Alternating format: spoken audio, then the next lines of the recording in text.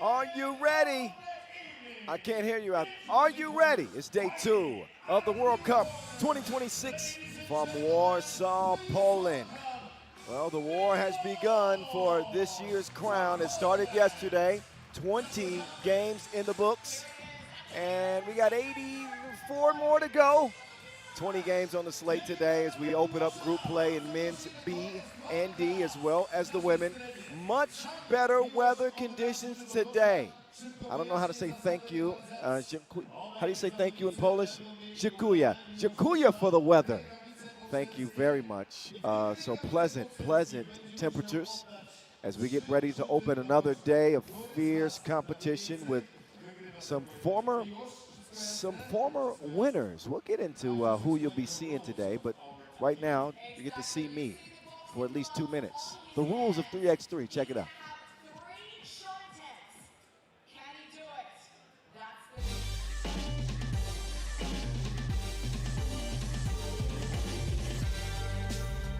Yo, what's good? My name is Kyle Montgomery, AKA the voice of 3x3.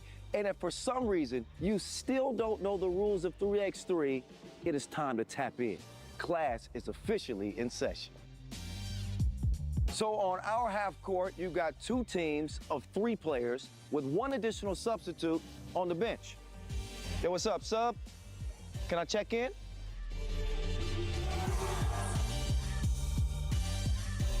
In 3x3, even the ball is different. This is the official Wilson right here. Trust me, it's groovy, baby. This game is pedal to the metal. 10-minute game clocks, just 12-second shot clocks, and a 1st to 21 scoring format for the win. If a team doesn't score 21 points, all they have to do is outscore their opponent within 10 minutes. And you know we keep it street. In this game, we score by 1s and 2s. Anything inside the arc is worth 1. Anything outside of the arc is worth 2. Still got it. And this game is all gas, no brakes. Literally, after the opening check ball, play is continuous. Make or miss, offense turns to defense just like that. This 10-minute sprint is just getting started. We'll see you at the top.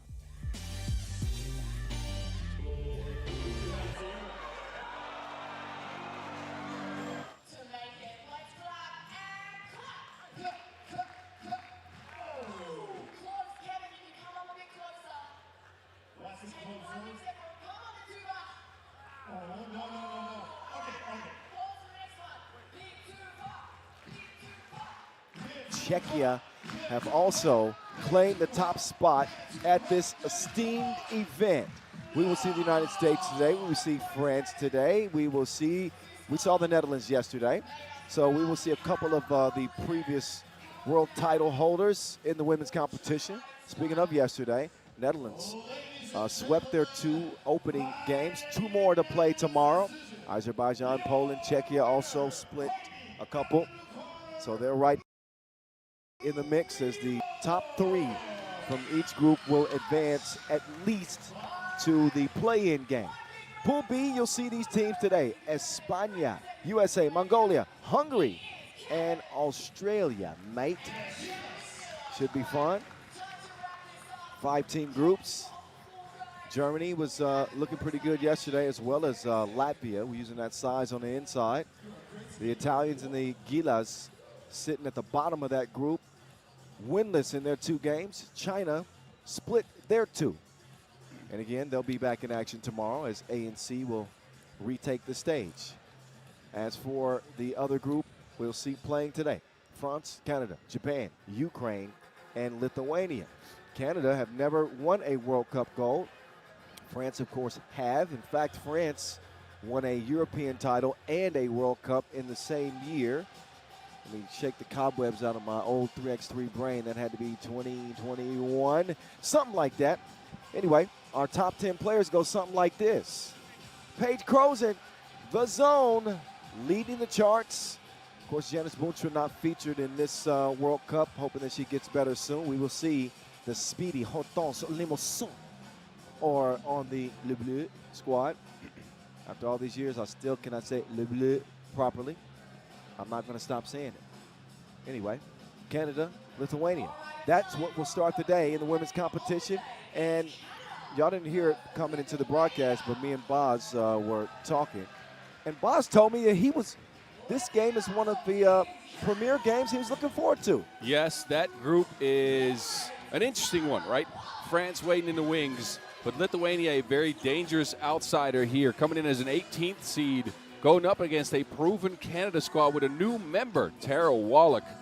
He joins the team on this stage for the very first time, so an interesting new ad. She brings size, she brings fight, and you know Casey Bosch is going to bring the fight. Oh, without a doubt.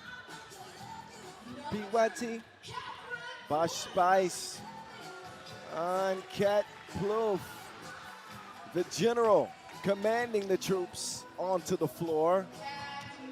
And the world number 1, Paige Crozan.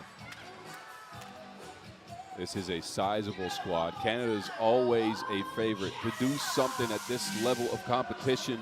Last year on the pro circuit, they won the women's series final. So pro-wise, they're the best team. Can they be the best team in the national team competition is the question for them. Well, that's always been the question for the Canadians. They come out in the white trim, or the white with the, I guess, neon pink trim. Nice looking jerseys, Canada. Out come Letuva with Gidra. Labutskainen, bringing that size in the middle. Of course, Lithuania not too far of a drive from here in Warsaw. So they're going to have a strong fan contingent throughout this tournament. You better believe that. Yeah, it is about 3-4 hours away, and look who's back on the national squad. Special K. All right, Special K, man, she's made some special plays in her time in 3x3 and is back at full strength, along with Gabriela Shilska, and of course Special K here with, where's Dimes at? The male Fonda horse has got to be around here somewhere, and with the new baby boy. So I think Demi's here too, yeah. Where's little Demi at? Come on, let me get a view of him. Never mind. We'll see him at some point. We'll find him. I think we're about a year's out from Demi playing at this level. He's a good kid, man. Just a year? Maybe 2. Okay. Lithuania and Canada. Neither have one gold. The Lithuanians just trying to get back into that powerhouse discussion as they tailed off the last couple of years. Yeah, the last medal, I believe, was the Europe Cup in 2023. I think Special K was a part of that. But since then, not so good. We'll see what they can do here. I think it's an interesting squad, though. All the information we have on them stems from the pro circuit this year, right, where they played one tournament, got all the way to the finals, where they lost to the USA. But a good run there. They look like a together unit. Of course, they got the offensive power with Special K on the squad. Gabriela Shulska played a good tournament as well. So we'll see if it translates here against the size and the disruptive power that this Canada team can be. If they play at their best, you can see a ton of deflections from them. A lot of rebounds, of course, with that size.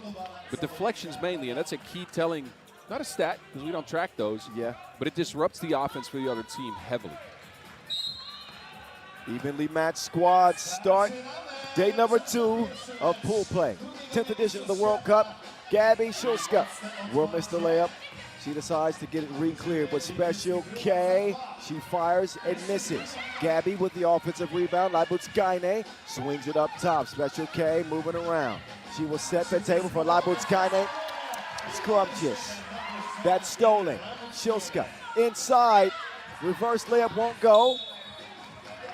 This game officiated, by the way, by Gonzalo Pascioponi and Brigitte Chabai-Koshkutu. The voice of 3x3 and the Mountain, narrating this 10th edition all week long.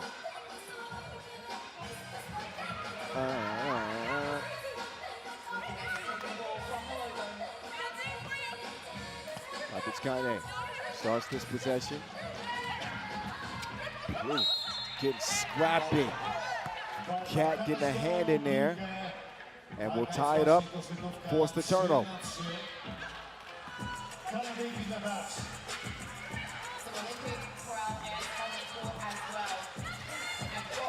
Rosen denied.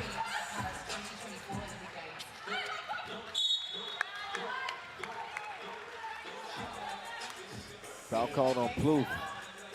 First Bosch thought it was against her. She was like, what? Oh, okay, as long as it's against her, not me.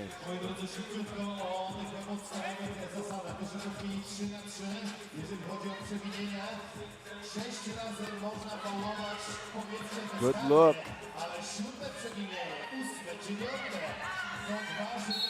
And a whistle inside.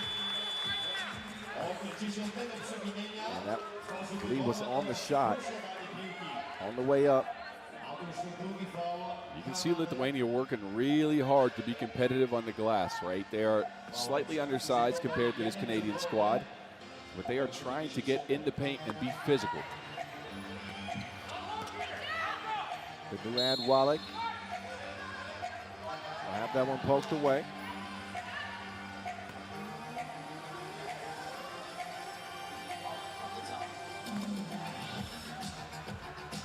Blue setting up the zone.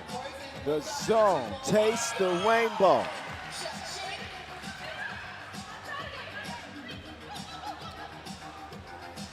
Deep attempt for Special K. Won't go. Wallach will corral it.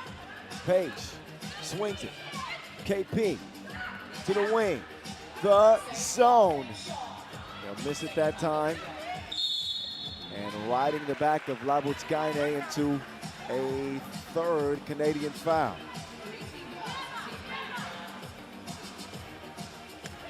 All right, we got France in the building. Hello, sir. Nice sunglasses. Special K trying to get her shine on. Cross, pull up. Oh, yeah. Around and down.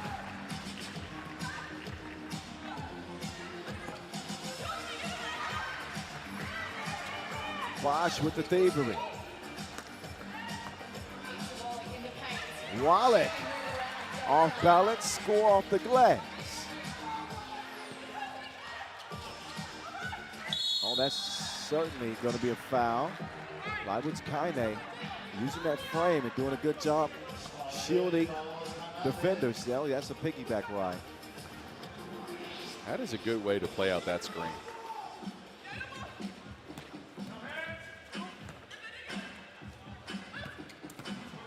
Woman weave McKnight to the crib. She's really starting to come into her own on the national team. Page left it short. Question is, did that ball ever change possession on the rebound? Tough to tell from this angle.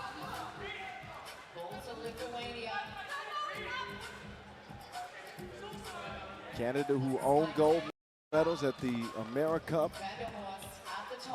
the Champions Cup, two-time gold medal winners at the AmeriCup. Plouffe gets called for that foul. So certainly decorated in the Americas. On the global stage, however, it's not that they played poorly, because they took a silver in 2022. But you just kind of expect Canada to have one of those golds as dominant as they've been. 3 Women's Series titles all time. And no, I agree, but early in this game, they've gotten 5 fouls. They're struggling to contain Lithuania right now. Lietuva lead it, 6-3.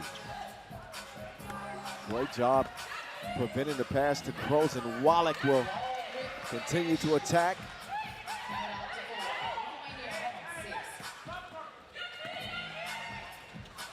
McKnight, do I ever cross your mind anytime?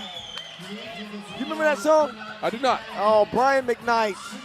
Oh, nice scoop from Kroos. Shoska driving left, spinning right, lost her footing, still gets a shot up. It won't go.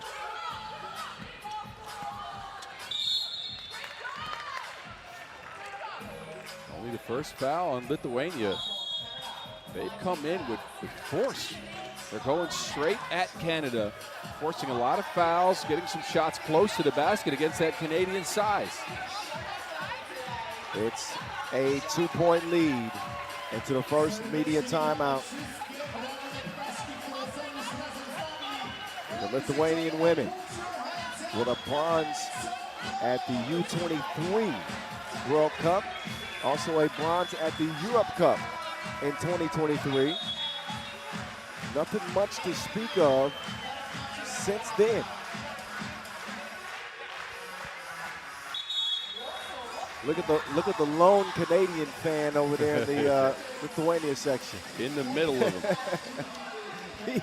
He's got his Raptors jersey on and he's got his Canadian flag. I see you, brother. He's got his own Jurassic Park out here. Oh, actually, there's two. There's two fans. Shout out to those guys. Blue, denied, but Shilska and company will come away with the Wilson. Nazis Kaite Fondorhorst. Shilska. Waste no time, but too strong on the shot. Shot quality for Lithuania so far has been better than Canada. They've gotten to their actions in a better way. And yet they only lead by 2. Nice entry pass to Krozen. Ooh. Another good look.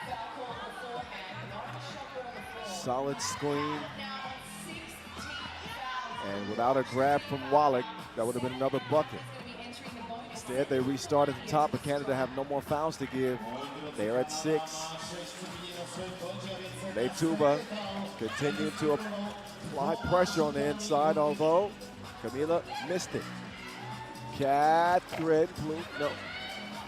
Krozen. She is all about her business today. McKnight over Bosch. She's played a heck of a game. McKnighting the Lithuanian squad. Oh, the zone bottoms. Another nice setup, but that time McKnight cannot convert. The zone.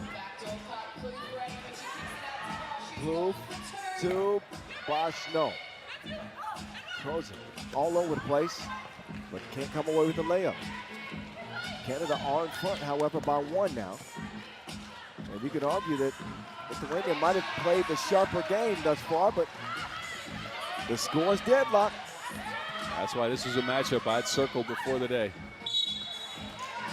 Plouffe is able to draw the foul. And she will shoot 1. Only the second foul on Lithuania.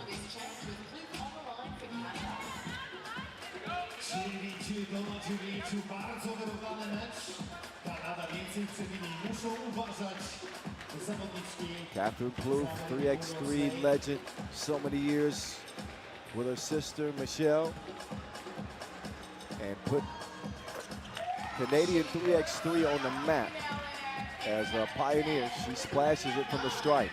Shilska will give it up to get it back. Lawitz-Kainen wants to rock. Wallach defending. Turn around when I'm talking to you. That's a great move. That 1-foot step back creates so much separation. Oh, the pirouette. Krozen.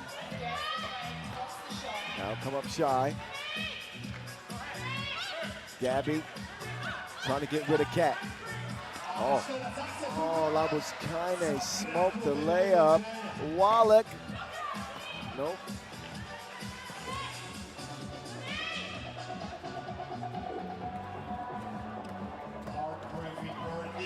More defense from Cat.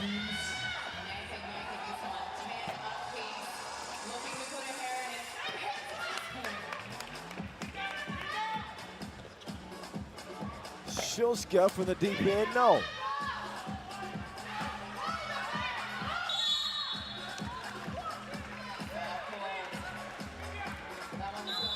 Number 3 on Lithuania. Smart. Yeah. No, I was going to say smart foul. Lithuania has a lot of fouls to give in case they get caught in a mismatch, specifically McKnight when she gets switched on to Wallach or Plouffe, which is a tough matchup for her. They can just stop the play and reset for Canada. You know what? It's a good game. It is a good game. I told you. I told you. Yeah. Yes, indeed. Crozon's come to play, though. 7 points out of 10 for Canada. A lot of offensive boards for her. Look at this move, though. A 1-foot fader. That is pretty. Off the pirouette.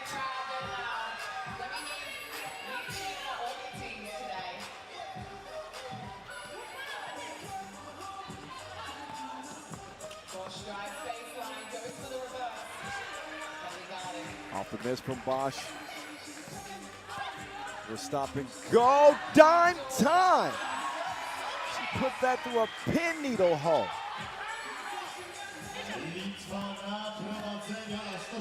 Bosch now. Well, now the fouls are beginning to add up for Lithuania. 4th now. Actually, never mind. That's a 7th. That's an offensive foul. 7th on Canada. That's Canada. Okay, never mind. No free throws because of an offensive foul. Shilska waiting for Special K. Open look 2 is off the mark. Now Lithuania get an offensive foul. Right.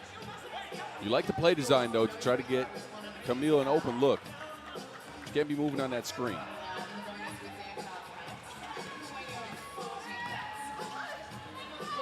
Blue wasting no time.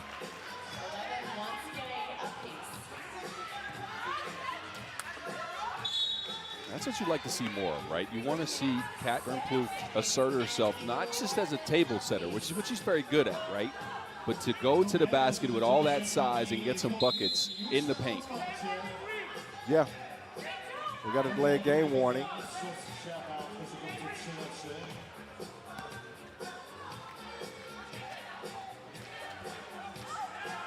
It's Labutskaine, Special K. 2-piece.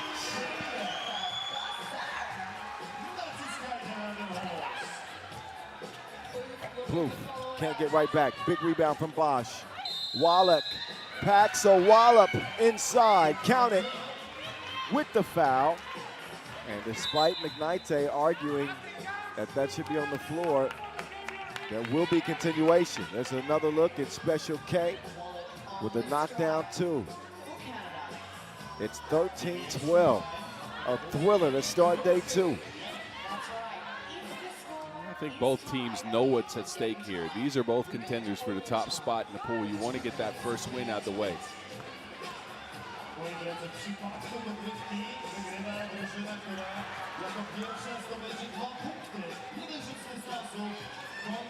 Cat applying the pressure. McKnight, not that time. 2.5 to go. Inside to Wallach. Wallach, oh, had a nice move. That ball's kicked.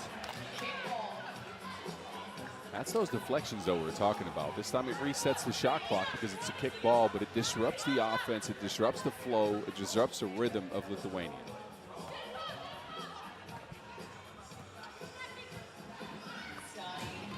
Shilska had an idea on the baseline, but will fire that one out of bounds.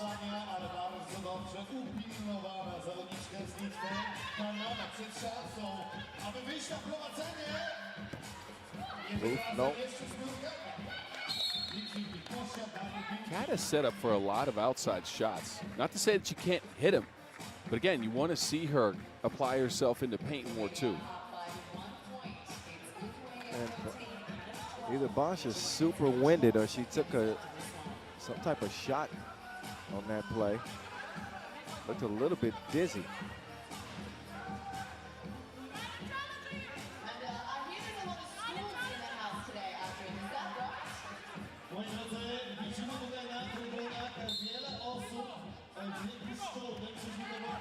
To the green ball. I want to see official Gonzalo dance again this year. Let's make it happen. He went viral with a little hip, with a little bachata. Gabby cash it. Crozen, blew the wide open layup. Canada now trail by 3. Silska gives it up. Cat breaks it up. Blue, ball fake, bucket, and the foul. That is a tough, tough take.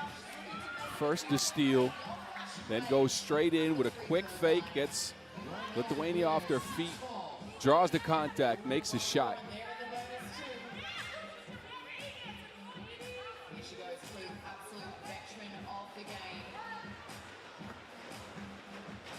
Blue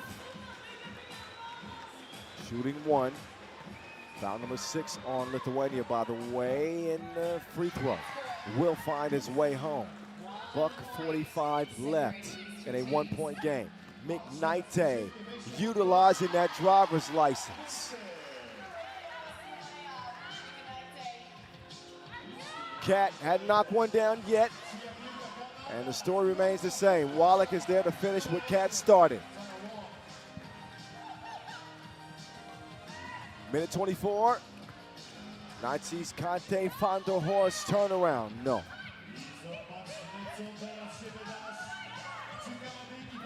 Blue wants a screen. Lofts it for Wallach. Wallach trying to do away with Leibutzkaine, but she got all 5 on that one.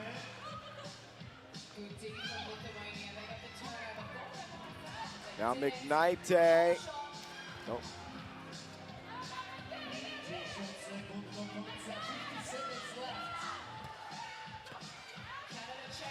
Blue.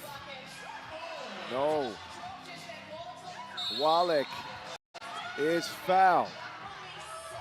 Whistle comes. And now Lithuania have evened Canada in the foul department. They can surpass them in the points department if Wallach can convert. While Lithuania was really active on the glass early in the game, it's been Canada over the last couple of minutes that have dominated the boards. They've gotten so many extra opportunities off the offensive glass. Wallach, little bit strong. Still a chance to tie.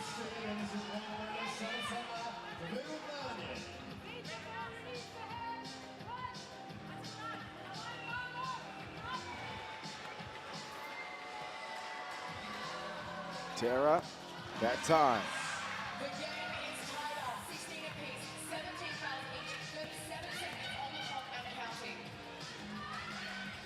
16 all. Special K. Lithuania back in front. The zone. Wallach, no. Loose ball with 17 seconds to play. And Leduva up 1. Page to the cup. Tough bucket, 8 points for Croson. Final 4 ticks. It comes down to the horn. Nazis Kaite will draw the foul. Smart play. It looked like she had a lefty layup, but she felt Croson coming with that size. Switched hands, draws the contact here.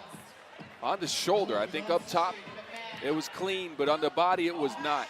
2 free throws with 1.6 left. And they've been running that pick and roll all day. With 5 seconds to go in the game, they go back to the same play. I like the poise shown there, because you see a lot of teams there just kind of dribble it out and chuck up a shot. Instead, they went to what they know best, team-oriented 3x3 basketball. A screen on Schulske from Special K. She was wide open. Breakdown in the defense for Canada. Lithuania take advantage, and this could win the game right here.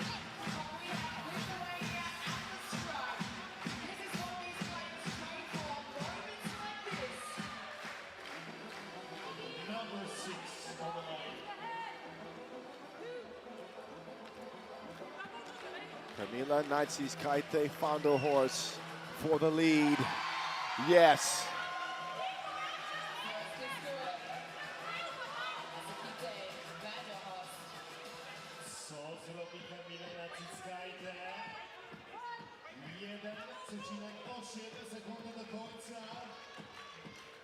And one more again. Final couple of ticks, and they avoid a catastrophe. Lithuania, that is, and it is winner, winner, cold beetroot soup dinner. Wait a minute. What do you know about Lithuanian cuisine? A little bit. Great That was a great one to start the day. Man. Naitsis-Kaite Vanderhorst scores 10 in that win and gets the Lithuanians off on a positive note to open up this competition. Drew the foul late with just under 2 seconds to play and made good on a trip to the free throw line. And a thriller. More of that, please, today. Yes, all for it. What a way to play out this game with all the screens and the pick and roll combinations that we saw. It was all 4 players getting some screens in too. It wasn't just the taller ladies for the Lithuanians. Everybody got involved. So enjoy the highlights from that thriller to open day number 2 of the action. Women's Pool D continues next with the Japanese and French going at it for 10 minutes. It's on the way.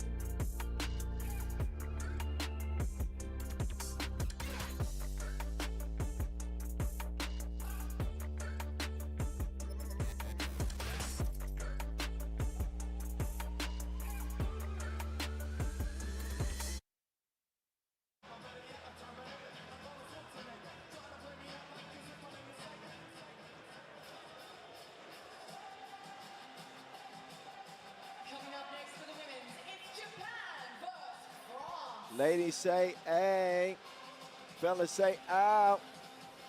Okay, Ow? men's competition not yet. Save that ow for later. Oh, okay. But we can say hey, because the ladies continue.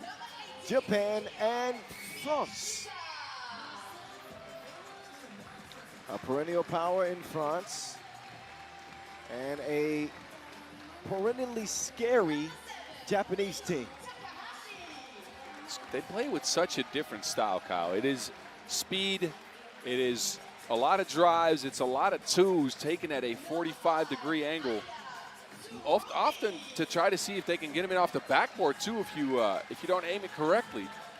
And it's dangerous for some teams because they're not used to this type of speed. No, and the skill as well. Oh, I agree. Team Japan play at a different pace, as Boz was just mentioning, and make the game a lot of fun, but it needs to translate into wins. Well, that has been the struggle.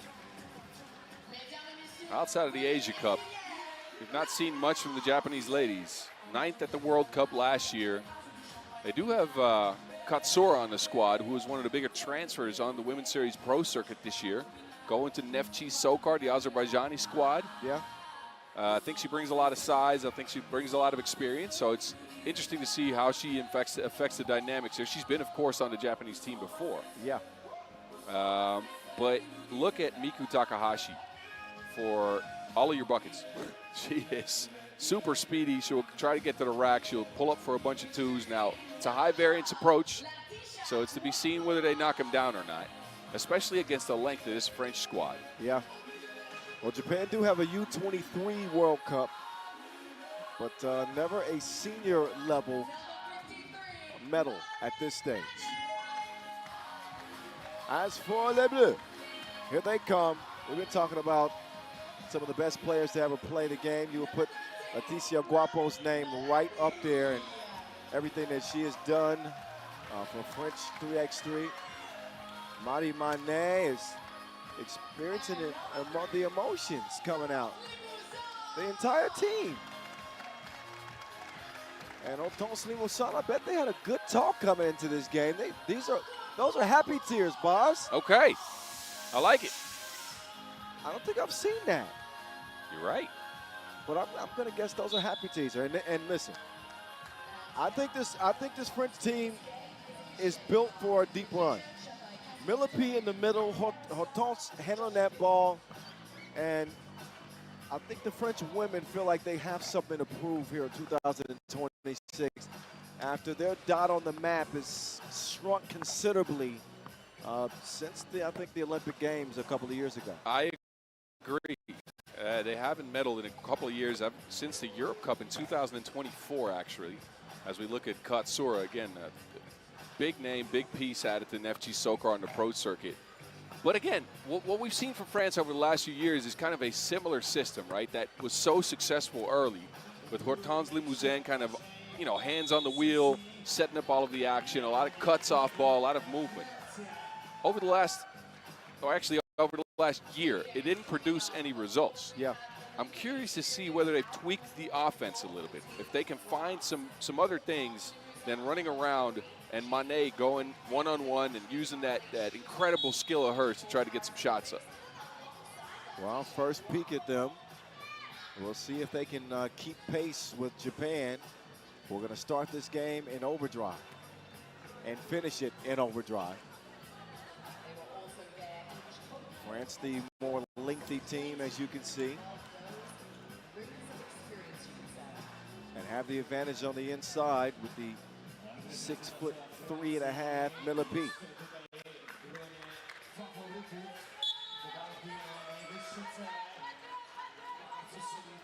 Japan open with possession. And they will do what they do. That was deeper than a sea creature. Right off the bat, that's how they want to start. Okay.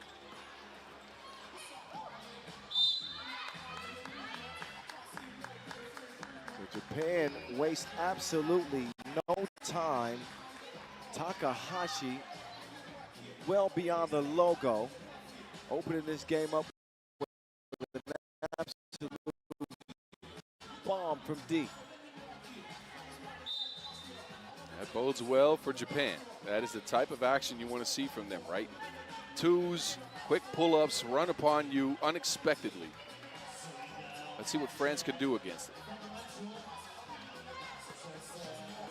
Limousin caught with a carry.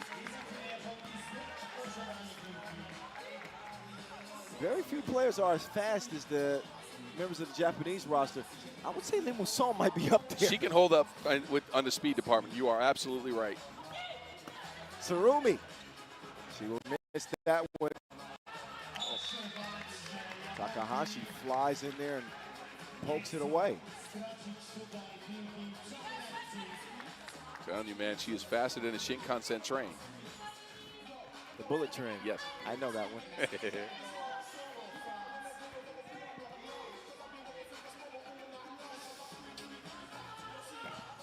Mané, no.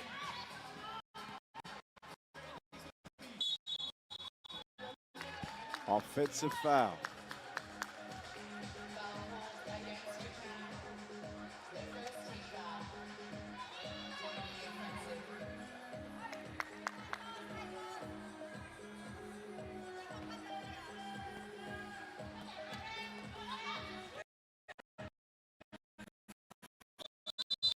Passes out of reach, but that's because of a foul.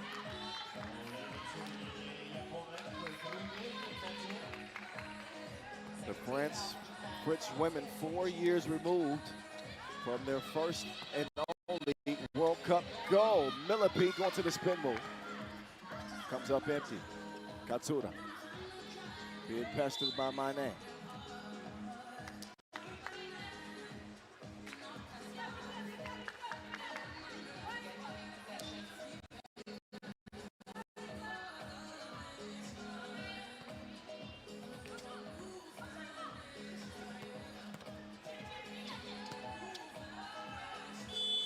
balance and out of bounds.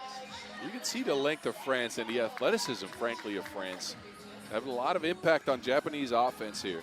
You can have all the speed you want, but if you can't shake a player, if they can stay with you and contest at all times, yeah, it's tough to get shots up. We saw that yesterday in one of the men's games. I can't remember exactly who it was. Germany, New Zealand, I would say. Yes, that's right, New Zealand. Germany, with a lot of athleticism against New Zealand's speed and shot making, was a clear advantage Germany. Yep. Right now, the advantage in this game belongs to Japan, narrowly. Song will poke that out of bounds. That leaves 9 seconds for Sarumi. Sarumi sets up Katsura. Right back to Katsura. They're playing almost exclusively on the perimeter right now, and there's that defense. Katsura has to take that shot, though. She had a window and didn't take advantage of it. She was open for a second there.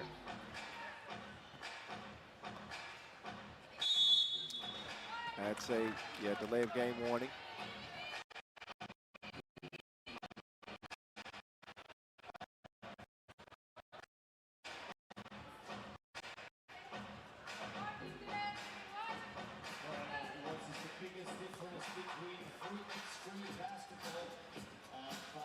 Pass. Oh, extra pass. Oh, missed. It was Song. Maybe too unselfish on that play. Thought Mane should have took that shot. Also, the pass was a little bit off the. Look, Lee Musan was wide open, though. I get it. Maybe you take that shot yourself, but Lee Musan just needs to make the layup there. Maybe some nerves for France. Coming into this game with all the emotions. Katsura. Entry pass to Takahashi, who will track it down, but another shot clock violation. This French defense, they're running Japan off of their spots. There's not a lot of passes to go around that go in the paint, and when they do, like here, it gets deflected. Laguapa to Mane.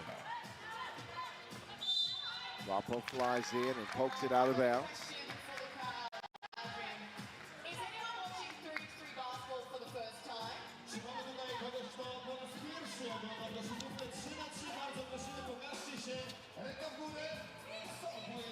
Yashita can't deliver the dime because of the length of Mane. She and Guapo will share it, and Guapo on the baseline. Sarumi taking advantage of the room she had. Nails the two.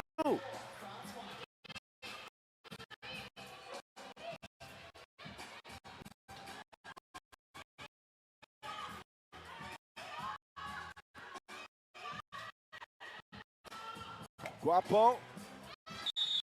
That one will ricochet out of bounds.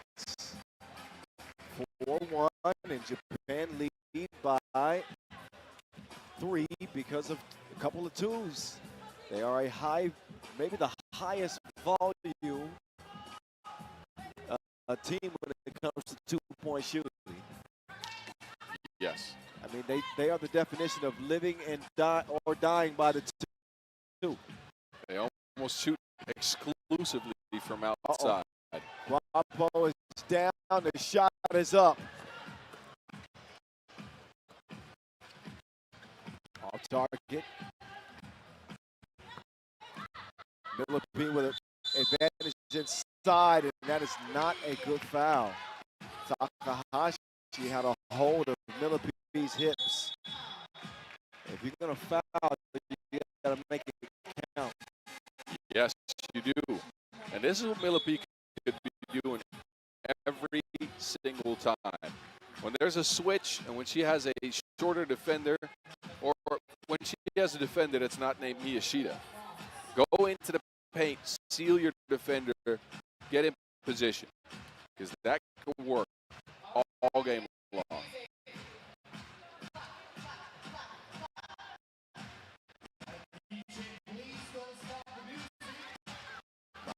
Millipede with 17 international caps. Was on the silver medal team from last year at the Europe Cup. Not a bad run for France. But she will miss the free throw anyway. Sarumi is bumped. That silver medal was 24 now, right? 24. Yeah. We're already in 2026. Yeah. Time moves up on you, Cal. Wow. Yeah. Katsura. See some daylight. Ooh. It's a nice spin. Got to finish it. Limason up top. Marty. No.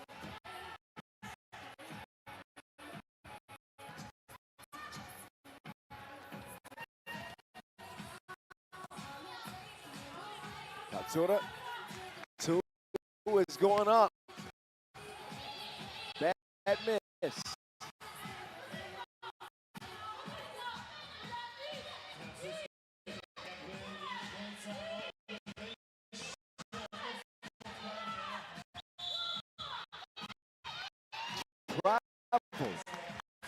Will turn it over. And a timeout. We spoke on the French defense, but I got to give credit to Japan. Not a team that's known for their feistiness on that end of the Wilson, but man, oh man, they're making life very difficult on France by being physical, by getting in front of them when they cut. They're not letting them get into their action much. France at 2 points so far. That's a little bit low, you say, for a team with this kind of pedigree. I would say the speed also serves to benefit Japan, even when it comes to rebounding. It's hard to get a body on small, quick players. They just sneak around you, and next thing you know, they got the ball in their hand. And defensively, you got to be very careful. Katsura with Millipede at her back. Crossing left to right. Mane will swipe it. And that'll leave a couple of seconds left for Japan. France is doing a good job of keeping Takahashi from catching the ball. They're forcing Katsura to be the playmaker.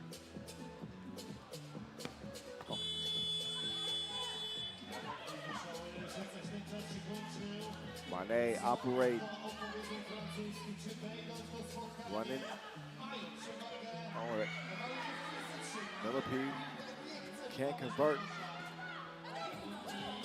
That one saved. Katsura. Miyashita will come in.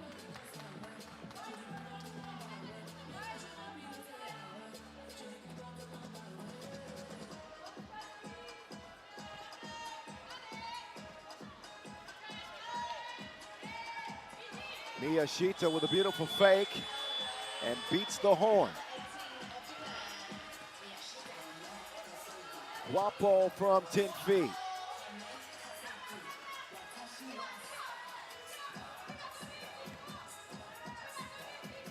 Miyashita fresh off her last score. Sarumi, are you kidding me? She's a miracle worker.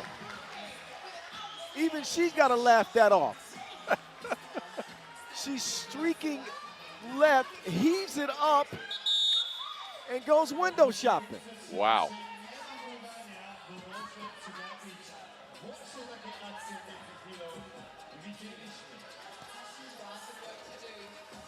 Seven, 3.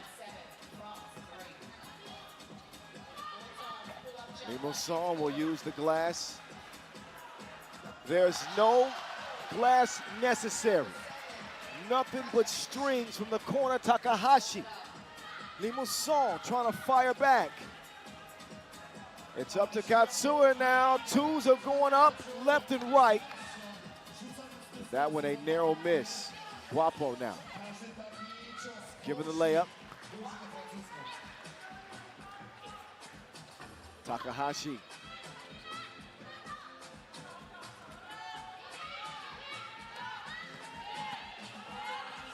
Runs into trouble.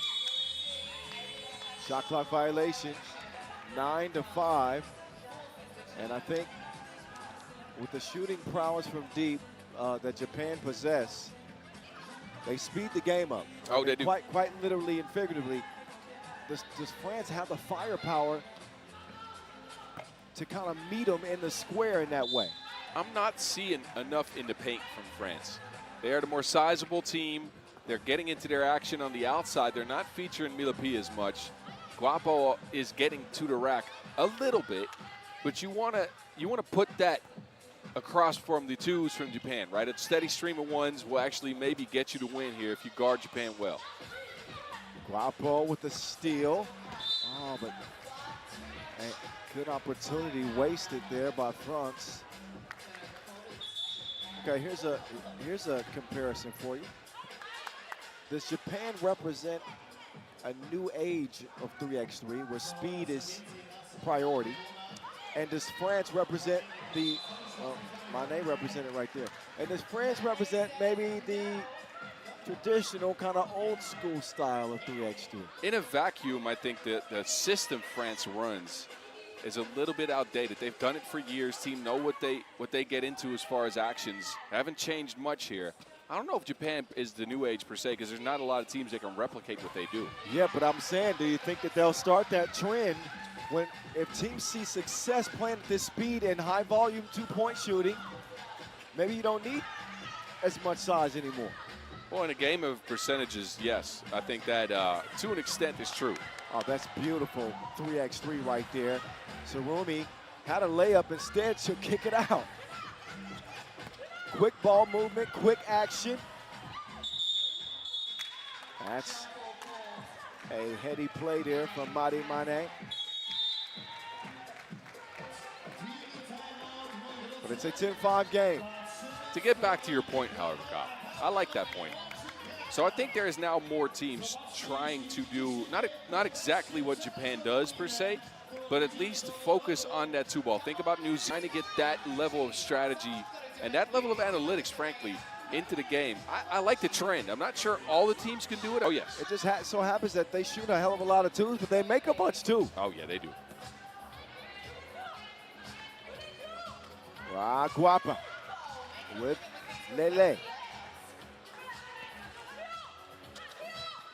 2-possession lead. Miyashita, nothing happening there. Guapo runs into trouble. Turned over. Mané's had a hell of a defensive game. She's got deflections galore. Nice block shot on the baseline. I agree. But we'd like to see some offense from her. She's at 0 points. That was my next point. 10-6. Miyashita. I wouldn't even call that a bad shot for Japan. Nope. No, they got some separation. They've shot the ball from there and hit it before, so why not?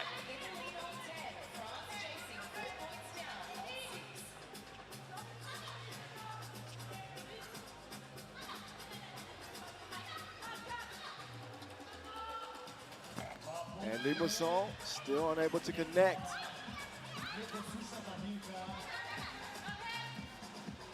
Perpetual movement here for Team Japan. Oh, Milapi just pancake Katsura. And Katsura comes out of it with a smile. I don't think she ever stopped smiling. Hard foul. Only the second on France, but it's a shooting foul.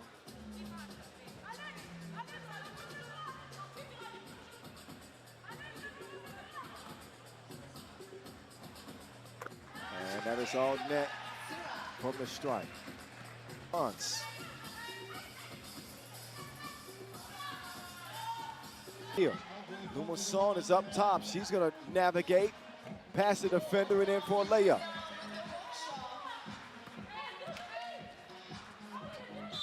And Surumi is going to be fouled. Body check. Third foul.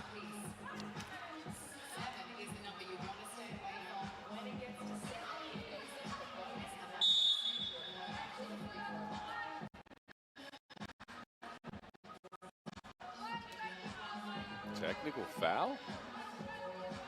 That was not a good check, so France will get a chance at a point here. They had already gotten a delay of game warning. Yes. Yeah.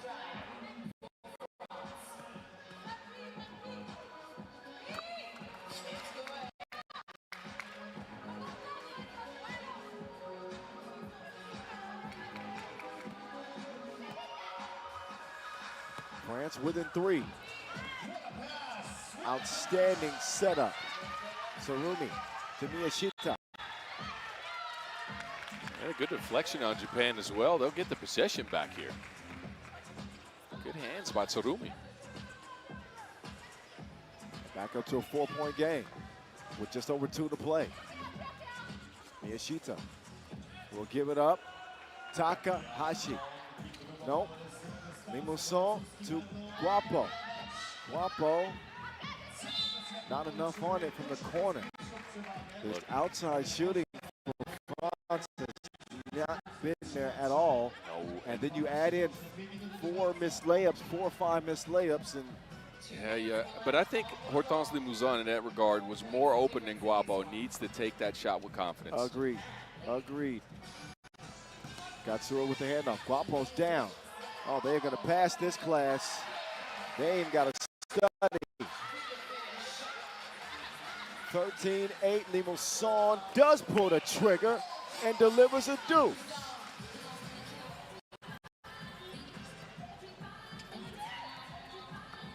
Surumi, Katsura, no hesitation.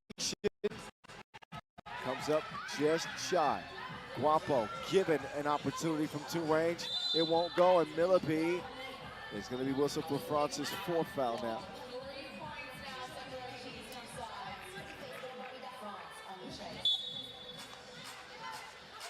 And Japan won a timeout. They lead by 3. But I think when, no matter what the outcome of this game ends up being, I think France is going to go and look back at the tape, and they're going to look at some of the mistakes that were made, especially the missed layups. This could be a completely different game because their strategy actually did work out in getting some of the shots that they would want. They got some of the shots they want, but again, what we've seen from them is a style of play where they attack from the outside, and I don't know if their advantage against Japan lies there. Agreed, they've missed some layups. This is a team that should be, seeding-wise, beating Japan by more than this. Well, actually, they're down 3. Right. Oh, great defense. Risky pass. Ooh, that's a foul. Not a good one either. Way late in the shot clock. And completely unnecessary for France to pick up. Yet still, it'll set Japan back up from the logo. And here they go.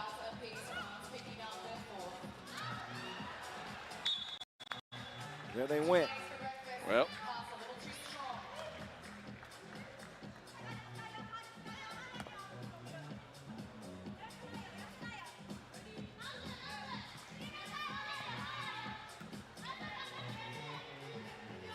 Mary Mane, no.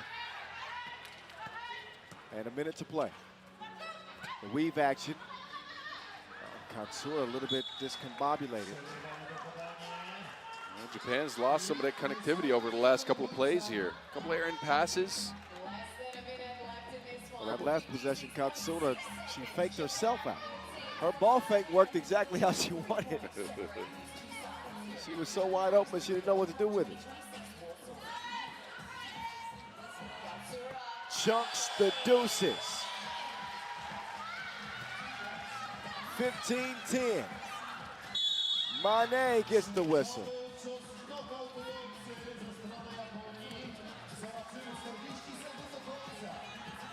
So Japan not home free yet.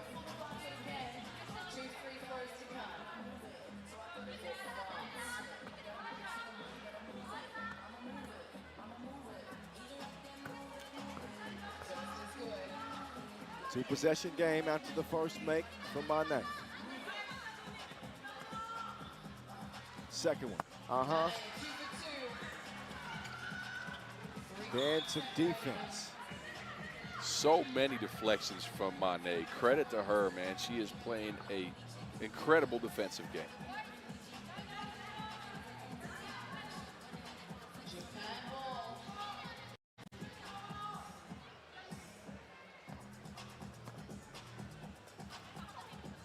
Seconds to go. One man down. And Katsura takes advantage. Limousin, dime dropped. But a 16-13 game has Japan in the pole position.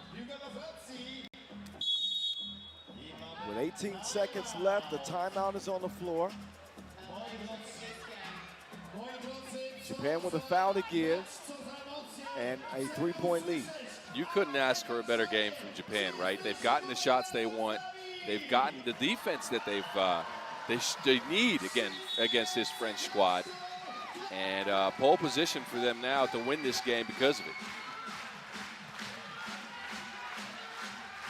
France really need a score, preferably a two-piece here.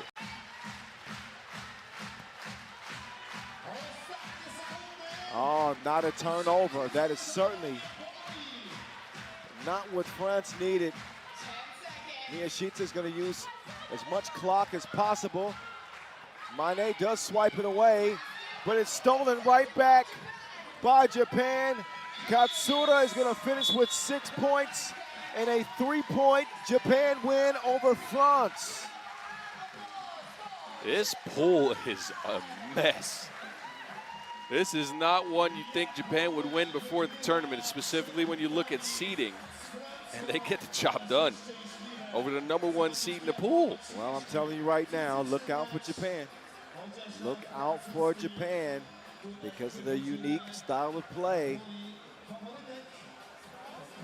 Question for them, I think, would be, will they be able to ever adjust? You play one way all the time. You know, it's super high variance, but it worked out for them this time. Again, 16-13, Japan. All right, a couple of games for Pool D women's tournament done. Now for the men's, the fellers take center stage up next. Pool D will remain, but it'll be Belgium and Lithuania, followed by Puerto Rico and Brazil. That's coming up.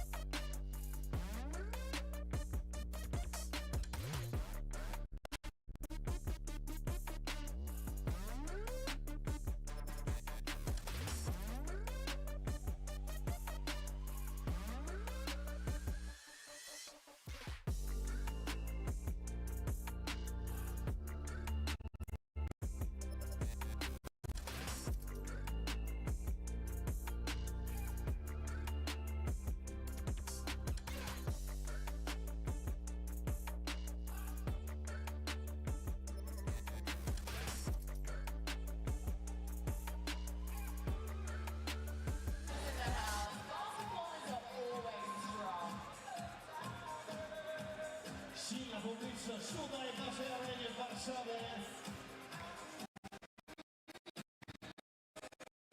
2026 Warsaw, it's going down. Who will be the next country, or maybe in the same country again, that enters this fraternity of World Cup winners?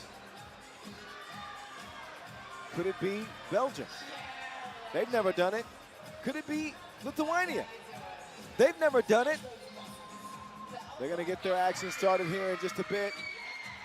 Pool A standings from yesterday. Pool B, we'll see later today. USA, Latvia, Mongolia, Czechia, and Poland. Poland, a sexy pick here at home. Boz likes him a lot. I'm undecided. I'm not, We'll have to see. I don't dislike him. I'm undecided. I don't know. But I am interested to see Belgium, especially with Brian de Valk back on the national team roster. Yeah, And what he will bring. I think a deserved selection. He's been good this year on the pro circuit for his new team, Los Angeles. He's done well. And I think still, when he's healthy, one of the better screeners in all of 3x3 as we look at the top 10 players that are ranked. Stojcic, of course, he's here, the world's #1. We don't see the #2 here, Brankovic. A lot of these players represent, though. Yeah, Naranjic has been represented. He's #3 on the charts. Serbians looking strong yesterday, as well as the Dutch in the opening day of action. But it's just the tip of the iceberg, so to speak, of day 2, our first men's game of the day from here in Warsaw. Team Belgium, as they welcome the Vault back. He'll bring his lockdown defense to the table. Good screener. I don't know if the athleticism is still there. I guess we'll see. I think some of the intangibles he brings are going to be really important to this Belgium squad, right? He's also a leader on the court. Plus his screening game works well, and he screens out of movement a ton. And when this team plays with movement, they get open shots for Jonas Sports, for Dennis Donker. And that leaves opportunities for the other guys, Augustine at the rim. So I think it's a really balanced squad with Brian de Valk in the mix. And this is one of the more trustworthy teams in the pool, actually, with the way they play defense as well. They're super physical.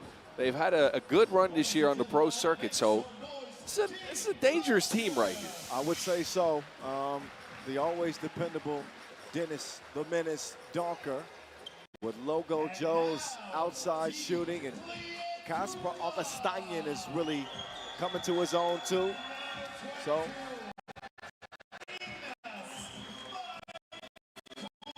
they are ready to go. Ignas Vaikus representing Tuva on the national team, your Europe Cup MVP last year. That's good enough to earn a spot. You don't see this face on the national team a lot. Rokas Joicis. He is a proven winner, though. 22 years old. He's won at every level of FIBA 3x3 he's been at. From the Under-18 World Cup, where he picked up a bronze in 22, to a couple of wins at the University World Cup, to a win at the Under-23 World Cup last year. Every level except the seniors, level. and now he transitions into the senior team. He's with the same fellas that won the Europe Cup last year, replacing Marius Uzupis. Chaugas is here, Bukelis is here, but this team has some questions, though. Well, I see Bukelis' right knee is he's got a brace on it. That's one of the questions. He's coming off of an injury. He hasn't played 3x3 since the Champions Cup way back in March. So this is his first action in a while. What's his rhythm going to be like? How does that knee affect him on the court? Because he's the linchpin of this team. Without a question. Well, I don't want to take anything away from Evaldo Chaugas now. He's the one that has been the most destructive force on the entire pro circuit this year. We'll get to that. Dennis Donker has been good. He's shooting the 2-ball at a over 30% clip this year. Back to his ways. And Vaikus, of course, that Europe Cup MVP, you don't often see him on a 3x3 court, right? He just joins the team for certain tournaments, but he is super, super dependable. To go back on Chaugas, though, let me read you some numbers from the pro circuit this year. Drop them. 9.6 points per game. Hello. 70% from one, 25 from two, 70 from the stripe, and 5.2 rebounds. Say what? He is the leading points per game scorer on the pro circuit this year. It is incredible what he's done. Jalgis has been trending upwards for the last 3 seasons.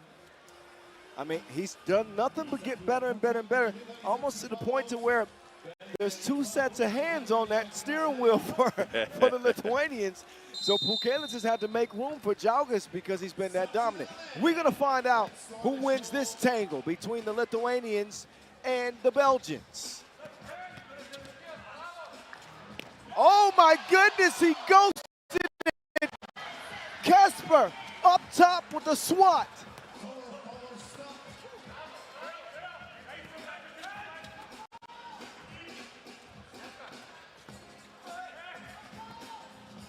Jalgis turn around, told no by Joe Foe. Yadkus forces it. Pukelis will find him anyway. Lithuania draw first blood.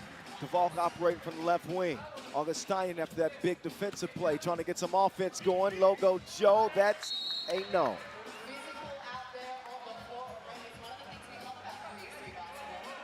I got a front runner for my Rim Protector of the Year award already. Q Lunas. I got 5 on it. Man. Got a whistle here against Belgium. The concern, I would say, for Belgium in a matchup like this is it's just the size 1 through 4. Lithuania just have a way of wearing teams down. They're so physical. They add some shooting to the mix, and look out. Off target on that one. Wait a minute.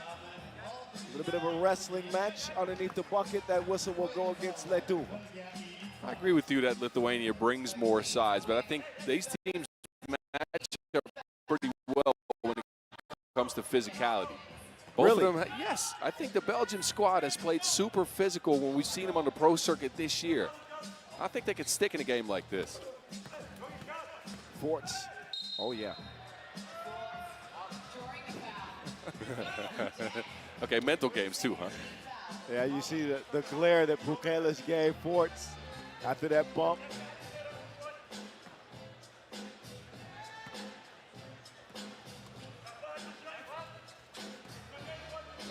Dennis gets a look. Augustinian trying to save it.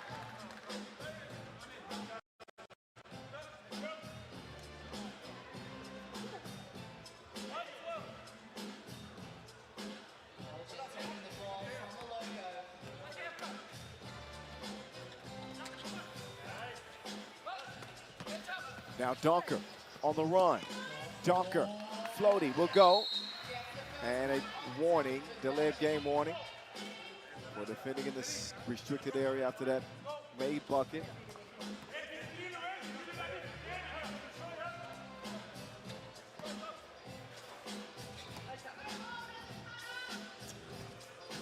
Oh, Jalgis.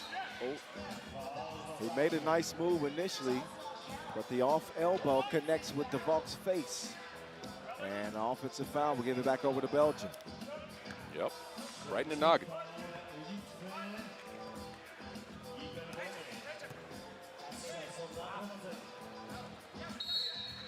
Good job by Pukelis understanding where they were trying to go and preventing Augustinian from the pass. Ball back up top to the green guys.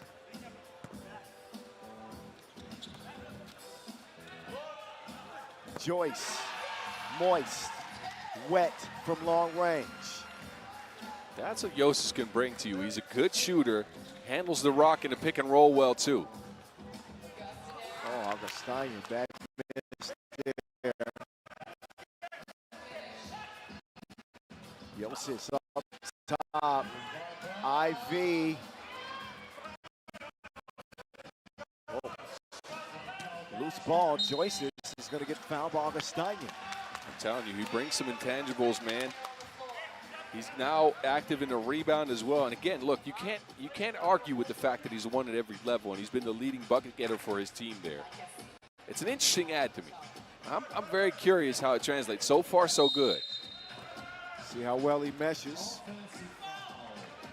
But an offensive foul, 4th on Lithuania. But an intense game. here the first couple of minutes. The vault starting off the Belgians. Donker.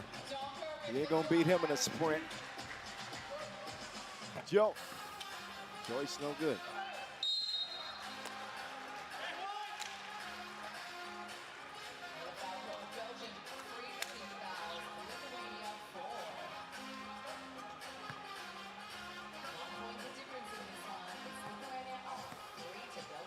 One-point game. Deflected out to Vaitkus.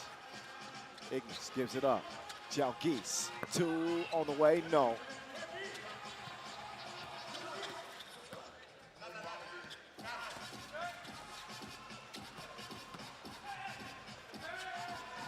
Forts. Had the right idea. Not the right execution, though. You can forgive him for passes like that because Jonas Forts has made some of the most incredible passes we've seen. Oh, yes. In all the 3x3 the past couple of years. It's got to trust the process. Turnover that time. Europe Cup MVP, IV. Jalgis. Bully ball does not work for him that time. Up top, low go Joe. No.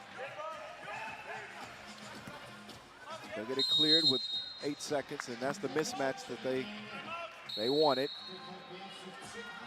Donker forced the foul. Both teams will get to recharge as we head into this media timeout. That'll be a crucial matchup. And again, I'm looking at Bukelis, whether that knee's okay, whether he can attack that mismatch. The one guy that's vulnerable in the paint on Belgium is Dennis Donker. He's slight of frame. Of course, he gives you some physicality, but Bukelis should beat him to the spot every single time. There's a look at Augustinian meeting Bukelis, the Lithuanian, from the outer limits. He said, phone home.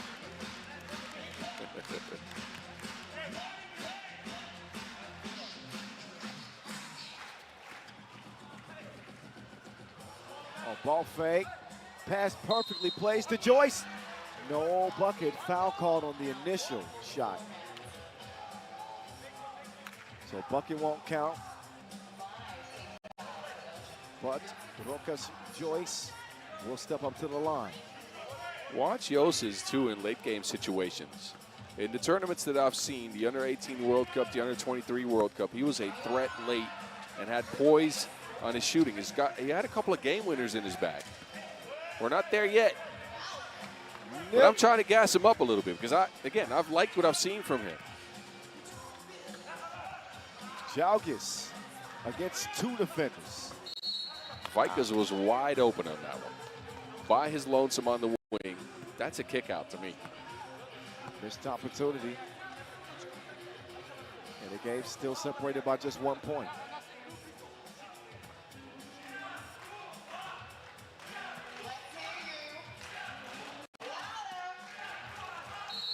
Yeah, Dennis with a fistful of jersey. So not just when he gets caught in that switch against Bukelis, they feel like they can exploit a matchup on the inside with Donker defending with Vaitkus as well, or Jalgis.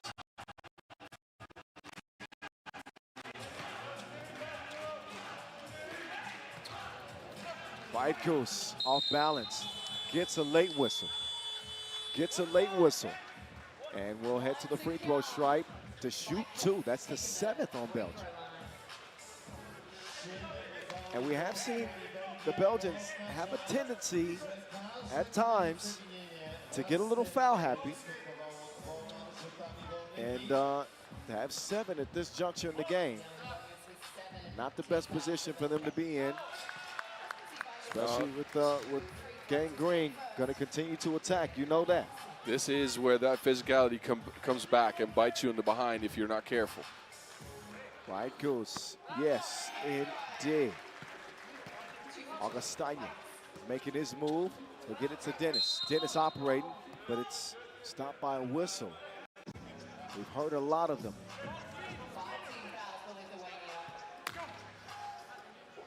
DJ Lash should cue up the too short. Blow the whistle. That's all that's been happening. Yep. Ooh, Donker. Being pursued. And he still gets the bucket. Joyce, another double dip. Joyce is leading Lithuania in scoring with 5 out of 8 points. The rookie coming through.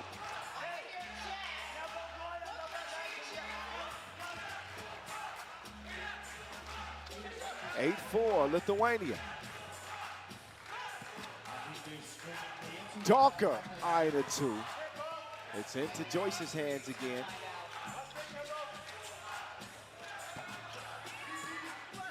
That one a miss. Heat check. Now, Forts will let Donker get past the defense. He beelines to the bucket. Joyce to Jalgis. Killed again.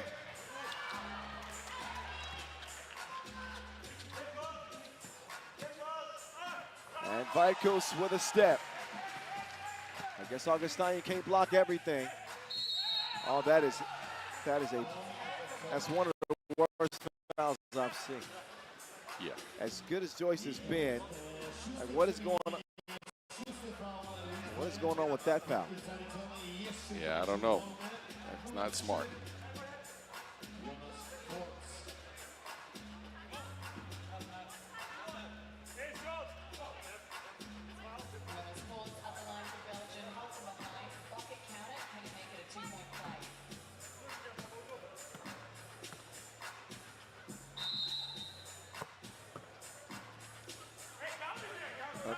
Basket counts. Yeah, basket counts. That one lane violation was against Lithuania, so that basket counts. Yep.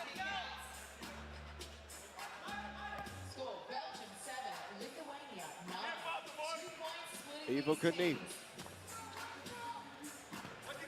Radkus back to Ivo Knievel. Beautiful action from Lithuania. Forts, Augustinian doesn't get the whistle and also doesn't get a bucket. He's contending that he was somehow fouled. He did not get the call. 10-7. It's going to be white ball.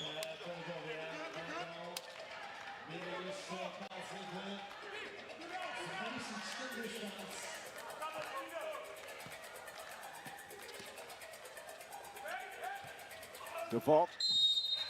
Oh, offensive foul. Looked to me like DeVault was the victim there. But he gets called. Apparently moving while setting that screen. Of course, you trust the whistle of the experienced Chazidin.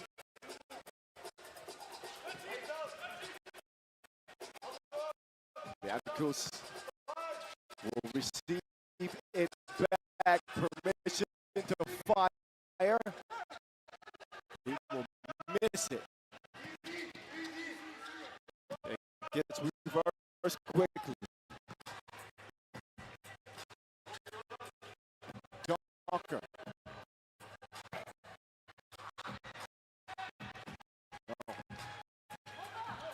Radkus.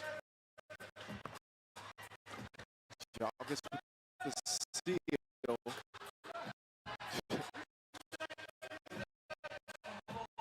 Forts with the D. 2 balls missing for the Belgians right now. They're getting good shots out of movement, but they're just not making them. Oh, he's making plenty. He has been money from the beginning like a trust fund baby. The rookie delivering for Gang Green.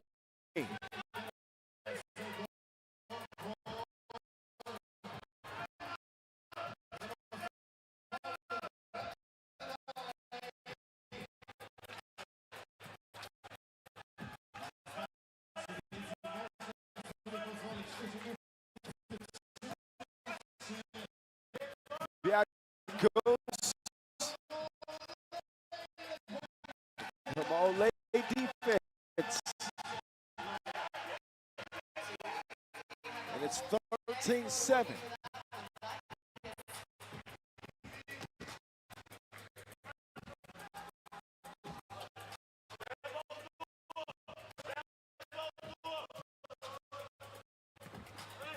Entry pass does make its way to Augustine.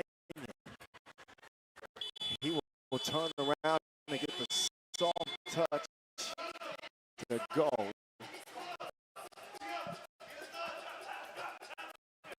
Now fatigue is starting to play a factor in this game.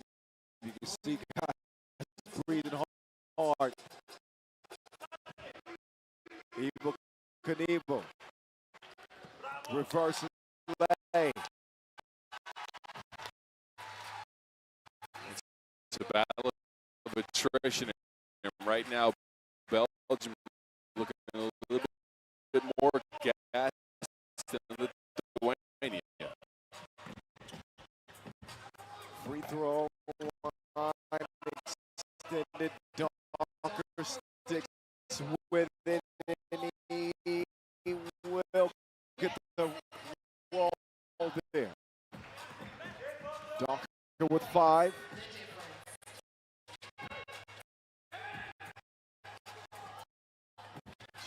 Donkis will set the screen. They'll turn it over. That is a fatigue turnover and target practice for Loco Joe. And his stroke is still not stroking.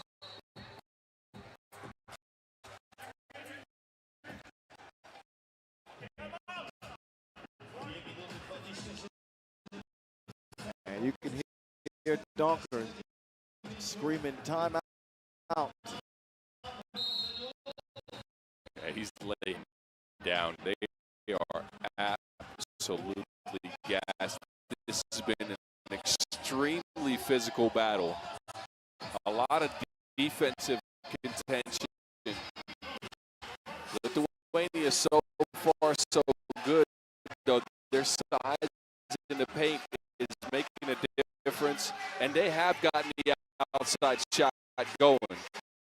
But Okos is the rookie with 3 two-pieces and 7 points to his name. What a way to debut on the national senior level.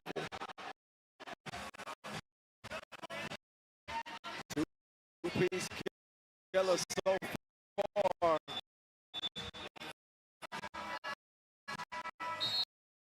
And a great ad, it seems, for Lithuania.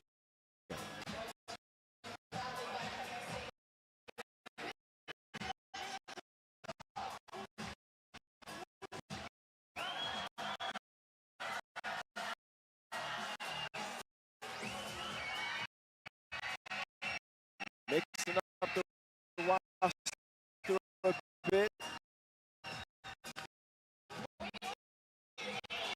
Could prove to be the right combination of ingredients. 14-9 they lead. Viaticus working on Augustine. Lost it to Buchalis, who's being fouled by Forts. This has been rendered ineffective in this game. He's got no points.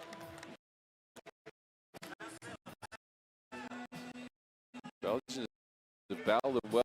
He'll get a chance here with 2 free throws, and Belgium in heavy foul trouble here. They're at 9. They can't foul at all. Next defensive fouls, 2 free throws as well as possession. And the lead continues to grow. That's the first bucket for the Lithuanian. Aurelius Bukelis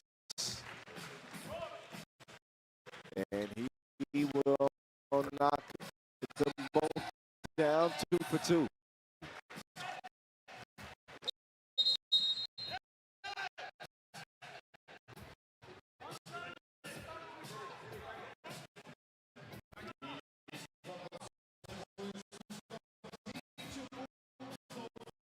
Got the technical foul, flopping. Yos is running into the screen, trying to make a show out of the contact there. So you take the good with the bad with the rookie now. He's running into some questionable fouls. I like the call from official Tajideen. He said 1 time, 2 time, 3 times, enough. Tech. He's been keeping count.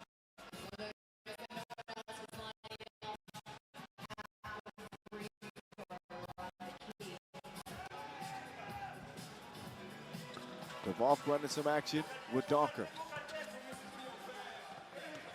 Forts will turn it over. And Lithuania will give it right back. But a 3-possession lead for them and 2 minutes to play in this game.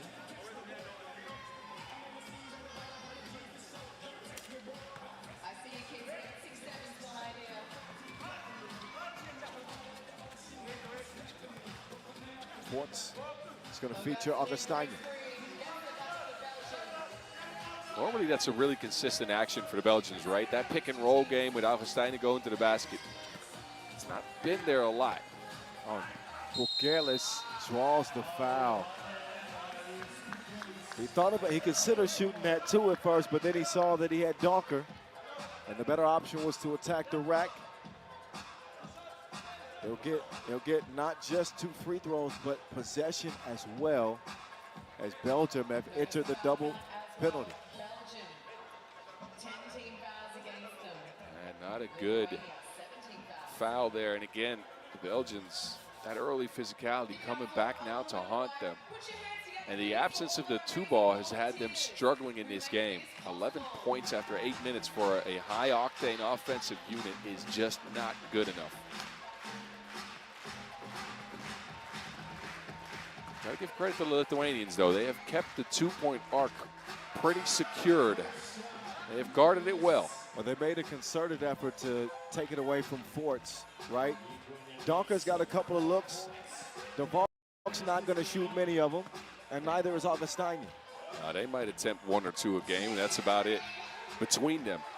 Forts, though, stuck at 2 points.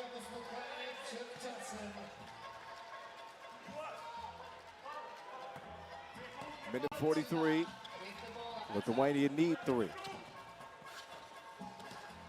And Belgium are handicapped defensively in that double penalty. They do get a steal, and that pass is delivered to Augustine. He's fortunate to get a whistle.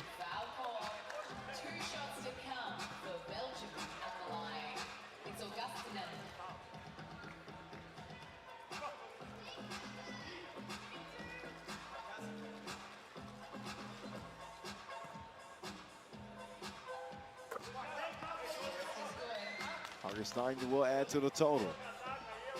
But things are looking bleak for Belgium at the moment.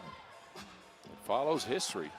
These teams on the national stage, 4-0 Lithuania all time.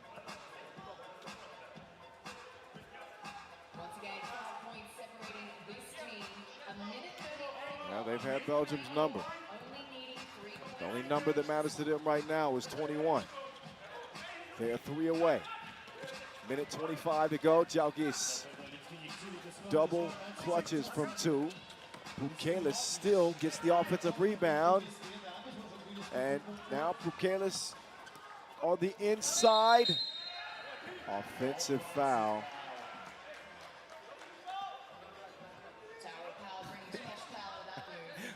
Bukelis is just an angry man.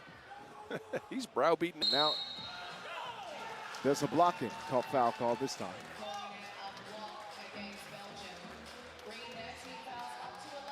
Yeah, DeValk on the move there. Yeah. Definitely got in the path of Yos's. That's another 2 free throws coming to Lithuania. Possession added to it. could be the end of the game.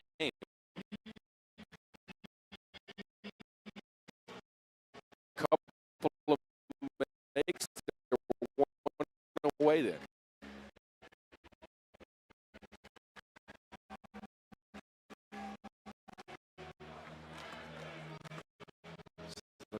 Like a for sure Lithuania win. As the rookie continues to rack up the points.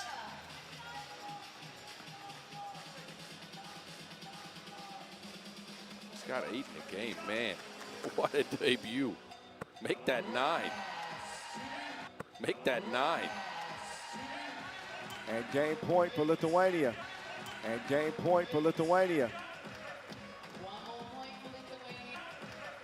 One more point for Lithuania, and they can finish the game early. Only 59 seconds left to this one, however. Another foul. And Belgium have been Hacky Chan in this. And Belgium have been Hacky Chan in this one.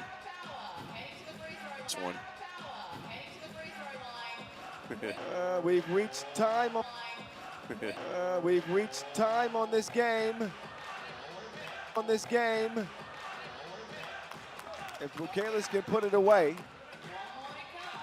Lithuanian at the strike. A resounding opening win for Lithuania. As the opening win for Lithuania as they beat up on the Belgians to the tune of 21-14. And they got a new potential star in the making. With this Rokas. opener. Big win for Leituva. Puerto Rico, Brazil are on deck.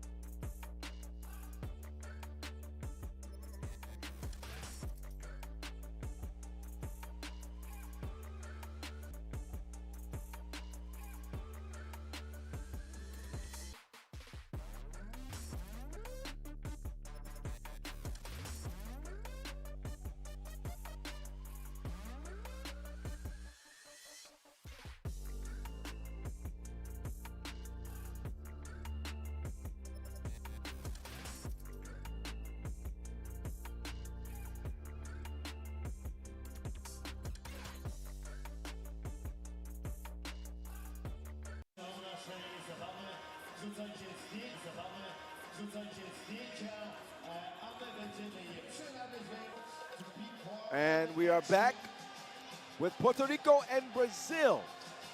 Coming up next, it's Puerto Rico. Brazil been carrying the torch for South America.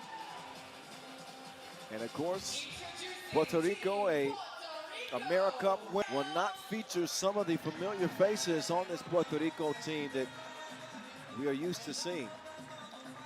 Namely, Antonio Ralat. They do bring in Miguel Martinez. Moreno. And a player out of the Nations League. Curious to see what he can bring. A new look this year for Puerto Rico, man. And of course, we've seen Luis Quascut. He's been there. But the headliner will be Brian Gonzalez. The bucket. A volume shooter.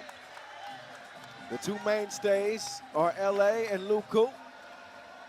So Leandro Allende. Last but not least, big on Puerto Rico coming into this World Cup as a serious dark horse contender. Doubling down on that? And I'm going to stick with it. I want you to know that. I'm going to stick with it. Oh, look, they came in 6th last year, so that gives you at least some confidence in them. Brazil, you never know. It's an interesting squad, though. I like the way this team is built. They're super physical. They're balance, right? As you could see at the World Cup qualifiers by the way they got here per game. Yes, they are the definition of balance. Silva, a shooter, and of course, Leo Branquinho. LeBron.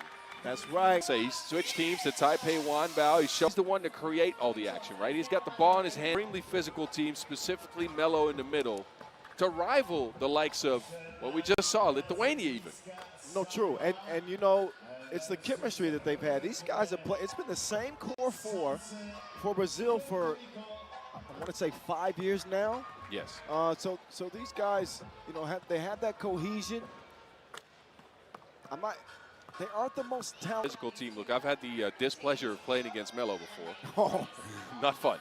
Not fun. And they understand the odds are stacked against them. Had to make some moves. Clean and lean.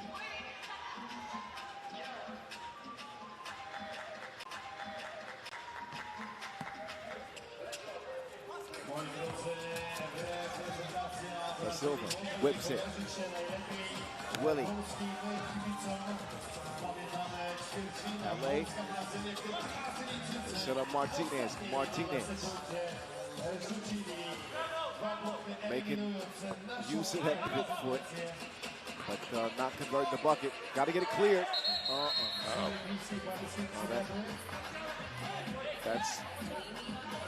think that's a rookie mistake. They're saying there's never possession on Brazil, but I don't know. They're challenging it. They must be sure. I'd have to see it again, but I don't think the possession had changed. If the possession hadn't changed, this is a bucket right here. Everything happened so quickly.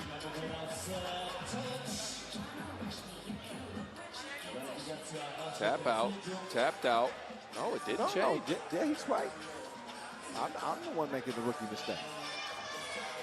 It seemed like there was control of Brazil. Yeah. Basket counts. Great challenge. Right.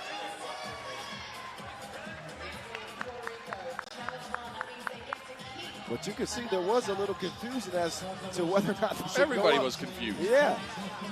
I mean, the ball bouncing around, ricocheting everywhere. I didn't know who had what.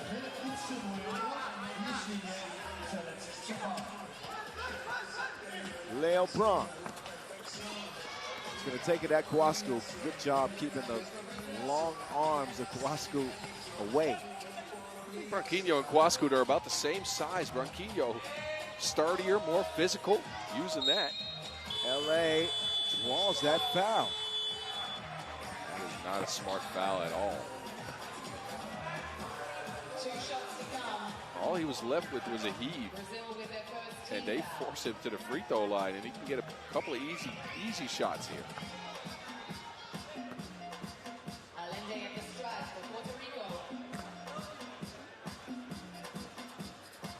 Allende with not one, but two. On that 2023 AmeriCup gold medal team.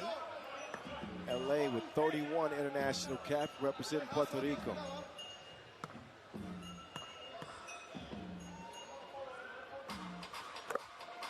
And he's good. 2 for 2. Puerto Rico lead it by 2. Da Silva now on the move. Pocket pass to Melo. Once he gets it that deep in the paint, you have no chance. You can fully forget about it. He is not the most vertical kind of player. So you know he's crafty because, again, he's not super tall, right? He's just super wide bodied. Calmly collects himself here and scores off the glass.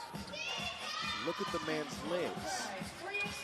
It's like tree stumps, man. His calves are bigger than my thighs. His nickname's Rhino for a reason. I'm telling you. Kwasku with the ball fake. Kind of a wild shot. Allende there to save the day. Kwasku. Clever move, but they'll miss it.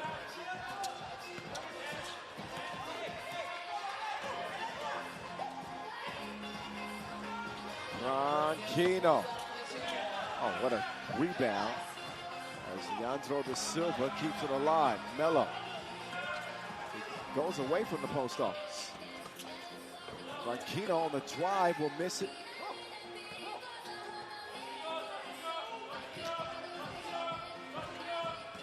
Agende. Turnaround jumper, not enough. Help, help. Never mind.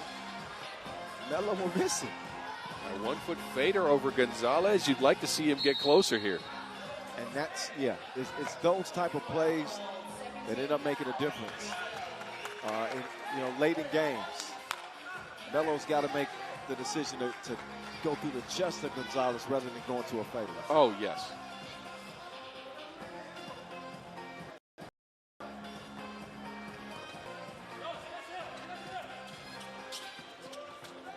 Wasku will handle the ball and almost throw it away. 3.5 ticks to shoot. BG in possession. Gonzalez contested well. And Brazil will take over after a media timeout. A 4-3 lead for Puerto Rico in the early goings of our second men's contest of the day. Puerto Rico is clearly adjusting to life without Antonio Arlat here. Look, that's a 10-point per game scorer last year at the World Cup that you've lost. That is not here, and that you've got to try to make up for on offense. That's 50% of a 3x3 game that you've lost.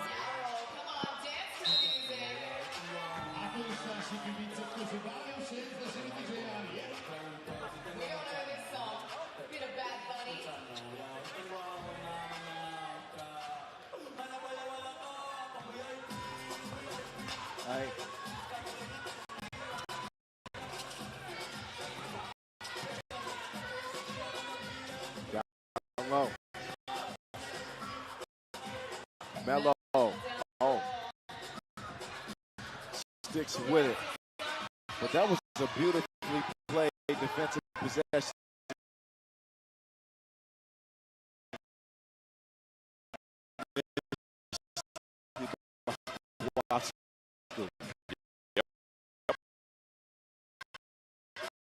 He's playing mind games with Melo. I know you.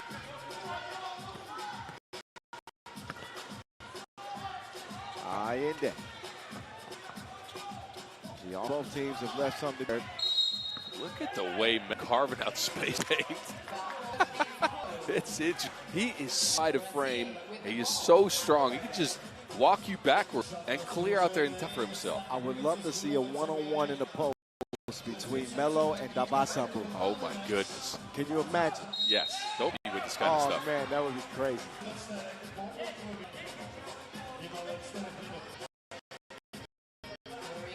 4-4.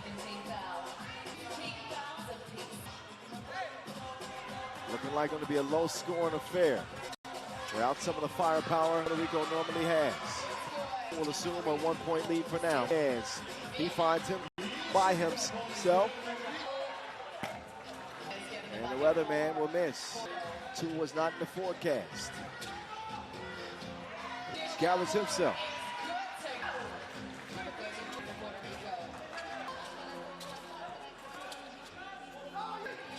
Marquino still off target. He's missed every 2 he's taken. Quick ball movement here for the Boricuas. The Brazilians now have it. And he's fouled by Pedro Chona in 16. No coach in the next 3 games, by the way. You're right. Just a reminder. He can cheer him. Oh, Marquino. High off the glass. Yeah, that's the experience of playing against Quascut many times at the international level at the America Cup. You know he's coming with that shot, with that block attempt. 2 attempt by Allende. Off iron, but Martinez will put up 2 and miss it. 6-6. Oh, Allende is just being punished. And he gets a foul called on him. He gets called for the foul as he picks himself up off the ground.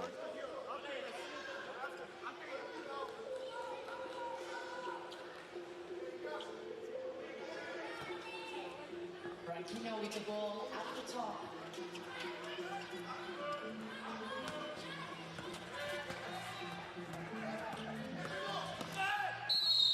Branquinho To the bucket, doesn't get the shot, will but draw the does foul. the fouls. He's going to head to the free throw line. The fifth on Puerto Rico. Kino for Brazil.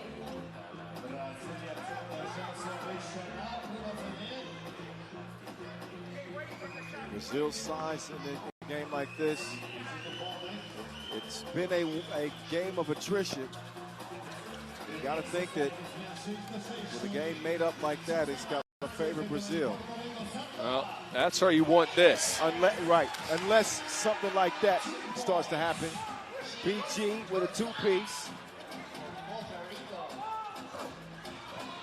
And the Silva, right back at you. Martinez, poked away. I think Gonzalez can be a game changer for Puerto Rico if he can get the shot going, right? He's really hot or cold. This is one of the more extreme versions of that. You can see him go 0 for 8, and you can see him go 5 for 5 from 2. But if he finds the 2 ball and he just knocked one down, that is going to be a winning formula for Puerto Rico against the Brazilian size and physicality. There he goes. He's got another look, and that one is also going through the bottom of the net.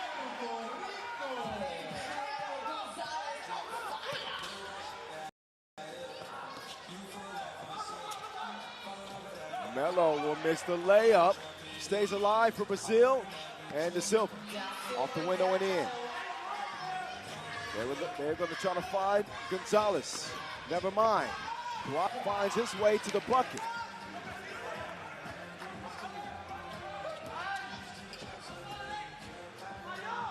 Da Silva shooter. So Da Silva, a reluctant long-range shooter normally, he decides to take advantage of his opportunity wide open.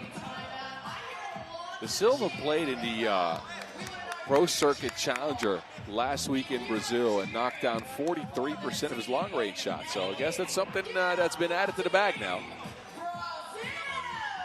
Well, he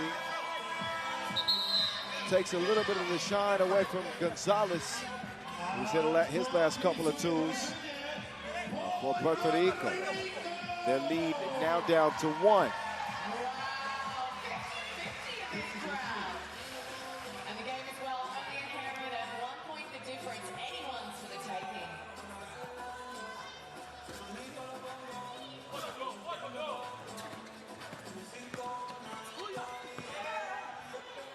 This time Allende will convert.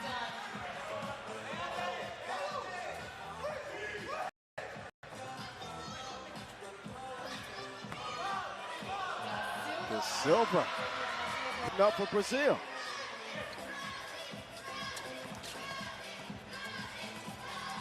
Allende step back to a short, kept alive. Martinez to LA. LA to Luku. Great cut by Kwasku. Super good timing in the right spot at the right time.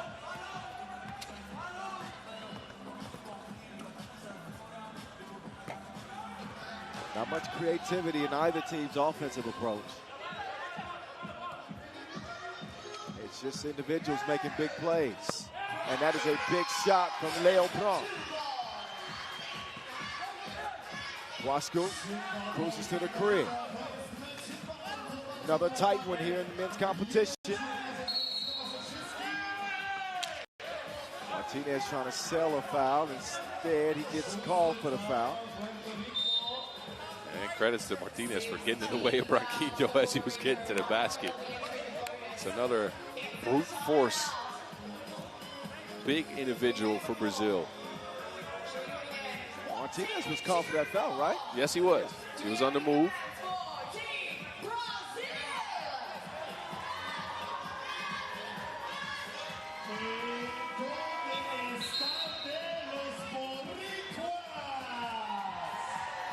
One-point contest. 1 point in it. It is neck and neck like a Latin tango.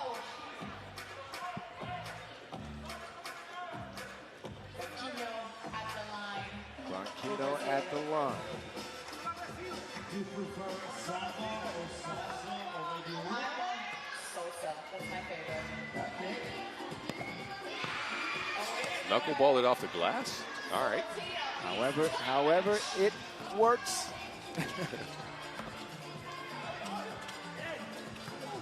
LA. Uh-oh, they're going to run out of time. Oh, no, they're not. He actually got a whistle right before the horn. That's another one of those fouls that Brazil has committed. That low IQ play. They haven't fouled much, but the fouls they have committed have been bad. The homie Rafa Monterrey watching anxiously.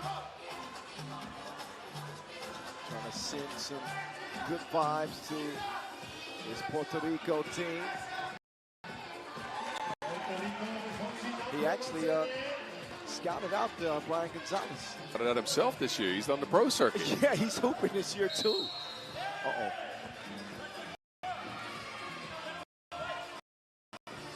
You don't hit jawline like this. Allende. Allende is down.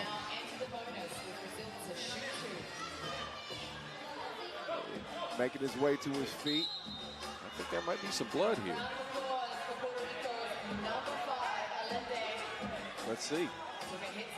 They're going to take a closer look at it, though. Oh, yeah. Oh, yeah, it is. He's got his chin or what? I think so. He's going to have to be treated, though, so he'll be out of action for now. That's a big loss for the moment. Yes. No Leandro Allende. As he'll get some medical treatment, clean up that cut he's got underneath his chin. Meantime, Blanquino at the line, he'll shoot two. With Puerto Rico in front. Oh, Blanquino. First shot, number 6, Blanquino. Second one, it'll go. And we are deadlocked. 15 por 15. Two, no. Quick hands from Gonzalez. Brazil hasn't gotten Melo in scoring position in the last minute and a half of action. Wow, I think he's running low on gas. Yep. Yeah, he's looking fatigued. Allende is back.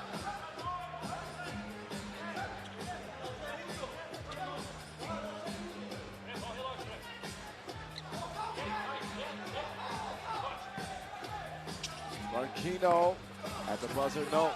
Big rebound from the Silva. Wasco was snagging. Oh, Melo, that's going to be a They can take that one. I like the attempt at deflection. A little bit overextended here. Yeah. Brazil haven't fouled much. It's just the fouls that they've picked up have been really bad fouls. Yes.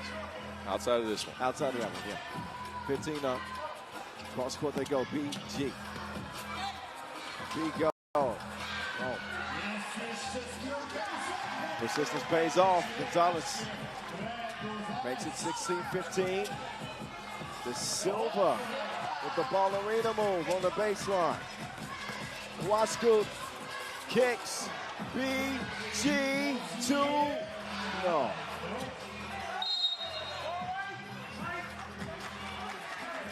Could be white ball. So, yeah, apparently Weirman was trying to save it. It deflects off of Gonzalez and then actually ends up hitting Weirman. 16 apiece, maybe we'll get overtime.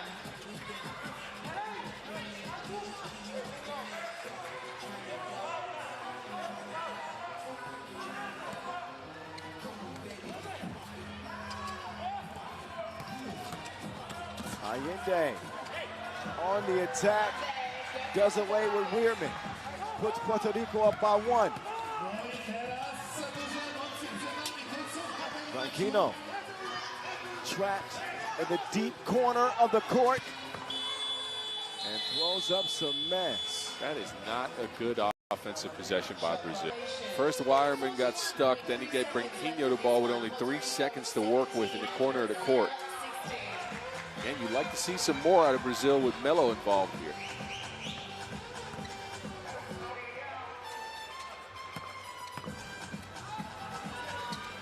37 seconds to go. Allende.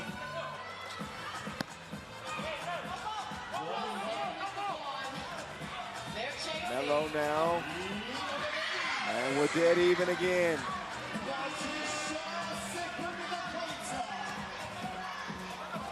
They'll give it to Gonzalez. Smart foul. Really smart foul. Yep. Gonzalez had a pass there into a layup. And they nearly forced a jump ball.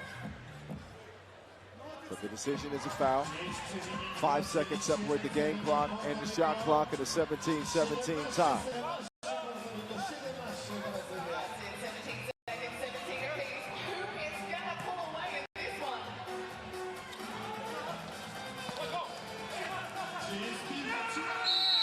Wow. Wow. A couple of deflections there on Brazil, and I think they get the possession, although a challenge is issued. A closer look at this one. Could decide the outcome with this last possession. Oh yeah, that Puerto Rico touched that last from that angle. Yeah, Kawasku comes in. Yeah. Is that the hand of Melo that's there, or is it? Oh no, I see it. Yeah. Yeah, I think that's off Kawasku.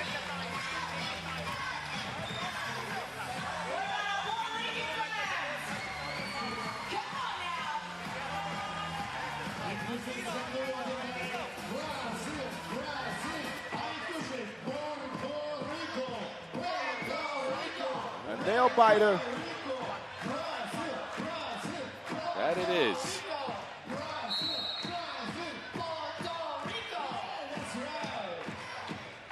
Challenge is lost. Brazil will have possession here. I think we're at 12 seconds to go. Shot clock and game clock right around matched. Here we go, 12 ticks left.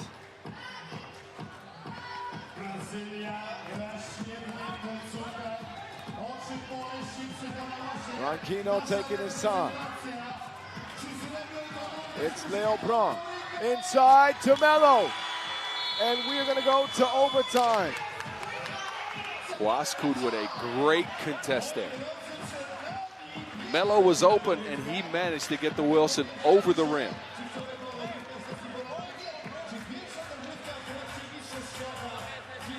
Always seems to be a thriller when Puerto Rico are playing the game. Got to think that they'll be looking for Brian Gonzalez. That's exactly who you're looking for here. Here in OT. Puerto Rico, however, are in the penalty defensively. So they want to make the most of this first possession.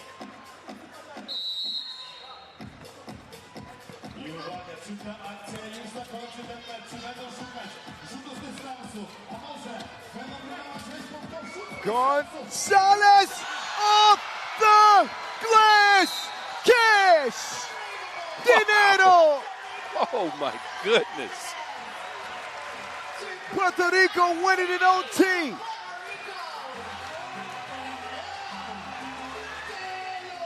Gonzalez off balance with the right touch as it kisses the square and goes down. That is just ridiculous. How did he even see the hoop from that angle? He couldn't see the hoop. An absolute prayer is answered. Whoa. OT thriller. Way to play, way to play. Way to play, way to play. Wowzers, man. That was special. That was special. Great game for both teams, but Gonzalez, man, that was a Scotch bonnet pepper he threw up there. flame balls. Man, you know what? You had the feeling that Puerto Rico was going to have to win that game on the opening possession. They had the foul issues. You know that Brazil were going to feed it inside, and Gonzalez drills it. That's that for that. We'll step aside for a quick entertainment break, and then we'll resume the women's competition.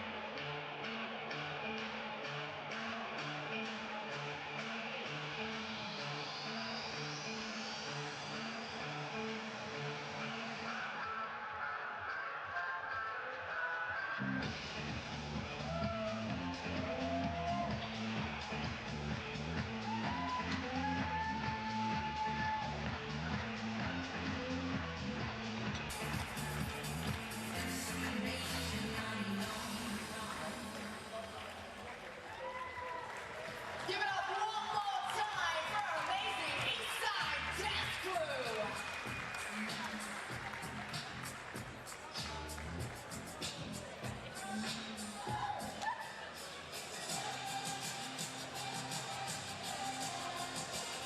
Ladies and gentlemen, coming up next, Ukraine versus Canada.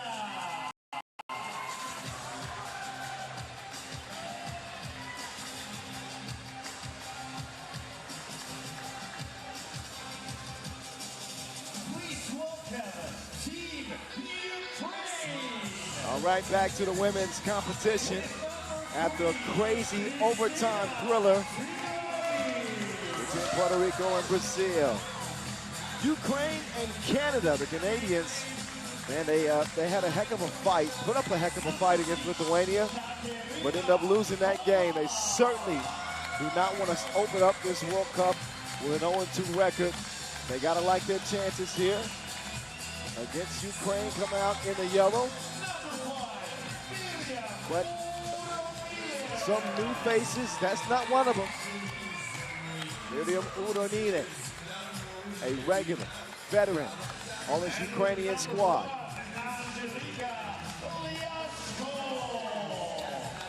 And the dangerous guard play of Angelika Liashko.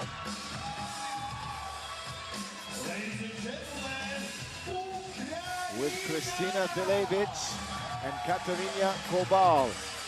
Ukraine in the building. And now, please welcome Team Canada. With number 8, And out come the Canadians. Trying to turn the tide. number 4, Casey Hall.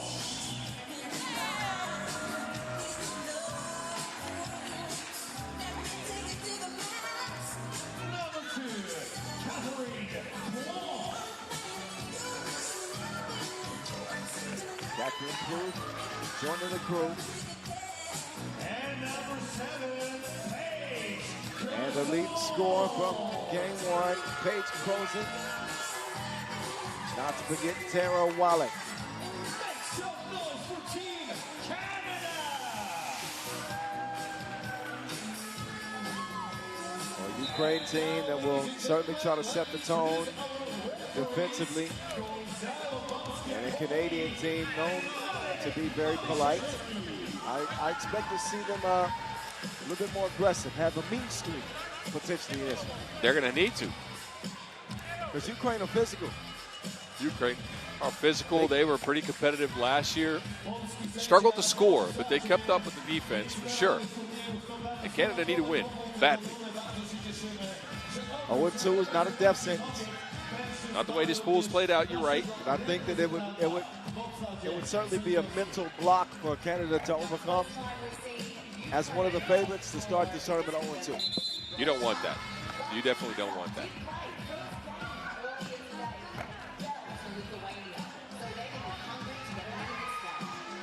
Kanadyjki otwierały naszą dzisiejszą sesję. Przegramy bez otwarcia z bitwą 19-17. Teraz koniecznie będą chciały wygrać to spotkanie przeciwko Ukrainie, która z kolei rozpoczyna swój bój w drodze po medale. Dzisiaj jeszcze Ukrainki zagrają z Japonkami w sesji popołudniowo-wieczornej.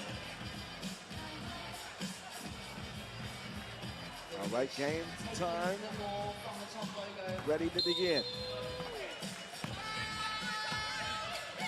We are underway. Ukraine, Canada.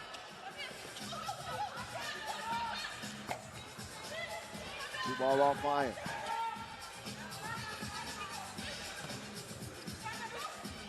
Blue. Pass is broken up for Levic. Has it cleared. Udo Neely on the move. And Udo Neely can't deliver the opening score for Ukraine.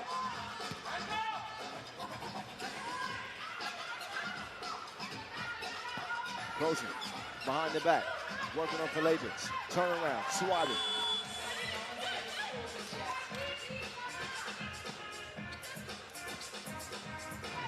Now Kalevich jab step, and Paige returns the favor.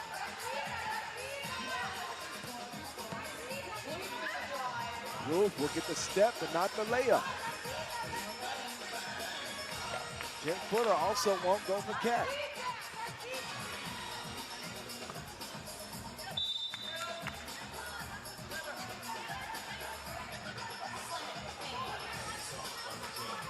So scoreless through the first minute. Not for a shortage of opportunities. Oh, yeah. The Lakers. Pull up.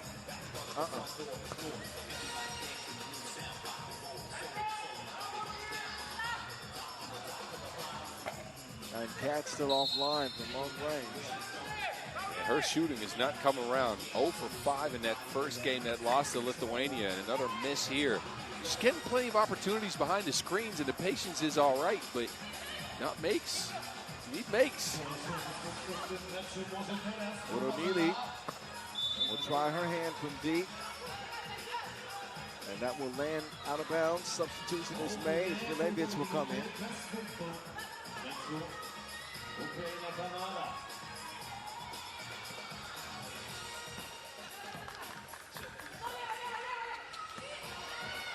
Nine time.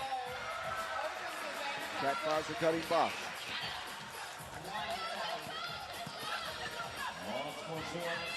Kalevich gets tied up and trapped into a trap.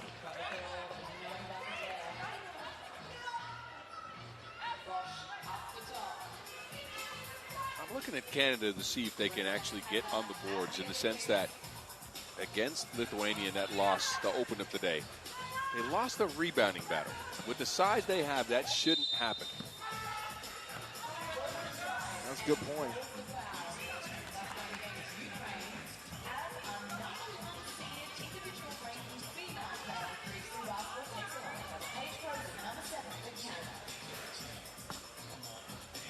Rosen. Nothing to hang her head about game one. Pace came to play. Well, she had 8 points, you're right. Canada's got 2. Uranidi with position inside. Uranidi. Kiss off the glass. Miriam.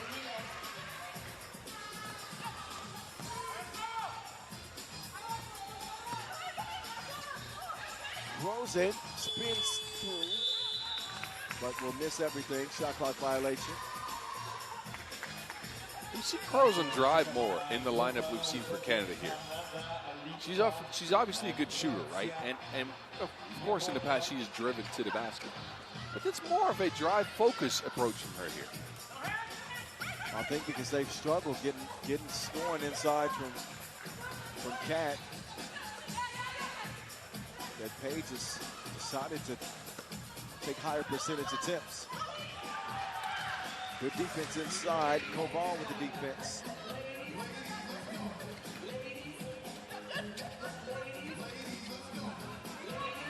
Yasko's pass taken. Extra pass made. On a setup. Wallach with the score. And that was H2O. Water and chemistry.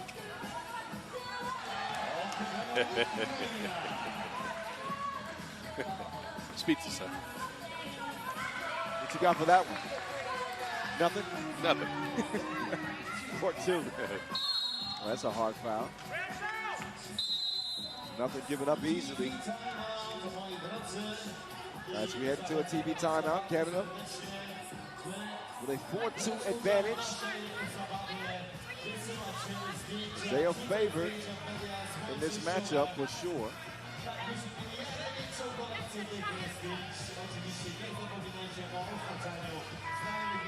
Ukraine, the 14 seed. Yeah, and again, Ukraine usually competitive in games. You see them struggle a little bit offensively. Haven't done much at the World Cup in recent years. Of course, we've got to throw it all the way back to, what, 2016, 2017 is when they were top-notch. Yeah. Last year, KD.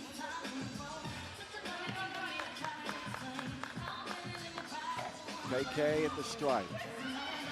Left it short, but comes back to her, only to give it back over to home Canada.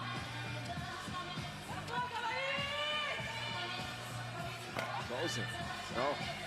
Bosch, good rebound. Oh, gangster slap by Koval.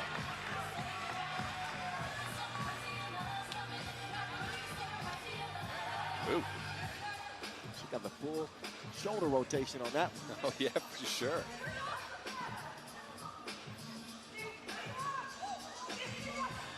Rosen. Got to reset. Luke, this is the mark.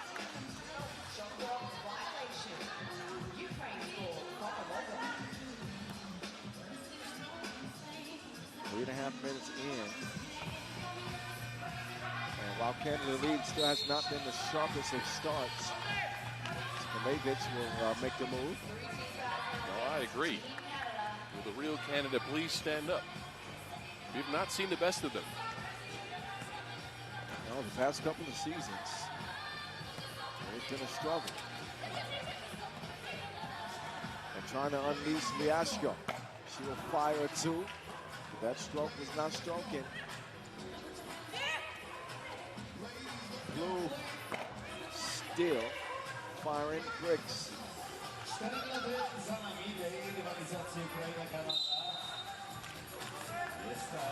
Uranidi will force the issue inside. Force Canada into a 4th foul. I think we would open up Canada's offense if we see Cat Blue knock one down. Get some confidence, get some rhythm. That would give them a lot of space to operate. Uranidi with all the space. Good hustle to keep that alive. Rosen is a lethal weapon out there. Got to give Canada some breathing room. A strong drive and a foul ensues. Ball back to the line.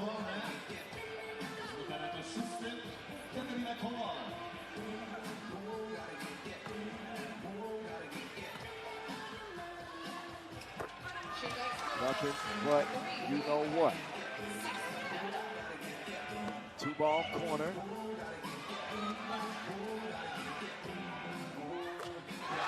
Milevich, 2 toes behind the line. She tickles the twine. Wallach deflected. Odonidi. As Ukraine trying to turn defense into offense, Milevich pulled up on a mid-range. And we got a tie game just like that. Milevich has come alive here in the last couple of possessions. Wow, midi pull up in a 2-piece. Milevich has got that.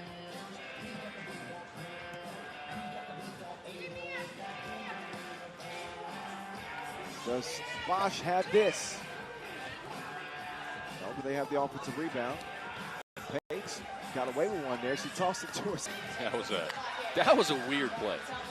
Yeah. Milevich from the logo this time. That was a heat check if I ever seen one.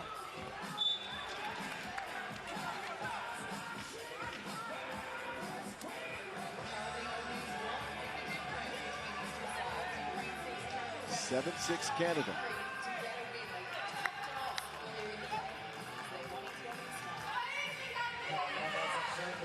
Bosch all alone now. She's got reservations for 2.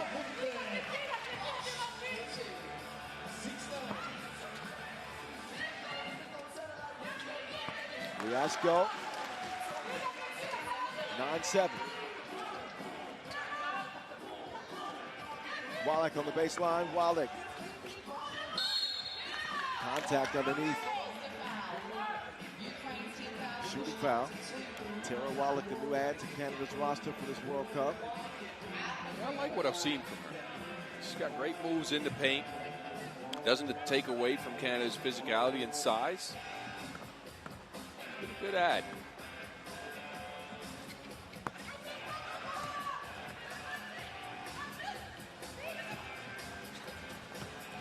Couldn't add to the point total right there. Or here. Bosch. Whistle away from Bosch. The shooting percentage from Canada beyond that 2-point arc. It is bad. Absolutely bad. In that first game they played, they were 2 for 13. So far in this game, I think Bosch knocked one down. Bosch hit one. And Paige hit one. Okay. Outside of that, though, again, I don't think you expect Tara Wallach to start knocking down 2s, but no. Cat Plouffe, yes.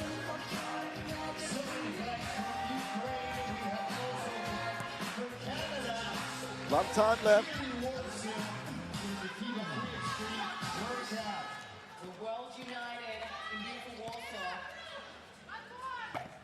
Plouffe offline again. Milevich. Ball fake, gets her a good look. Can't get to it in time. 3:30 to play in this one.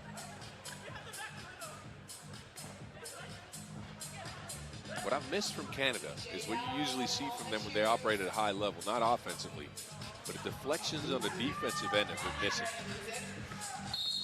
That's a foul on Udonide.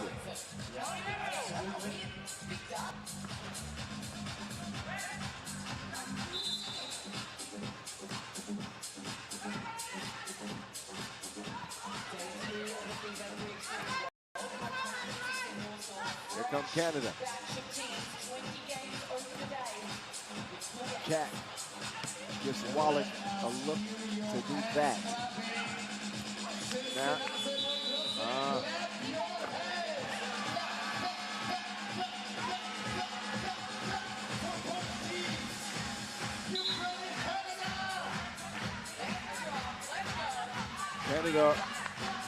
Canada arguing they should have had more time. I think they could be right, but the shot clock violation stands. Yep.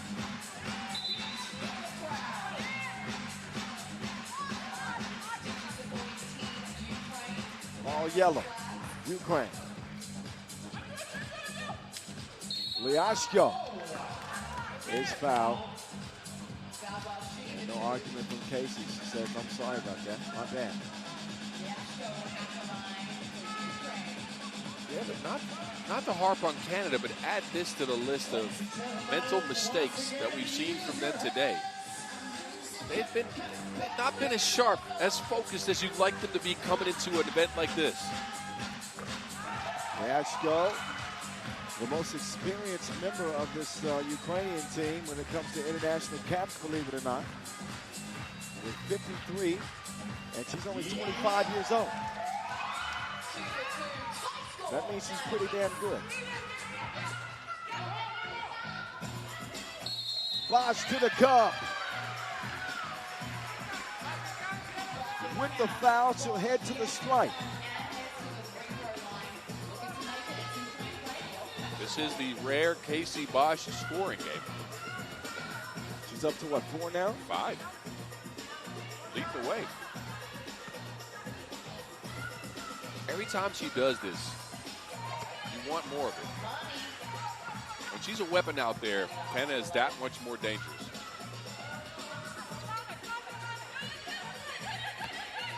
Kovacevic, fall away. Tough shot. Group will corral the rebound, clears enough space for Page to fire away. Page is knocking down. Cat, back to DC. The zone, swatted away. Access denied by Katerina Koval.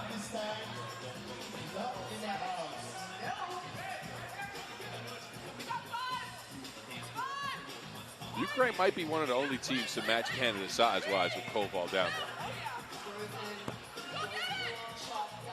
That looked like it was online.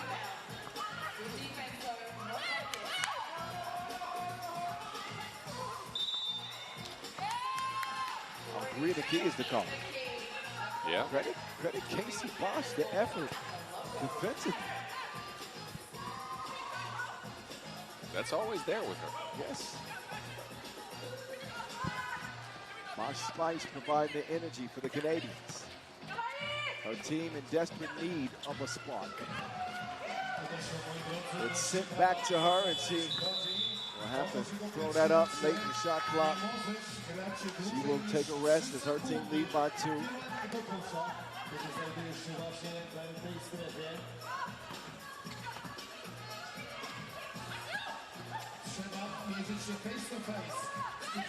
Very strong in the midi. KP to the zone. Pull up. And a whistle. Not a bad foul, but Ukraine better be careful with that 6 now. Both teams with 6. Taylor Wallach shooting 1. Actually, that is a bad foul. I thought it was on the floor.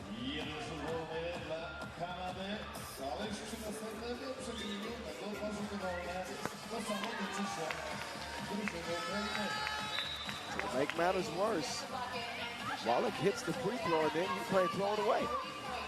Whoops.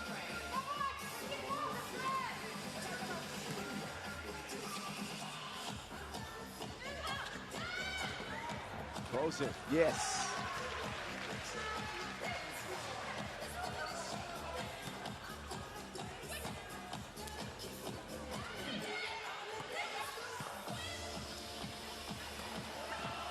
Bosen with a fake that left Koval frozen.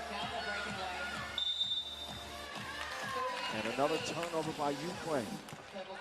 Their recognition of the post-up opportunities has not been sharp. It's taken them 1-2 extra seconds, which leads to now again a 3-second violation and a turnover.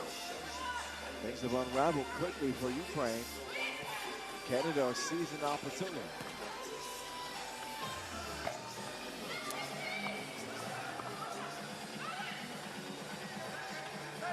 Relevich, that looks online. It is spit out, however. Posiadanie piłki. Będziemy to weryfikować. Pokazuje sędzia Marek Madiszewski. Out of bounds challenge. Got an out-of-bounds challenge here. Good look at the replay. I'm not sure.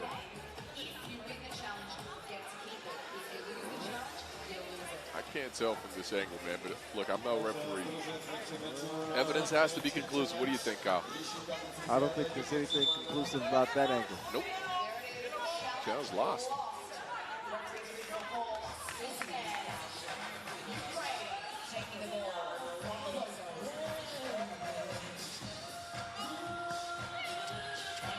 Five-point lead for Canada to stay. Fiasco. Whipping it. It is deflected and stolen. Here come the ladies in red. Blue.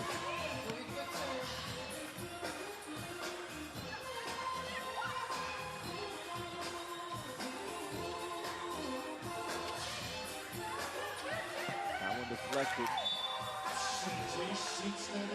Another block from Koval. It's not a 2-point attempt. Koval's played some good defense. It's the Ukrainian offense that has left something to be desired. Yeah, so you're right. Oh, Kalevich. Offensive foul called. She got those elbows swinging. Let's try to keep Casey Bosch blood free. Oh, please. This World Cup, no cuts.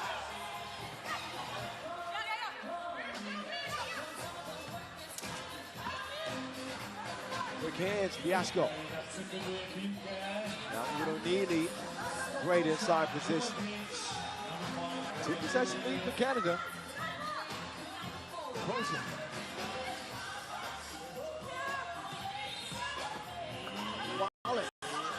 That is, frustration foul by Wallach. Had it swiped away. Clear shove, and that's the 7th. So, with 4 seconds left, Ukraine are going to get a couple of free throws, but I don't think it'll be enough time for them to make any real difference here late in this game. Not with the way they played offense. You're right. 4 seconds on the clock, 3.9 actually. They have a chance to creep within 2, but then Canada will have possession after. So I don't think this is going to happen, but this is a similar story to what we've seen from Ukraine last year. They are competitive on the defensive end. They work that end well. They just don't have any scoring.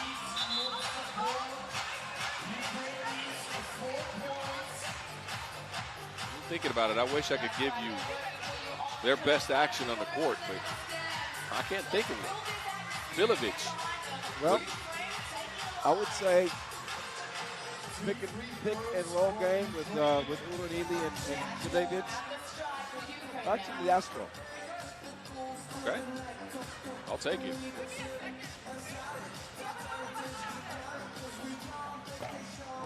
Rico won't fall.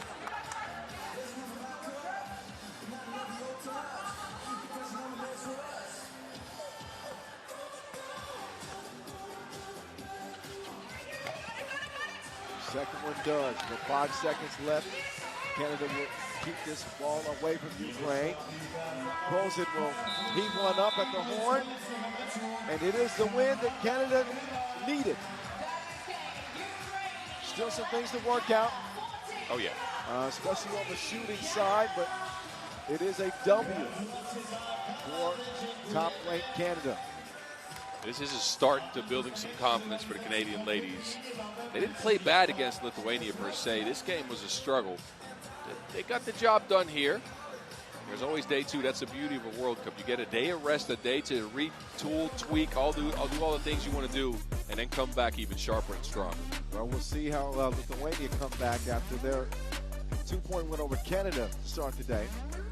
France in need of a win after falling to Japan. Those two will tangle next at women's Pool D action from Warsaw.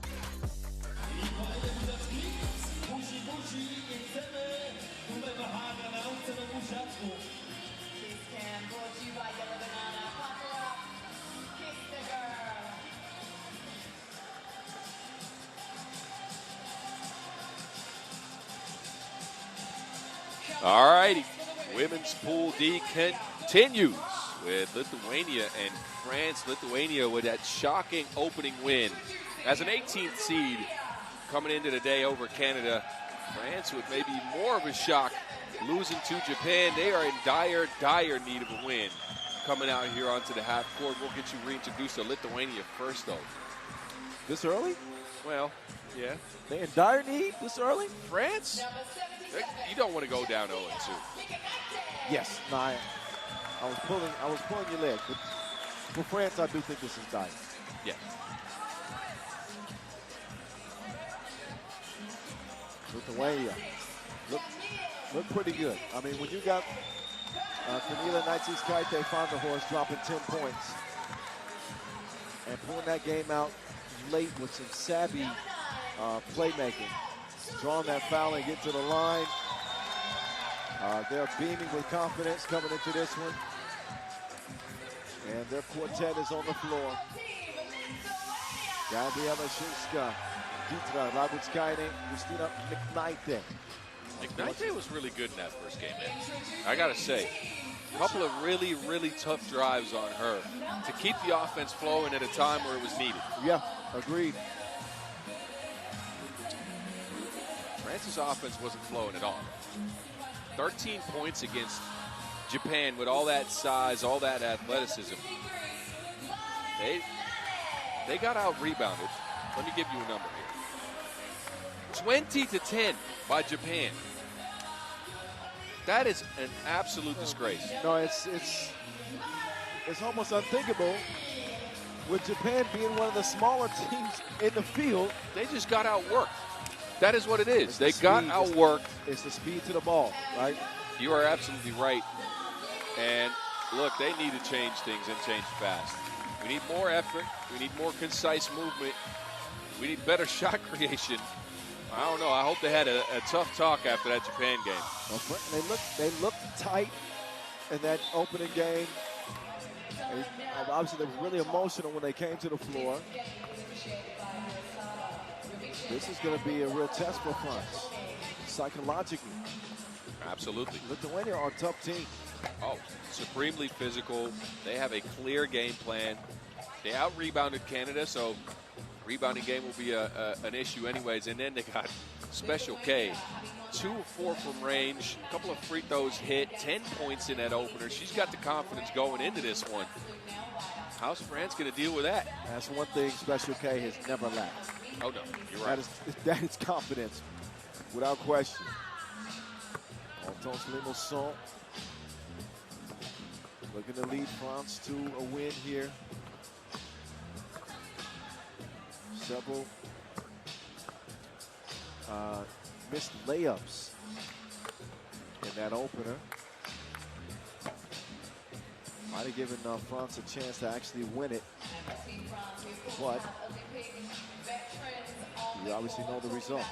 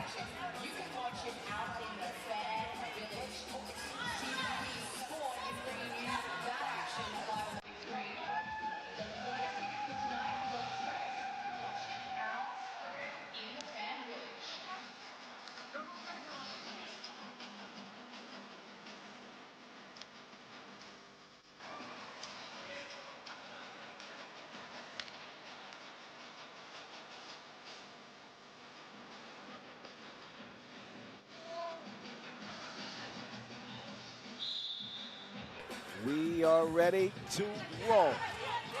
Lithuania open up with possession. Gabriela Shuska applying pressure to the French defense. Kaine finds herself all alone. Delivers the first score. La Guapa. Tough take. Comes away with nothing. Nantes Kate found her horse. That is like a layup for her. A 2-point layup. 3-zip out of the gates. Letuva. It's Mari. No money that time. Guapo turning on the baseline. Guess Nantes Kate found the horse, touched that last.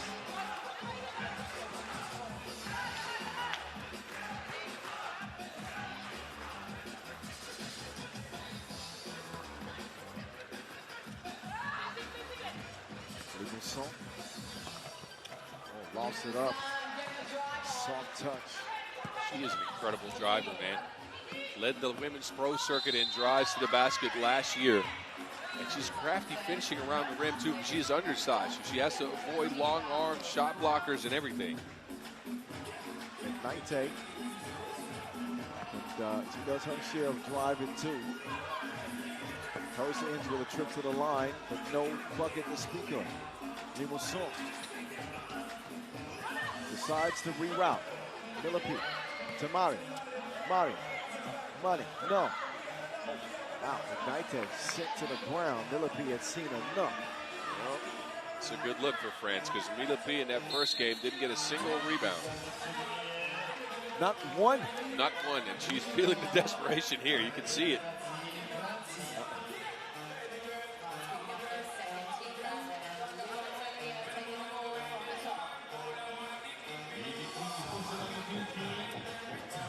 To Special K. Guapo called for that foul.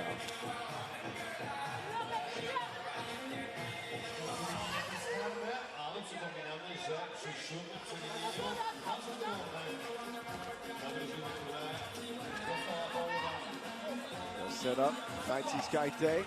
Found the horse again. That time it's no good. Guapo to the bucket.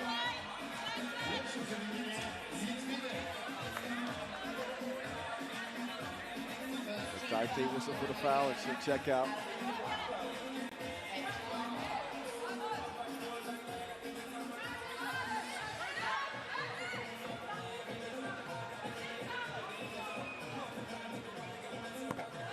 And Guapo has this game even, 3 apiece. Foul blue.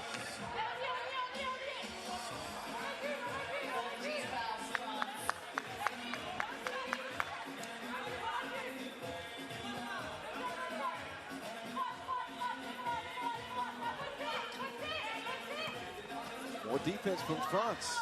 Stolen, but deflected back to Shilskin.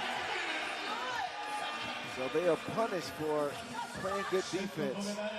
Kind of, yes. It's an unfortunate bounce that lands in Shilska's hands. Unfortunate for France, that is.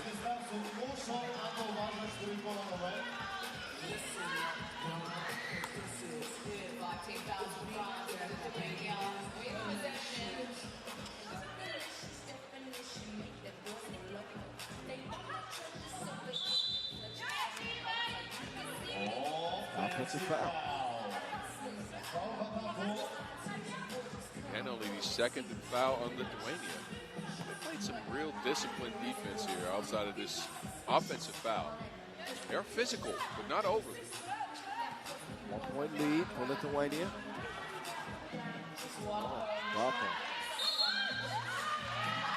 And he's frustrated after that miss. He'll get called for the 6th France foul. If there's anything that will halt your momentum, especially in a critical game like this, is getting into foul trouble early. Yeah, and imagine not being able to match the physicality of this Lithuanian team, because now if you do, you might get a couple of free throws shot on you. Limassol still doing our best, playing the passing lanes. Philippi. Oh, that's just textbook defense. No access. Labutskaide now sets the screen and is rewarded for the defense he played with a little scoop. Mari, show me the money. Finally, she'll hit a 2. Much needed. Much needed for Mane, who's been quiet today so far. Labutskaide with a wild attempt. 6-6.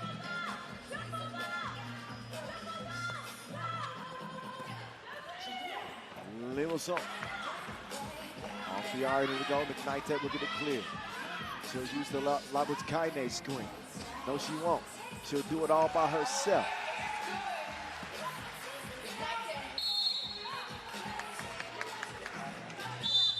Lithuania's third, meantime.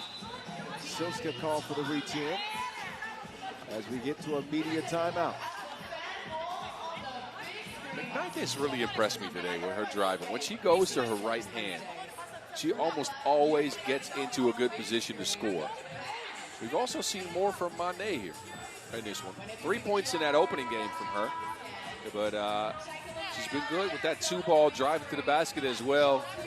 And France need her to be a creator. If she is passive, if she is not creating her own shot or looking at other players to get their shot, it's tough for France because she can break down a defense.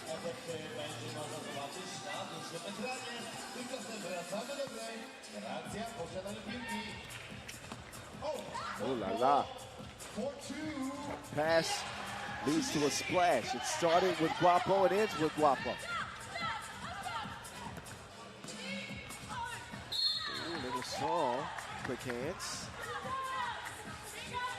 It's fun to see those two go at each other. McKnight a good driver, Limassol a good driver and a good defender. Not to say that McKnight is not. Good hands here by Limassol. Never out of the play.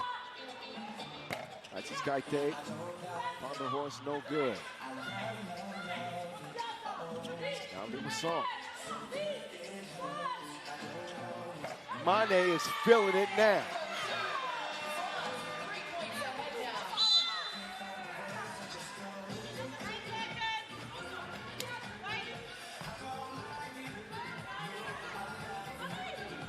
Another look at Mari Mane. Second double of the contest. France lead 10-7.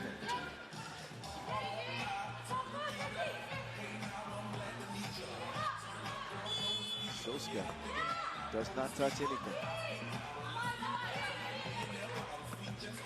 The Bleu showing some life as Guapo gets in on the action. They lead it by 4.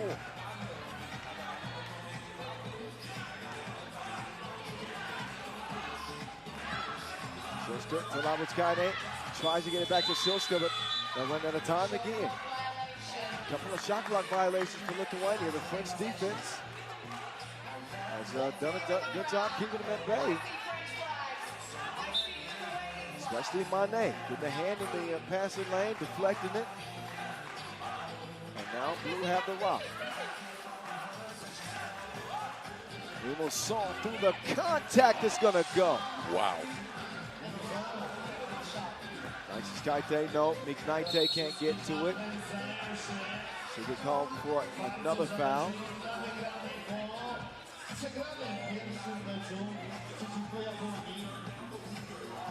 So France, despite getting into foul trouble early, they've been in rhythm offensively. It's been Mané, it's been Limousin.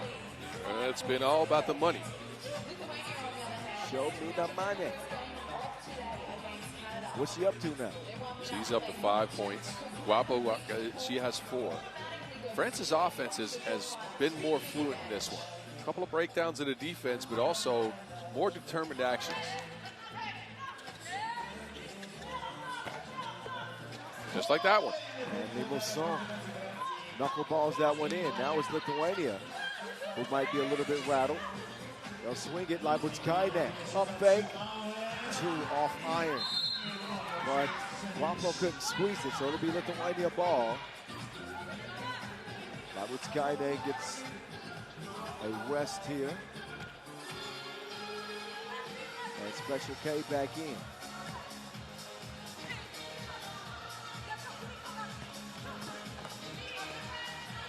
Oh, wow. Just got plowed over that time. She got a couple of free throws out of this, too. Yes, it's the 7th on France. Lithuania to the free throw line.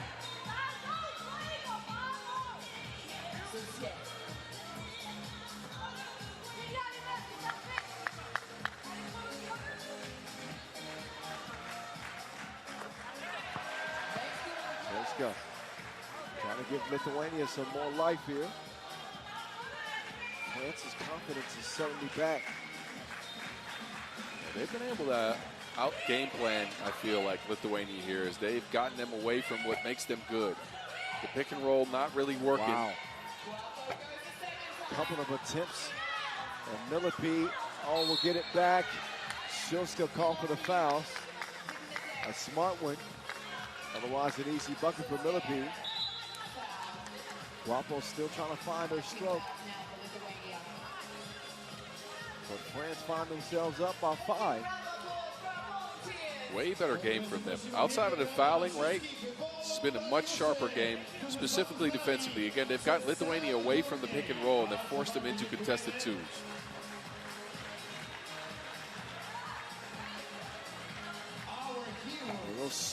Not that time. It'll be France ball. But a nice pace for France here. 4:40 to go. And they've already matched the score total from their Game 1 loss to Japan.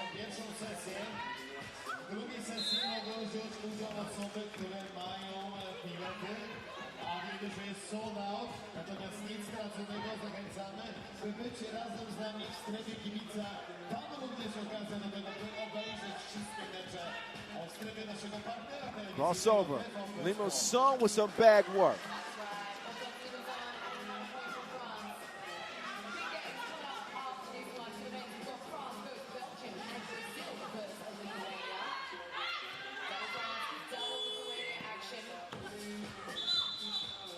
Shot clock violation. Without that outside threat, Lithuania's offense has been very disjointed here. A lot of difficult attempts against the France athleticism. Kamil Nachiskaite van der Horst had 2 points so far after dropping 10 in that opening win over Canada. So a lot of time left. The momentum arrow is pointed in France's direction. That pass pinpointed to Guapo. Mane is doing it all. Defense, scoring, assisting.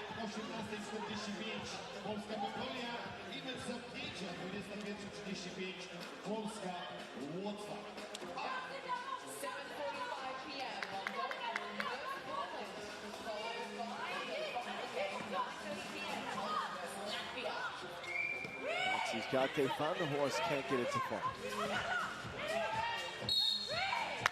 And the frustration beginning to show for Lithuania. They have Now picked up a 6th foul. And Gabriela Shuska is going to round up the squad and try to get their minds back in this one. All right. What you saw in that last play for Lithuania, where they actually got a good pick and roll going, is France coming in off of the weak side to make that a difficult fadeaway 1-foot shot instead of a layup. That's the way they play defense. They've not been afraid to come in out of the help side and you force Lithuania to either pass to the outside to a shooter they don't want to shoot maybe, or make some difficult attempts. Been a difficult game for Lithuania. France trying to make it a little bit harder on them. Philippines misses. Wapo gets a hand up, or hand on it. Wapo races to the baseline, won't fall. That was Skyne. Setting up. Nike Skyne found to a horse for that. Shot has not been falling in this game, that's for sure. Wapo lost the handle on it. Quick clear by Letuva. That was Skyne. Should be an easy bucket. It is.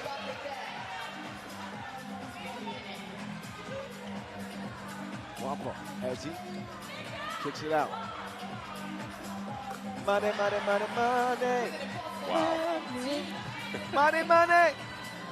17-9. This is the best version of Marie Mané. She's got 7 in the game.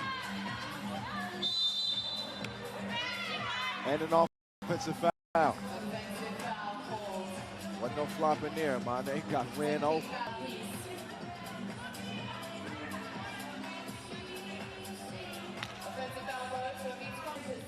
You want to talk about a bounce-back performance.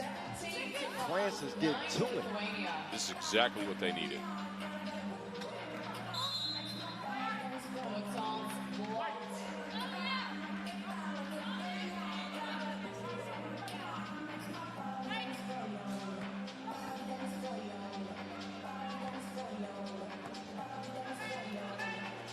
.230 to go.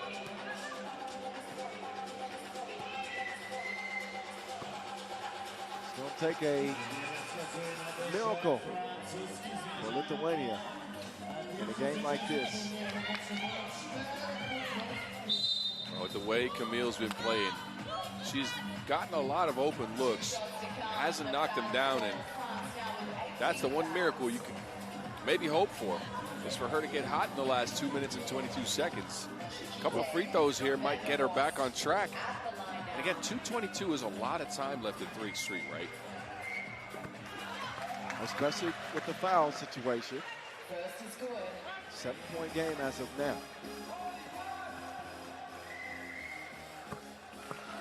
Make that a 6-point game.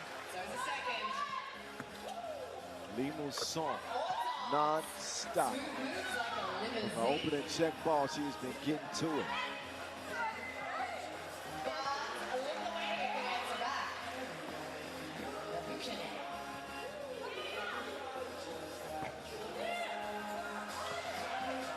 .12 off the miss. That was Kaine. Uh-oh, they didn't clear it. They did not clear it. Ball blue. France getting closer to that 21-point mark. Warning for delay of game extended. But you wonder if they go back to Marie Mané with that 7-point outing.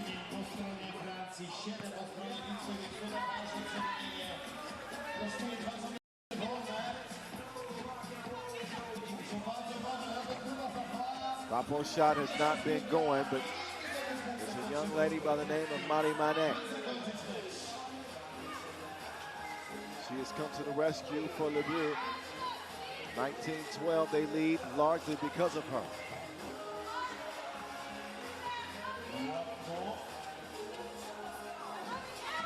Philippines to Mary J.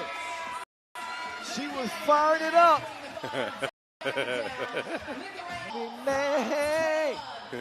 France win it. 21-12, and I believe that Mané finished with 12. Am I right? 10 piece. 10 piece. in the game. That was a well-played game by France. Mane with 10 helps a lot, but I got to give them credit for their defense, the rebounding effort we saw from them. This is exactly what they needed after that flat performance that they came out with to start the day. That is now 6 games in the books, 14 more to go. We'll see the French men for the first time. Coming up next, in fact, as they will face off with Belgium. And we will get Brazil and Lithuania men after that. Men's Pool D action coming up in just a couple of minutes.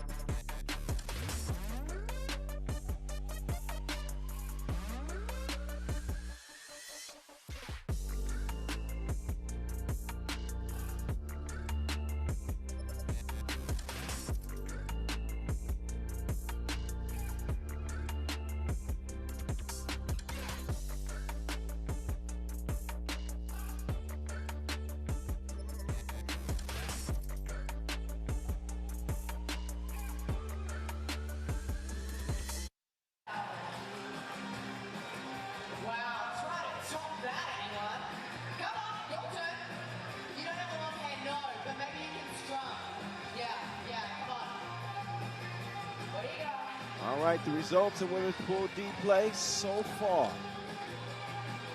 Lithuania fall flat against France in the most recent contest. Canada bounced back after a bad start. Japan looking good. The only undefeated team still remaining in the group so far. And we will again see them back in action later as we start the second session of Japan and Ukraine women. The next order of business, the men's tournament. France and Belgium. Maybe the French men will be inspired by what the French ladies just did. They too have their questions coming into this World Cup. And Belgium in need of a response game after falling to Lithuania. Absolutely right. Belgium, they need a response. They need to find the two-point stroke mainly. They shot 0 for 7. This is a team with prolific shooters. But they go up against the French side. That's interesting because they take 2 players out of 1 pro team, right? Bordeaux with Monceau and Villaret, who now come out. And they take 2 other players out of Toulouse, and they mix and match. I think it gives them a little bit more rebounding and a little bit more shot making. You wonder about the defense maybe. But an interesting mix of fellas, that is for sure. Can this be the French squad to do it? Well, I like Monceau for his toughness and athleticism. Alex Villaret has had his share of ups and downs over the years. Of course, Hugo Boss is a knockdown shooter and hard-nosed defender. Of course, Rambo, an Olympic silver medalist. This is probably the most surprising 4-man French national team roster that I've seen. Outside of the squad we saw at the Europe Cup last year, which also featured Villaret and Monceau. I mean, they've been around. Let's just say that. Let's see if it mixes. Individually, I like the players. I just never, none of us have seen this iteration of a French men's national team. No, you are absolutely right. It's the first time ever. The Belgians have a lot of questions, right? Again, they played with pace. They got a bunch of open looks early in the game against Lithuania. 0 for 7, and then they stopped shooting 2s, and that doesn't help. The only question for Belgium is, can they make a shot from outside? Somebody outside of Dennis Donker. Donker was actually forced to drive right though in that goal. He had 7 points. I like that. 6 of 8 from 1. 0 with 3 from 2 for Dennis the Menace. I thought he hit his first one. Nope. No one hit one. So, look, again, the question does become, can they knock down shots? And I'm looking at Jonas Forss. They need to get him open. They need to get him some looks. He's a gifted scorer and a gifted passer. He showed out the passing. Now to get the scoring going. Rambo for the French. We'll see him featured in a ton of pick and rolls, right? Not only does he have Hugo Suhard now to set him up, he also has Alex Villarreal to get him going. This is a guy that's played well on the pro circuit this year, specifically as of late. Yep. When his team Toulouse came into second place at the Hamburg Challenger. And we saw a lot of that surgicalness that we're so used to seeing from him and Suhard operating out of the pick and roll, right? Suhard, you got to respect his shot.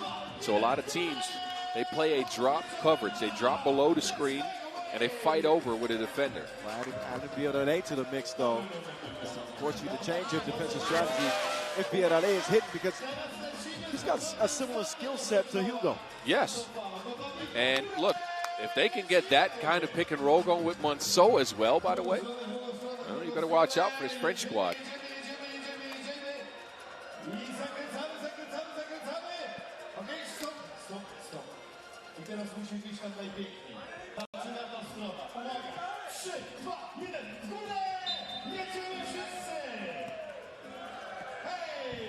Here we go, 10-minute sprint. Men's pool D. Fouls, Hugo. Hugo elevate, score. And then he and DeValk did leg lock. Don't whistle. So it'll be a turn.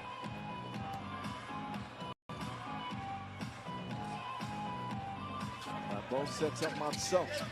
Monceau to Villarreal. Contested shot. Off the mark. So Monceau brings that element of toughness to this French team.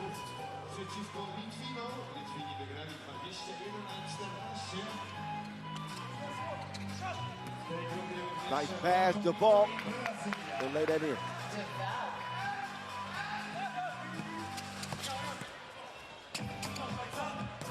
Suhard getting locked up right now. A late whistle.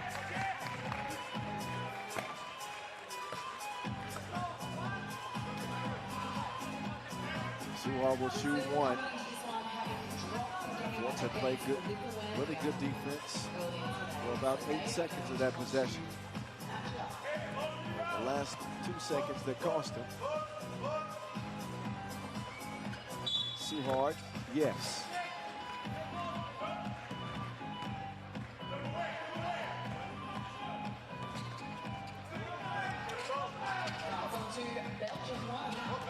Go, still Logo Joe. Logo Joe has it intercepted. Oh, a collision between Rambo and Forts.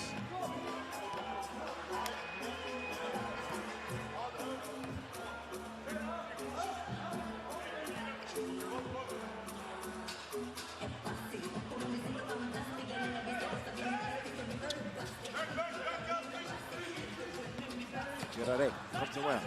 Villarreal, ooh la la! No. That was an incredible entry pass. Yeah. Play almost worth talking about. Rambo hit the deck. Both teams trying to set the tone physically. Look, these teams are both super experienced, right?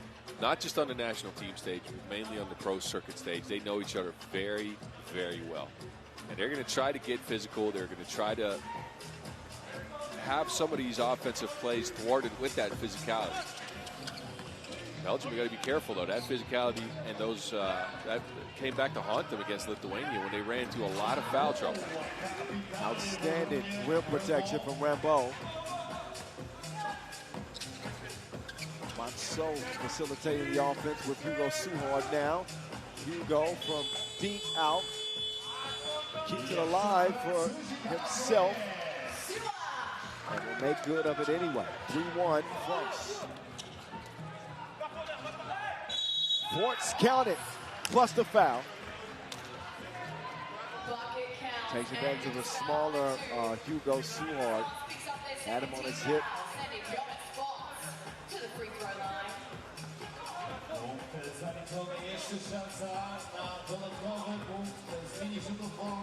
This might get Fords going. Again, his offensive output so far limited.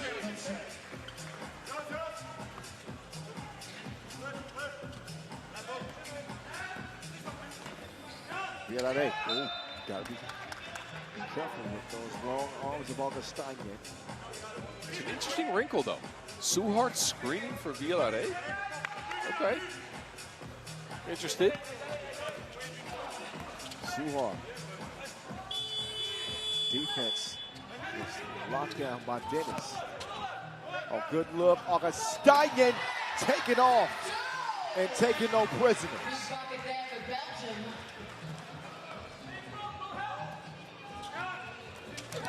Oh. Offensive foul, Manso.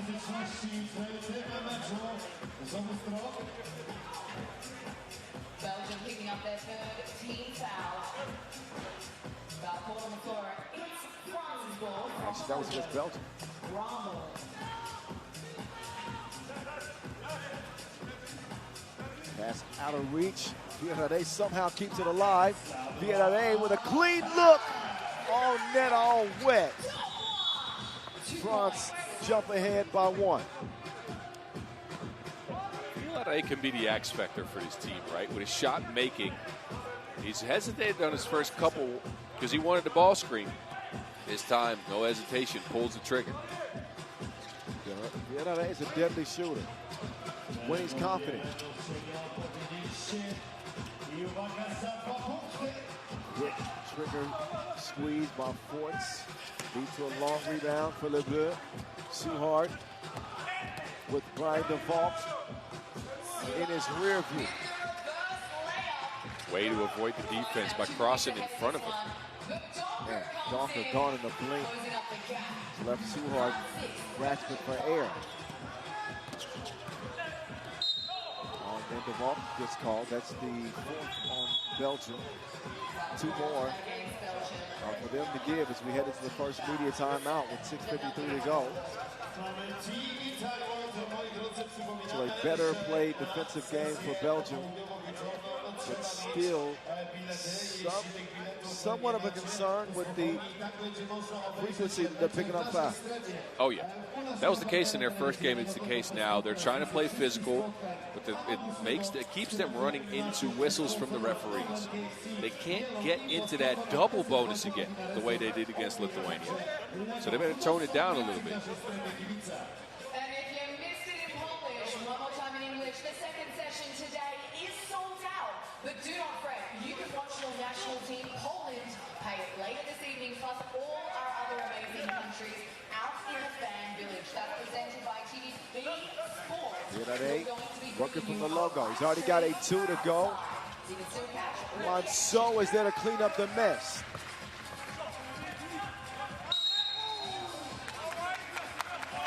Manso is such a versatile piece. He'll give you a little bit of everything, right? He's a good rebounder. He's a strong presence inside. He's not going to give up on defense. He's a good contester, too. I like him. Augustinian featured a couple of times in that pick and slip, and it's worked in the Belgians' favor. This has not. They run into another whistle. Defense has got to be more disciplined. But Belgium will continue to handicap themselves. With a fifth foul now. Leaves them with just a foul to give. Villarreal. The whip leads to Lele.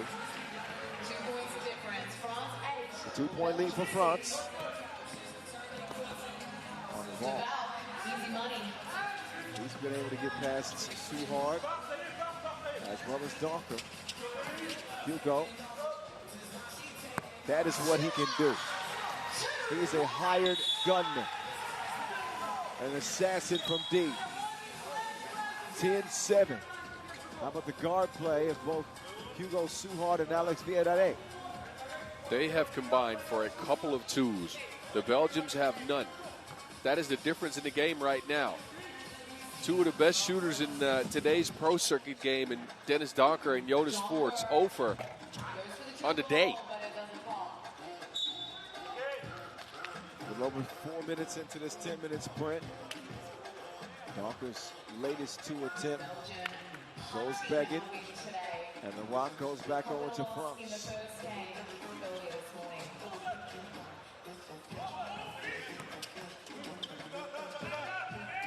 Suhar. He's heating up. Suhar, ain't nothing soft about him. He's got 8 points.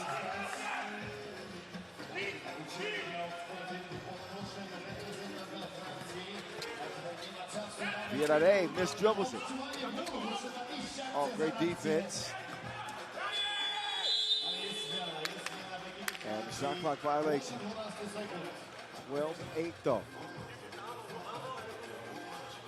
It's been France's game so far.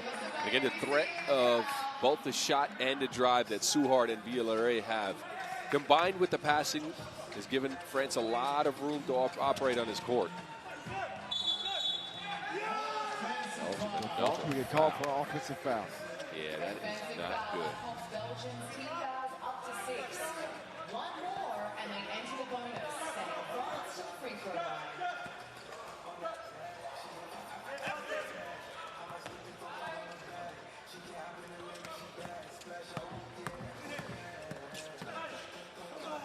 Rambo attacks.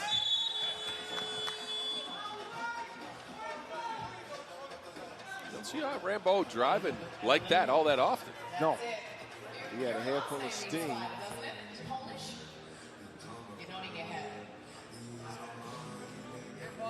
Both the bigs get a rest now, Rambo and Augustine.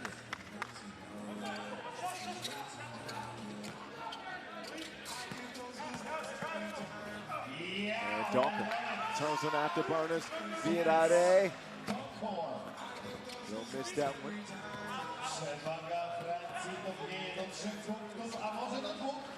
That's inside. That's a great seal from Forts. Belgium closing the gap. 2 points the difference now on this one. Belgium on the chase. Too long, no.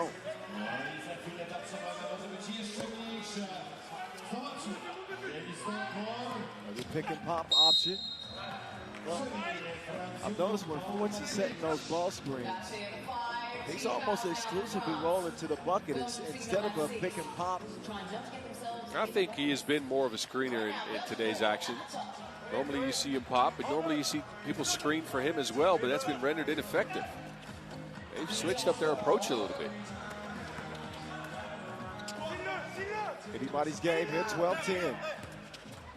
Viadare putting it right in the right spot for Rambo. That'll count. Basket interference. France have been pretty sharp, not only in their shooting, but their offensive attack, decision making. Passes have been precise. They enjoy a 3-point lead as a result. Logo Joe put the brakes on, but couldn't break him off. The Ghost puts one in the air. Augustine. He's the first one to hit a 2 for the Belgians? Really? That says a lot. Yeah. Augustine swats it out. Now, Augustine's look good. Oh, yeah. Yeah, he's had a good day. It's by nature of them not shooting 2s, though, that he's been so involved. They've left him open. Teams have let the Belgians get more 1s than 2s. They're not in rhythm shooting at all. And again, this is normally a high-octane offensive unit. 2 of the great, better shooters in the field, active on the outside, screening for each other, pick and pop. Another screener added to the mix. But so far, hasn't produced any results outside of this Augustine at 2. Augustine, a stretch big when called upon. They're using these to shooting up to Logo Joe and Dennis, but sensing that his team needed a spark with neither Forts or Donker connected from long range, he drops one in, and we got a contest. 13-12, France still in front, but not by much.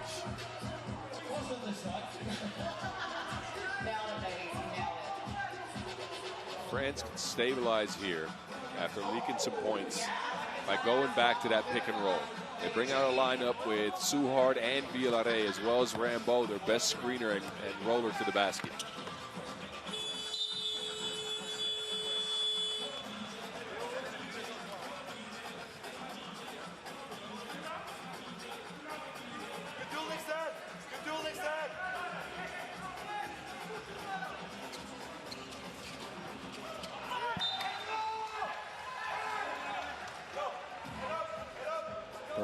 It'll stay with 3:30 to go. Possession arrow. France.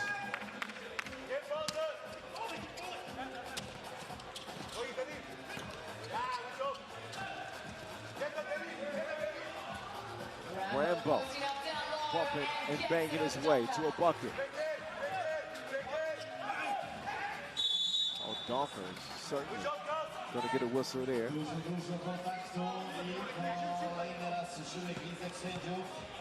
Sharp execution out of that ball screen, forcing France to a foul. Look, Alfesteiner was wide open. Good recognition there by Monceau. Both teams now on 16 fouls. Any more, they'll be heading into the bonus. With Duval getting tricky with it. Oh, got it batted off the glass. Monceau says no.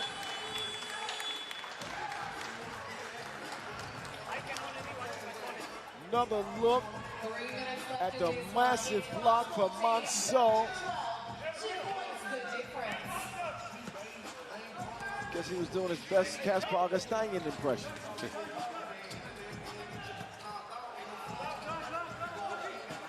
Here we go, bossing up, man. So crafty on the handle. Augustinian 2 for 2. Big deuce like a dinosaur did it. 15, 14. That's a Lil Wayne line. Look it up. Extra pass. Logo Joe. No. Oh, it's getting crazy out there now. Oh, yeah.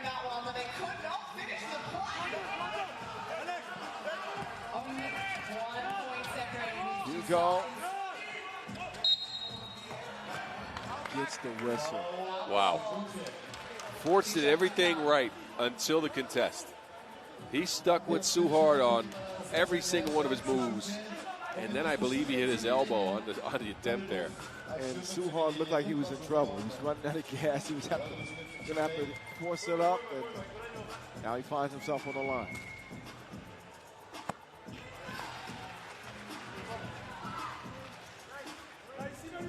First of two goes. Hugo Stewart, one more to come.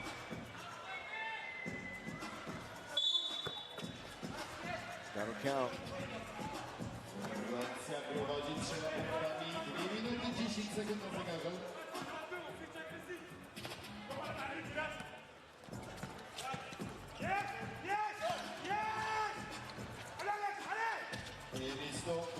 Oh, Donker, that's a smart move. Clever. Clever play. Takes the defense and takes it straight to the rim. Block and foul on Belgium. Oh, no. Another one. Ball against Belgium. That's going to send Monceau to the line for France. I think that was a smart move by Monceau because he was looking for that contact a little bit.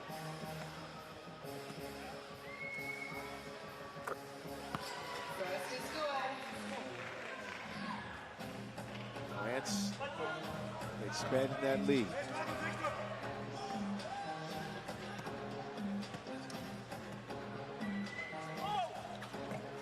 Monceau can't add to it, but he gets a big offensive rebound.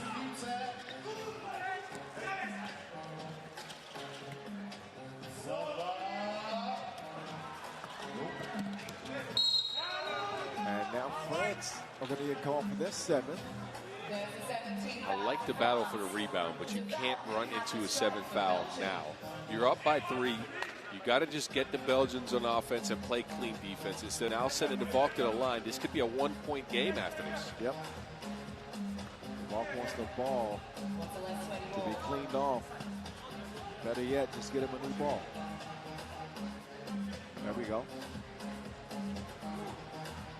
Right the ball.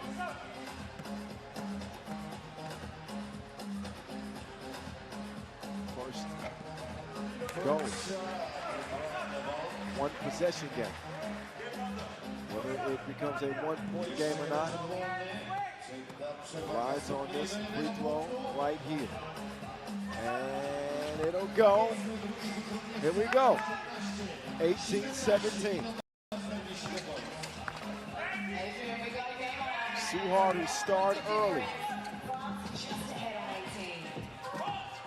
Wembo, that's a bad possession for France. Yep. Points and DeVault connect. Tie game, 18. Such a good screen by DeVault. Great angle, great position. Oh, Pierre, how does he get that to go? Je ne sais quoi. He ran into all kinds of obstacles on the way in, scores it. Augustin's been outstanding for the Belgians meantime. He evens it up. 7 points for the Ghost. Hugo, he'll miss it. Good tip. Hugo, once again. He's picked a bad time to go cold because he started the game off so well. Yep. And those were wide open looks for Hugo. That could have been a game ender, but you can see fatigue is becoming a factor. Both shots hit the front of the rim. Not enough legs in it.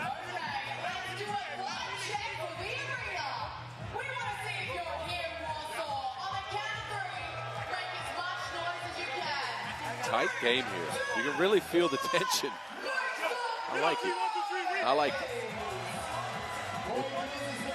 If you can't enjoy a 19-19 tie, well, yeah, between Belgium and France at the highest stage, at yeah, the biggest you're right. stage in some way. All right, here we go. It's coming back. It's coming down to this. 43 seconds left. 19 all. Will anybody get a look from 2? How about logo Joe? No. Forts will get it back and puts it in. Belgium taking 1-point lead. I can't see what's happening underneath the goal there. So Force is claiming France tapped it out of bounds and that was a delay of game.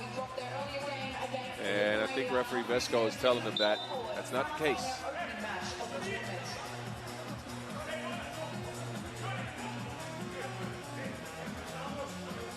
Okay, well, it's going to be France ball. We have 29 seconds left. Belgium on the doorstep.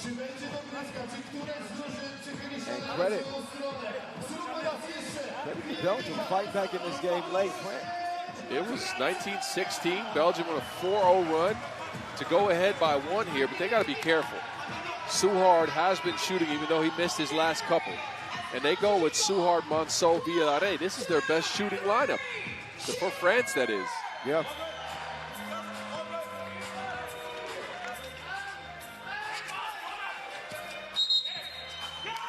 Carey. It was such a good play design, though, because Villare would have been wide open. That was a screen with no defense. But the carry forces a turnover. Now Belgium have a chance. Forts with it. Villare defending. Forts whips it to the wrong color jersey. They'll get it to Hugo. Here comes Hugo. Behind the back move. Pull up. There Hugo again. Boss. France win. Kill shot from Hugo Suhard. There the 2 go from Hugo. That is ice and ice cold. Suhard with 13 in the game? 13. That man was hooping. Wow. Incredible finish to that game. 21-20. France. Belgium fall to 0-2 to start this 26 campaign, and that. Yeah, they're going to be watching this tape back, especially that last possession where Forts carelessly turned it over, trying to get it to the Volk. A bad pass, it was deflected, and that got France the opportunity. And you know, Suhard late game, that man's a killer. He's definitely come with the right mentality to this World Cup. 13. And one more Pool D game to go here in the opening session. Brazil and Lithuania. This is going to be a potential wrestling match. Oh boy. Between two physical quartets.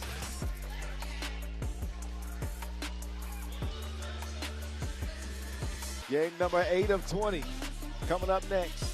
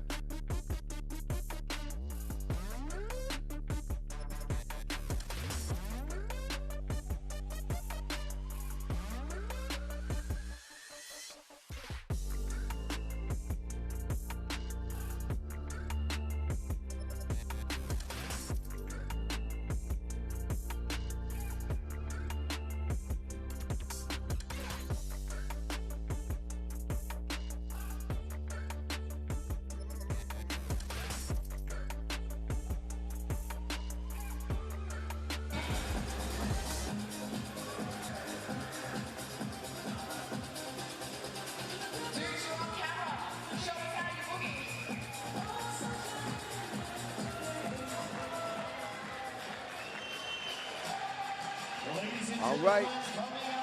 Lithuania, Brazil, anyone? And the Lithuanians look great in that 7-point win to start off the day over Belgium. Brazil found themselves in overtime fight with Puerto Rico, that they did not come out on top. And they will be certainly considered to be underdogs against Lithuania here. If there's any way that Brazil are going to make this a contest, what can they do? I don't think they're going to out-physical Lithuania, right? So well, they can match them there, but what they need is to continue looking for the best opportunities possible, right? And I'm talking, can we get Melo involved on a lot of seals that don't start in the paint, but more on the outside where he just has a run-in for a layup to prevent him from getting tired? Can we get anything out of Wireman at this point? He had 1 point in their first game. He's their gunner, right? He's their shooter. He's going to need to show up. And they need to play that physical defense that we saw against Puerto Rico. But I think Lithuania is a more gifted offensive unit than Puerto Rico. So this will be a tough one for Brazil. No distinct advantages for the Brazilians in this one. And Lithuania coming in confident. With a refreshed Aurelius Bukelis. Ignas Vankus to lead his troops into the square. And a new weapon added to the mix this year. This kid is going to be, he's definitely somebody to keep an eye on. Rokas Yosis. He opened up play with a 9-point outing. Your first senior men's national team debut. You come up with 9 points, 3 of 6 from range, 3 free throws as well. That was, he outplayed both Bukelis and Jaugas, normally the 2 leading scorers on this squad. Makes them even scarier. Yes. And something of a home game for Lithuania too. With all the fans making the trip here to support.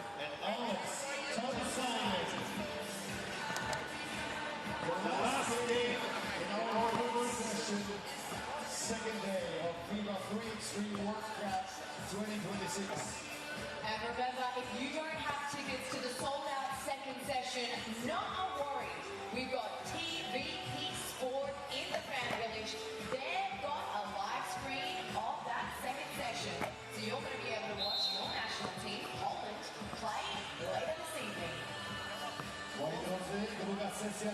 zbiletowaną. Cała arena wyprzedana. Jeśli ktoś z Państwa nie ma biletu, będzie zmuszony opuścić arenę. Natomiast mamy tutaj zorganizować, gdzie można spędzić całe popołudnie, między innymi z reklamą telewizyjnego TVP Sport, gdzie transmitowane są wszystkie mecze.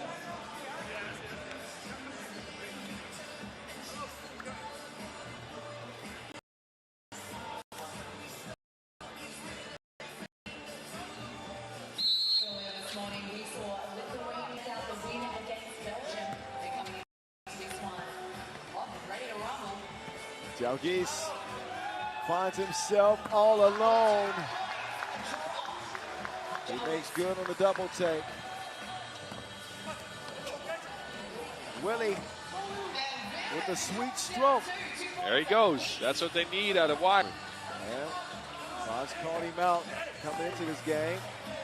Goes flying. And we feed it inside to Jonatas Mello. Lithuania getting their third foul. A whistle against Vancouver.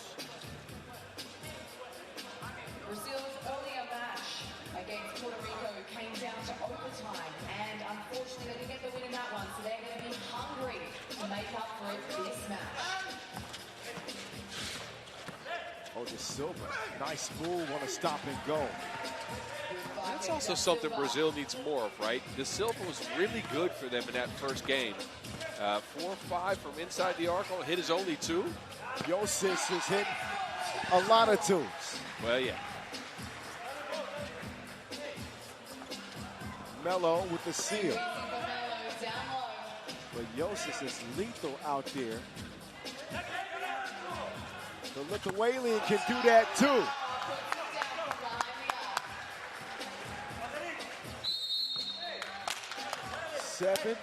the arc. 7-4 Lithuania with a couple of deuces going. Foul against Lithuania. This is where you can see Lithuania, again, a more gifted offensive squad than what Brazil's faced so far. They've come out sharp again.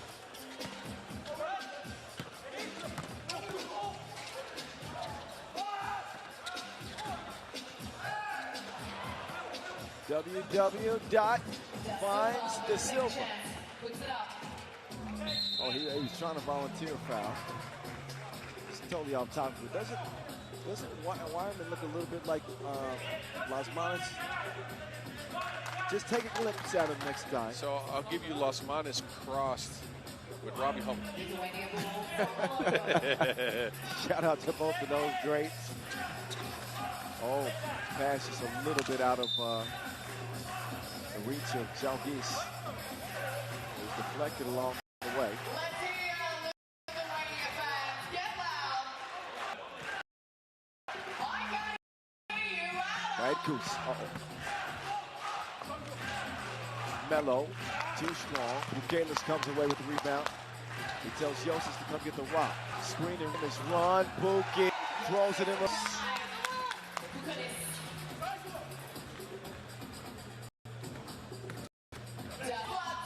De Silva to the rim. He's doing everything to keep his team in track. Bukalis now. He's going to rock the rim. Yam time. What a start for Lithuania. 2 minutes in, and we've seen Bukalis extend the floor with a 2-ball, and then finishes with 2 hands. 3-point advantage. There's Tuva. Branquino.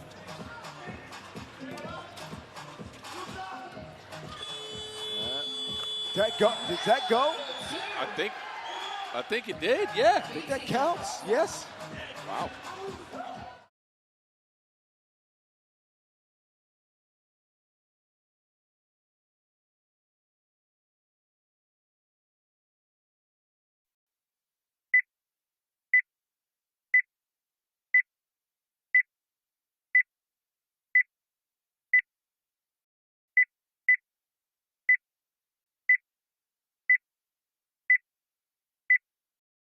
Game to go here in the open.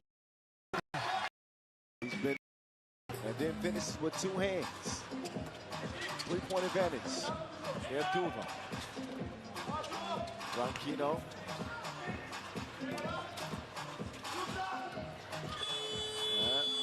Did that go? I think it did, yeah. I think that counts, yes. Wow. Melo at the bag for that shot. Brazil actually keeping pace. As good as Letuva have started, but when it rains, it pours. And Letuva got it coming down right now. It was such a weird mistake, though, because Wireman was on Pukelis and he just left him and stood in the paint. You got to know Pukelis is a pretty good two-point shooter at this point. And you can see the confidence. Pukelis is not to be left alone outside that two-point arc. Where are you seeing this confidence? In the fact that he's again browbeating everybody?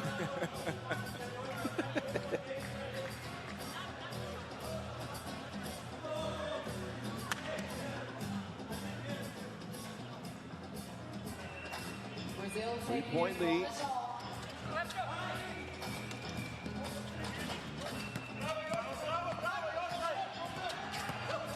Yossis with some great perimeter defense. Jalgis locking things down on the inside. I am liking the new ad so far, Kyle. Offense, defense, he is fit in seamless. Lithuania lead by 3. It's been one of the better offensive starts for Brazil that we've seen. Yeah, it's been the combination between Melo setting up shop in the paint once and getting a two-piece down, and the Silva just putting his head down and getting to the rim. Brazil's going to need more of that. They've gone away from letting Branquinho handle the rock.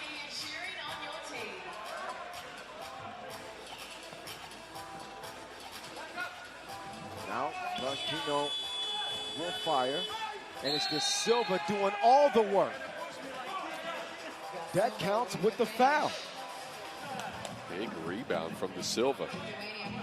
He's really, really applied himself to this game. Look at that finish. With the contact as well. Could get up to 5 points from the free throw line here.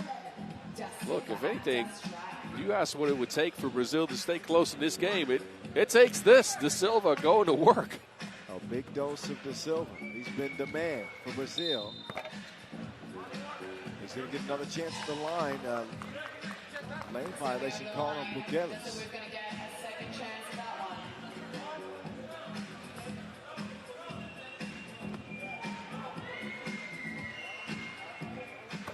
And he'll knock that down.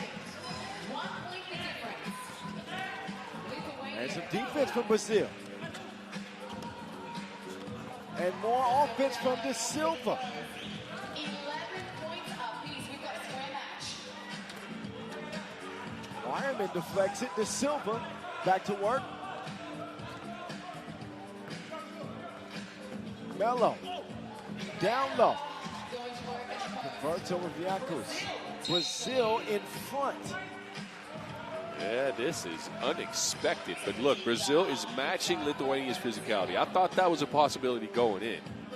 Our offense looked a little stale in the first game. It has looked a lot better here. And also the two-point shooting, too. You think back to that heat that Melo hit from Tulane. De Silva's got a deuce. Wireman's got one. Wireman's got one. And the interesting part to me is that Lithuania have lived by mostly the two ball. Brazil's inside presence and their physicality have kept one of the best inside scoring teams in the game away from the basket.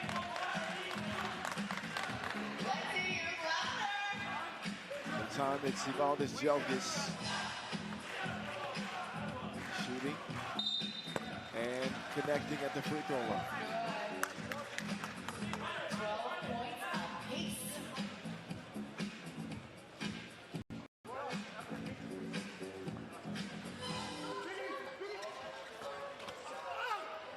De Silva, do work.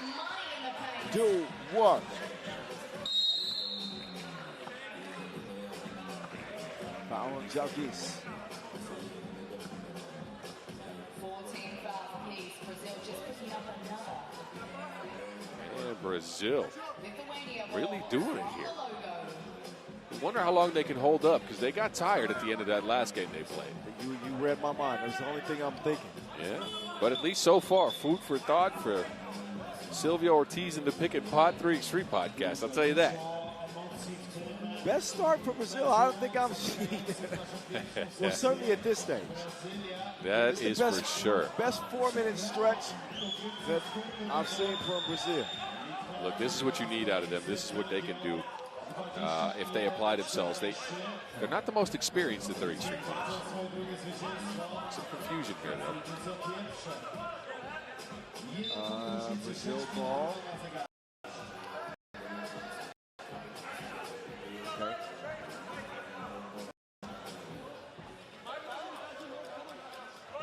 Okay, we're going to play on now. Overtime loss against Puerto Rico. Hungry to get a win. Lithuania already coming off one win against Belgium. Silva's pass just out of reach.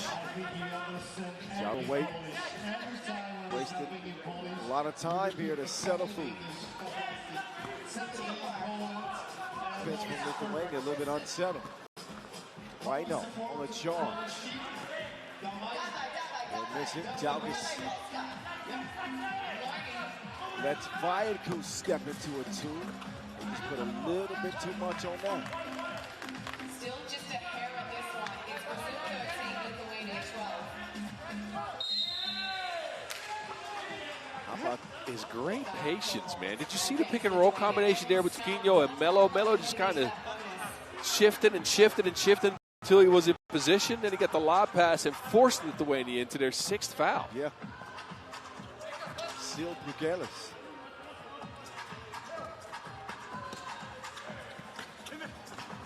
Willie off the miss. Bukelis.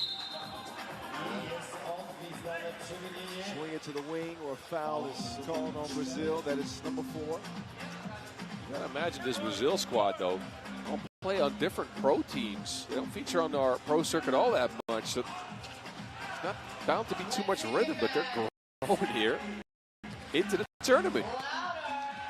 Got some momentum. No. Jalgis, yes.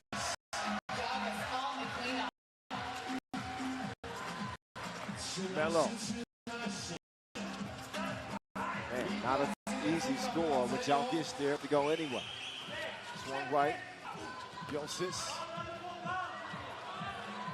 Bukelis, target practice. Money in the bank. The Silva no. Bukelis. Set the ball screen. Oh my goodness. What it is, yo. 17-14.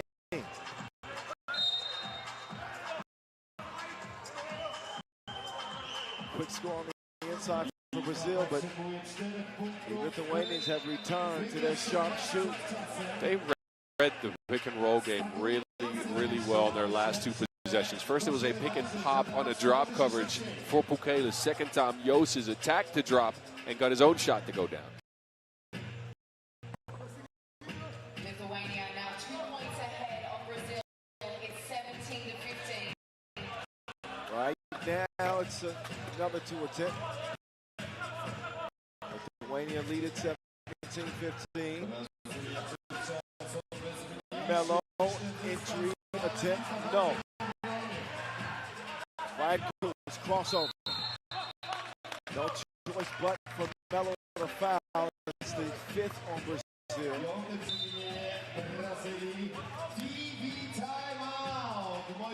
So the Silva's been outstanding for Brazil. He got 7.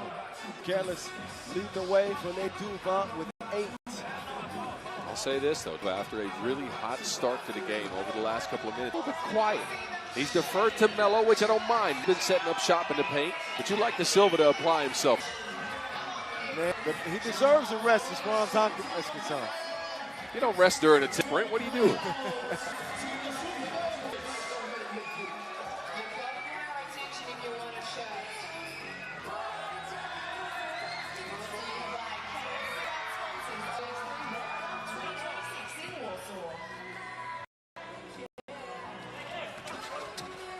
Jalgis and Jotsits. Well, that is a turnover. Exactly. Lost the handle on it. Brazil ball from Loco. They're on the chase. 2 points the difference.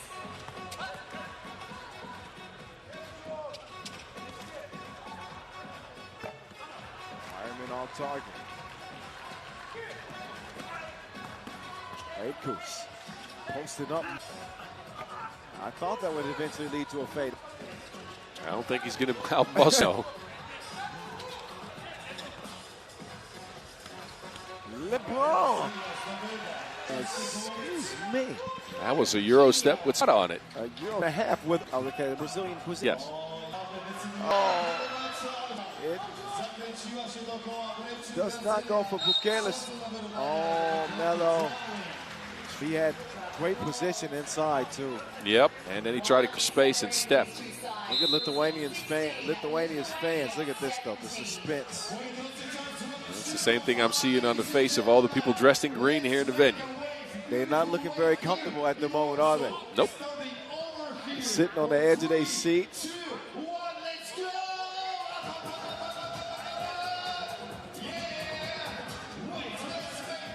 With 2:51 left.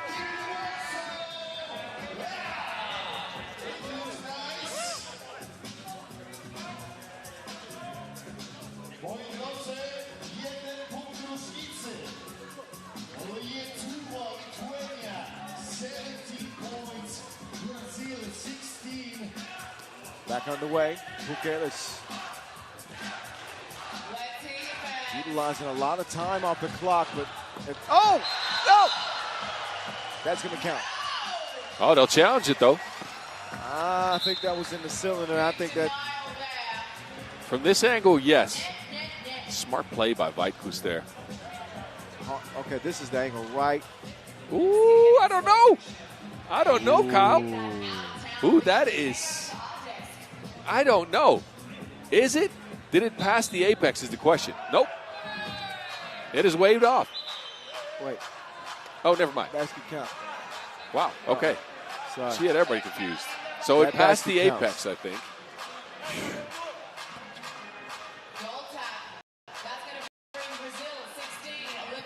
Okay.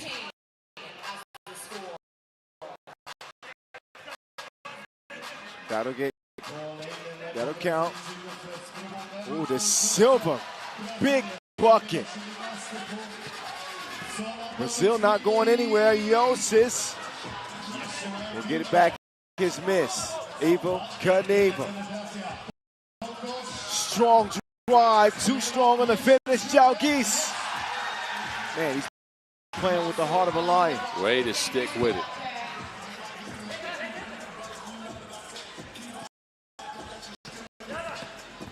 Ronquillo has not done a lot in this game. And that will not help his squad. It has been De Silva or bust, mainly for Brazil. Melo a little bit. Yeah, Melo's contributed. But with 2:05 left, they're going to get it to the Lithuanian, and he will miss the two. Wireman will come away with the rebound. Scott Bukelis in front of him.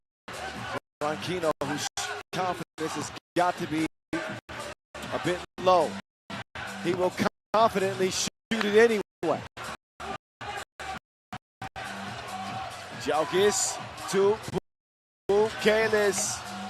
Nope. LeBron, airman.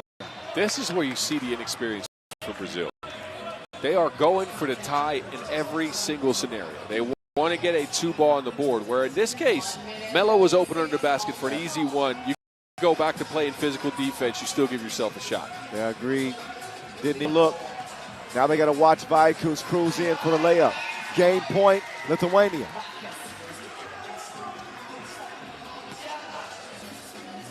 The bullet is shooting to kill. Brazil within one. Fight to Jalgis. 2 to shoot. He'll miss it.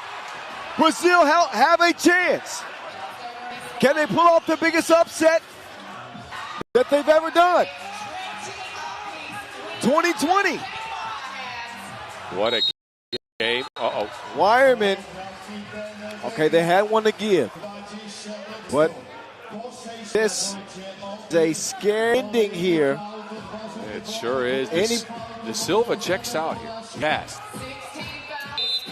I don't think they need the Silva right now. No, timeout on the floor.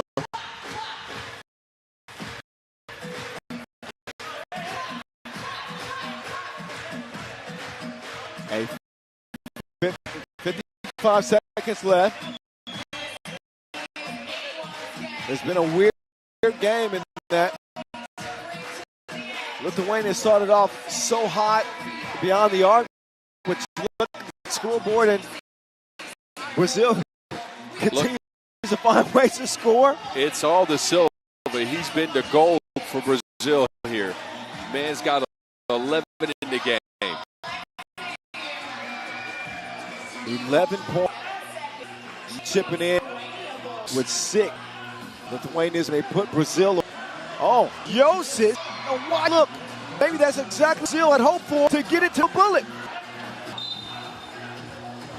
Brazil. 3-7 on the Remember, just heartbreak time to go. Is it there now? Silva, but crib it. Now it's Ennis. V. Luz stays with is to game first. Game from Hill, but Mania good on opportunity to put him to bed. Brazil gambled and lost on that last possession. They left Lithuania open. Jaug is not the most prolific of 2 points, but he gets it done when it matters. Second breaker here, Phil. Wow. One, but that's 2 losses for Brazil. 2 wins. The shot they wanted, yeah, too. for Lithuania. Well, we've got session break coming up for about 35 minutes. Next check ball here in Warsaw. We'll go down to 4:40, Japan and Ukraine. So Bosnia will step aside after that wild finish and get ready for the rest of the day. More games on the schedule. This action cup will continue. We will see you in 25 minutes. Don't be late.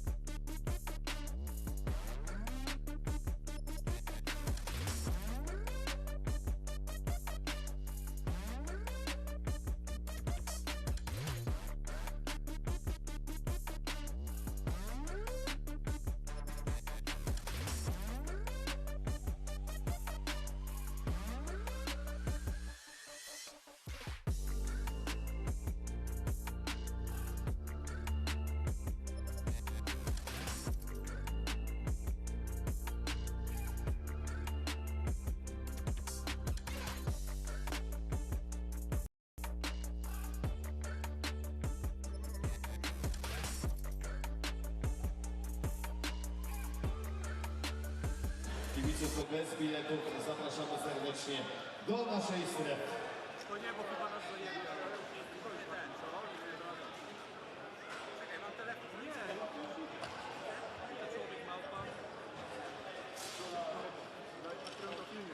Raz jeszcze prosimy o opuszczenie areny wszystkich kibiców. Zrobimy porządek i rozpoczniemy drugą sesję. Wtedy zaprosimy kibiców z biletami.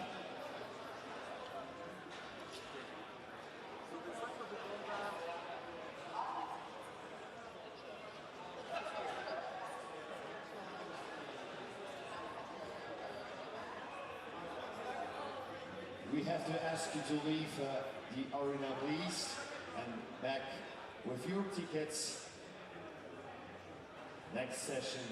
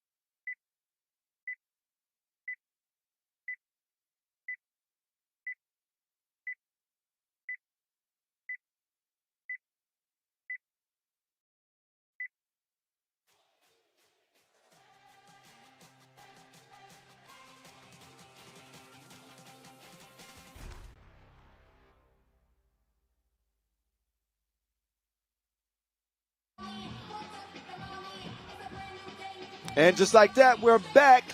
Hope you enjoyed that brief intermission known as a session break.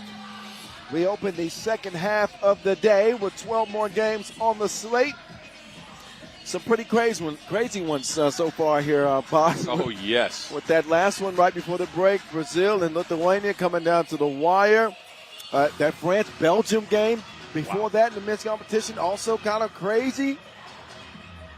We saw an overtime game earlier, of course, Puerto Rico, Brazil. That one too. Japan winning over France.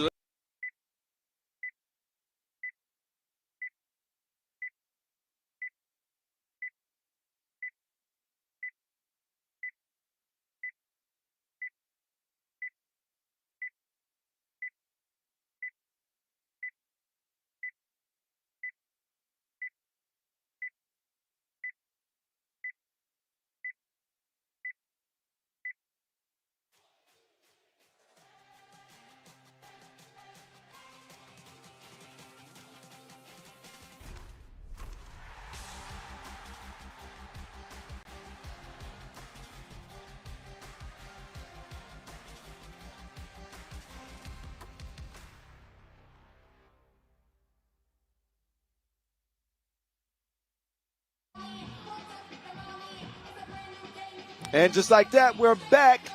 Hope you enjoyed that brief intermission known as a session break. We open the second half of the day with 12 more games on the slate. Some pretty crazy ones so far here, Boss. Oh, yes. With that last one right before the break, Brazil and Lithuania coming down to the wire. That France-Belgium game before that in the men's competition, also kind of crazy. We saw an overtime game earlier, of course, Puerto Rico, Brazil. That one too. Japan winning over France. Lithuania nail-biter over Canada. God, the game's been so good today. It's the World Cup, all right? 26 nations, 40 teams, and only one goal in both the men's and women's competition. And 7 days of action to settle the whole shebang. An aerial view as we've taken over here the heart and the capital of Poland from Warsaw. World Cup's 10th edition will continue after this nice dance exhibition. We'll start in the women's competition, Pool D. Another look at the fast and furious Japanese facing off against Ukraine. Contrasting styles in this next matchup. We'll see how they fare once the teams hit the floor. Panie i panowie, prosto z serca Warszawy i set crew! Wielka brawa! Oh, yeah, we gonna get straight to it. Cześć, Warszawa, hello. And we set it off session 2. And we got Team Japan versus Team Ukraine. Session 2. Japan and Ukraine, as promised. Told you they was coming.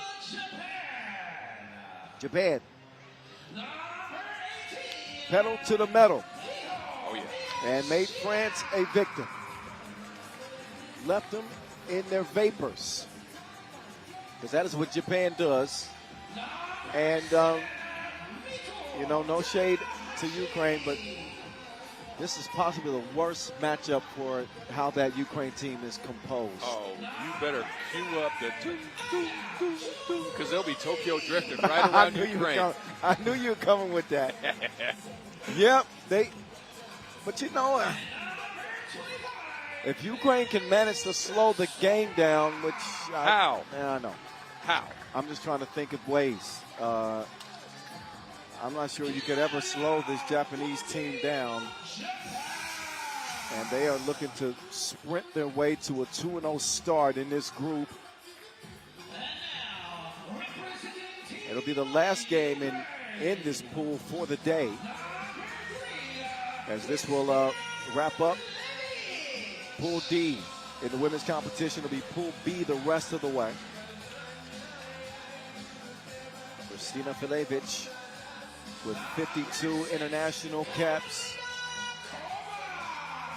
will be joined by the sizable center of the squad, Katerina Koval. Made a couple of nice defensive plays in that loss to Canada. She'll make it very difficult for Japan to get anything going at the rim, but luckily for Japan, they don't really do much there. Right. But obviously, when you think of this Ukraine team, speed is not what comes to mind. Oh, no. Size, and again, I say a lot of physicality, yes, but I'm not sure they're going to be able to get a hand on Japan with the way that they're constantly moving.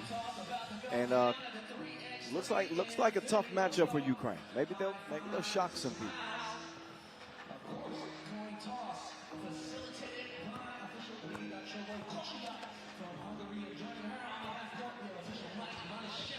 Shout out Noah Lazarus, MCing, and DJ Laz on the spins. Eoi Katsura. Our star is rising in women's 3x3. Certainly a player that has gained the respect of our competitors and performed well with a 4.4 rebound effort in that win over France. 6 points, actually. So even better than I initially said. Led the way in scoring. And she is, again, the most experienced out of this squad when it comes to the pro circuit, right? She's featured on a bunch of commercial teams, now a part of Neftchi Sokar out of Azerbaijan, one of the teams that Neftchi actually second at the Women's Series Finals last year, looking to repeat with Katsura in the mix as an important piece. So she was heavily featured here as a kind of a playmaker from the nail, right? Operated out of the high post a lot, attempted a bunch of twos, but 1 for 7. So slight improvements to be made there. Yep, could see a better percentage, but if you look at her misses, man, they're good misses, if there is a such thing. Anyway, we are underway. Second session, 3x3 action. Ooh, Koval. Spin move, kiss off the window. There's that dexterity. Katsura, 1 of 8 now from distance. Oh, and wait a minute, maybe Ukraine have an advantage here that we didn't pinpoint. And that's Koval scoring the first 2. Well, Japan's game by nature is high variance. Uronili, no good. Miyashita to Katsura. And she is offline right now. This is down to the strategy of this team, right? If you're making the twos, you look good. If you're missing the twos, anything is possible. It's still early. They will. They won't stop shooting twos. I'll tell you that right now. That's what they're betting on. The law of averages. But Ukraine, meanwhile, a distinct advantage inside. Yeah. 2 ball. Eventually, you knew one was going to be drained. Surumi connects. And that 3-0 start by Ukraine, not so imposing, as it's been trimmed down to 1. Ukraine trying an attempt from deep, but Miriam inside will collect her second score of the game. Surumi. Now it's Japan that want to go inside. Now Surumi with the steal. Miyashita to Takahashi. Offline, Miriam will get it clear. Uronili will not enter the ball inside because of the whistle. Off ball. The first Japanese foul. Credit to Ukraine for coming out here with a disciplined game plan. They want to attack in the paint. I think it could work in their favor as long as they can keep Japan from shooting a lot of twos, or at least can force them into misses. Whistle blown inside. Another foul on Japan.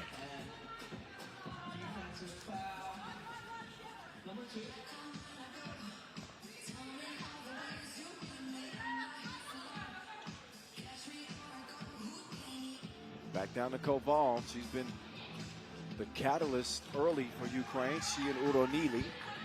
That jump hook won't go this time. Surumi setting up Katsura for another look at 2, and ain't that windy. Katsura is struggling. Japan in general look like they're playing at a little bit of a lower pace than they were in their first game. They aren't as high octane in this one. Spending a lot of energy out rebounding France by 10. That might be coming back here. Quick hands from Takahashi. She delivers the stolen goods to Miyashita. Miyashita to the hole. There we go. Pedal to the metal. Koval. Oh, I was going to say, yeah. Reaching foul called on her.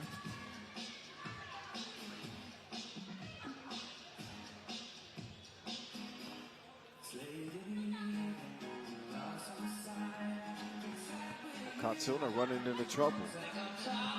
Miyashita looking off the defense before she lays that up in the air. She having a good game so far. Didn't have the greatest of games against France. There goes a shot. Bitch. 6'5". Katsura. Oh, man, the struggles continue, boss. Not just outside, but inside, too. Again, you can expend a lot of energy in a game and then be flat the next one. Man, it's no use making predictions. Nope. With 3x3. Not today. You thought that this, from the opening check ball, that Japan was going to make life very difficult on Ukraine. And yet Ukraine had managed to slow the pace.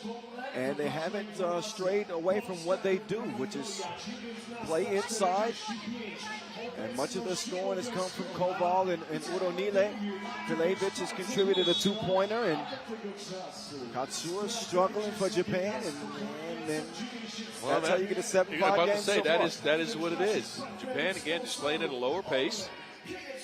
They don't expend as much energy here early in the game as they did in their opening win. So that leaves Ukraine a lot of opportunity with that size they have. Cross court. Uronile takes a hot pass.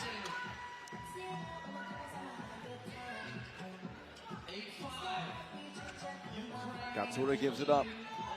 Takahashi with the crossover, kicks out Katsura. She needs a confidence builder that should do it. Bottoms up.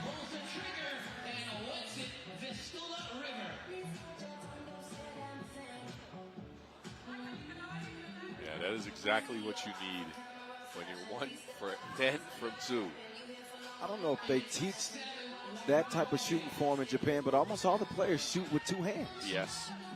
I think it is actually taught that way.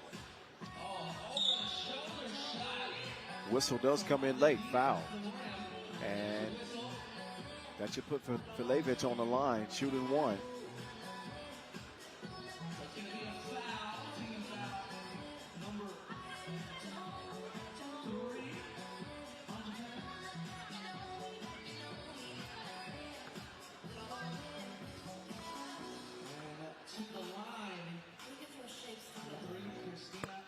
And Filevic keeps Ukraine in front. 9-7. Takahashi makes her move. Look at the rotation on that round ball. Filevic drop step. Yes.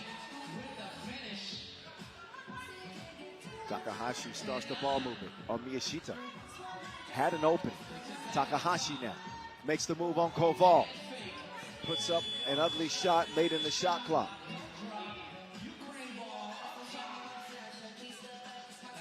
Uronili sets the screen. Filevic penetrating, pulling from the free throw line. Filevic is cooking. That is a great shot. Good body control. Miyashita misses it point blank range. Ukraine the aggressor so far, and will force another foul on Japan and a free throw upcoming. And I think it's the clear identity that Ukraine have, where they know they want to go inside with all of the size they have, with Uronili down there and Koval, and it's making life difficult on Japan. Credits to Ukraine. We talked about their defense in their first game. They're able to stick with Japan here. on that end of the ball, while Japan has all that speed. Katsura exercising some speed. Does the do-si-do to the lane, but misses the leg. Oh, Kubal lost the handling, but it's Vilevic. Not to the rescue. Tsarumi and Katsura will share the Wilson. Katsura, nope.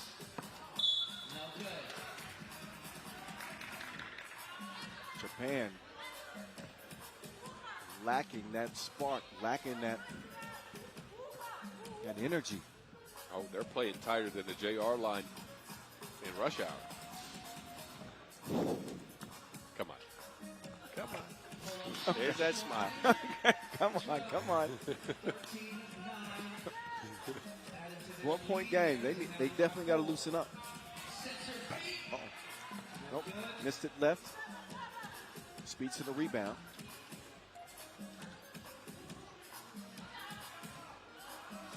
Katsura, ISO game. 2 to shoot. Katsura puts it up with one hand this time.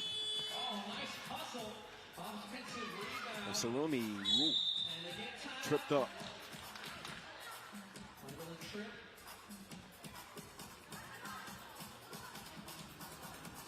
After that loss to Canada, Ukraine are hungry for victory. And again, that defense came through in that game as well. Sorry for interrupting. No, it's a point well received. And the correct one, Miyashita. Ball fake. Kick to the corner. 2 ball on the way. Miyashita. Now to Sarumi. She roams around the floor. And these are not getting good looks, Japan. Most of these shots are contested, except for this one. And that is why it's going to go down. Takahashi with that last make. What? You know why that shot actually matters a lot? It came after 2 offensive rebounds by Japan again. So they're very active on the glass for the 2nd straight game. And they find themselves down 2. 3:33 to play. Pace of the game does favor Ukraine, but I got to say Ukraine over the last couple of possessions has gone away from the inside game, not found their bigs, and that 2 ball is a great equalizer. Now you got to be careful when you're playing against Japan. You got to save that lead and make sure you keep guarding the arc.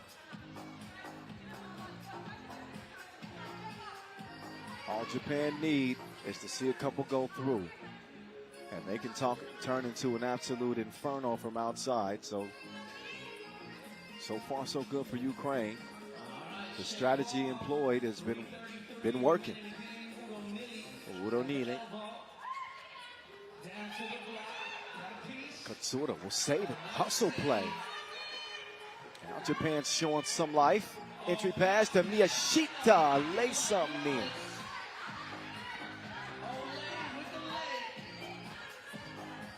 Cool ball. Lost the handle. Cool ball. Turn around. J. Shoot the J. Shoot it. Takahashi. That goes off of Kubal's foot. That leaves 6 seconds. Although, if that went off of Kubal's foot in that kickball, I don't know if it was inadvertent, but I didn't know Koval had that kind of touch in range. Wow. He's got the height. Oh, and the might. Oh, Katsura hits the deck hard and awkwardly. She ain't smiling now. A lot of body. A lot of body there. Clean block up top.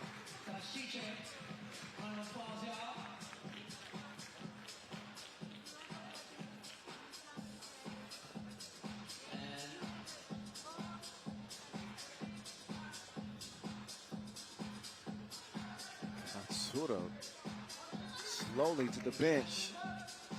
Japan in a fight. Not much hope with 1.6 left on the shot clock there, so that ball will go over to Ukraine as we are under the 3-minute mark. And a 2-point lead Ukraine have.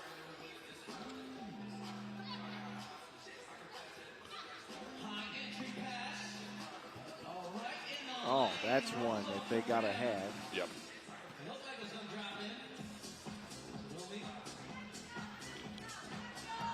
High pressure defense from Ukraine. From the land of plenty, Takahashi from Tokyo. That was a money ball shot in a shooting contest. My, it was deeper than that. Yashita spins free. Now we're even, and here comes Japan. That one touched last by Ukraine.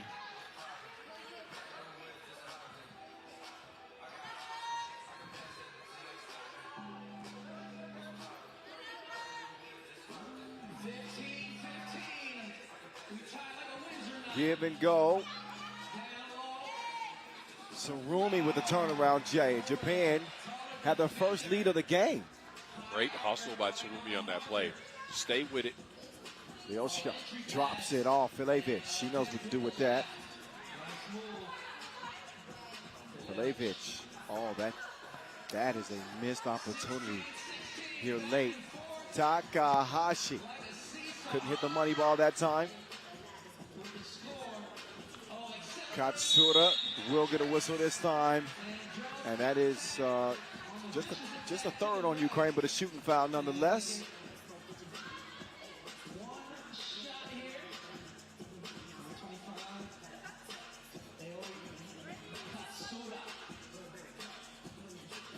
And Japan will take a timeout. They let Katsura get a breather before she takes this free throw attempt. It's a big one. These are important free throws. Or this is an important free throw, rather. That is from the baseline. Wow. Cannonball! Okay. It's a big splash. Okay. Have you ever cannonball before? Come on Cannonball. now. I am 7 foot, 300 pounds. You think I've cannonballed? I empty swimming pools, my friend. So whenever we get a big splash in this tournament, I want to hear it from you. Okay. Cannonball. All right. 17-16. 17-16. Vilevic with the lay. Katsura getting to the rim. Vilevic will have none of it. They've gone away from Koval a little bit, but they will go to Uronili. No, she travels. Yeah, picked up the pivot foot on that spin before dribbling. They have gone away from Koval, who started the game out so well, but she's not even setting up shop in the paint. She's just clearing out. Well, now she's on the bench. We're under a minute to go. 17 up. Tsurumi to Katsura. Nobody home. An uncontested layup that puts Japan in front by 1. 45 seconds left. Leashko trying to get free. And it's Uronili who is sent to the floor with a 6th foul, Japan. Takahashi, the most lethal outside shooter, is back in. 42 ticks. Leashko. Now they go down low, and that Koval, back-to-back misses. And each of those should have been makes. That is like a foot size advantage you have there as Koval. That has to be a make, especially that second attempt. And then the hustle for the ball. Koval touches it last, so it's Japan possession. Wow. Decisive plays in a game this close. You got to have those. 25 seconds left. Japan with a 1-point lead. This could have been a dagger. Defensive play underneath from Koval is going to leave the door open for Ukraine. For the shoot, Filet. Filevic puts Ukraine up 1.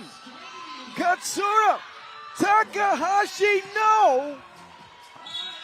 And Ukraine are going to win it. Wow. On the right wrist of Pilevic. Kristina Pilevic with a 2 in the final seconds of the game to preserve the win for Ukraine. There it is, the go-ahead two-piece.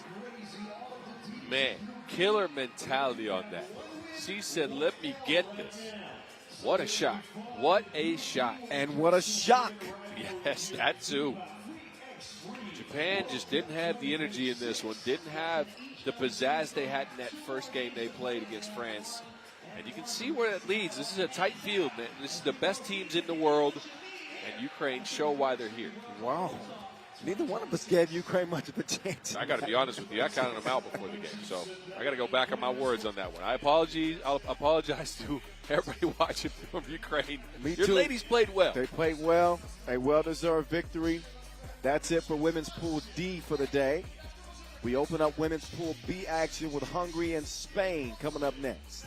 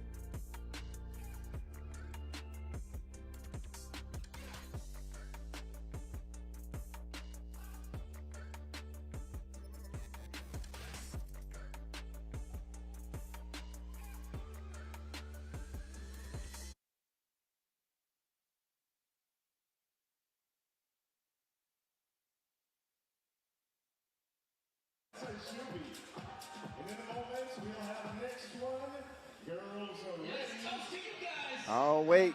We turn the page to our next contest. Is the day's story continues to be written here, day 2. By the end of business today, we'll have seen every team in this year's competition.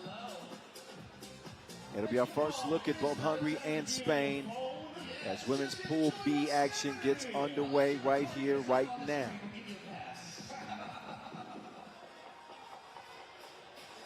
Standings in Pool D.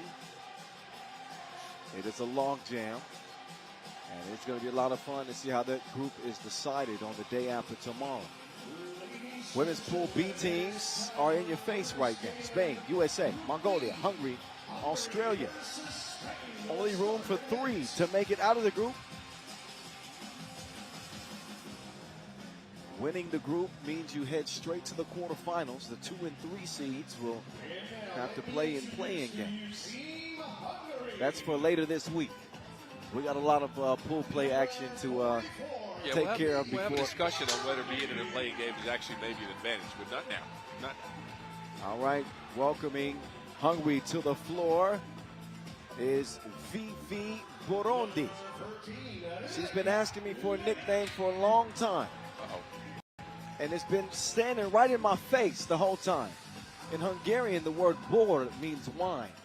And Vivi's done nothing but get better, like a fine wine. So Vivi Bor. Okay. Vivi Bor. We'll just take out the ondi. Okay.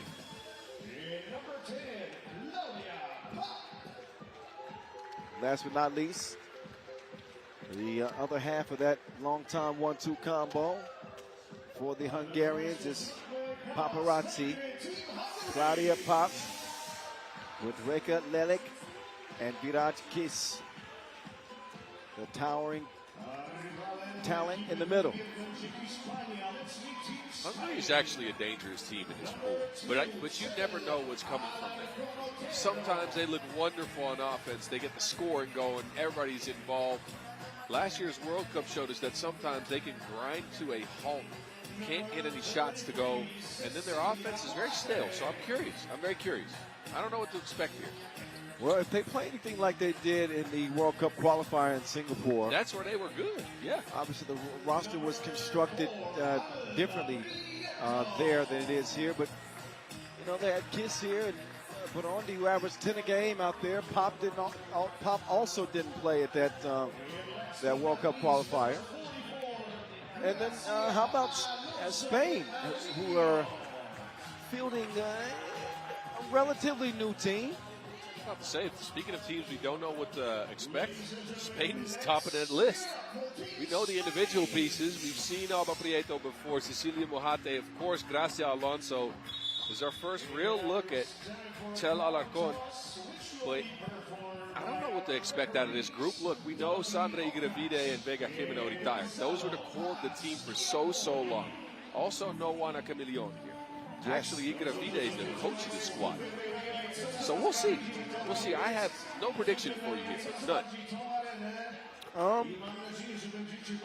I think I give Hungary the edge,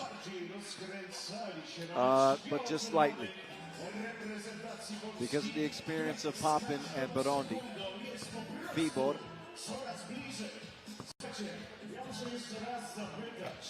Czy mamy może już tutaj na obiekcie kibiców reprezentacji Polski? Bardzo dobrze. Bardzo ładnie. Zachowacie siły, ale słuchajcie, warto powspierać dziewczyny, które za momencik rywalizować będą o swoje pierwsze zwycięstwo w tych mistrzostwach. I'm already getting texts from people that know Spanish. It's Che. What's Che? Che Alarcon instead of Chel. Oh, Che Alarcon. Alarcon. Che Alarcon. Okay, good. Now that we got that out of the way, we can play. Get it. It's on. Oh, that was a quick turnover. Travel. Pop suffered a pretty serious injury earlier this year, playing 5-on-5. Had to have surgery on her mouth and gums. Took an elbow. Yeah, really. That was a serious surgery. FIBA to the crib. She gets better like a fine wine. 10 points a game at the World Cup qualifiers, and she's got the Hungarian scoring started, but she cannot stop Mojate on the inside. Pop down, speeding to the left wing. Gives it up top. Vivi, here she comes. To the cup. Vivi La Vie. She's doing a great job so far.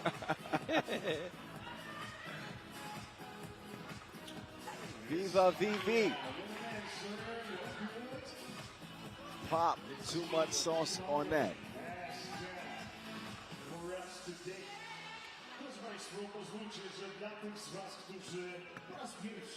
Spin move from Alonso. Pop will come down with the rebound.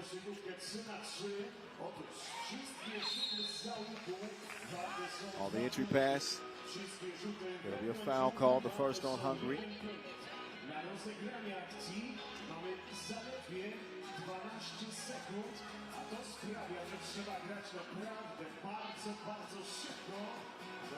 To one start.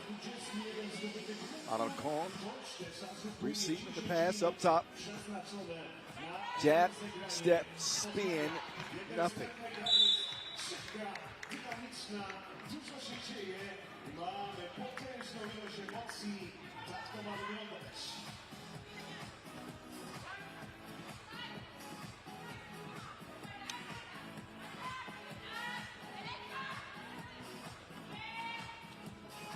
Lelik to Kish in for the score. That is a huge advantage that Hungary have. Vidar Kish, such a gifted scorer in the paint. stands about 6'5". One of the taller players in the competition. And is really taken to 3x3.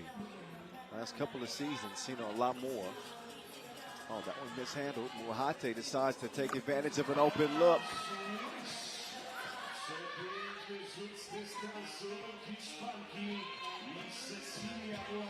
Tough shot. There is a whistle that comes.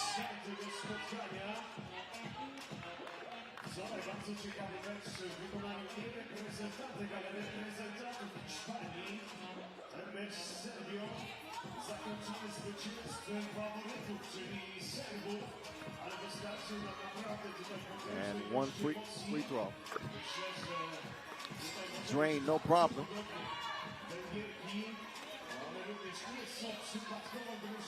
Martinez, lefty lay, missed. Muhate also with a point-blank miss.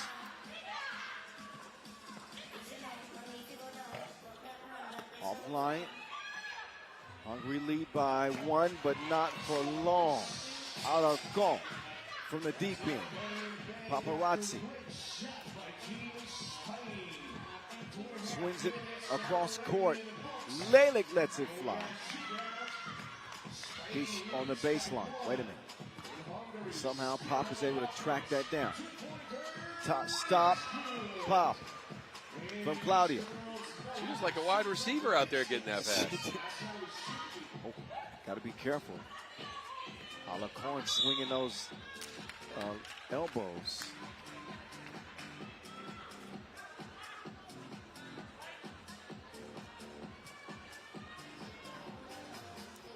Couple of fouls on Hungary, one on Spain. Hungary lead 6-5. That time Pop no good. Whistle on Martinez underneath. Spanish pronunciation is really good. Thank you. Thanks a lot.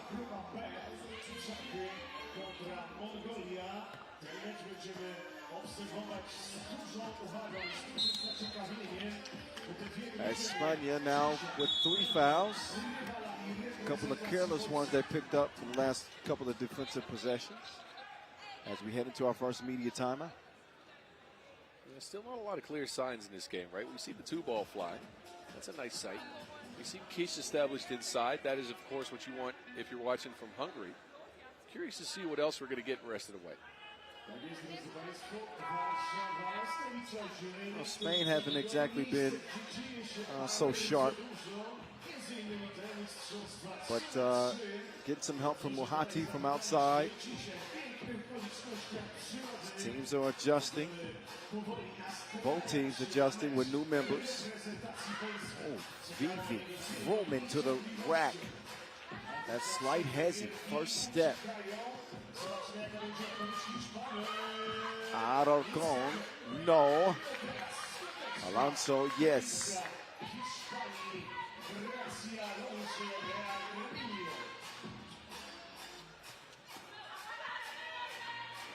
Snap, crackle, pop. 8-6. You got? Did you ever have that cereal at Yes, any time? of course. I'm more of a Captain Crunch guy, though. Captain Crunch? Yeah. I didn't like Captain Crunch that much because it was stick in your teeth. Yeah, but look, I'm a sweet tooth, man. They're super sweet. I liked Honey Bunches of Oats. Okay, those are good, too. So I was a young kid who had an old man's taste in cereal. Yeah.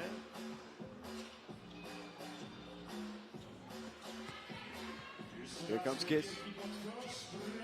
Running hook won't go.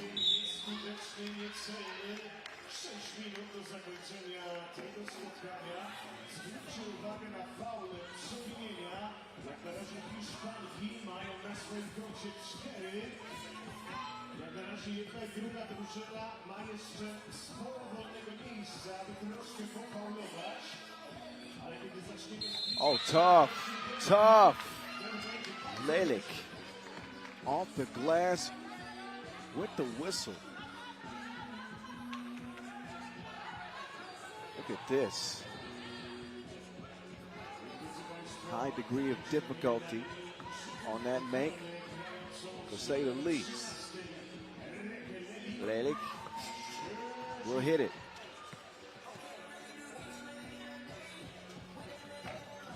That one rolls off iron. Buhati is down. She's going to get tied up. That'll be hungry ball.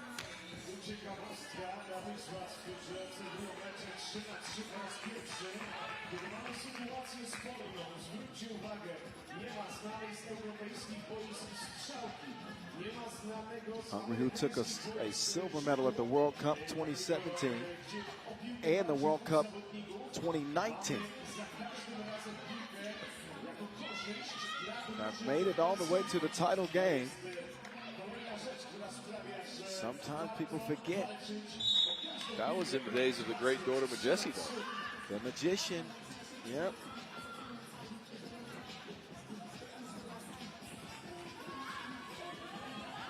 Got a Europe Cup gold at in 2016. They were one of the staple teams in the early days of 3x3. Sure. Yeah, absolutely.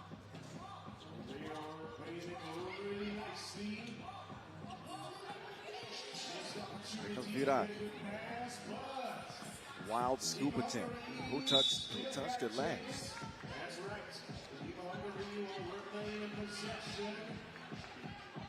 I don't mind that take, but if Hungary is just a little tighter on the curl screens going around Quiche, they might get some layups out of that. They want Spain want Muhate on Quiche the entire time. Over to VVB. Borondi pulls up and knocks it down.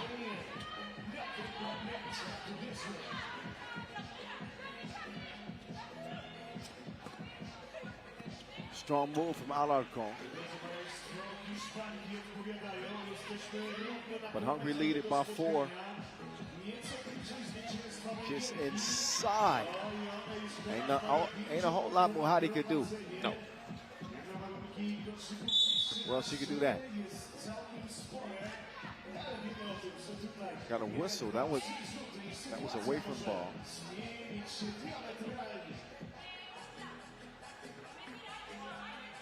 Yeah, underneath. Yep. And Pop and Gracia getting tied up. Alarcon. 2 ball. Drained. VV board. Slick move. Opa. It'll count with the foul.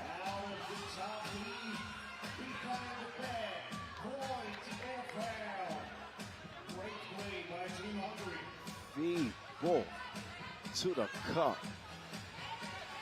Pick it up where she left off from the qualifier. I don't know, she looks quicker these days. I agree with you. She's been sharp.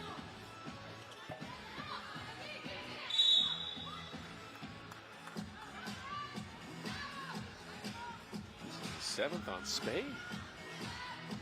Muhate couldn't contain Quiche on the box out. Free throws coming for Magyarok. Did I say that right? Who? Magyarok? I'm trying. It's Magyar. Magyar? That's Hungarian, but Magyarország. Oh, sure. I am now lost. I am fully lost? Sure. I tried. Hey, credit for trying. I have to.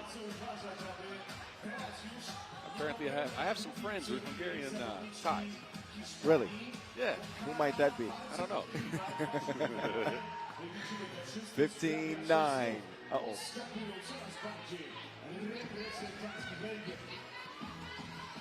Martinez comes right back. Second try. Ends up in Hungary's hands. The very dangerous VV Burundi. Redirected. Martinez through the defense. That whistle will come.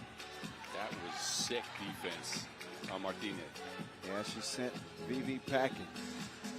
Literally.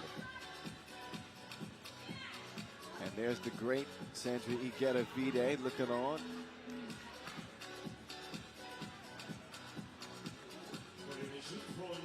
Trying to spot him in the crowd myself right now.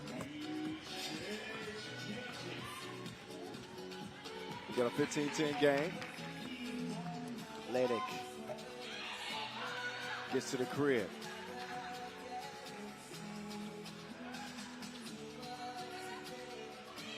Martinez inside.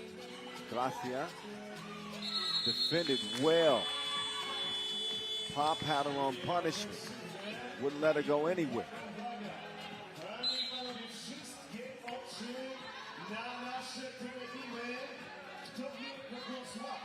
Pop is an underrated defender. She's so low to the ground. She's got quick hands. Really feisty on that. Makes her a good rebounder, too. For the same reasons that we talked about how Japan have been able to rebound well today. Although a loss to Ukraine, but just the speed to the ball. Oh, yes.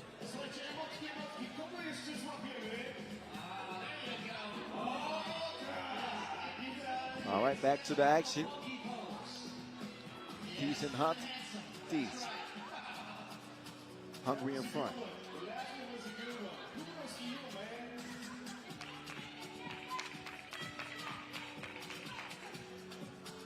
Pop again.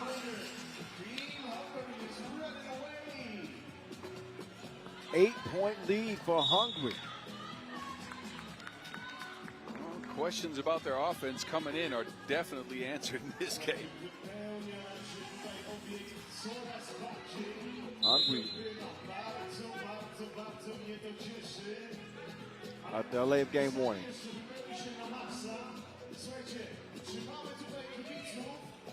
But the Hungarians looking good. VV too easy. 19-10.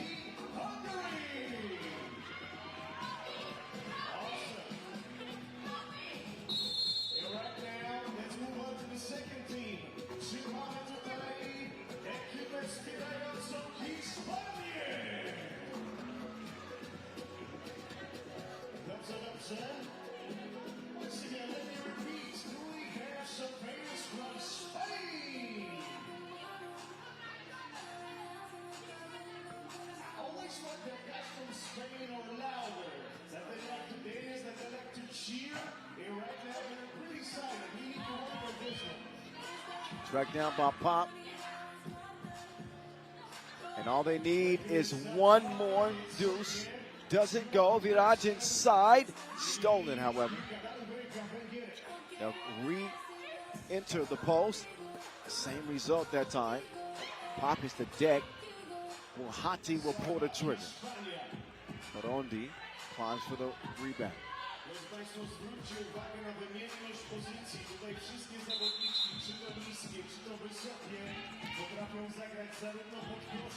Three the key, I believe. Oh, I see.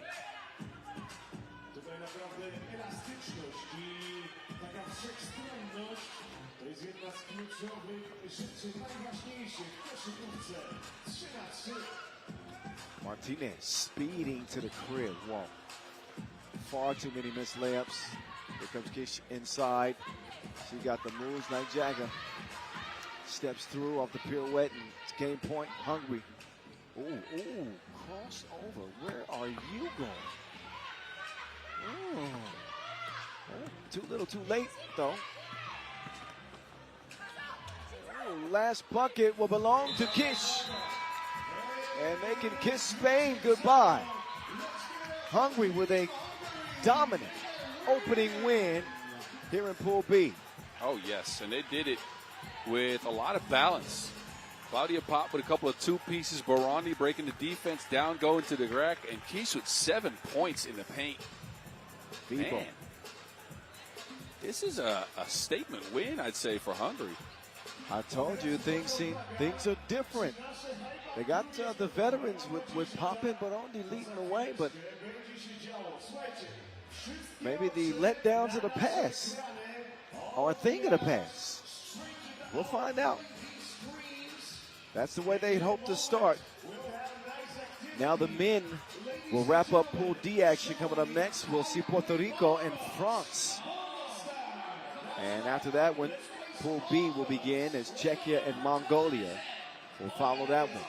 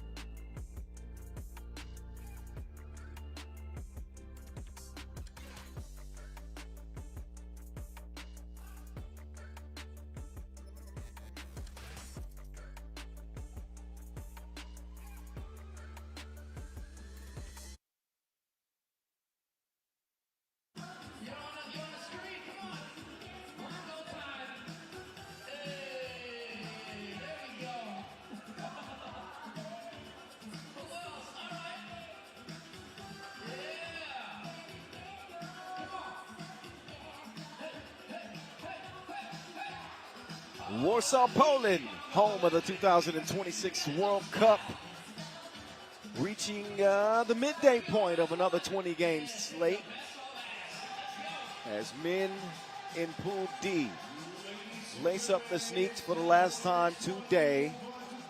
And again, the remainder of today's action will be exclusively Pool B for the men and the women. Puerto Rico in OT, courtesy of their sharpshooter, Mr. Brian Gonzalez. What a shot. What a shot. That will go down in maybe, for sure the top plays of the day, but maybe the top plays of the tournament. He couldn't see the basket and still got it to go down. Puerto Rico played a good game, I'd say. Physical defense as expected. Yeah. Rebounded very well against a big and physical Brazil team. Shot the 2-ball at a decent clip, 3 for 11. Yeah. Gonzalez the only one to knock him down.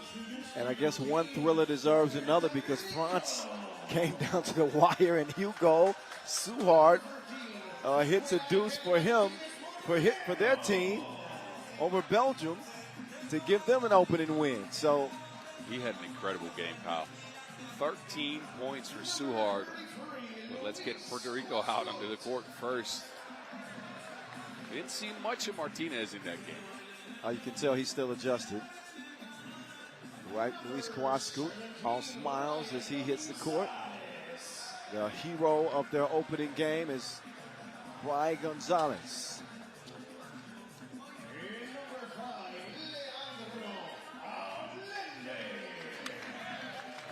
And last but not least, LA. All in.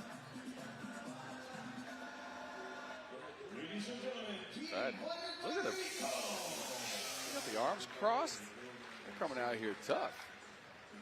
I mean, they from PR, you know they're going to have a little bit of swag. Man, I've never been, so I don't know. Oh, that's right. I've never been. I wish. Oh, man. You don't know what you're missing out on. I know. I don't. I really don't. Get me out to Puerto Rico, please. All right, we're going to start a campaign. Get the mountain to Puerto Rico. France, new look. Good results so far. And they'll try to keep it going. They added Emmanuel Monceau to the squad. Alex Villarreal, who's represented the national team before. Yes. But found himself on the outs. Now he's back in with the Olympic silver medalist, Jules Rambeau.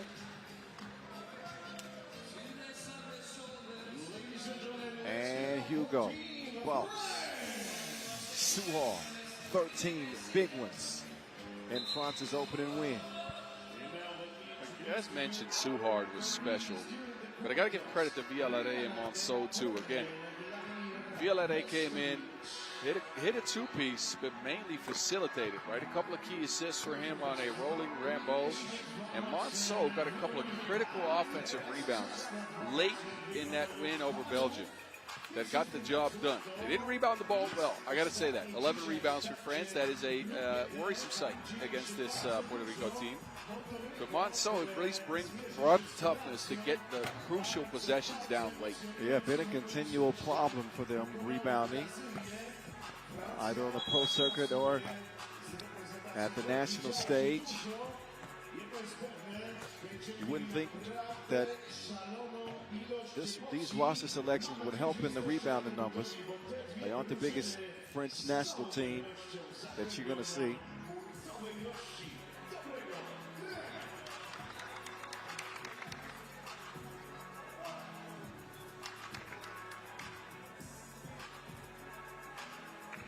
So these teams played last year, and it ended up a Puerto Rico win. Now, of course, that was with their then star, Antonio Ralat, going completely bananas. He's not here now.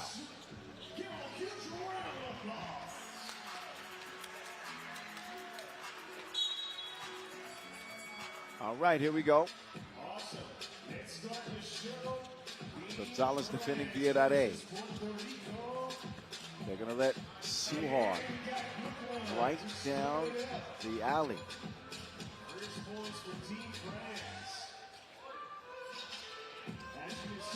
Allende. Here comes all in. He will miss it.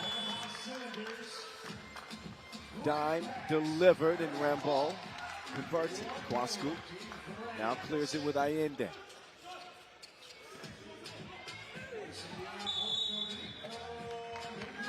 Foul on the floor. Smart try though by Kwasku to try to get some free throws out of that. An A for effort. Kwasku push that up a little bit quicker. He might be heading to the line. Instead, they get reset. Martinez. He'll open up the possession here. They nearly throw it away. Gonzalez skips the rock straight to Kwasku. Dime time. Get out of there. No. Oh, good hustle, but he saves it to the wrong team. Martinez can't make him pay double. One thing you can look at with France is the fact that Villaret, his two-point shot has not fully developed in the tournament. He's got one down, but he's one of 8 now.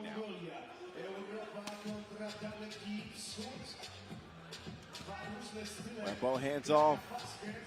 Suhar makes the extra pass. What a beautifully designed play there from France. Yeah, wow. Now Monceau is gonna lure Kwasku into a foul. And look who's saying he's flopping. You be the judge. He sells the contact, yes, but Kwasku puts his shoulder in him. That's not smart to do. Monceau to Villaret, high off the window. 5-1 start for France. All in. He'll power that up in.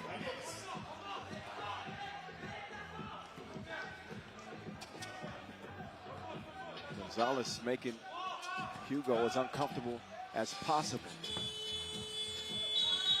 Narrow miss for him, and Allende gets caught with a handful of blue jersey.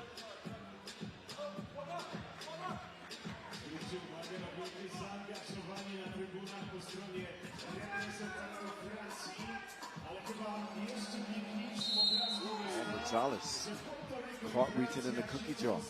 Shooting foul. Villaret to the line.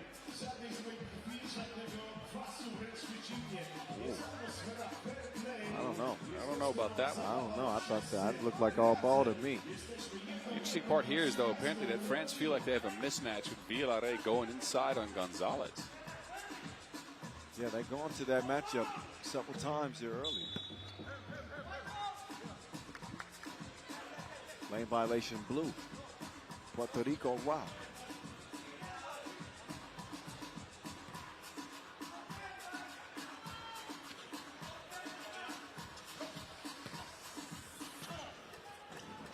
There's Gonzalez. Allende. Nope. Rambo will get called.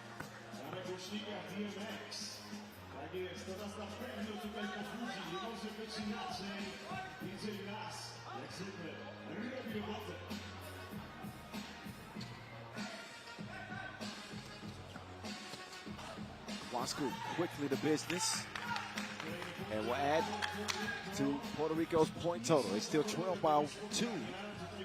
Villaret. Okay. Number 4 now on Puerto Rico.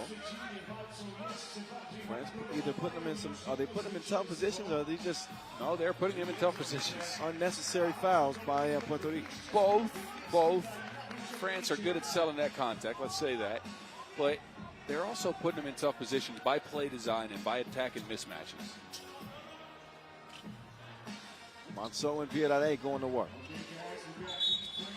Oh, that's an offensive foul. That sends Allende flying. A lot of whistles early. Both ways, actually.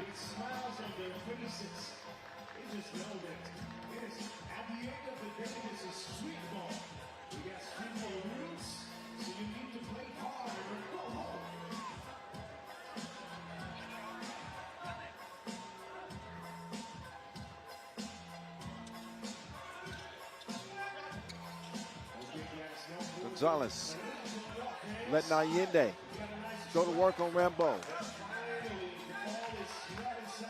No bucket to speak of, Monso. Pierre, dribble drive, step back, cash.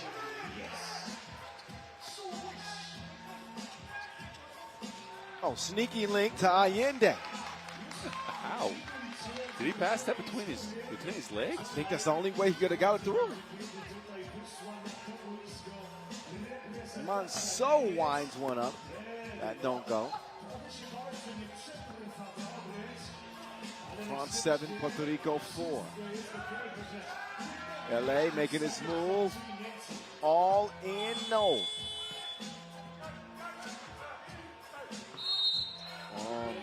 Kwasku two-handsy. Number 5 on Puerto Rico. They better be careful. They're playing with a lot of hands. They're trying to be physical with France. And again, France is a team that's super prolific at showing contact. Puerto Rico, especially when they get in foul trouble too, is when you see some frustration with them. Yeah. Things can get a little heated. Yep. And you don't want to get to that stage this early in the game. A lot of time left on the clock, 6.5 minutes. The main concern is the fact that Puerto Rico have not been able to knock down their twos, specifically Allende, who's had some really, really good looks. I like how you said that, by the way. What? You said they're a prolific team and showing contact. Well, I got to be nice about it. They can draw attention.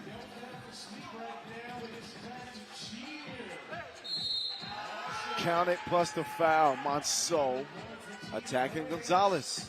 He's drawn out of the 6 fouls, 4. He's had a good game so far. This is the type of stuff that doesn't show up in the box score, right? Yeah, but you know, even when Ralada's playing, teams usually attack him in that position. It's kind of the same way.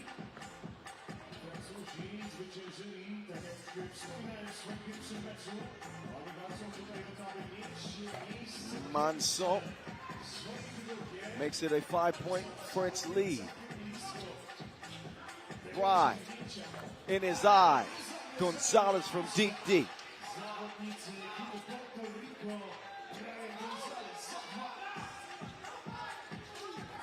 Oh, that is a clear offensive foul. Well, he took a page out of the Frenchman's book.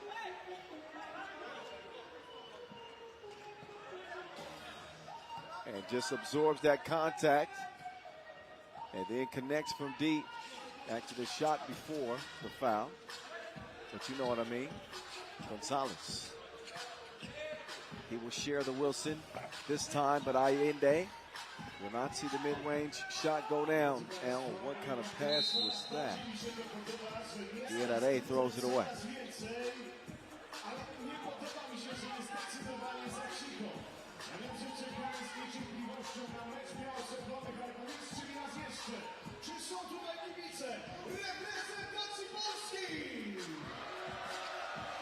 Allende in there like swimwear from the left wing. Puerto Rico pull within 1. Oh, wow. Big boy rebound from Allende off that miss. Luco will get it back to give it up. Allende now past the defense, and it's a layup line for LA. Get it out of here. Luco at the rim is a terror. Allende channeling his inner Steph Curry. Team light skin. Rambo around the corner over Martinez. But Puerto Rico have stormed in front. Allende looking for Kwasku.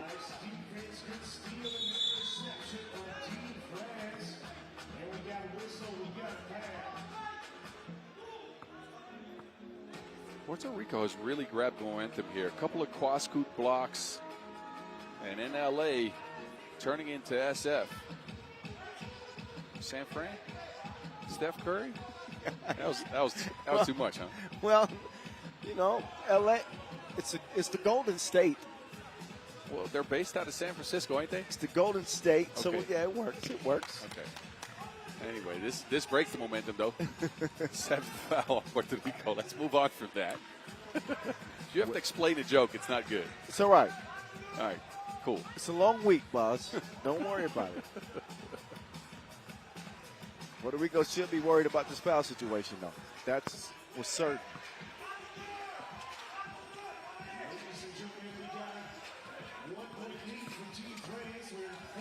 Gonzalez with Villarreal on this hit.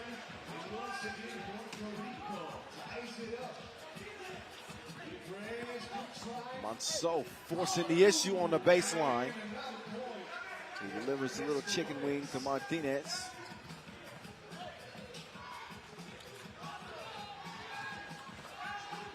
Allende follows his own miss. Allende frustrated after missing that layup. He'll foul. That was great defense by Rambo. First, he stuck with him on the perimeter. Then he didn't box out, but he kept his cool here. Yeah. And gets his team in possession. Yep. With that 8th foul. Actually, he'll get himself some free throws. Yeah, that's a defensive foul. That was after the shot was missed by Allende. And that'll put Jules Rambo on the line.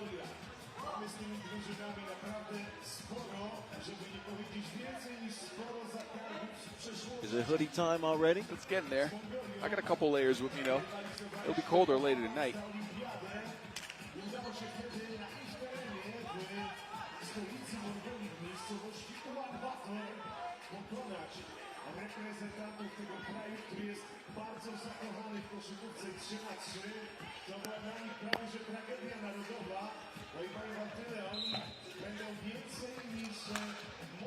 Lane violation.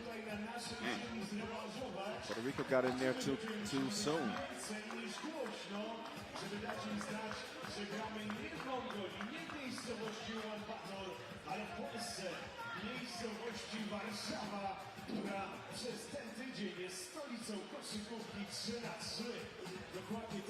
And Rambo makes him pay the second go at it. Wascu. Gonzalez to Quascu, and he battles his way in for the score. His first step is so quick. It is so tough to stay in front of him. Villarreal leaves Quascu in the dust, but misses the layup. Now Quascu drops it off to Martinez. Martinez penetrating. Martinez past Rambo. Quascu will get called for a delay of game warning. Just in the wrong place there. They were trying to get some transition offense, but no harm done, just a warning. And a 14-14 tie. It is a good game.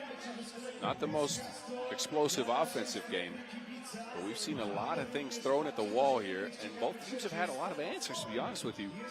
Allende's been super good with 7 points, but credit to Puerto Rico mainly for keeping Hugo Suhard to 1 point. The man scored 13 his last time out in the half-court arena. He's doing his, well, he was doing his thing, and they put him on ice. Hasn't looked for a shot a lot, but right on cue. The boss man has the rock in hand. Villarreal on the move. He's left wide open, and he can't connect it. Monceau, oh, that was ugly. Monceau just rushed it.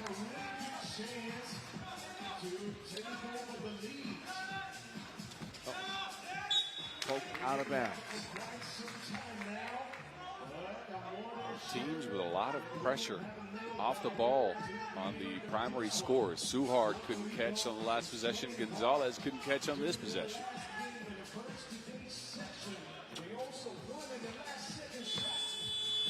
No good from Allende. Suhard forcing Allende to follow him around the floor.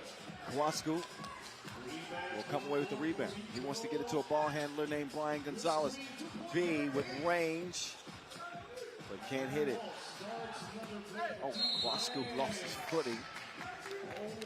And an unfortunate foul for him is that will put France back on the line. It'll be Monceau shooting two. He swipes down, though. He lost his footing, but he was swiping down. You see it right there. Yeah. And that is the 9th on Puerto Rico, one away from the double bonus. That's ugly. You know what that is, 3-3 purgatory. 2 free throws and possession, and 2:37 on the clock. The game plan for France is pretty clear the rest of the way. I had to clear my throat for that. That's pretty high pitch there, my friend. That's how it goes. I don't think I can get that. Good. Monceau did get that. And got that one to go too. 16-14. Gonzalez, the lead pass to Allende.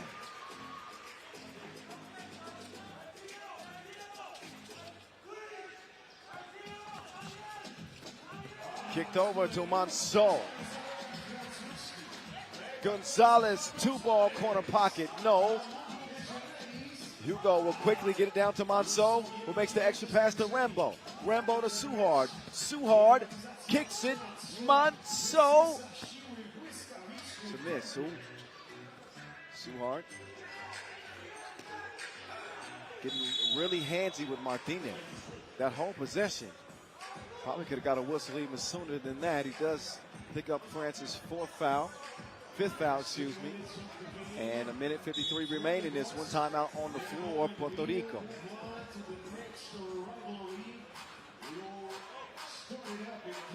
So Allende leading the way. He got 8. And Monceau with 8. Yeah, he's had a good game, I'm telling you. Again, he's drawn a lot of fouls. He's cut to the basket. He scored from the free throw line and from the paint. But if ever a time for the two offensive powers from this squad to show up, it is now. Brian Gonzalez at 3, Hugo Suhart at 1. A game of ebbs and flows, not just for teams, but for individuals. And the 2 stars of game 1 for each are struggling. They are struggling. $150 to go in this Pool D finale. Allende lofts it up to Kwasku.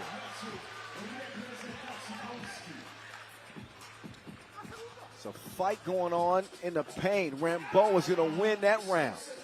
Great steal. Gonzalez keeps it alive for Puerto Rico. Here they come. LA missed everything. Kwasku couldn't save the day. A shot clock violation is the result.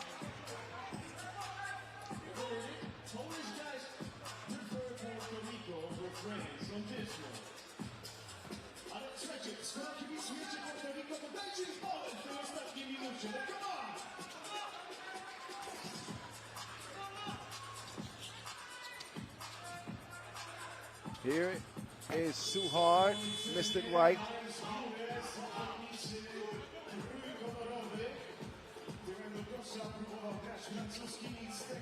Diarra, clean look. But the shooting has been a miss. Kwasku's going to turn it over. France keep it alive. Allende gets it cleared. And Allende no good from 2. No arc on that shot. He has no legs left. Yeah, you see he's fatigued. We're at 35 seconds left and another one coming down to the wire. Can Suhard play hero again? No, his stroke is broke. Both teams are absolutely out of oxygen at this stage. Hands on knees for almost everybody.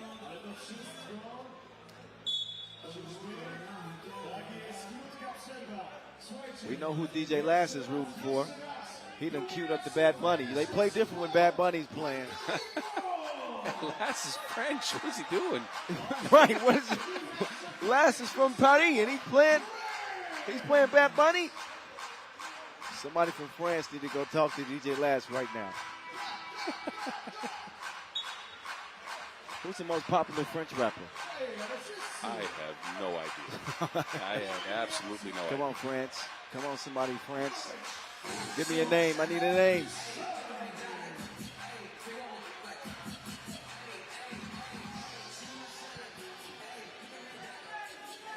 Okay, guys, it's time. It's crunch time. Gonzalez. Whoa, what is he doing there? Trying to draw a whistle. That's going to put him in a bad position defensively, but he recovers. Too hard. Pass is too long. I don't understand why Rambo just didn't go to the basket. Gonzalez was out of the play. He was out of bounds. Well, it looked like Rambo was going to the basket. He waited. Okay. It looked like he waited. I might have not seen it right, but Well, the door is open. Turn the shot clock off. Gonzalez to Allende. With the final 5 seconds, they need to get a 2 up. LA defended well by Rambo, and that will preserve the win for France. 18-16. Allez les Bleus. credits to Jules Rambo. On a couple of critical possessions late, he showed his foot speed and his dexterity on that defensive end. Well played by France. Puerto Rico right there, but they couldn't get Gonzalez going. Yeah, they're right in the mix. They're at 1-1 in this group. Of course, Lithuania leading the way, top the charts in this Pool D. And that does it.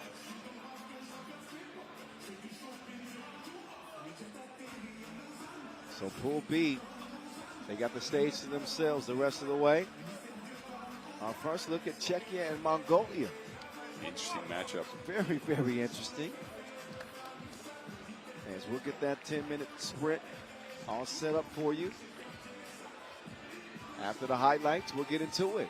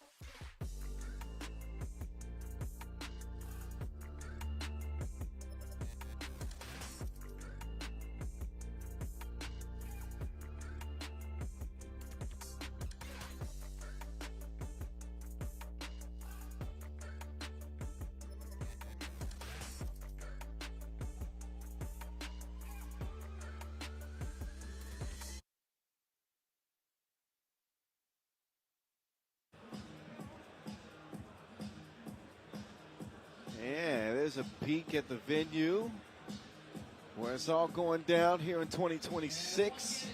These are how things have gone down in men's Pool D play. As mentioned, Lithuania with a blowout win followed by a heart stopper over Brazil. The Brazilians 0-2 on the day, while France and Puerto Rico are 1-1. Belgium 0-2 at the bottom of the charts as well. France is 2-0, right? Yeah, they are. 2-0. Yeah, my bad. No worries, I got you. So, yeah, they're the class of Pool D through a couple of games. Of course, 4 days of pool play. So they'll have 2 more games to go the day after tomorrow.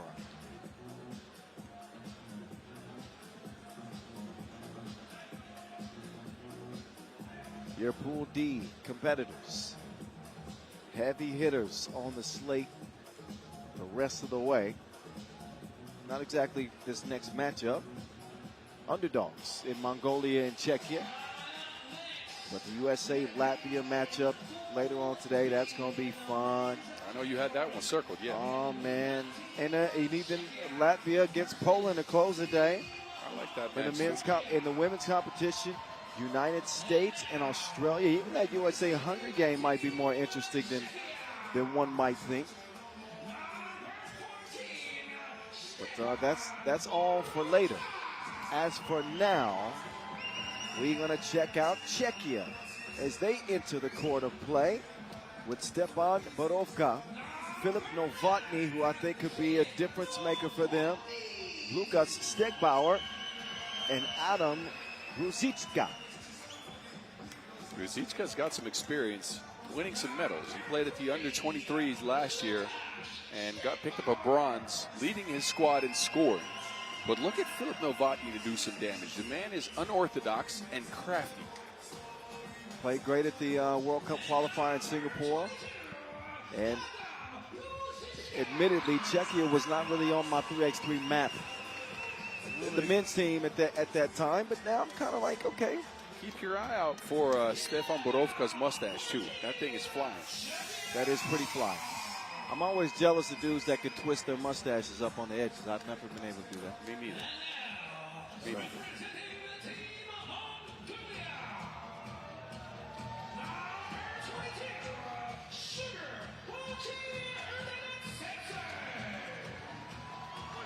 All right, sugar and spice and everything nice.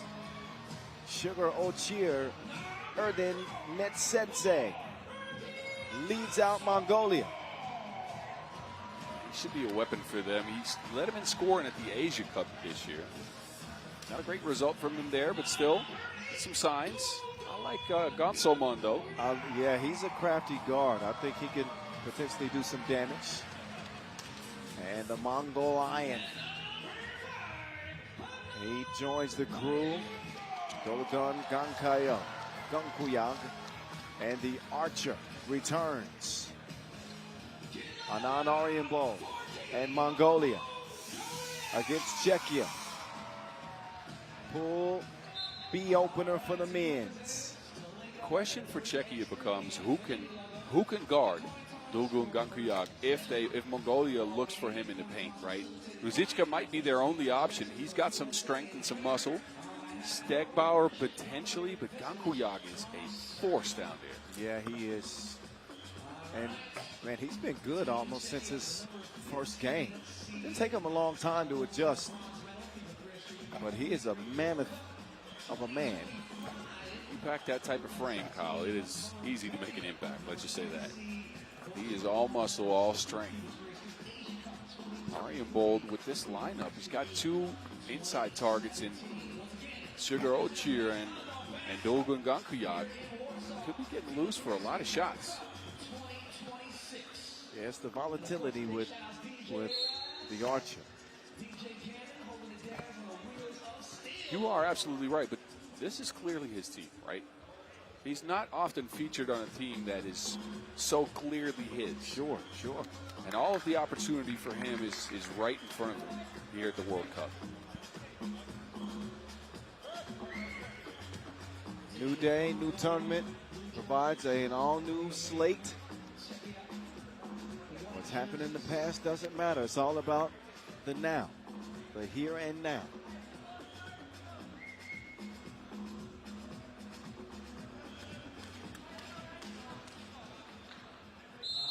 Check ball, and it's on. Pool B from Warsaw, the voice of 3x3. That's me, the Mountain.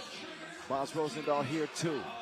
Inside, the Mongol Lion cannot convert, but he'll get the ball back. Up fake, kicks it out to Bowler Erding. Bowler Erding sets up the Mongol Lion for the score.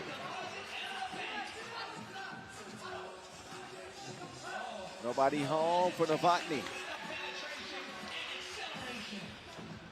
Novotny pestering the Archer.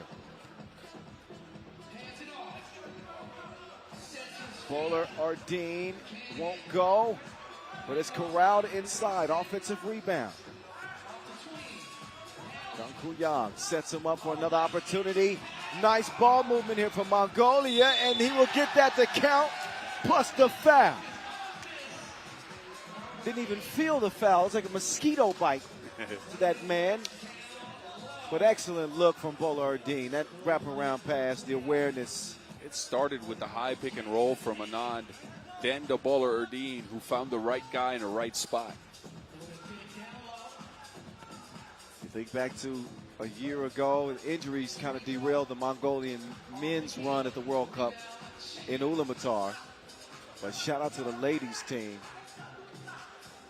who we will also see today, by the way. Novotny in it. It's not a pretty release. No. Let's just get it out there. That's not a pretty release, but it is wet. It's very efficient. You are absolutely right. Novotny, he will share the rock. Oh, but no score. The Archer, no good.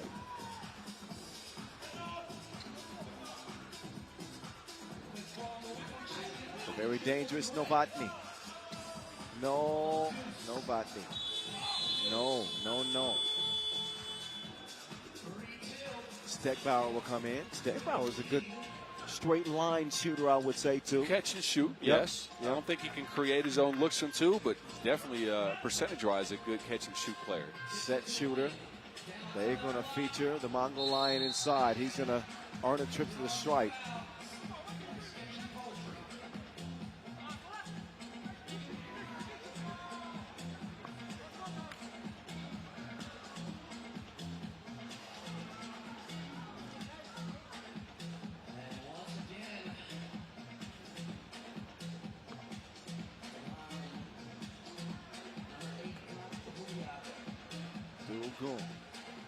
Free throw.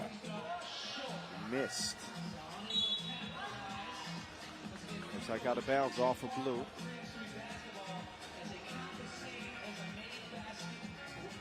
Two teams, two countries. With a point to prove. Here at this World Cup stage.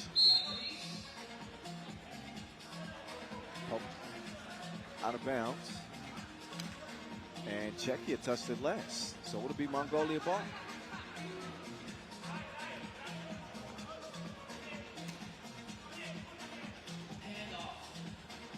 Bowler Ardeen. Aryan Bo. Nope.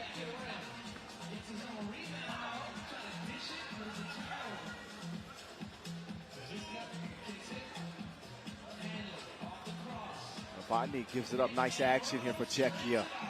Zichka is a very good screener. They're super patient with him. 1, 2, 3 hits, and then he's wide open. Offensive foul. Sugar Otier called for that one. 4-2 game Czechia.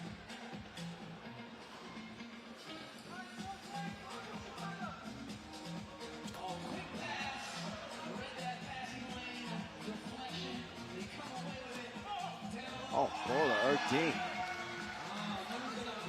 Tough stuff on that last bucket. Steckbauer will give it up quickly. Borovka, entry pass is broken up. Novotny touches it last. Both teams have brought a similar level of physicality, specifically defensively. A lot of deflections early in this game, not a lot of rhythm on offense. Competitive start. That is for sure. Nobody can do anything with the Mongol Lion, though. Novotny. Oh, okay, he ain't showing no fear with Ojitska. Oh, no. Yeah. Straight at the Mongol Lion. Yeah, bodies up on the big fella. And now it's Gukoyat's turn with Bowler Ardeen. Ooh, that's a risky pass. How did he get it up? It doesn't go, however.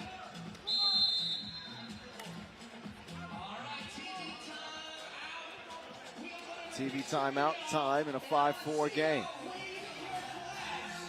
Some Mongolian fans have made the trip as they fly their flag proud. To be honest, I think they might live here, Kyle. Mongolia has one of the largest diasporas in the world. Everywhere we play, you always find some Mongolian fans. I've never been at a tournament where a Mongolian team has played without some people in the crowd supporting them. Yeah, take a look. There's a section right there. There's another section right there. There's another section right here. Yeah, there's a guy right there with a Mongolian shirt on. Okay. They're everywhere. Shout out Mongolia. Oh, look at the left. There's one, too. Oh, wow. They travel well. Ola Erdine inside Sugar.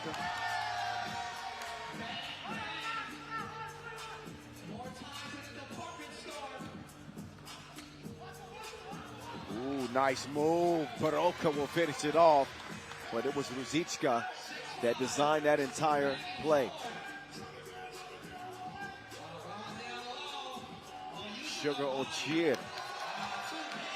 Good patience. Yes, indeed. Uh-oh. That is an offensive foul turned over.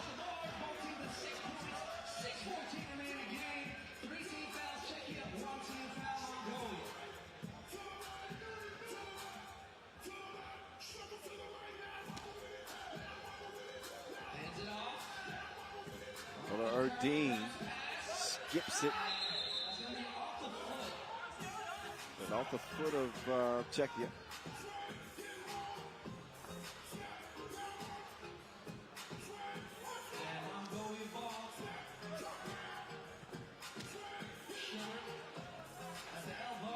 Oh, nobody there. Sugar with a little punch.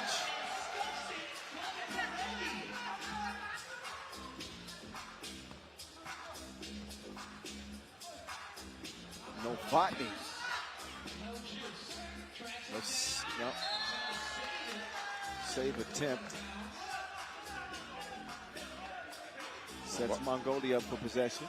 No, I was going to say, Novotny hasn't been in rhythm yet. Now, look, he's an unorthodox player, right? He can get hot in any second.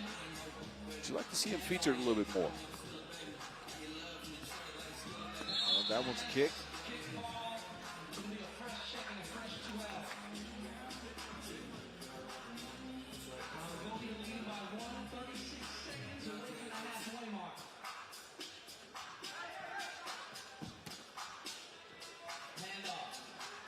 The Archer firing broken arrows so far. Novotny pedal to the metal.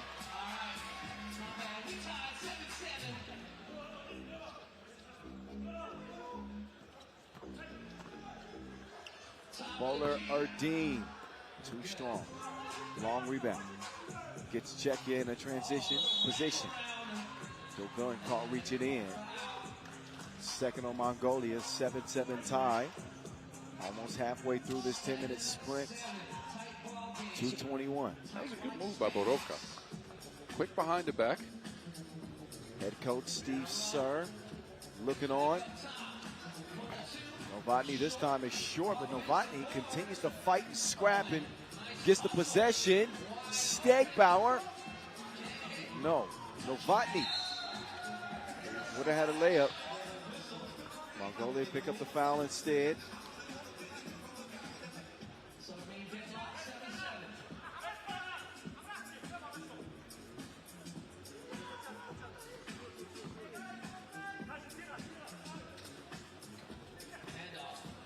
Borovka. Loft pass. They're short on time, but right on time, they get a release off. Stegbauer, offensive board. Czechia reset. Entry pass, Borovka. Will get a hand on it and comes away with the bucket underneath.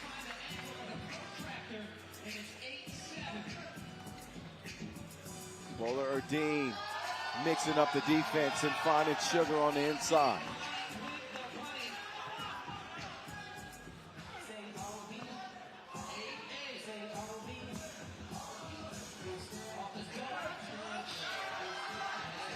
Arimbo's been quiet. Whistle underneath. That's Czechia that get called for that fourth foul.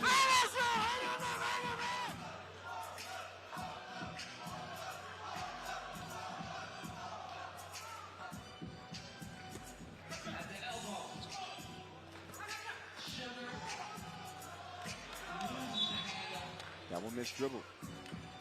Czechia over the last couple of minutes have dominated on the offensive glass. In a low-scoring game, they've gotten themselves plenty of extra possessions. And Mongolia has to adjust here. They're maybe the more physical squad, but they have not boxed out well. They have let Czechia come in there and snatch a bunch of rebounds. And look, it's 8-8. Any possession matters at this point. Yeah, it might not be a bad idea to start trying to feature Gankuyag again on the inside. Gave Czechia some issues early.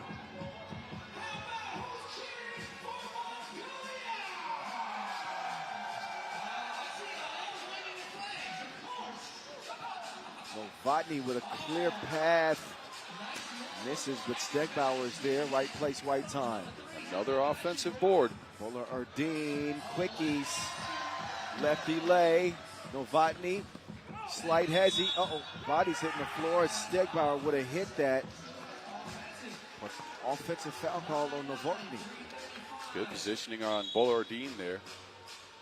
Look, he's standing still. Yep. That was a great defensive play. Yeah.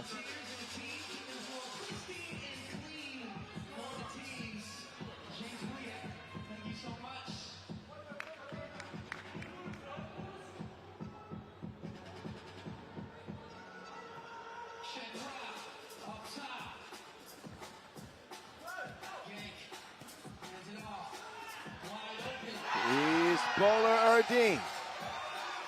Two-piece. Dead even. Oh, actually, Mongolia up one. Oh, nice Euro step. Got to finish it. Doesn't.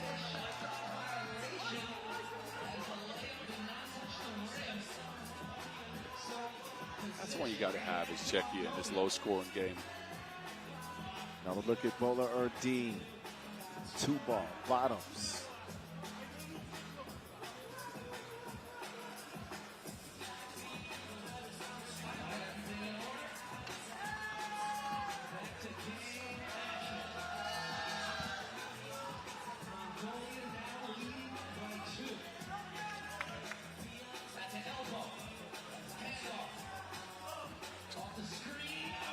Nice setup to Sugar Ochin.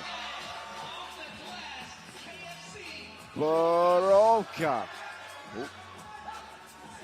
Novotny lucky not to be whistled there.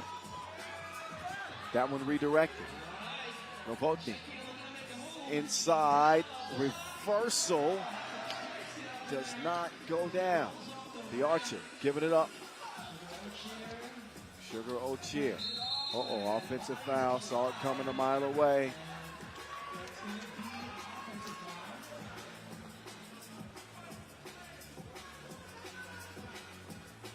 Yeah, some movement on the screen there, but Anand said, give me some sugar like grandma's kisses. Come on, baby, get grandma some sugar. You know I lived in the Right South. on the cheek, huh? You know I lived in the South for a while. Of course. Honestly, though, Czechia has shot themselves in the foot in this game. They have missed three or four open layups, shots that should have gone down. They could have been right in this thing. Now, there's a lot of time left on the clock, but they need to focus.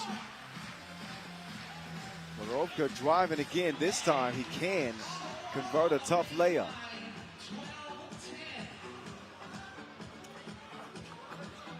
Gogun gets it back. Third time, still not a charm. Bowler Erdine wants a screen. Bowler Erdine drops it out. Gankuyag. Stegbauer to Novotny. Novotny is poked away. Nice anticipation defensively from the Mongol Lion.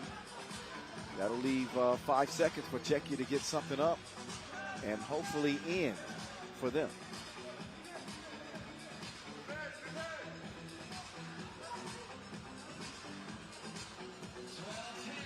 3 to shoot.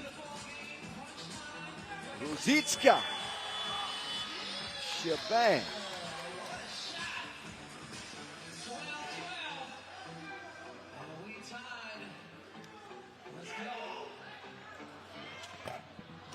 Erdine, no.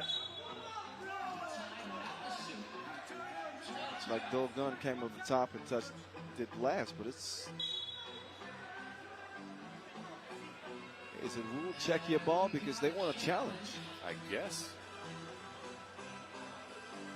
Only got back in this thing, but I think their most consistent action has been a ball screen with Sugar Ochir. And over the last couple of possessions, we saw him go into the Mongol Lion. We saw him get a shot for Bowler Erdine. I'd like to see him get that ball screen going again. The question for them is, where's the Archer? He's got no points. He's, he's a volatile stock. And like you said, it is his team. But it's not made good on his outside attempts. Hasn't attacked the basket much either. No, he's facilitated some, but look, yes, you've got to get your teammates involved, but you also want him to score some. I think he's at his best when he finds a balance between the passing, which we know he's pretty good at, working off of the high pick and roll to get some shots, and getting to the basket. This is the play. Novotny might have poked that out, though. There were two hands on that, Wilson. Well, I'm going to go with Chuska. He says Czechia touched that last, in his opinion. All right. And he's got pretty good percentages in this type of scenario. 40% of the time, he's right every time. All right. Referees are taking a long time looking at this. Well, I think it's worth another. It looked like Novotny touched it last to me. I don't know. It looked like Novotny gave the ball direction, but there were two hands on the ball when it was released. You Ooh, see that's that? tough. Oh, that's tough. That is an angle where you can't see it at all. Inconclusive conclusive evidence then, maybe. Footage unclear. There we go. Yep. Figured it. So that means the call on the floor will stand.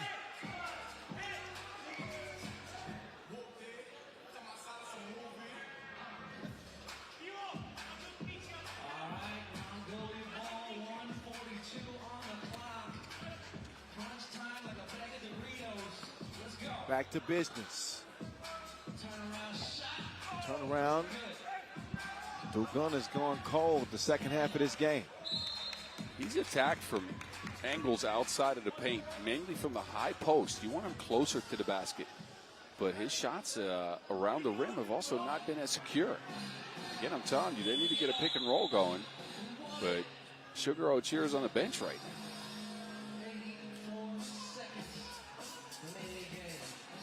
Inadvertent shot clock. So get that corrected. Good crowd here, day 2 of the action. Most fans gearing up for the Poland men's team to open up action. It'll be a little over an hour and a half from now. Oh, yeah, the stadium will be rocking by then.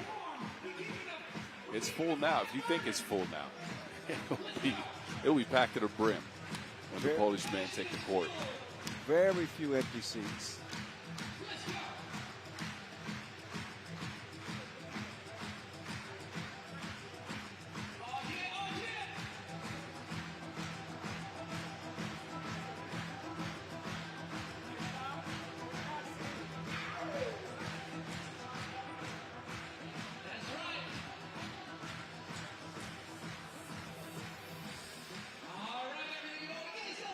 Czechia ball off of Mongolia. Actually, Czechia ball. We'd already settled that. Yep. 8 seconds on the shot clock. Novotny jab step, up fake. Novotny running hook. Too strong, but Borovka didn't touch the rim. It touched the rim. I don't know.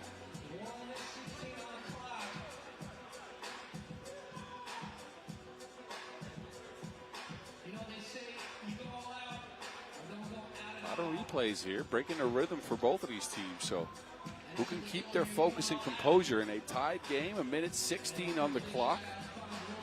A lot of oxygen to be had for these teams, so their minds will be somewhat fresh. That's a great camera. You see the bokeh there? No? You got to be in the filmography to know what bokeh means. Okay.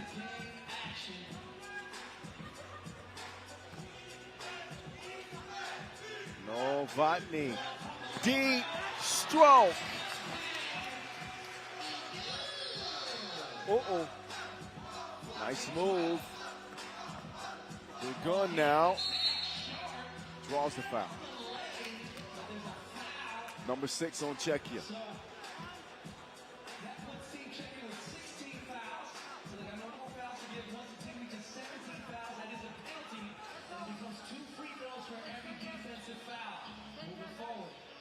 Big trip to the stripe for the big man. Under a minute, kind of have to have this one.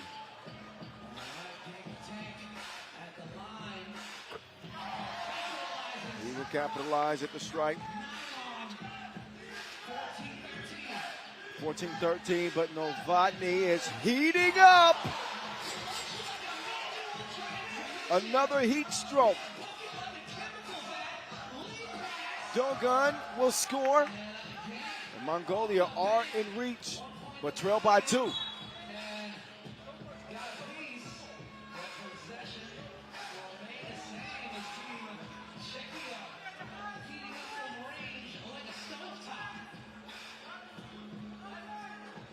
Back-to-back twos for Novotny.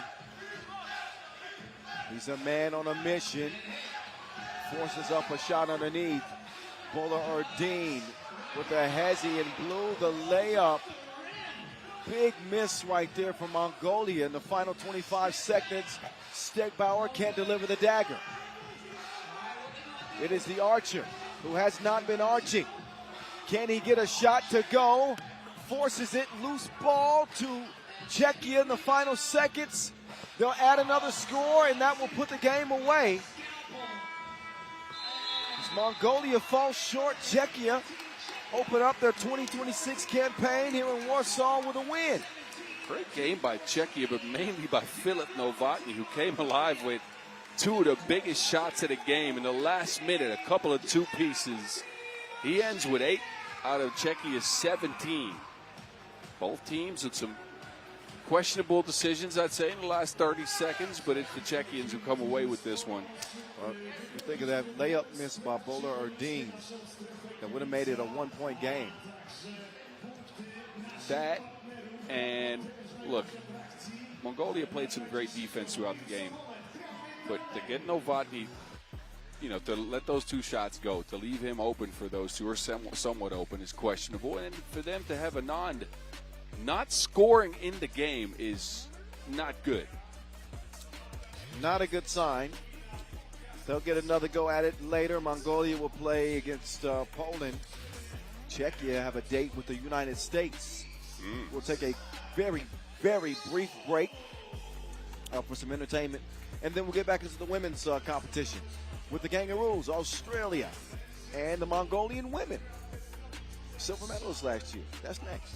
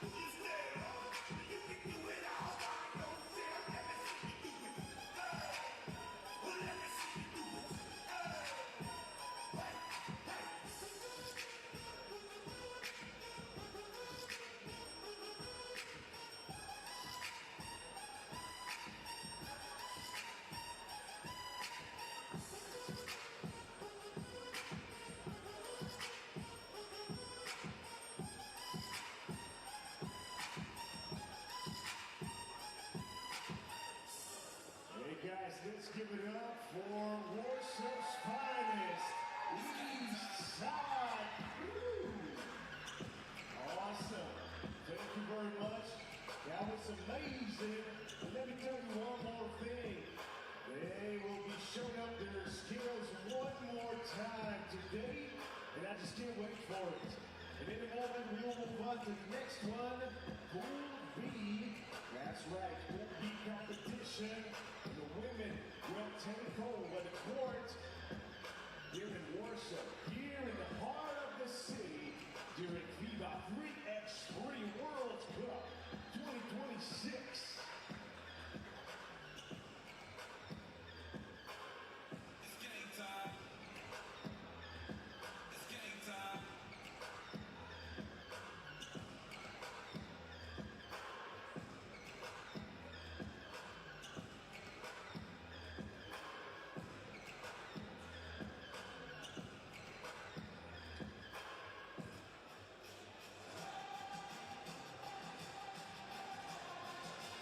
All right, one of the best, two of the best from Asia, Mongolia, who took a silver at last year's edition of the World Cup, will try to make another magical run here in 2026 against the Asia champs of Australia. 5 gold medals for them at the Asia Cup.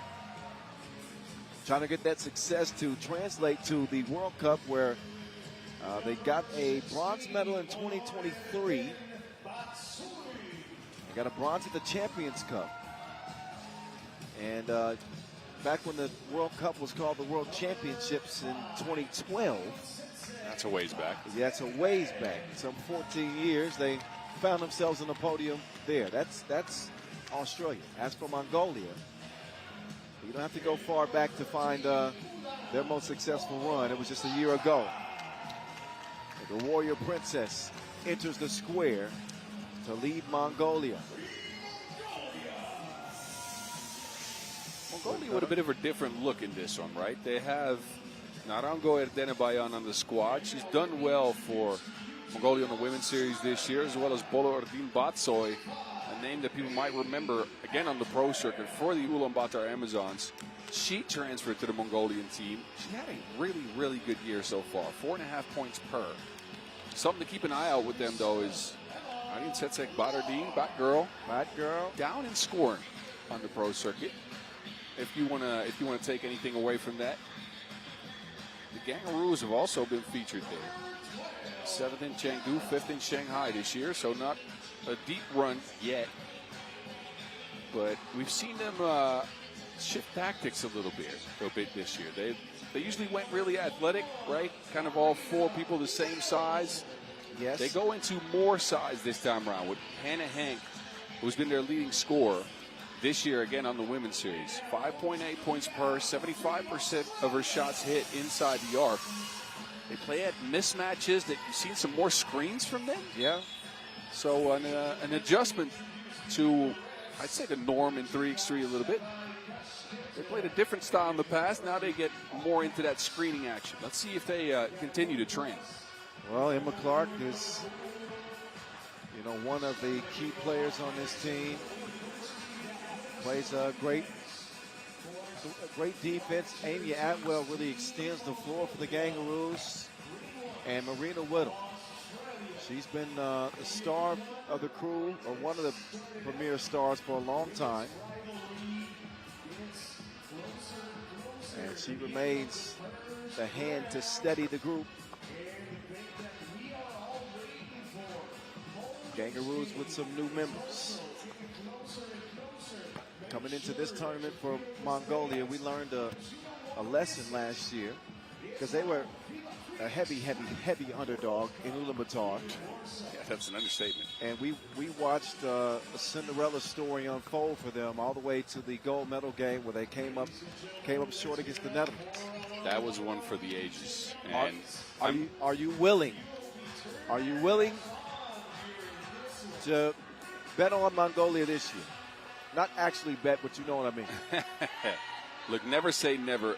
I can't count anybody out after last year's run, right? But I'd say with this roster, they miss a little bit of ball handling security with Nyamnyov not being there. I think they have a little bit more size with Narango. Let's see what happens in this first game. They're going to miss the home crowd, the home atmosphere is what really propelled them. So exactly, I'm not convinced yet. Let's just say that. All right, let's see what they do here. Mongolia and Australia, familiar foes at the Asia Cup stage, and that is a clean start for the Mongolians. Whittle doesn't get the bucket to count, but she will go to the line.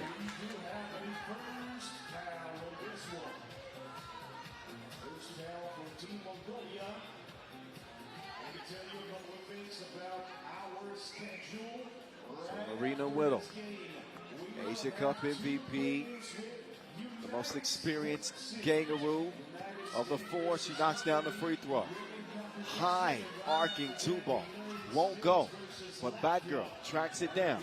Ball quickly reverses the Warrior Princess. Arian set six, layup is a miss. Whittle up top, now down low. Emma Clark, no. Emma Clark again, yes.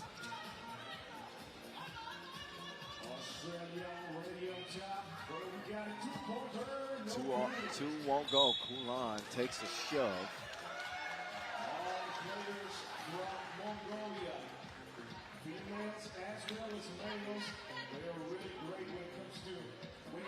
Able to track down that rebound.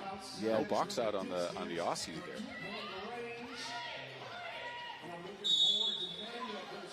This time an offensive foul.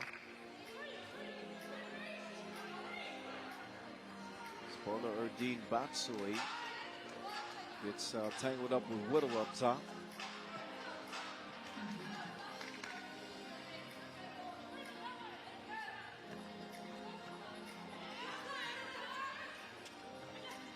Hannah Hank hands it off. Whittle off iron. Clark to Hannah. Hank inside. You can see where the advantage for the Kangaroos is. Hank and Clark under the basket. A lot of size on Mongolia. Yeah. That is where they can score almost every single time. Can't be careless with Hank defending. Kulan learned the lesson just then. Mongolia will preserve the possession, but they'll have 4 seconds to shoot. Kulan. Arian Setek won't find the bucket. The Warrior Princess drops the bomb from the left wing. Defensive breakdown here for Mongolia, and Atwell will make them pay double the penalty. That's the last person you want to leave open on Australia. Kulan wants another one. Not that time. Whittle struggling to find her shot. Atwell can't save it.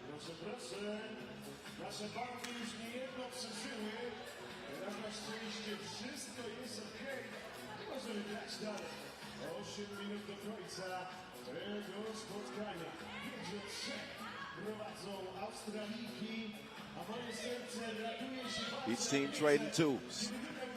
Nice pass delivered That was Narangu, or didn't Bayan on the pass.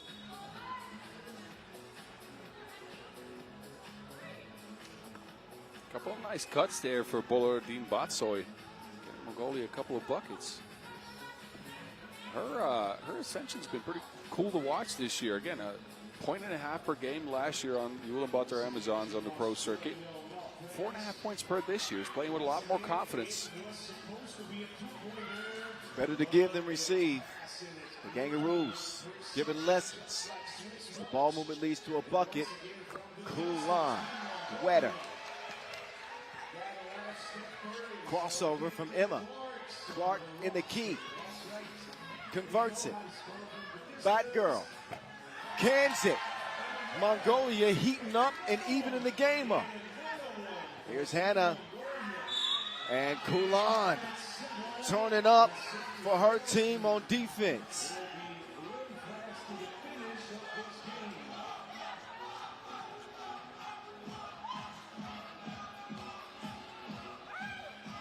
Oh, that's what you call doing a hanky-panky. Hannah Hank inside. Bumping and grinding and scoring. You're wild for that one. She'll go to the line. And Hank, nope.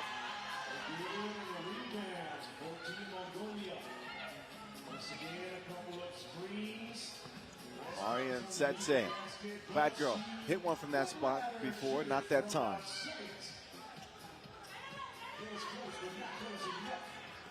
Back underneath to Hank. That is the advantage that the Kangaroos have been using. Yeah, she's been good to start the game. Hank, get out the way. 3 points so far for her. But again, look, that is a part of that new approach that we've seen from the Kangaroos, right? More mismatch focus, not as much drive and kick as we've seen in the past. And Hank has had a great year so far, continues it here. Some of the highlights in this one so far, Hannah Hank going to work on either side of the rim. Featuring on the national team at the World Cup for the first time. And so far, so good. 9-7 at 3x3 The Voice in your ear. At 3x3 The Mountain, yes. Alongside. Hello. More than halfway through with day two's action as the Warrior Princess will misfire that time. Emma inside, Whittle makes the extra pass. Atwell fouled on the two. Too much on that contest. Kulan moved into Atwell's cylinder. Yep. It'll lead to a couple of free throws. Mongolia at 5 fouls, too. Overly physical. They have to make up for that lack of size somehow.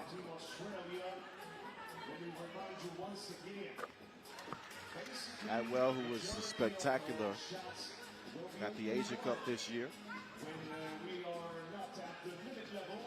A player you can depend on late games where you need a big shot. She does not make the free throw. And then threw up that. Good box out from the Warrior Princess. Kulan gets it clear. Kulan swings it.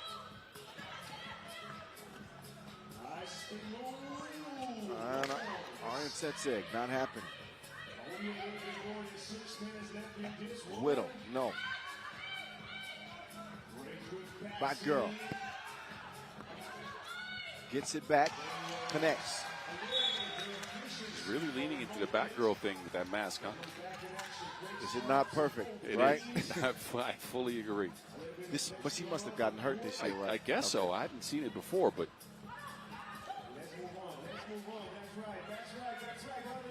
oh, Hank is a tank.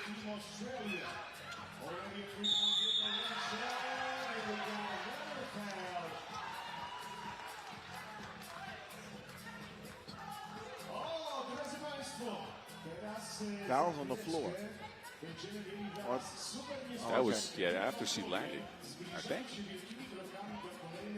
I'm seeing the signal of it being on the floor. Unless I got my signals confused. I got my wires crossed? Yep. Yeah, I know my signals now. Foul on the floor. Everybody, even Australia, thought the free throw was coming. It was after the landing, apparently. 11-8, we play on.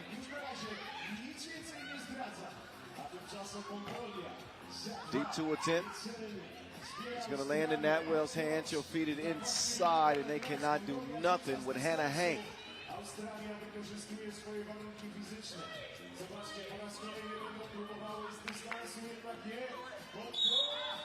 That's an interesting attempt. And it will send Buller Erdine Batsui to the line at least.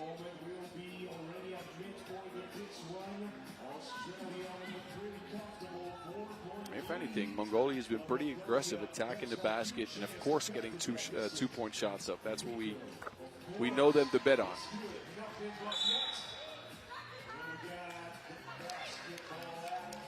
Ball up top. Kangaroos, here they come.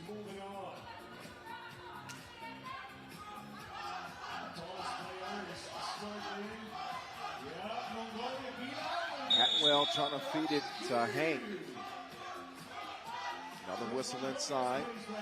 It is the 6 on Mongolia, so no more to give. Hannah Hank has been a headache for the Mongolians.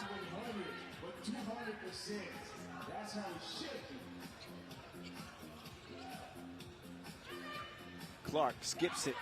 Atwell, water.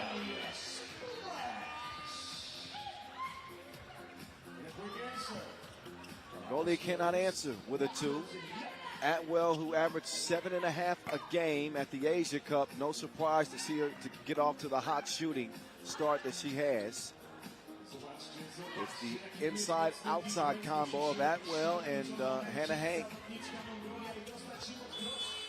In set six.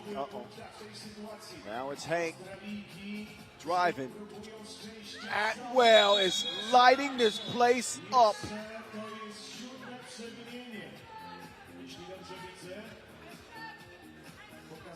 There's that inside-outside combo, but this could be a 4-point play.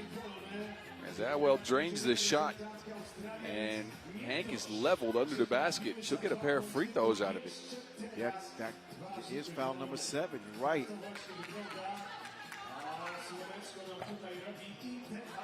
Hank gets the shooter's roll.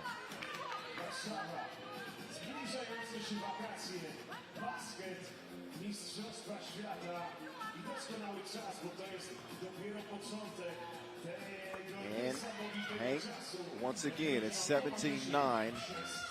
Australia with a firm grip in this game. Garango to the crib.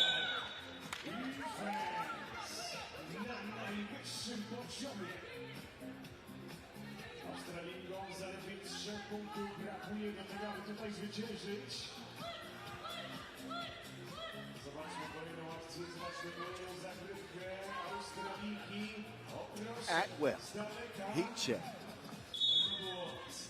That'll head out of bounds, obviously.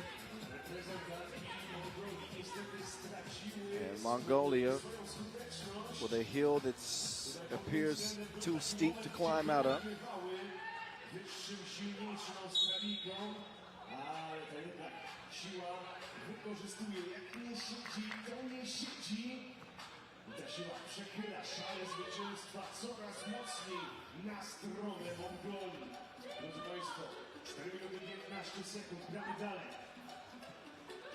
It's Setse and Kulan. They share the Wilson. From the right wing to the top of the key. Look at the arc on that attempt. That's the only thing to look at. Compared to last year, Mongolia is lacking a creator out of the pick and roll. We saw Nandinku Nyamjab, the 18-year-old, do that mainly last year, right? And she was patient with her action. Now what you see from Mongolia out of a pick and roll is a straight drive or a shot from the creator. Nothing on the pop, nothing on the roll. Oh, look at Hank keeping it alive. Aryan Setseg nearly hits the 2, but it will not count.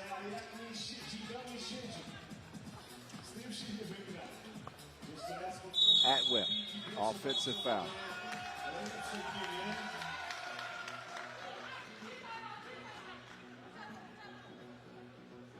Jeszcze konsultacja arbitru, bo wygląda na to, że to był faul w ataku. Tak jest. Faul w ataku po stronie reprezentantek. 3:34 to go, and it doesn't look like it's going to last that long. Not with the way the Kangaroos have been on the attack. It's the size of the Kangaroos that Mongolia has had no answer for. Hannah Hank under the basket, 7 points, forcing the Mongolians in, maybe double team. That leaves Atwell open, and she gets to shoot. A lot of rebounds for the Kangaroos as well. These are some tough buckets from Hank inside.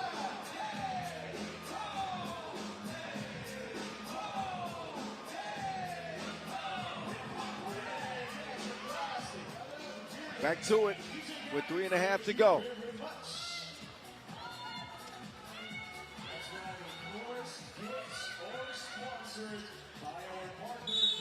Another tough possession for Mongolia. Game that hasn't had a lot go their way. Miss dribbled out of bounds. They're in the penalty. And Emma Clark will try to seize the opportunity. The quick hands from Kulan will force the Kangaroos to reset with 8 seconds. 2 games with the United States in it to make sure to fill each and every one of those seats on the stadium. I want all of Clark, you to be here and Whittle, there for 2-ball no. Poland versus Mongolia. Let me remind you once again, this Good find again from Clark. Drawing the defense in, getting Whittle wide open. It's a missed shot, but a good offensive possession nonetheless. as loud as possible. Kulan. Nice awareness to find Aryan Setse.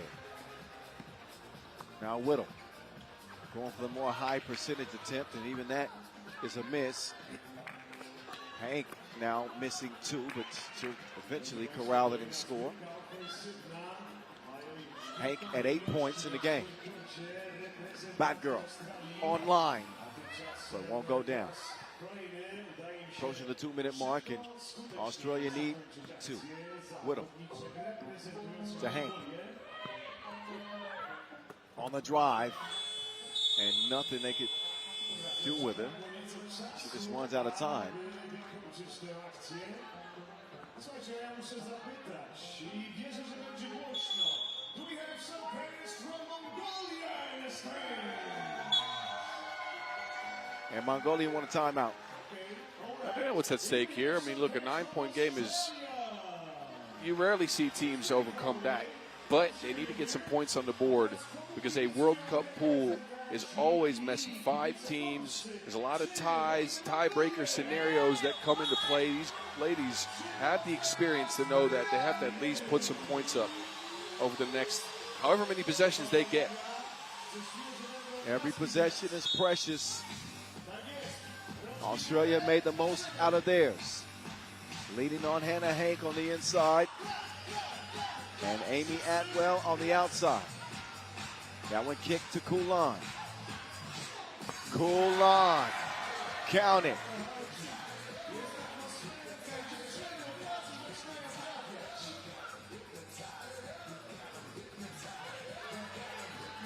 Atwell forces one up. Shot clock violation. Still really no threat, for Australia in terms of getting a win here. Not yet, at least. But they've had some trouble closing this game out. They've had opportunities, with Whittle inside. Oh, Kulan is heating up. Back-to-back 2s.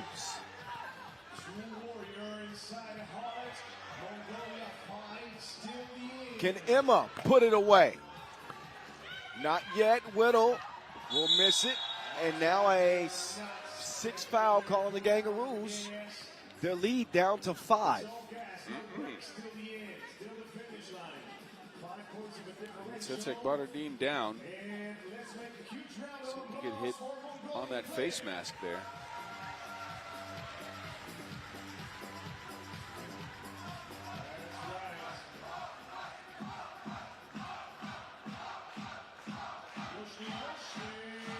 So Kuman with those back-to-back twos is up to 7 points. We can get another one. It gets interesting here. With a minute 30 to play, I do agree. Hey, ooh. About to say. Hank misses another point-blank attempt. Australia struggling here to put some points on the board all of a sudden. Whittle misses 2. Say, Mongolian defense has gone up a level too. They seem panicked. Mongolia's come out. Yeah, I agree. Sorry for interrupting you. Australia's rushing. They are rushing, and the stuff that was working earlier, the inside game with Hank and Clark, is just not coming together. We're seeing some desperation from Mongolia. They've started to play more physical and more focused. And the Mongolian fans are back in it all of a sudden. They were down by 9 points. And now they'll find some easy, I was going to say easy offense. Clark will finally add to the Aussies' lead.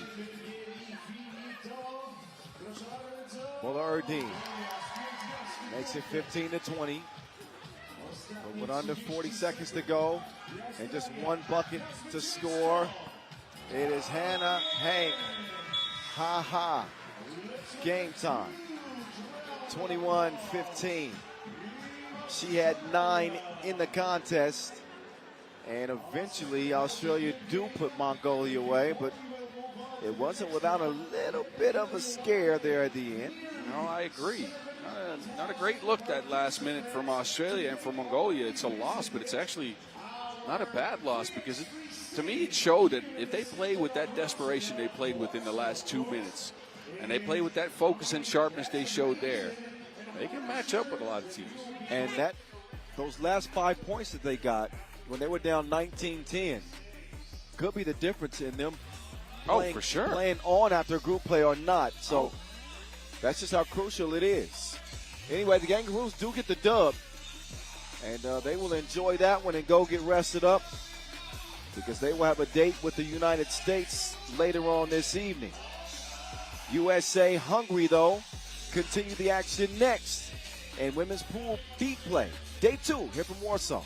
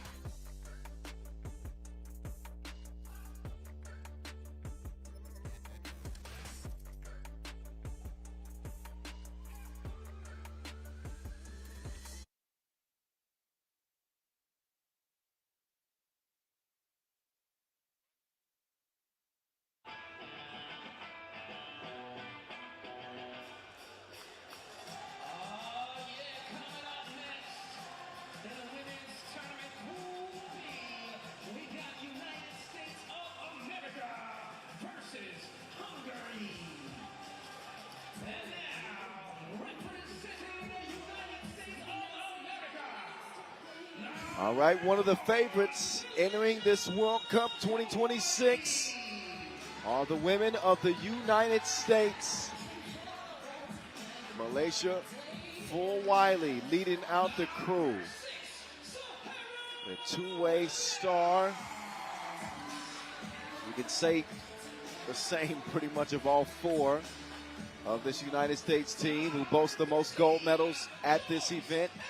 In women's 3x3 history, 3 gold medals to speak of, but have not reached that portion of the podium. in the last 3 editions. You're right, but this is a gifted squad, and they could just do it specifically with Michaela Williams on the team. Man, she's been a force on the women's series circuit. These ladies picked up 2 wins in the first 2 events in the 3x3 Women's Pro Circuit. And some numbers here. Michaela Williams in one of those stops. From 2, 12 for 15. I've never seen that. That is a ridiculous shooting percentage. 12 of 15, that's got to be 80%. 80 Something like that, yeah. She's shooting 57% from range on the season. So they should come into this one with plenty of confidence, no question. They got the size advantage in the matchup, but Hungary have been scrappy. Oh, yeah. I like what I've seen from them. Good on the rebound, a balanced effort with Keish with 7 points, all coming from the paint and the free throw stripe. Burundi with 6. Claudia Pop had a couple of 2 pieces. Leylik had a couple of layups. I actually like the way Hungary came out. That was a very good win over Spain from them to start their campaign here. But this is a different beast in the USA. Absolutely. This is a different beast. We're talking, look, Vera Keish is a good inside player, for sure. She's going to have to deal with 6'3" Joyce Edwards that can dunk. A second-team AP All-American. Yeah, I saw her dunk on the gram the other day. I said, oh, it's scary, Alex. Yes. It might be scary. If she dunks in a game on somebody's head. Yeah, that leaves you on the broadcast by yourself. I'm running around. I'm running around if that happens. Michaela Williams representing on a star-studded USA cast. And speaking of stars, VV Bull continues to lead Hungary. And they got to believe in a game like this. I know anytime you play the United States, whether you want to admit it or not, there's always that added incentive, but also those nerves. It's scary. I guess so. What Hungary have to be careful of is the fact that this USA team is not just a great offensive unit, but specifically a very good defensive team. Ton of deflections, quick hands, they're physical. Sahara Williams might be the most physical presence in the entire tournament, men and women together. I wouldn't argue with you on that one.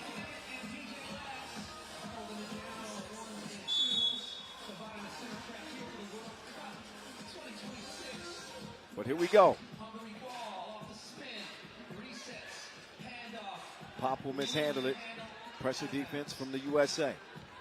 At 3x3, the voice. That's me.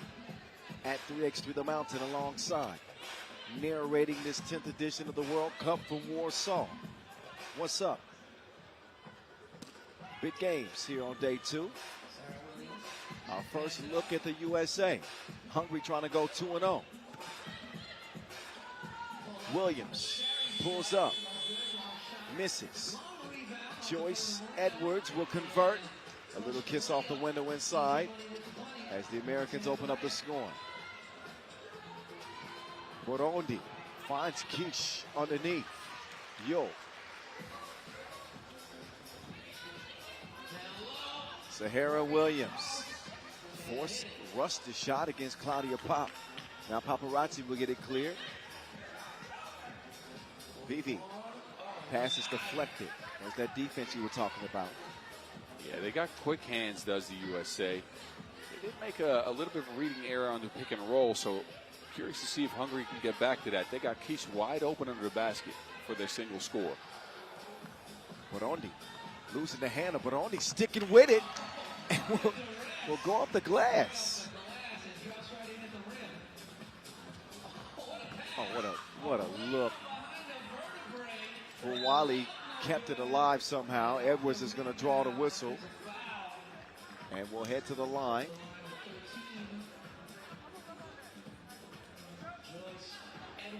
Edwards making her first international cap.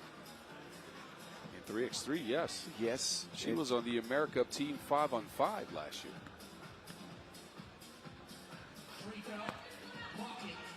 this was a 3x3 tournament. Oh, okay.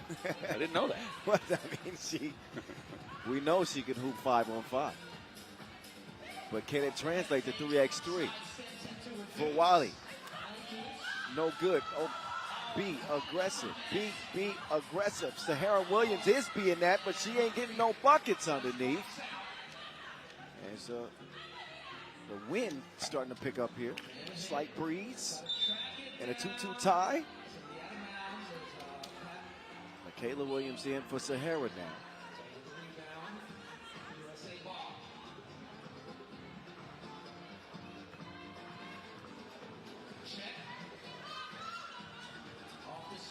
For Wiley. Drops off the dish, and it's finished by Edwards inside.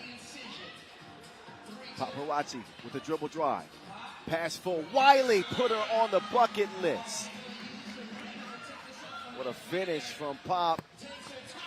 And then it's Michaela Williams. Cash money. 3-3. Lennox up top to Keish. Ball fake. And will miss the scoop deep there. Just the presence of Edwards forced that miss. Edwards gives it up now. Michaela, Hezzy, spin move. Pull up won't go. Rebound Red, and a foul on the USA, the first.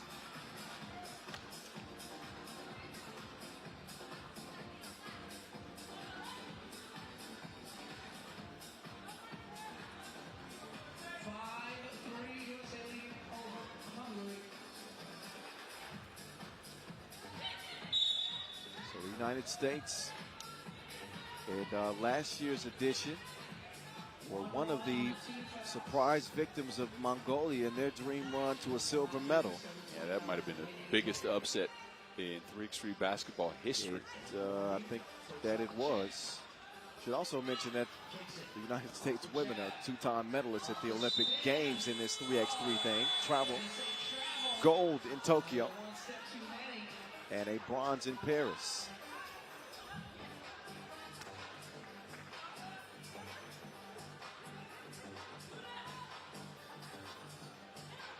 5-3 lead for the USA. Edwards working against the smaller Pop. Got the hook up.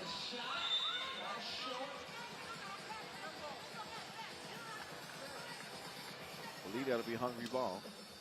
It is.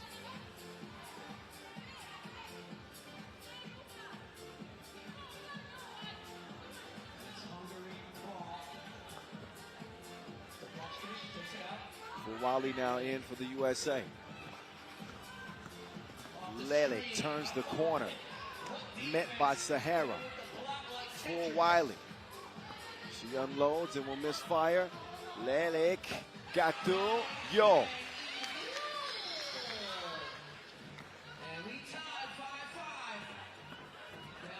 Oh. Williams hits the deck.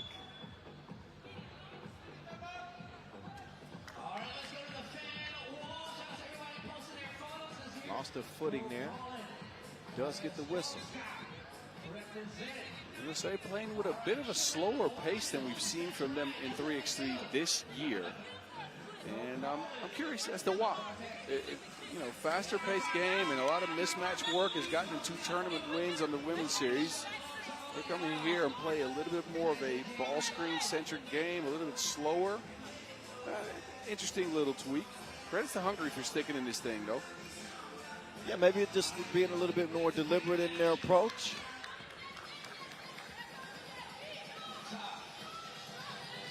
Screen and roll action. Edwards is tied up. And Kish not making it easy on him. Quick clear to Paparazzi.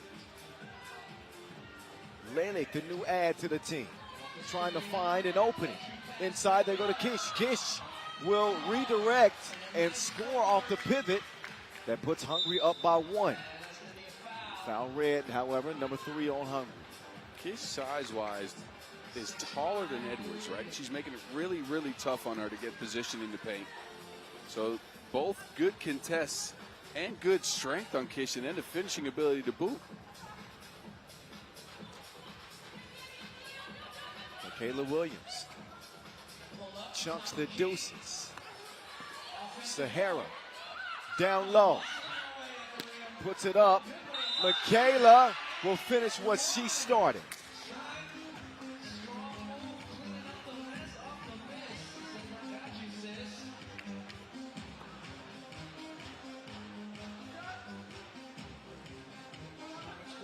Two-point play chance. Kayla Williams going to power that one up and can put the USA back in front at the strike. The weather is starting to become a little bit of a factor here. A little breeze in the venue. Indeed. I know you're looking for a sweater. You know that's right. Ooh, took her to spin class, but didn't finish the lesson. Edwards gets a hand on it. That'll leave 9 seconds on the shot clock for Magyar. For Magyarosa. Sure. Did you take notes earlier? I did. All right then. Paparazzi. Snap, crackle, pop. Window shopping. For Wiley with a full head of steam. Gets the bucket and the foul.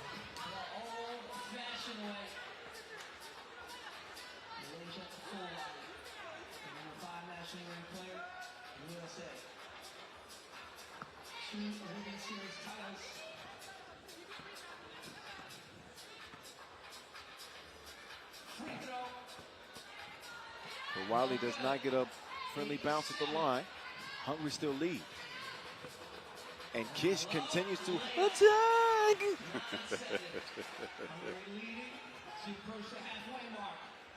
Ball is mishandled. Michaela Williams with the two-step, but not the two-piece. That one's tied up, and that'll be Hungary ball. Jump ball is as good as a steal.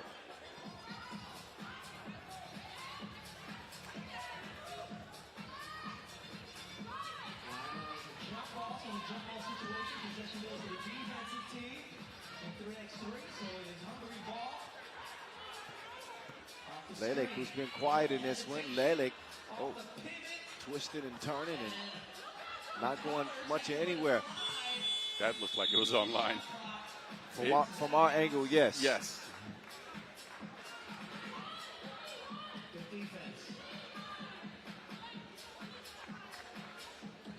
Look at Pops, leaner. That goes for Hungary. And currently has them in front, 9-7. For Wiley now, moving left. USA unable to take a commanding lead in this one early. Credit the Hungarians. Yeah, a lot of credit. Again, we have not seen that this year. USA's been pretty dominant in the games they've played, and Hungary is doing to the USA what USA was doing to other teams. A lot of deflections, out rebounding them, out hustling them. Well, Hungary's been disruptive so far.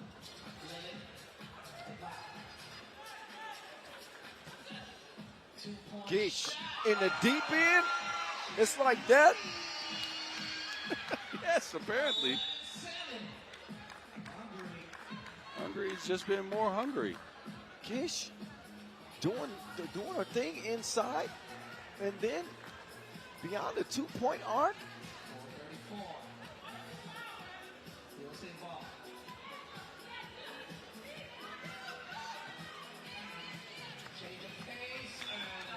Just nothing easy coming for the USA right now.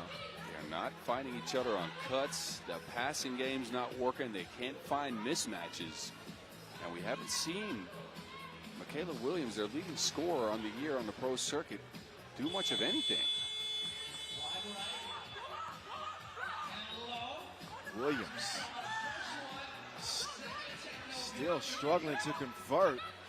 Edwards gets nothing either, but Williams' persistence will pay off eventually. Pop Up to Vivi Bourne. Vivi keeps it alive, but oh, and it goes off the hands of Claudia. So Dia will have a seat. Lele comes in.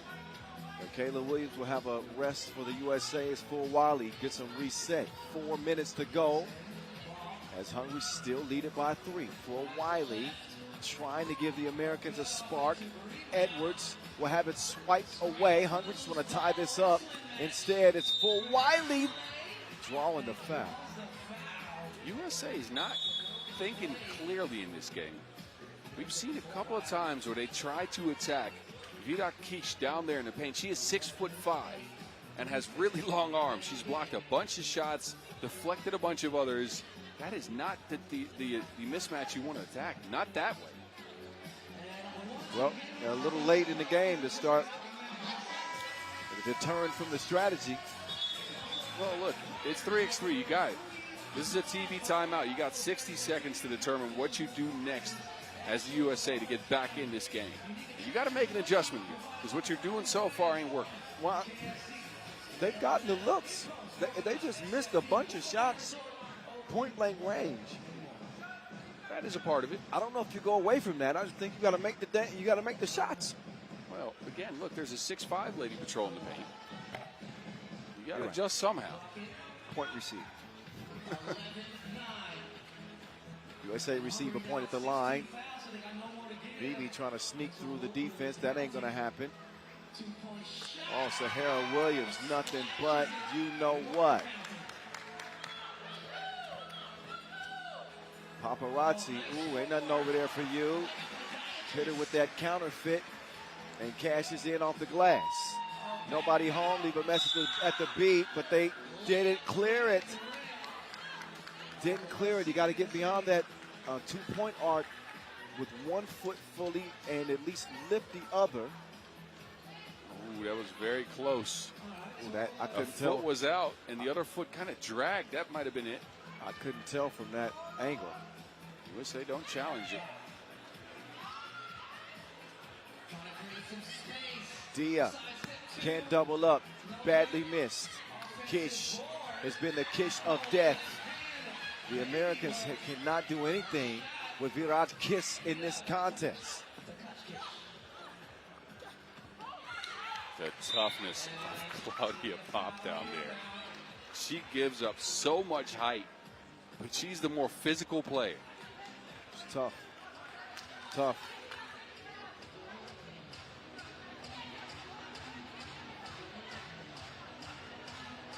Virat Kish leading the way with 6 points for the Hungarians.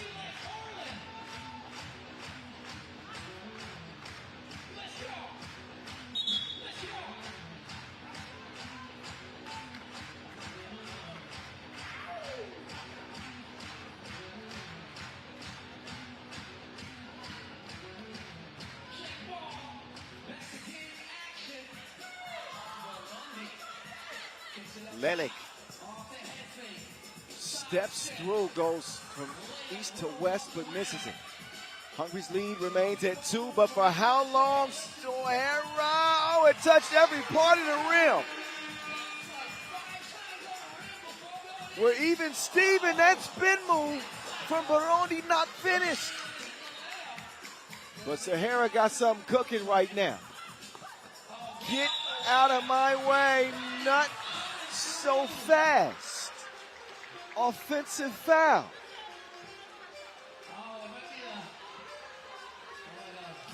But another look at this. You don't see a shot like that so often. That was a crazy bounce. Shooter's roll for sure.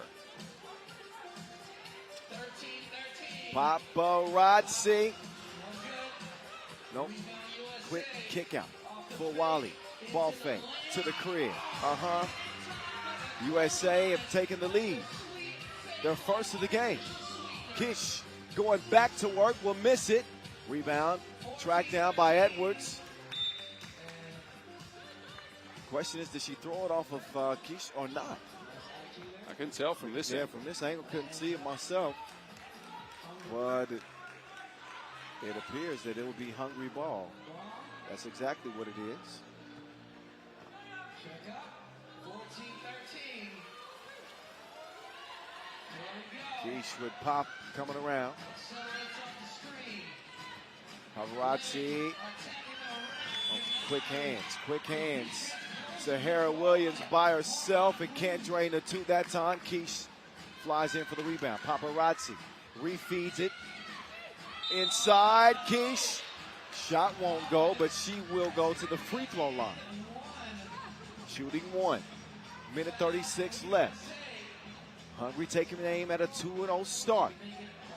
This is quite the game from Hungary, I'll tell you that. They've played, okay, so today they've played a lot better than I expected. After what they showed last year here, they've been super good, efficient in finding their offensive spots, specifically Keish under the basket, although she's missed the last couple.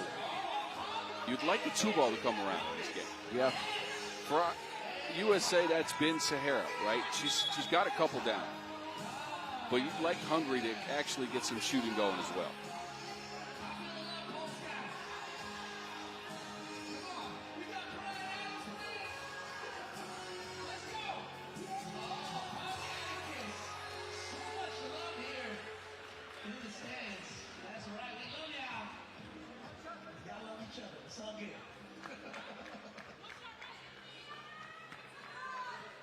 Keish with 1 in front. And we'll miss it.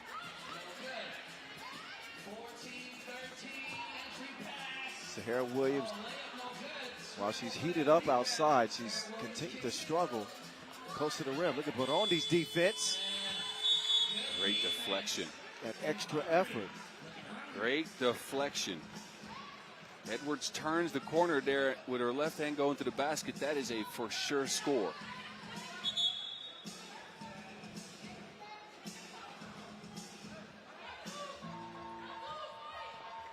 Back to it. Oh, perfect pass. Lenny setting the table there for Keish. For Wiley now, putting her foot on the gas pedal. Gas pedal. Don't get me started. All right, Sage Gemini. 15-14. Keish back in the post office. She will get it back and scored again. Keish has been posting more than a vacation reel. All right. 15 up. Ooh, this might be a bad foul here. 7th on Hungary. That means they're now in a bonus. 2 free throws coming for the US of A. Sahara Williams will go to the strike. 44 seconds left to break this 15-15 tie.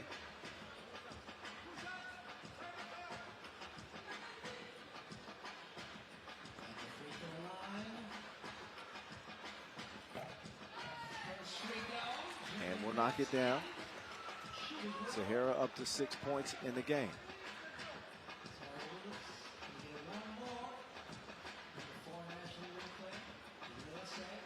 Williams, yes. USA up by 1. Claudia can't hit it. Big rebound. Sahara to Michaela. Michaela on the move like the leash is up. She will lay it up. And it's an 18-15 USA lead. Keish backing it up like a U-Haul truck, but can't deliver. Under 20 to go, and it looks like this one's going to be in the bag for the United States, who got a scare early. Michaela Williams, nope. Keish, 2-piece, won't go. Rebound will end this one. USA will get the W, but it was not easy. That was a tight one. 18-15, the final. And they got it going late.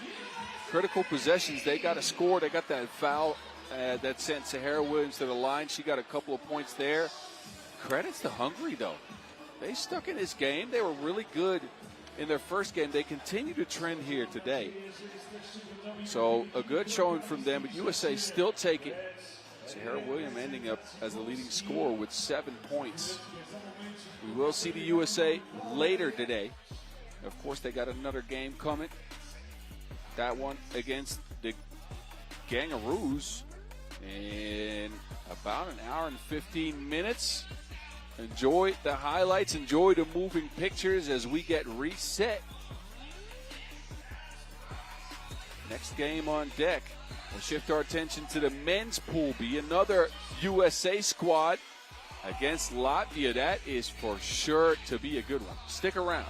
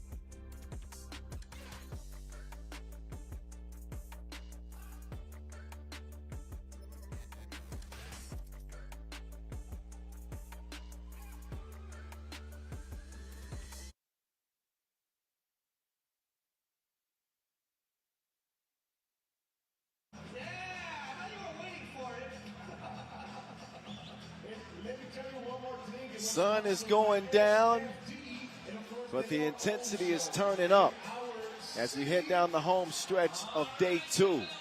USA women just come away with a 3-point victory over Hungary. Now the USA men will set their sights on Latvia in men's Pool B action. The voice of 3x3, Kyle Montgomery in your ear. The Mountain, Boz Rosendahl alongside. And familiar faces for this United States team as they feature us Team Miami on the Pro Tour.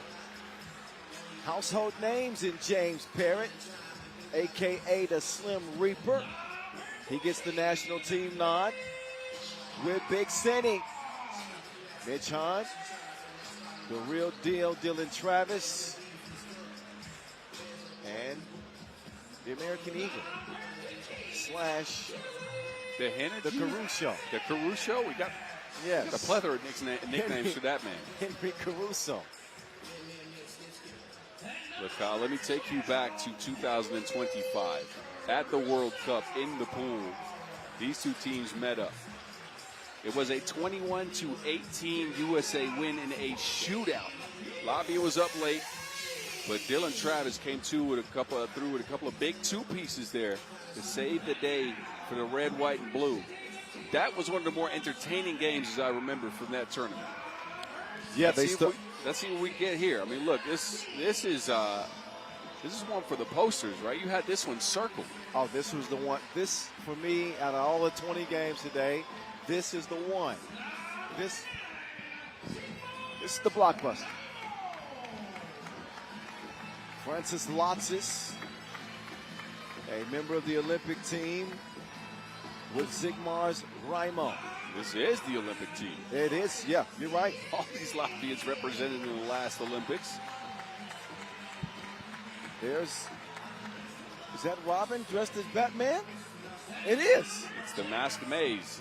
Norris Miezes protecting a broken nose that he suffered earlier this year, normally known as Robin. And Carlos Las Manos, Batman. He's got his game face on. This Latvian squad is super dangerous, but I got my eye on Norris Miezes, who's had a great year on the pro circuit. transferring to a new team this year in Mongolia, Ulaanbaatar MMC Energy. He's averaging 8.9 points per game in 2 events, 7 games played. He shot the 2-ball well, 43%. The question is, how's the mask going to affect that? We're going to find out if it has any effect at all. I don't think that his vision is inhibited at all. Maybe his shooting motion is. Possibly. Francis Lotzis, a very versatile member of this Latvian team and not a guy that you can sleep on.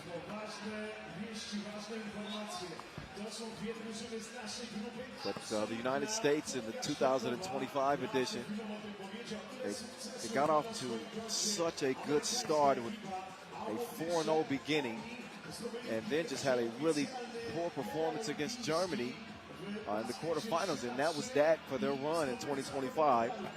By the way, we have a little technical issue at the scores table, so they're going to get that corrected. We have a brief delay before we can get this one underway. But they say good things come to those who wait, boss. Well, it gives you some time to zip up that hoodie. It ain't that cold yet. Okay, all right. You're saving that for later, huh? I got to give this hoodie back, too, believe it or not. Uh-oh. You didn't pack a hoodie? After yesterday when we were pretty nippy there in the evening? You didn't think about a hoodie? Okay, all right. I'm to blame again. So, listen, stick tight, y'all. We'll be playing this game. I promise you that. We just got to solve our technical issues.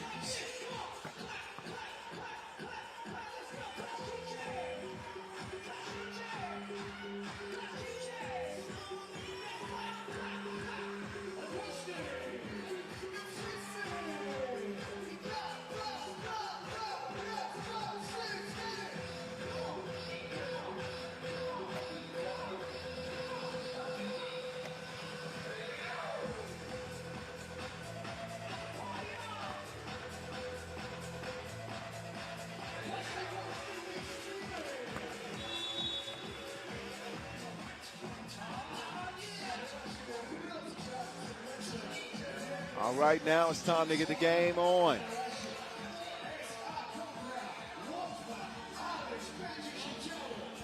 The United States men, who last won a World Cup gold medal in 2019, begin their run here in 2026.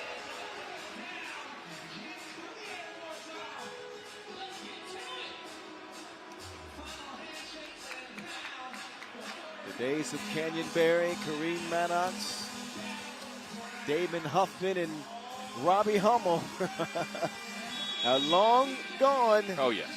The new chin of Americans against the Latvians. Let's go. The voice of 3x3 in your ear with Boz Rosendahl, the Mountain. Las Manis. That shot won't even matter because of a foul prior to first against the United States.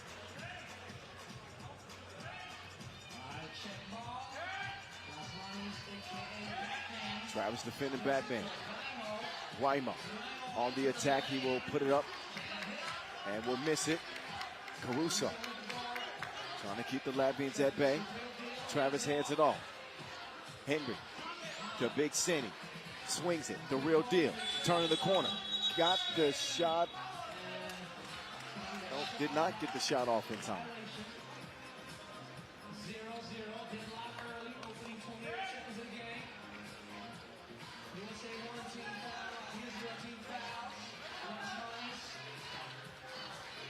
Batman, Wymo.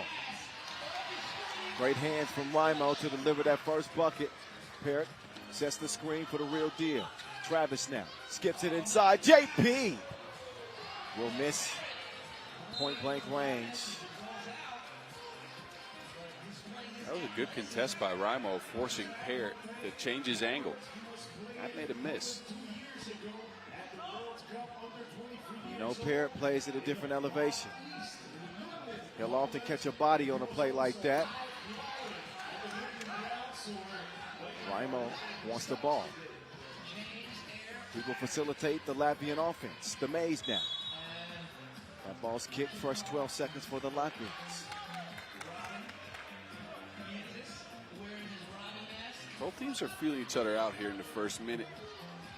Not a lot working for either offense. Not yet. Robin to Batman. Batman to Robin. Uh-oh.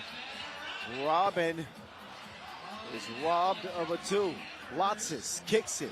Great ball movement. Maybe that mask is affecting Miez's shot. I'm telling you, man, 43% in 7 games on the pro circuit this year. And he airmails his first one like that. Yeah, missed it badly. Now Parrott will turn the corner, attacks the rack, and he'll get the whistle.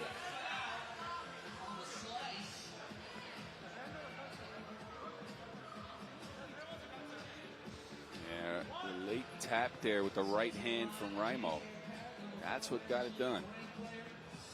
So Parrott will get the free throw to go. Parrott on the season, about a 45% free throw shooter. Las Manas, he'll convert it. Pick and roll. Great job preventing the skip pass to Parrott.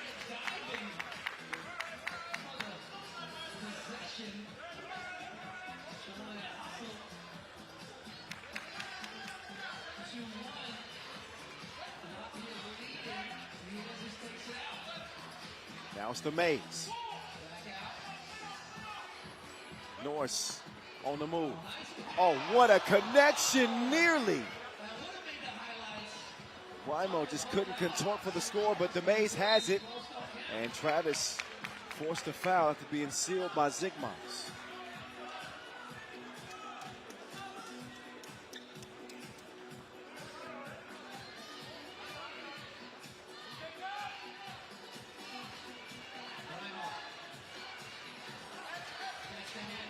Parrott goes down, Lotsis goes up. No bucket though. Miezis has it swiped away by Parrott. Parrott walking a little gingerly after that collision that sent him to the floor. I think he got his knee knocked in. He stays out there. And he's trying to keep up with Miezis. Lotsis elevates over Caruso.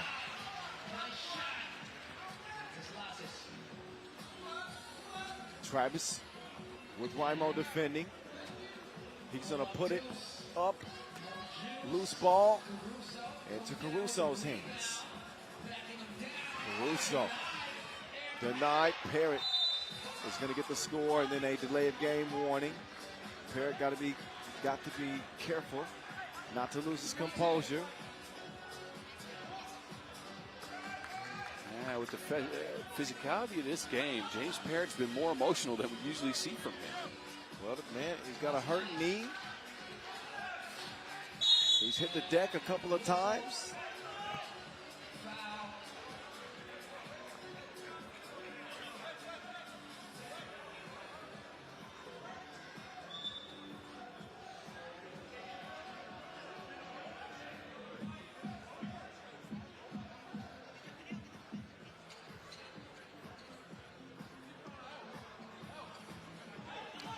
Almost 3 minutes in. And one of several blockbusters on the remaining schedule of the day. Still got the Poland men and Latvia to close the day. Batman. Ball fake from Raimo. Ooh, the recovery block from Hahn. Wait a second, they say goaltending. I gotta see this. Ooh, I don't know about that one. I think that's a block. Yeah, no, it is. That's a block. That is a clean block. They're going to take a look at this. From that angle, that ball does not touch the backboard before Hahn gets a hand on it. Look who's here on the sidelines. the Polish hammer, Marcin Gortat, I believe. Former NBA player. Oh,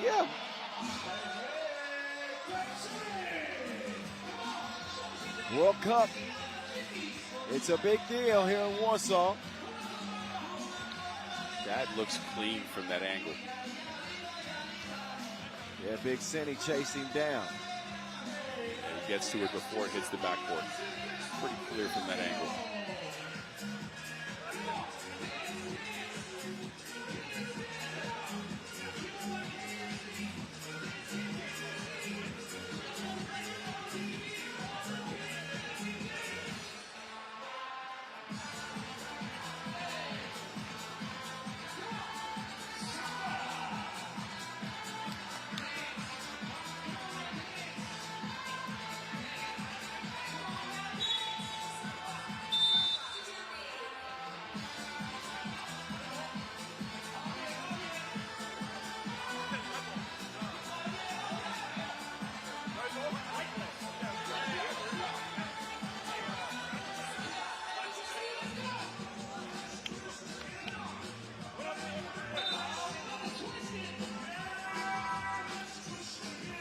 That the decision is clean block, right? Yep. USA ball. Big City with the step back. Big City with the cross. Hahn attacking strong, but comes away empty. Las Manas using the screen from Lotsis. Batman to Robin. The Maze trying to lose Dylan Travis. That crossover will do just that. 5-2.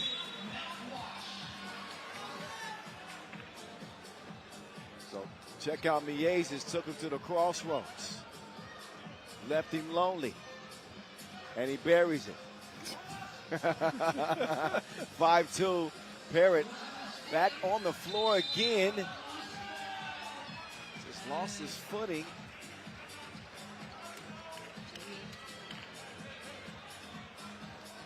Did a tough go at it.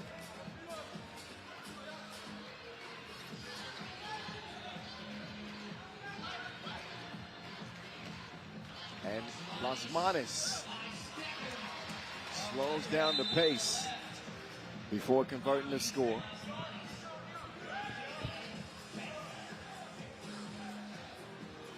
You know what I like about this game so far? What? Latvia have a long memory. These are the guys that usually when they lose a game, they remember, right? I think they got the game from last year fresh on mind. And they've come out with a lot of passion here early. Well, I think it was Latvia who played the USA for gold in 2019. And that was the year they took silver. I think you're right.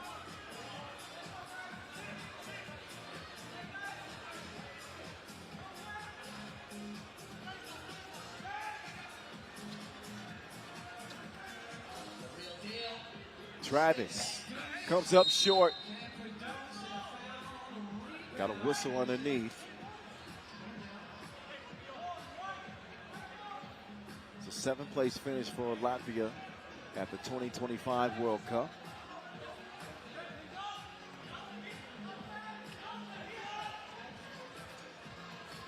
Big Cine entry pass just out of reach of the wingspan of Parrott.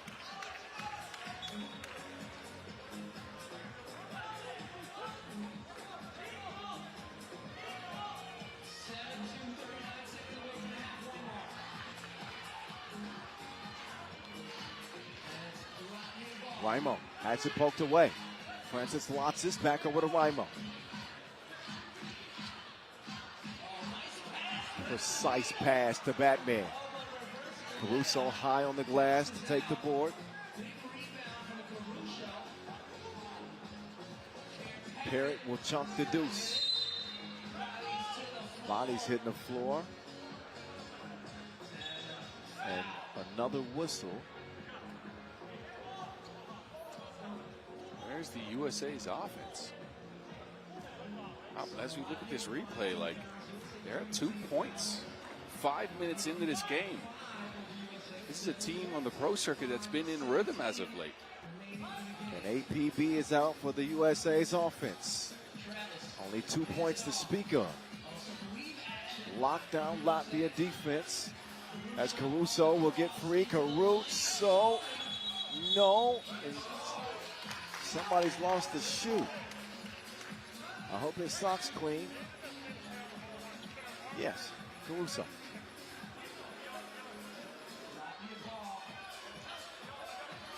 Got to give Rimo credit for his rim protection.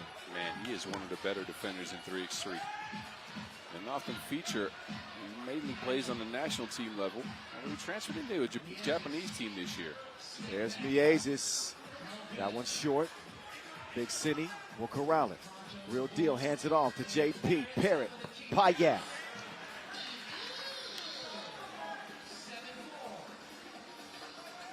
Now it's the Mays with a slick delivery. Las Manas will fire. Travis will get it clear. Parrott on the baseline. Attack! He takes flight. And 5-7's a result. An injection of American offense. Oh, that one's way off target.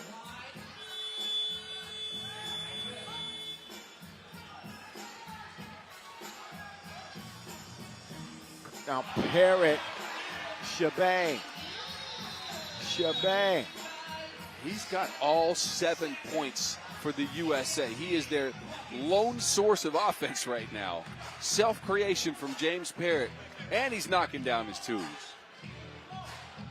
There's Parrott taking off on the baseline. That quickly followed by a two-piece combo. Technical free throw here as Travis gets on the board. Didn't quite catch what that technical was for. Me either. But a 1-point lead for the United States.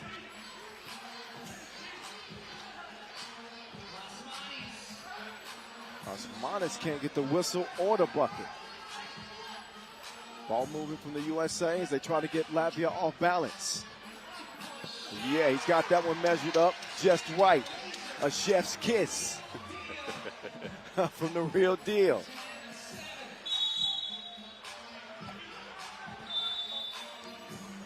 Travis, no argument there. He says, good call. Scrapping with Rimo in a 10-7 game. Look, it was 7-2. A quick 8-zip run by the USA has made this a whole different ball game. James Parrott got it started. Dylan Travis now with 3. He's getting involved. Parrott really has the 2-ball going in this one. He could be really hot or cold, right? Some tournaments you won't hit him. But a good start for him here. Yeah, but after a rocky start, remember how frustrated he was? Yep.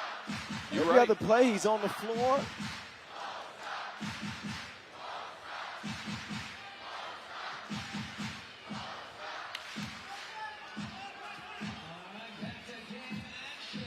That's a clean play there for Latvia. And they sharply get it down low to Rimo. Big City now. Pull up won't go. Foul number 5 on USA.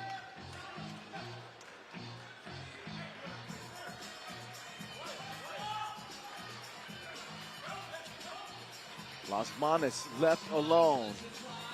And he continues to struggle with that outside shot. Parrott now, he is not struggling at all. We'll miss that one.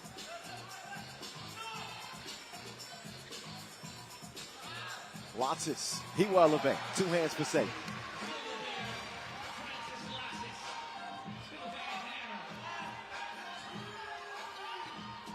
Big City.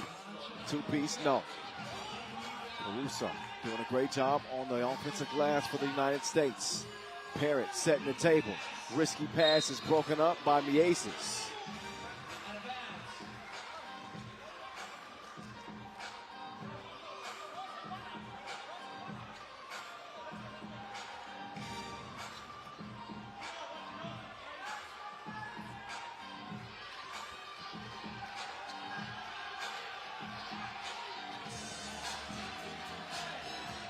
Raimo drops it off. Lotzes. Ricochets right into Dylan Travis's hands. 10-9. Travis, two-piece on the way. Shabang. He has really come alive in the second part of this game. A couple of two pieces, a free throw. Him and Parrott combined for 12 out of 12 for the USA. And Dylan's doing it out of movement, too. Can do nothing but admire the heart of Dylan Travis. He gets beat on that play. But he is Captain America for the Americans. Big Cinny. He buries it to make it 14-10. Lots is free again. He's hurt him a couple of times in that pick and slip. Caruso. All commits. It's Raimo that clears it for the Latvians. Las Manas will give it up. Raimo. Good matchup with both him and Caruso. Now the USA defense is tightening up. Dylan Travis paid for that possession. Oh, yeah. Oh, yeah. Yeah, Lots is on the move there. That is a clear offensive foul. That was a shoulder check. Minute 23. As USA have jumped in front of Latvia, they lead at 14-11. This has had something to do with it. The real deal. And Mitch Hahn. The two ball is the big difference maker in the game. Latvia have only gotten, I believe, one from Norris Miezes. USA have gotten 4, maybe 5. Hahn's got 1, Parrott's got at least 2, Travis got 2.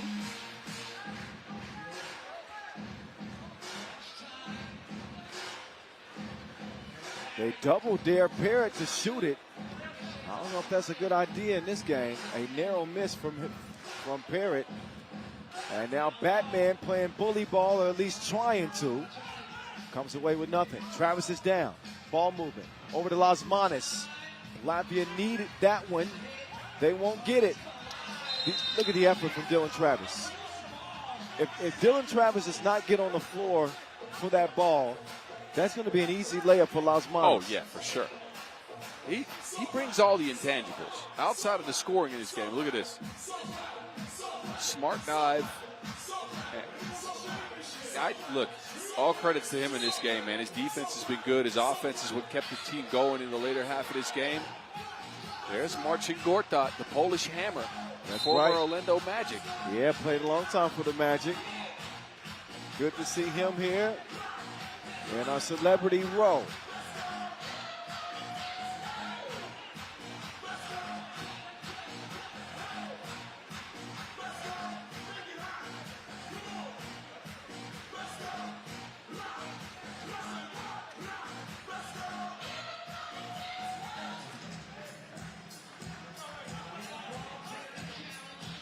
Ball clear challenge.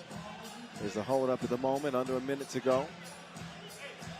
Anything you can get in the game this tight.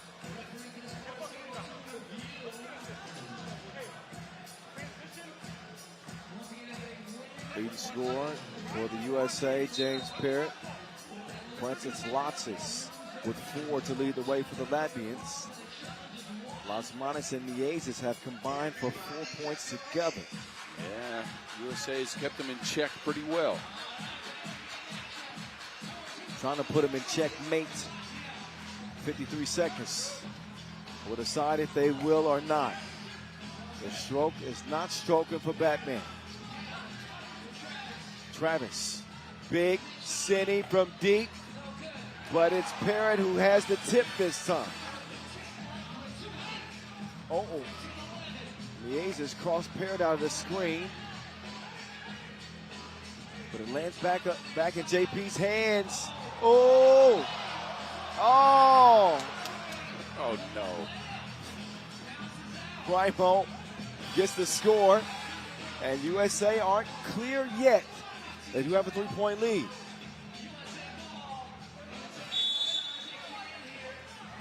Latvia do decide to foul, but they let a lot of time tick off the clock. They might as well just played out that possession. So they played right into the USA's hands. But that deserved a little more than a miss, let's just say that. Beautiful pass here from Miezes, by the way. Travis putting icing on the cake. Hahn yelling from the bench, no fouls. Lotsis gets one to trickle home, but too little, too late. Travis trying to set it up for a highlight to cap off the performance, but they will settle for the dub any day of the week. That's exactly what they emerge with. Good game by them. Look, they've guarded the two-point arc really, really sharply. Outside of that last Lodge's hit in crunch time, well, not even in crunch time, in time that didn't matter anymore. Only 1-2 made by the Latvians. Norris Miezes self-created one, but they kept Miezes and Los Manes, normally the offensive duo, to 4 points total. Miezes had to do a lot of facilitating on ones. Yeah. So credit to that USA defense, especially with that 7-2 start. They stuck with their game plan. They did right under the watchful eye of Gortat. They got it done. That is one that should inspire some confidence for the United States. Homestanding Poland up next for a date with Mongolia. Men's Pool B action.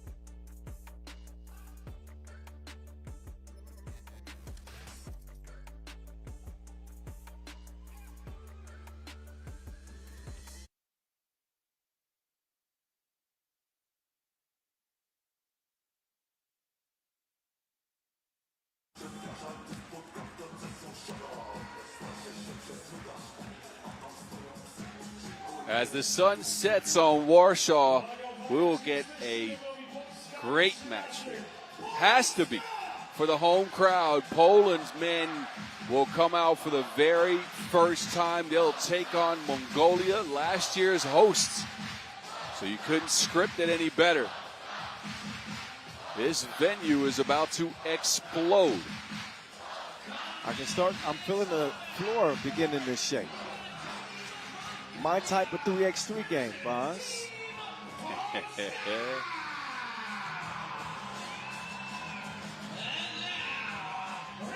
Got the stars out. The locals here. They've been waiting for this game.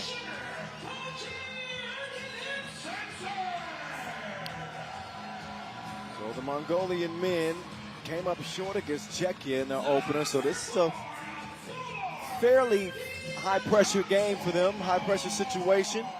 Wanting to avoid that 0-2 start that's looking them in the eyes here if they don't get the job done.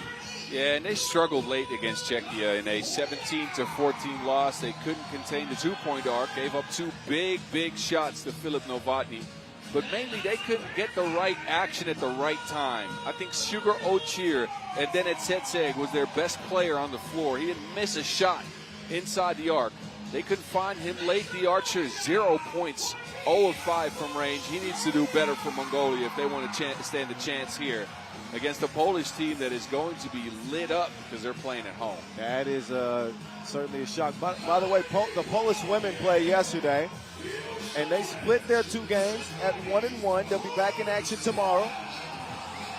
But the Polish men, a big question mark looming with this squad. Not the most experienced 3x3 team, but certainly some 5-on-5 talent. And they got a European champion in Przemysław Zamoyski. But, and I get it, right? They are not the most experienced squad, but all of these fellas, outside of one, have experienced at the highest level. This guy, Michael Sokolowski, played in the Olympics for Poland and the Olympic qualifier. Now, those are 2 out of his 6 tournaments played ever. So, yes, a little light when it comes to pro experience. Ponitka was on the 2022 Europe Cup for Poland a long ways back. So he has some high-level experience as well, especially because Poland made a deep run there. And, of course, this guy, Wazinski, he's new, right? A former ACB player coming out of the embassy program in Spain, transitioning into Poland for this year. And then the 2-time Olympian himself. Yes, indeed. Z-Bo still going strong, representing for Polska at 39 years young.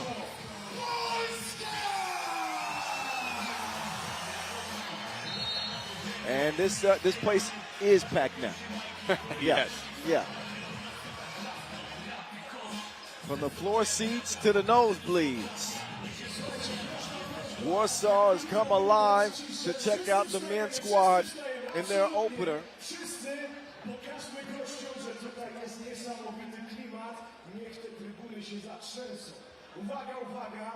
Everybody's standing up. Non-Aryan Bowl getting ready.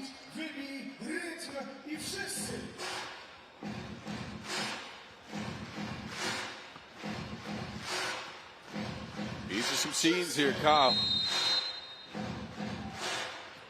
It's a vibe. You can feel the tension building. And you know the expectations are high, especially, look, Poland come in as a very low seed.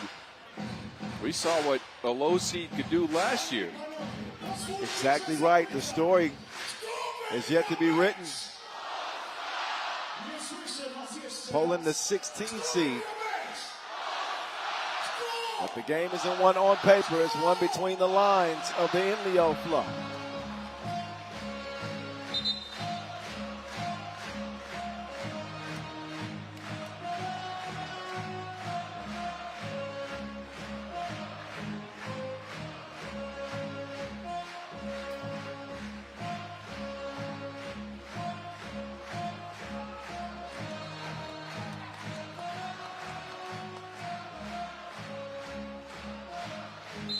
And we are off. Check ball gets us going. Mongolia and Poland. Men's Pool B action.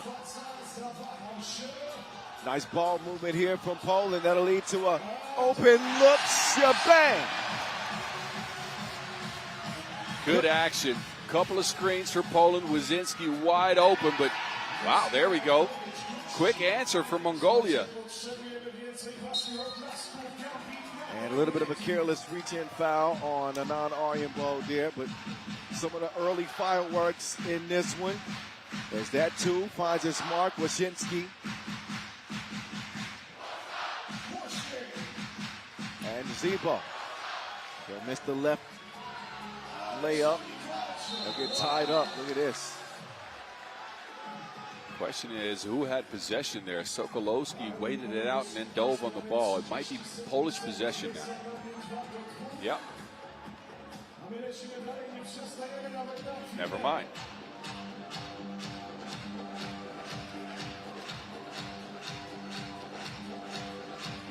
Ball fed inside. Sugar will miss it.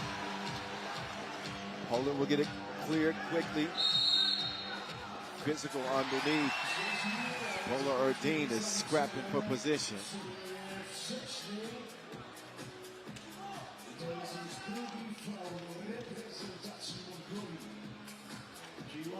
Zebo back at it. Trying to get past the Mongol Lion. No, bruh. The Mongol Lion was not having it.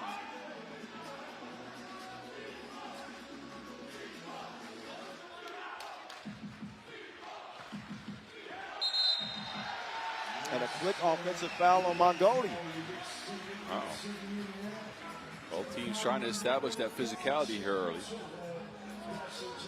Well, the emotions in a game like this, really for Poland, and Mongolia trying to match that energy. It's had that complexion so far. And now an offensive foul. Sokolowski battling for position, cleared out some space with the off arm there. There you go.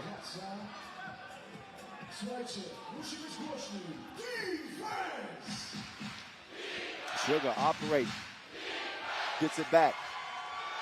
Two-man game, working to perfection for the Mongolians. They lead by one. That one just out of reach. And Zebo collected and scored. A lot of attack and mismatches from Poland here early in the paint with Zebo and Sokolowski. Mola Erdine practicing his layups uncontested.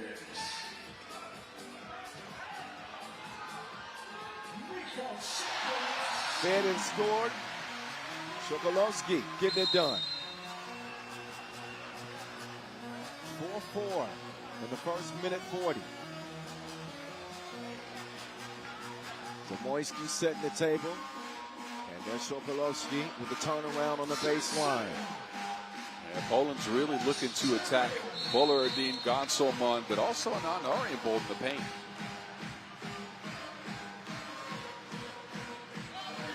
Like you said, heading into this game, this has got to be a better performance for Anand Arienbold if Mongolia want to win in this type of environment. The Archer. Nice play there. Passes up a good look for a better look inside. Active whistles in the first 2 minutes. That's the fourth foul on Mongolia. And they are, again, trying to be physical with Poland, but it's leading to a bunch of calls. Sokolowski. All firing into the Mongol Lions' hands. He'll set up shop. Sugar. Drop step, you know. Kitchen is closed. No soup for you. But Gumkoyan gets called for the reach-in foul.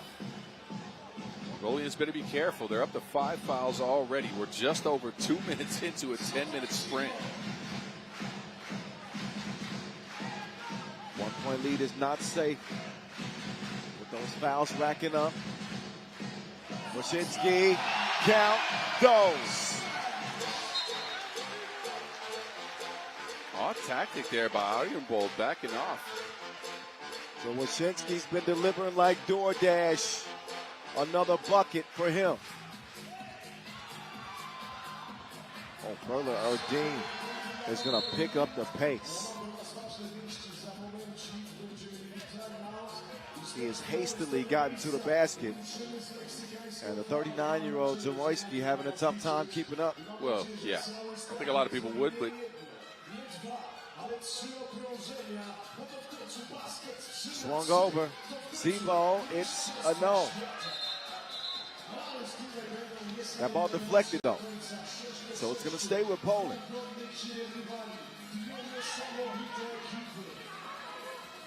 A second to shoot. Zamoyski. No.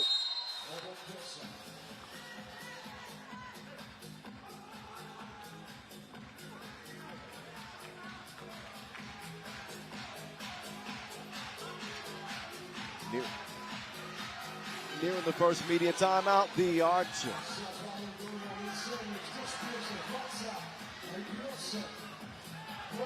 A fake, easy drive. That one courtesy of Ponitska. Active hands, nearly got a steal. Instead, it's the Mongol Lion from the free throw line. He's got some touch, man. We've seen him knock down a couple of these mid-range shots. He's got a long-range shot as well. He's not really come up with it here. He's coming to fight in this one, that's for sure. Oh, yeah. Way to fix a broken play from the Mongol Lion.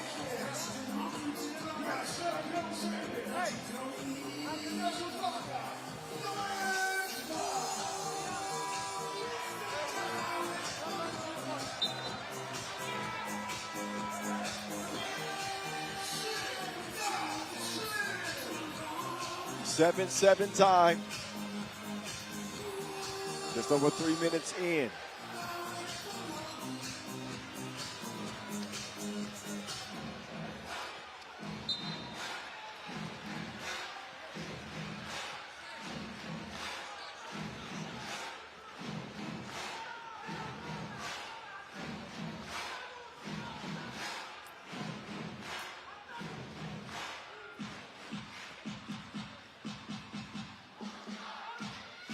Seven up. Oh. Nowitzki slips.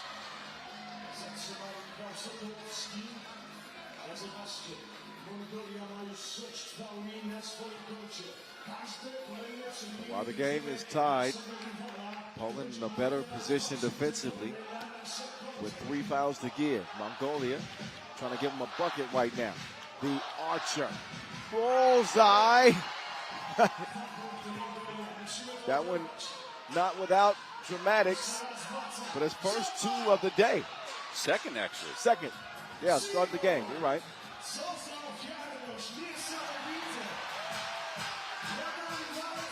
Wojcicki down to the post office. Oh. Doesn't get closer than that. And Sugar O'Cheers called for the offensive foul. That's his 7th on Mongolia. They have to be careful the rest of the way. 6 minutes left.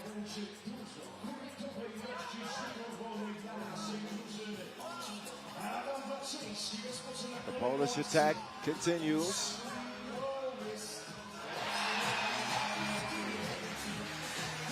This time they convert inside. Fuller Erdine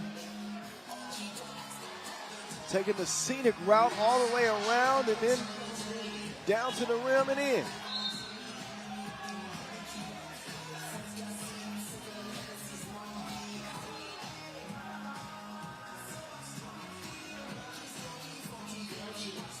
Accidentally lost the defender.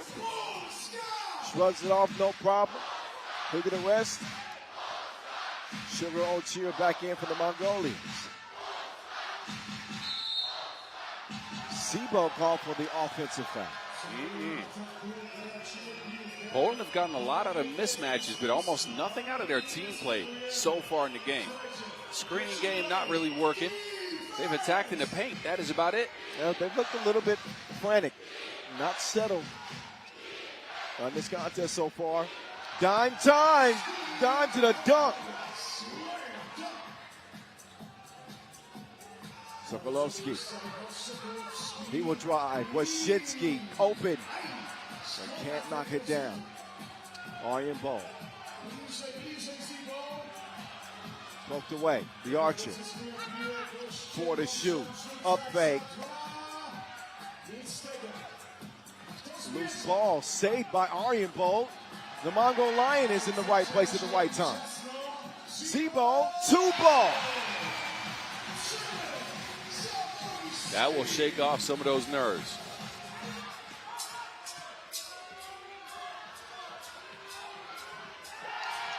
Tough bucket inside, Sugar O'Cheer. So the Mongolians, they seem to be ready for the fight here in enemy territory. You know, they always bring a lot of heart, but they've gotten a game plan to go with it now. Sokolovsky, right past the defense, up fake, steps through. Trying to pull off a T-Mac. Bowler Erdine is driving past him like checkpoints. Just too fast. And an offensive foul. What a play. What a defensive play. Bowler Ordine is making an impact for Mongolia. Oh, that's the second time he's taken that type of charge under the basket today. Well, sacrifice it all.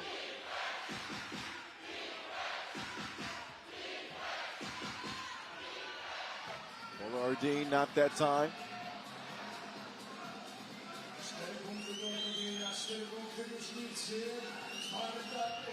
Has he? Aryan Bowl to Bowler. And straight two missed.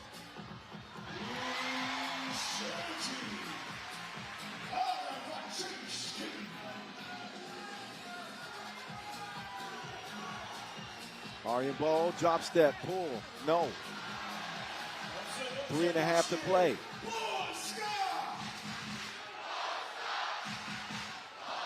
Here comes Wyszynski. He's putting the team on his back in this one.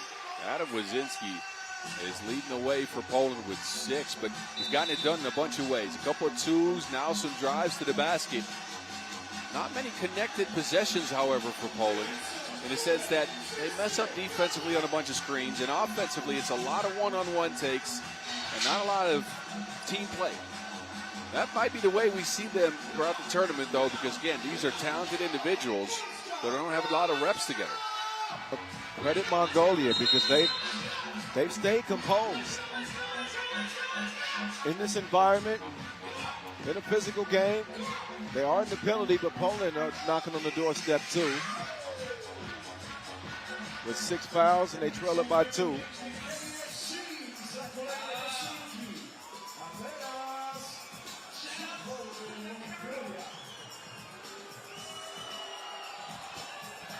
Aryan Bowl able to add to the lead.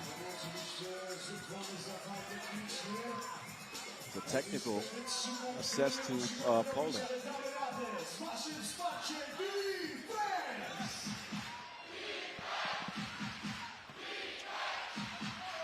The archer is arching. Counts plus the foul. And 2. Possibly. 0. Aryan Bowl barking at the crowd a little bit too. He's telling the crowd to hush up.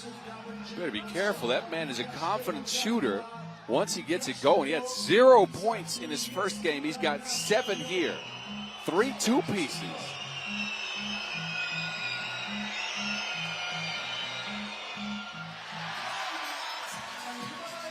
Aryan Bowl off on the first. Still can make this a 3-point play. Mongolia's lead at 5. And Aryan Bowl drains it. Aryan Bowl with 8. Trying to make Zebo uncomfortable, but he's got a 2-piece up his sleeve too.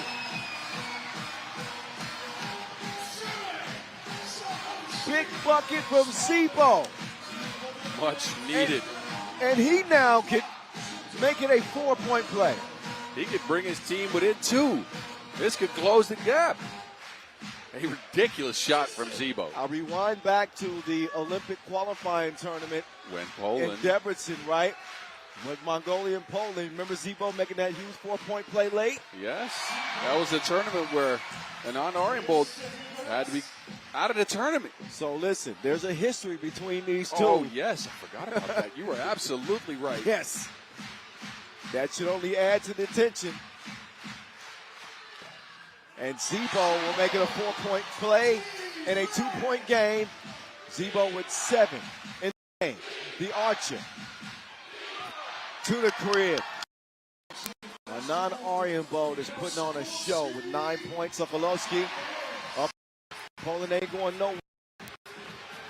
How could they? They're at home. Aryan Bowl, no. Wyszynski drives through traffic. Double pump. That was tough. That was tough. Bowler alert. Ordine speeding in for another score. Game point Mongolia. Zebo giving a layup. But Mongolia have to make the most of this possession, or Poland could steal this one. Bullardine, oh, that's a defensive breakdown. And Mongolia pull off the dub, stealing one at home over homestanding Poland, 21-19. Wow. Mongolia couldn't execute in the final minute in their first game. Now they out-execute Poland with a beautiful pick and roll play to end it. But what a game from the Archer, man. No points in his first game. He came up with 9 in this one to lead all scorers. Poland, a good effort. 8 from Zebo, but not enough togetherness to me. You'd like to see them play more in a team concept instead of taking it one-on-one individually every single time. Look, they'll get another try at this later today. It'll be an interesting matchup to close out the action against Latvia. Yeah. It's become somewhat of a must-win for them, though, with Mongolia now picking up a W. 2 men's games left, 2 women's games left to close day 2. Mongolia and Spain in women's pool B is next, followed by the Kangaroos in the USA. But we will get a slight break in the action before we get back to it. So stick around. More to come.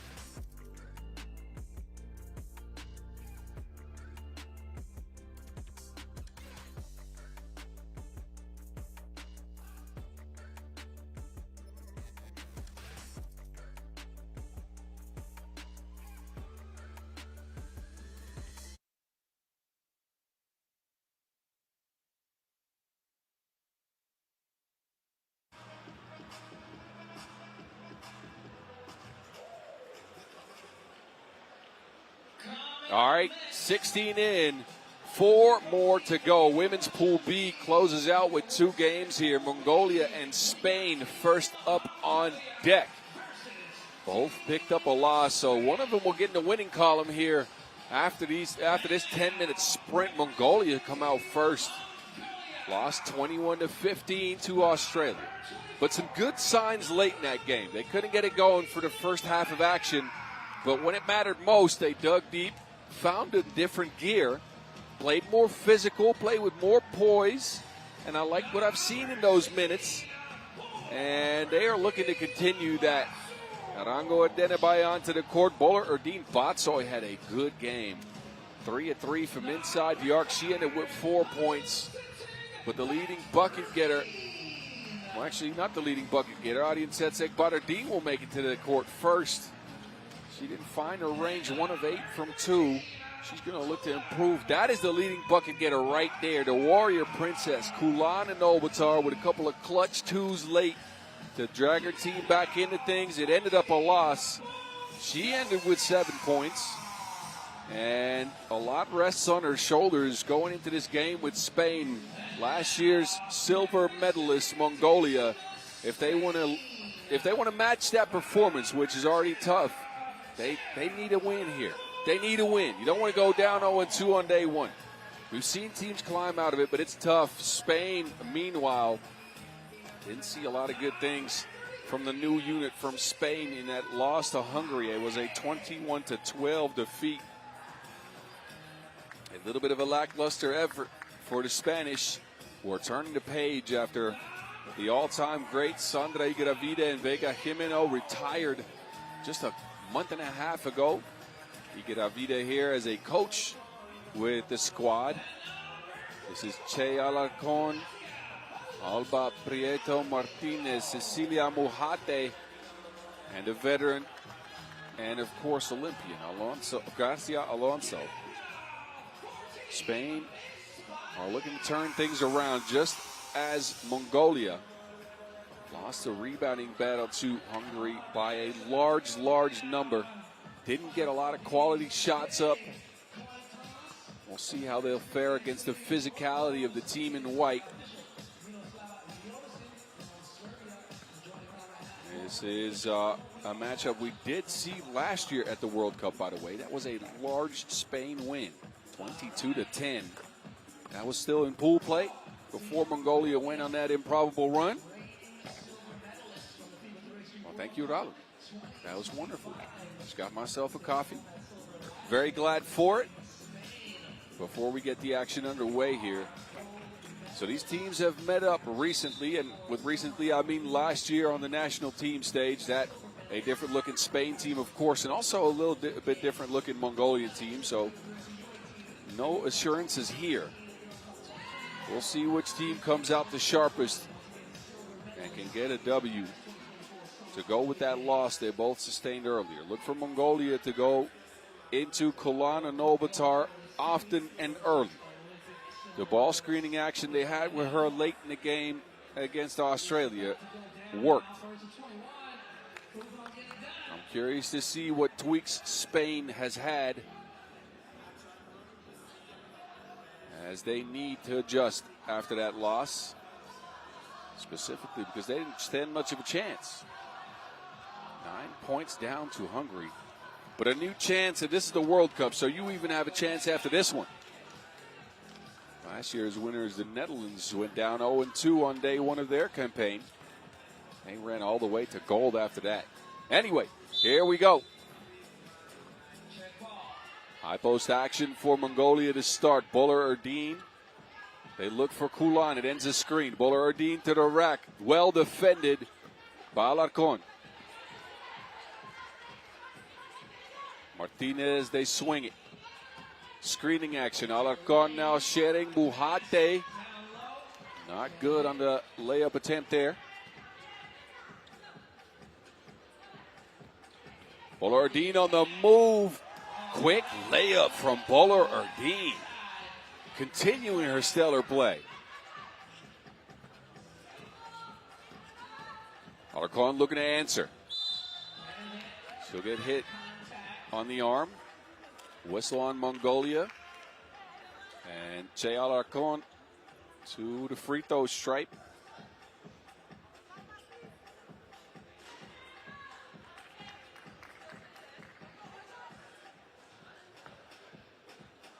Alarcon played Nations League in the past.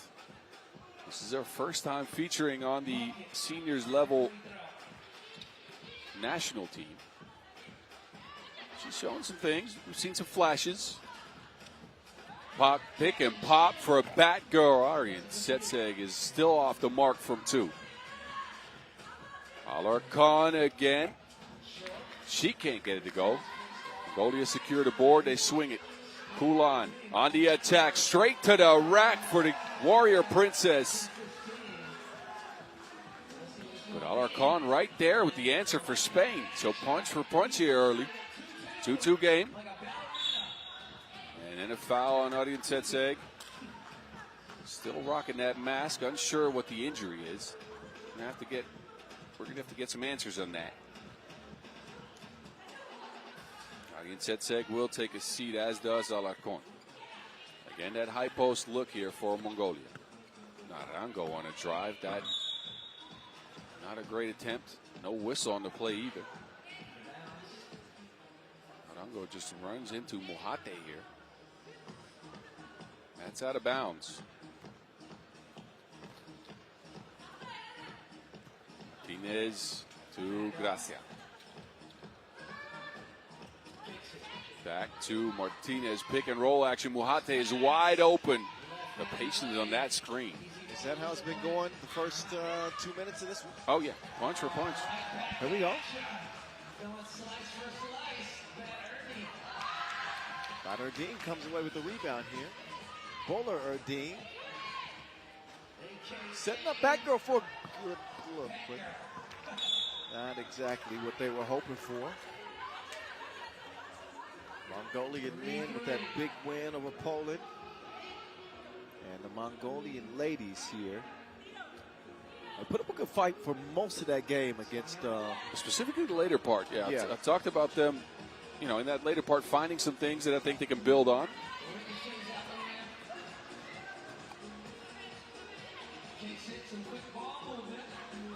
Obviously going to need a big performance from Kulan. Oh, step back! Step up!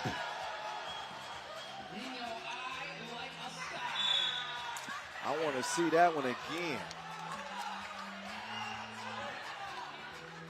Oh, get up. Jagged Edge is happy somewhere. Down on bended knee. Down on me. Martinez. Uh-oh.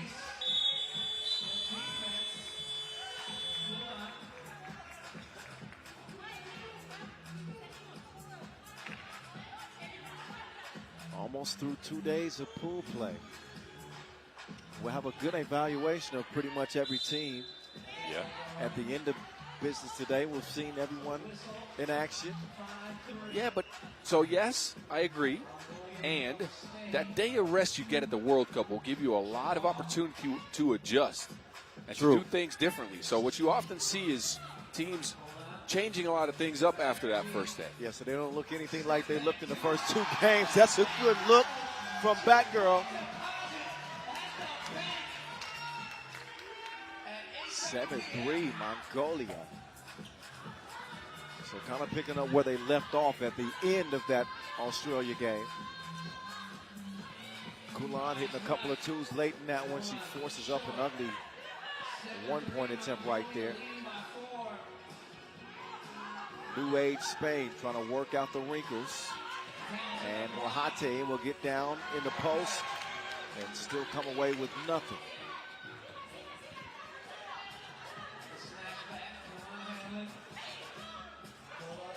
Zorangu, too short. Wahate patient. They're going to continue to let Martinez kind of facilitate. She's struggled though offensively. Yeah, hasn't been able to find a roller on the pick and rolls a lot. Hasn't pulled up for a shot behind the screen. Not a lot of patience. Maybe some nerves still.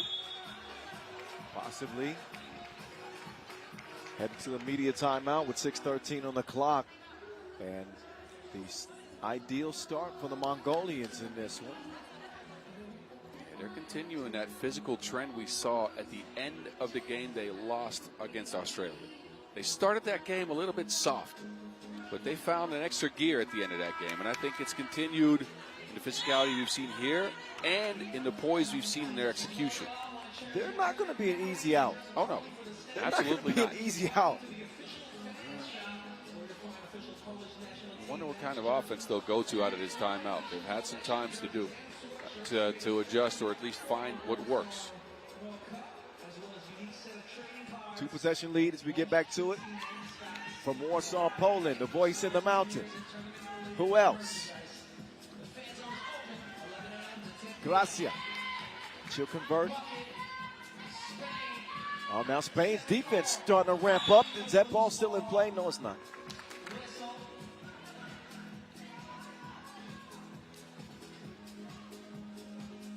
Ardine is helped to her feet. But it is a turnover on the Mongolians. España back up top. Team Spain trying to execute a game plan that Coach Igaravide put in place for them. They would love to have an Igaravide-like shooter on this team. I'll tell you that. That would make all the difference for Spain. Those, unfortunately, are a bit rare. Well, extremely rare. And not to mention Vega Quimeno. was just as critical to Spain's success over the years as Iga Davide.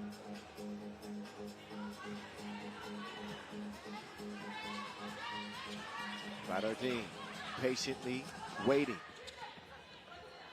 And they will turn it over. Garcia with two defenders coming.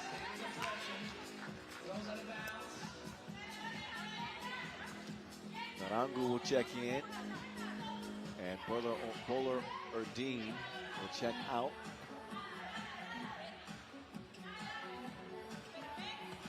Alarcon to the post, and we'll get the whistle. You can see that Spain is still finding their way, relying a lot on one-on-one.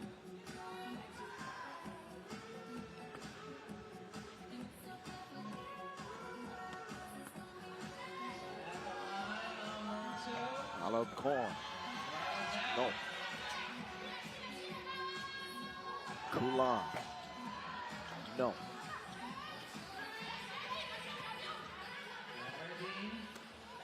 Good defense. Alarcon got a hand on that. A lot of action off ball. As you hear the whistle from official Mima. And as a foul, white, number 3 on Mongolia.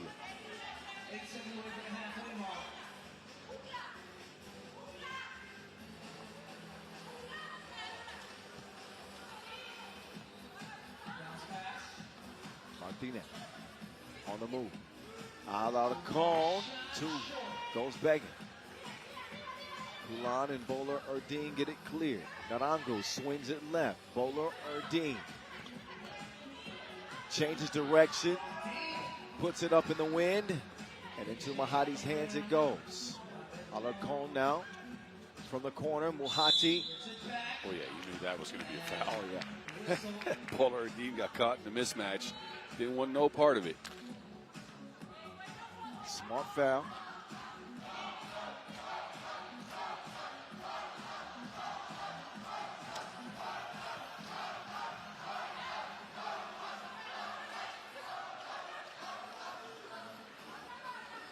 Garcia, turn around.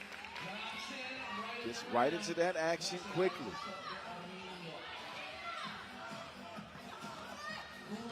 Kulan with a wild drive. Mongolia's lost some of that sharpness we saw on offense to start the game. Yeah, 2, make that 3 in a row now. 3-0 run for Spain to pull within 1. What's going on over there? That's an unsportsmanlike foul called on Martinez. Uh-oh. Looked like she was almost trying to hold Kulan up. I don't know if this was... Not much of a play in the ball there. Yeah, not to much of a start. play. I'm fine if this call stands. I'm also fine if they decide to. Yeah, I think either way. Either way, I agree. If it does stand, however, that is a big break for Mongolia right as they're losing the momentum, losing their focus a little bit. If it stands, it'll be a couple of free throws. They're going to take a closer look. It was one arm definitely wrapped around. Oh, yeah, unsportsmanlike. Yeah, it is going to stay. It's going to stay. So Mongolia with a chance to stop the bleeding, so to speak. After Spain has made a run to climb back in the game. You wouldn't want anybody else on the line except for Kulan Anobatar. And she will shoot her 2 shots right now.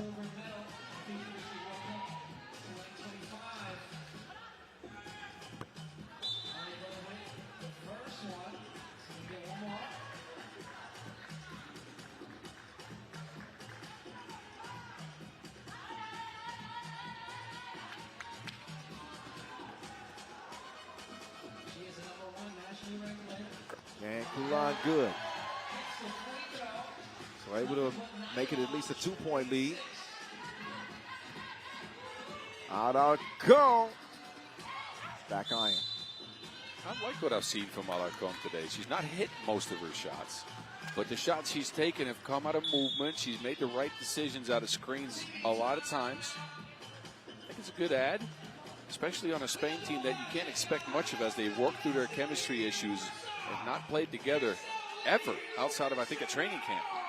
Yes, that's relevant.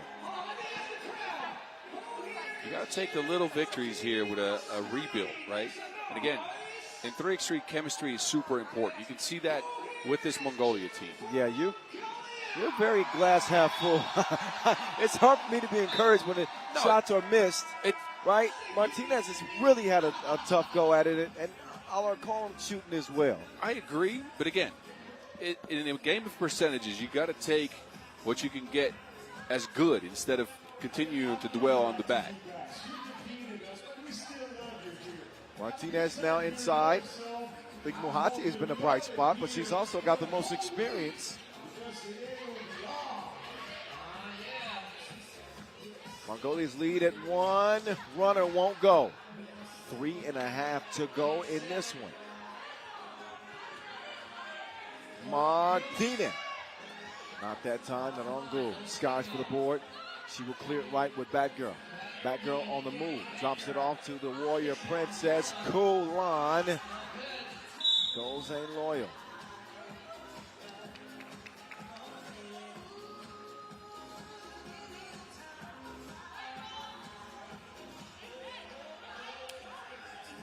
So Kulan will cool off for a bit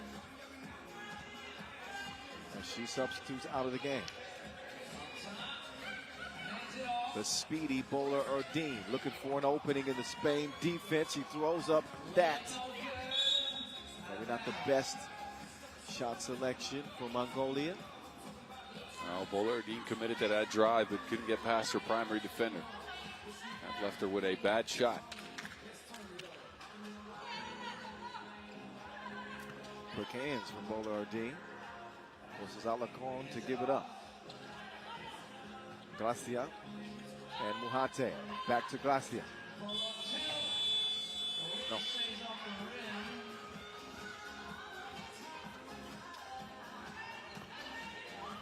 Narangu. High arc on the 2 attempt. A battle for the rebound, but I believe that Narangu touched that last. It'll be red ball. And she chases down her own board. And that's the last touch right there. Pokes it out of bounds. Spain possession.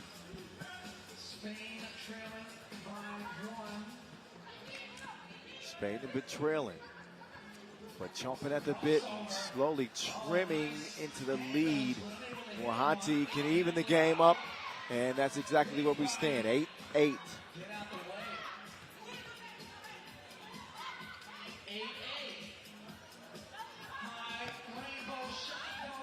On the Narangu. In the right spot.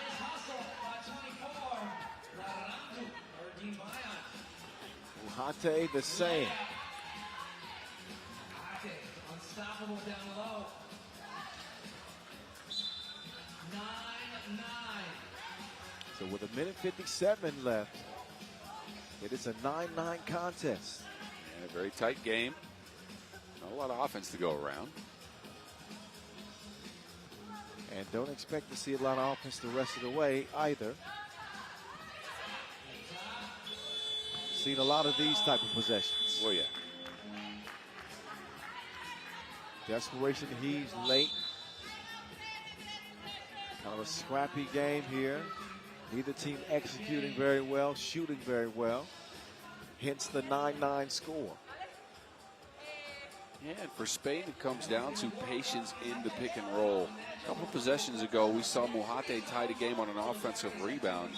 But this was a drive out of a pick and roll that saw no screen hit out of 3 attempts. That's what you don't want, especially with Muhate and all of her size. Patience behind that screen means you can hit, you can get an angle on a defender, then you can get a roll. We didn't see that.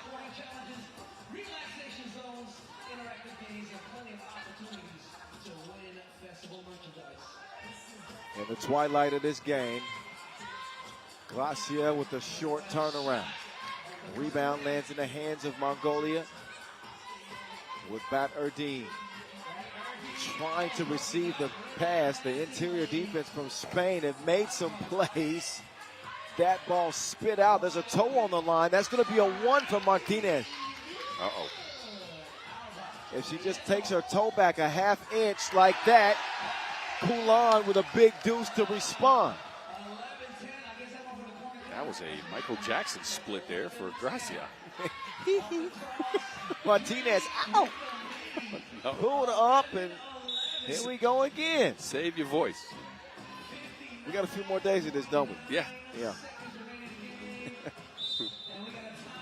We got a timeout right now, so everybody will rest up with exactly a minute to play in this 11-11 tie. It's such a tight game. I can't tell at this point because no offense has really worked. So what do you go to? All I can go on is the fact that last game in the last minute, Mongolia came up with some stuff, right? So maybe they can dig deep and find that extra gear again. But outside of the first couple of minutes, I haven't seen that in this game. Well, it comes down to the stars, right? This is where you have to have the playmakers make plays that ultimately decide the game. So obviously that's going to be Kulan and Obatar for the Mongolians. She and Bat Ardeen, or Aryan Setse, rather. Kulan. Oh, got a whistle. Is that against Mongolia? It Number is. 6, yeah. Well, Ardeen with some shoving under the basket to clear out some space. They'll get Spain in possession here. And Mongolia has to be careful the rest of the way. Yeah, with no more to give. Alarcon comes around. Martinez. Wasting some clock. She'll try to make it pay off this time. Alarcon gets it done. Spain do assume the lead, but for how long? Kulan too strong. 20 seconds left in this one. Martinez shoots it early in the shot clock. I'm not sure. Nope, that is inexperience right there. Now 8 to shoot. They'll get it to Aryan Setse. That ain't going nowhere. And Wilson went missing like Castaway. Wilson! Wilson! 8, well, this looks like it's in the bag, right? Well, look again, a lot of things can happen in 8.4 seconds, but with Spain in possession here and Mongolia unable to get a lot of quality shots up, I'd say yeah. Okay, but if you're Mongolia, you want to foul, put Spain on the line and try you- to see if they can miss one. And Spain check with Muhate up top. I'm not sure what her free throw percentages are, but Mongolia better foul fast.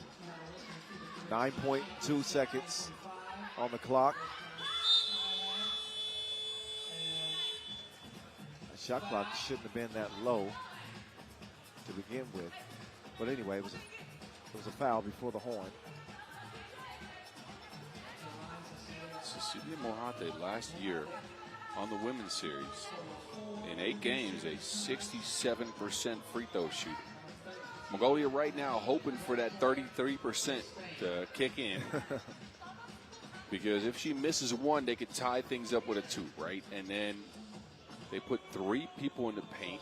So somebody will have to drift out and get a quick shot. 8 seconds left. 2 shots coming up, and there's that 33%. I don't know if Spain put the right person on top there. I don't know if they realized Mongolia would foul. But again, maybe they have faith in Muhate. I don't know. Well, she gets the second to go, so Mongolia will look for a tie. Martinez gets a hand on it, pokes it out of bounds, which isn't the worst thing for Mongolia because it gives them a chance to reset here. Yeah, they usually have really clever play designs to get a 2 up. I'm curious.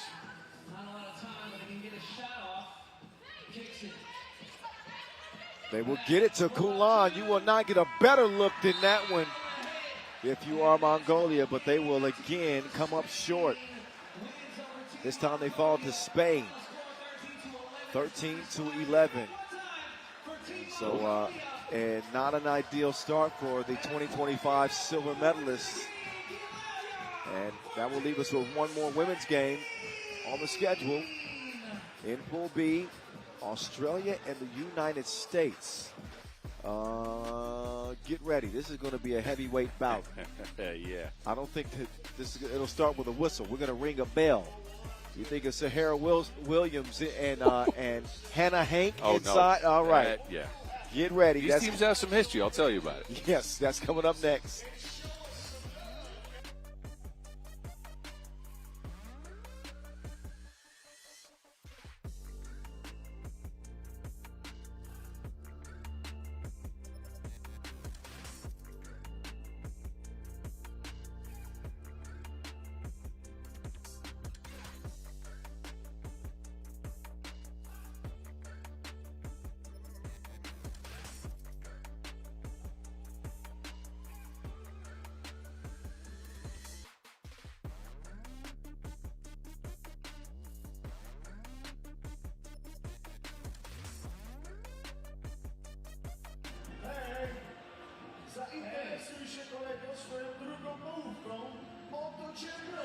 What a beautiful skyline and a wonderful day of 3x3 here at the World Cup from Warsaw. Day number 2 of 7 is nearing an end.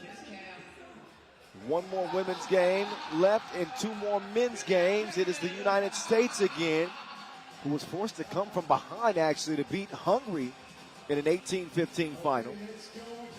And for the Aussies, they came out victorious with a 6-point W over Mongolia. So the Kangaroos will take the court here first. Amy Atwell, who found a stroke from outside. Hannah Hank was punishing people on the inside. The matchup against the United States is going to be different. They're likely going to have to find other areas to exploit, with Joyce Edwards also inside. Hannah Hank will have her hands full. It'll be an interesting one, especially because Australia leaned heavy on the rebound and lost some confidence late in that game against Mongolia. It took them some time to close it out. They struggled a little bit to execute offensively in the last minute or so. They did pick up, again, 26 rebounds, 12 offensive, but they were just chucking the ball to themselves under a basket of points. That's true. The conversion rate on the inside has left some to be desired. But that goes for both teams, because the USA missed a lot of close ones. Yeah, so here are the stats. 11 for 22 inside the arc for Australia, and the USA 8 for 25. See? That is not great. 1 of 10 under the basket for Sahara Williams, who did grab 8 offensive boards. It's a bunch of me-bounds. You are right. It was a bunch of me-bounds. You are absolutely right. But a little bit frantic on some of those shot attempts instead of taking their time. And I think that contributed to a lot of those misses. We'll see if a more settled USA team presents themselves in this one in the matchup with the Kangaroos. So these two teams, Kyle, they met up in the women's series early in the year in Chengdu at the very first stop. USA at that point played with 3. Sahara Williams, Michaela Williams, and Joyce Edwards against 3 of the ladies that represent here for Australia. That game went down to the wire.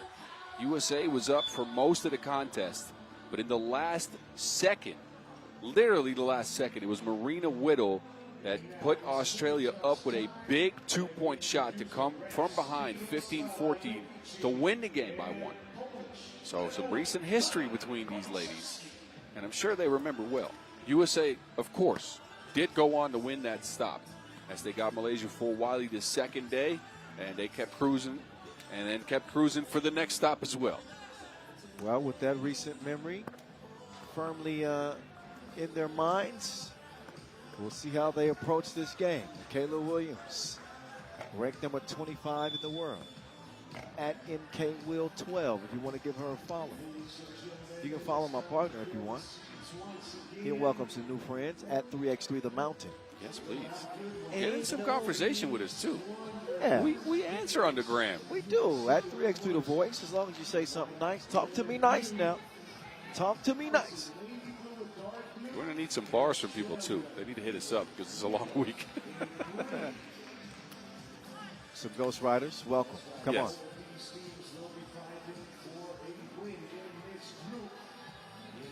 Playing under the lights tonight Day 3 becomes a critical day in group plays. We'll see our first entries into the quarterfinals and also our play-in games as groups B and D cross and A and C cross. So A and C will wrap up their group play campaign on tomorrow. Here we go. USA, Australia. Joyce in a rush to the cup, but Hannah Hank gets a hand on it.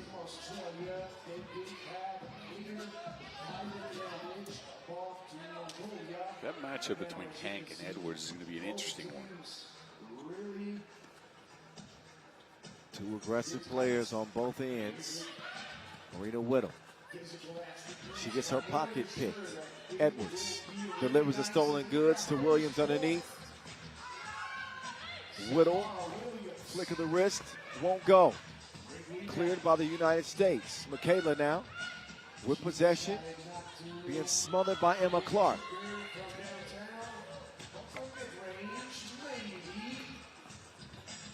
And Emma gets a hand on that one. Good defensive possession for Emma Clark as she will now check out. Michaela Williams resting for the United States. Joyce Edwards up top to get them restarted.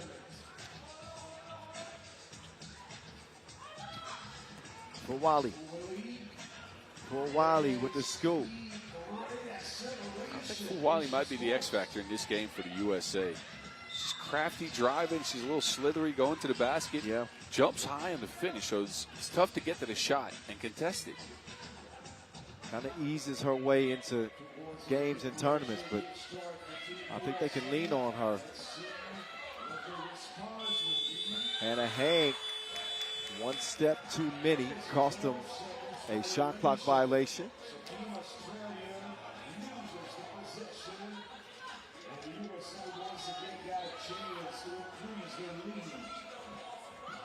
For Wiley, exercising that driver's license. A couple of easy scores for her.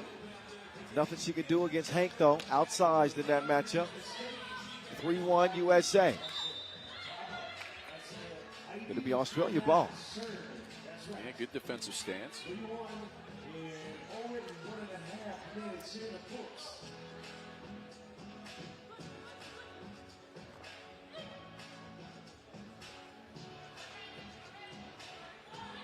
Emma to Atwell. Not enough on that 2 attempt. Sahara clears it herself. For Wiley. Might have been an offensive foul as Atwell hits the deck.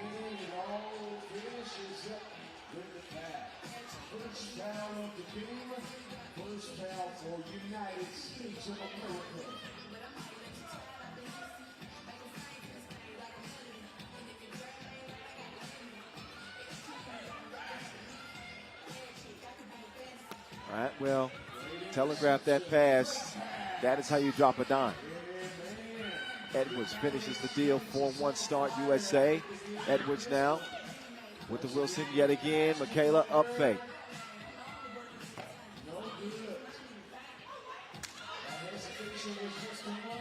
M-Dub. Whittle. And it'll be poked out. Relief off of Edwards.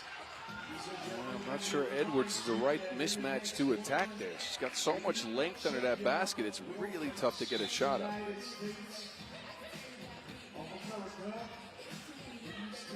For Wiley, setting the table, and Hank will get called for the foul.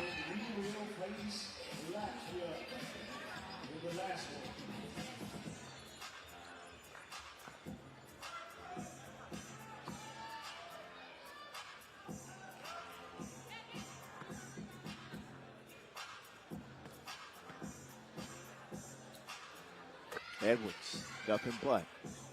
Transition offense. Gives Hank a good look from the corner, but as you can see, goes begging. Edwards cannot get the ball to Fort Wiley because the Aussies have a hold of him. Australia's physicality that we saw in their first game He's kind of been rendered useless by the athleticism of the USA here early. And Sahara on the attack. No choice but to foul, to reach in on Hank. Sahara, who came up big in that late in the United States Open win over Hungary. Also shows some of that shooting ability too. Whittle by herself, and she cannot hit the broadside of a barn right now. Whittle's 0 for 5, I believe, maybe 0 for 6 even on the day. Been a tough shooting day for the former Asia Cup MVP. But a manageable game still for Australia. For Wiley.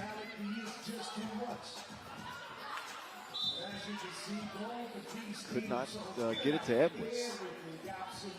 Both Edwards and Hank hit the floor.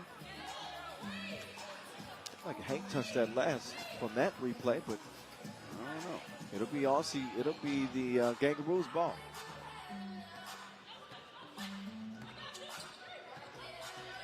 Clark was all alone, top of the key. Somebody's got to be willing to shoot it outside of Atwell deep. Hank bumping and grinding like a slow jam, and will convert underneath. Risky pass. Edwards will get it anyway, and another foul. 4 on Australia. Yeah, they're sending a message with these fouls, but they're coming at the wrong time. They're sending the USA to the free throw line a lot. They're up to 4 already. A lot of time on the clock. The other concern for the Aussies is the fact that the inside game has not materialized so far, although Hannah Hank has 2 points. But the outside game is not there at all. You mentioned earlier that play where Emma Clark was open at the top of the key. That is no recognition, right? And you got to have recognition of what works. There was a weave play. She dribbled across the top of the key by herself. No defender near. She didn't pull up for the shot. But you know, that makes the defensive strategy pretty easy because that's kind of self-check. It is. It's odd because Emma Clark is a pretty good shooter. Yeah, you got to force the defense to respect you out there. And that just means playing freely. For Wiley. Can't convert it.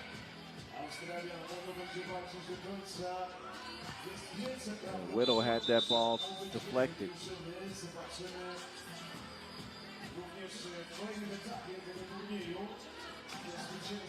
At least 6 seconds on the shot clock.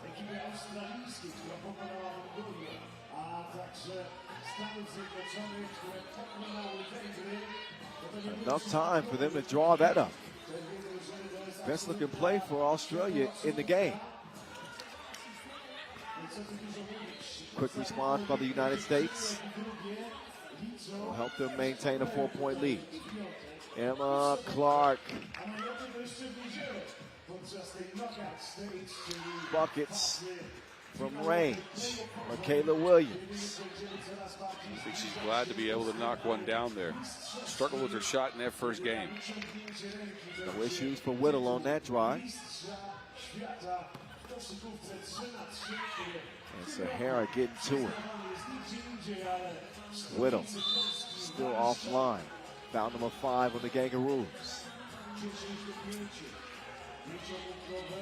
A lot of the shots Australia has taken have been open from the corners. They have not been able to knock those down. USA is so good at contesting, even at range. Edwards slips behind the defense. Extends USA's lead to 6, the biggest in the game. And that'll make matters worse. The Kangaroos are going to turn it over.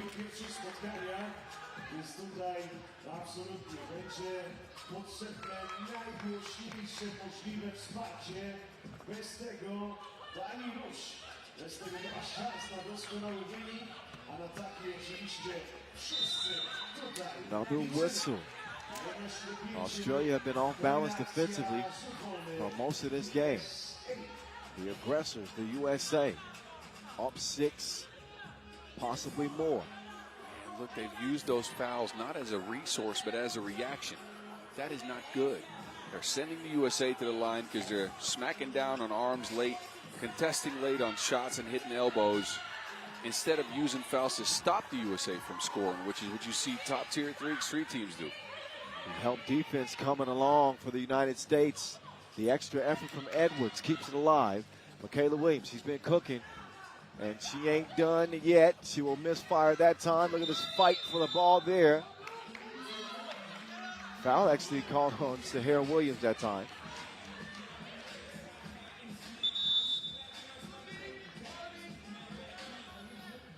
Sahara waved off the referee. That's a warning for behavior waiting to happen. Gets hit with it. Just a warning. For now, yeah.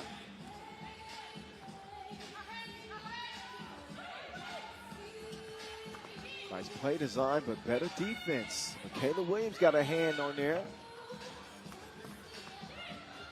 Atwell sends for Wiley flying and says, I got two for you. Needed, as Australia is still trailing by 5.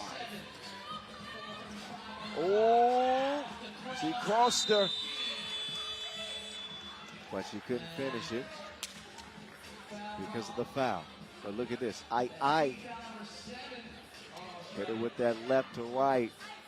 And without a foul, that would have been a highlight. Well, now it is a trip to the free throw stripe, as the Kangaroos are in the bonus. Kayla unable to connect on the first of two, but the USA have not had many worries in this game so far. Biggest lead was 7, but Australia have gotten it down to 5 now. Michaela with the ball fake, and they'll convert it. Oh. Pull Wiley down.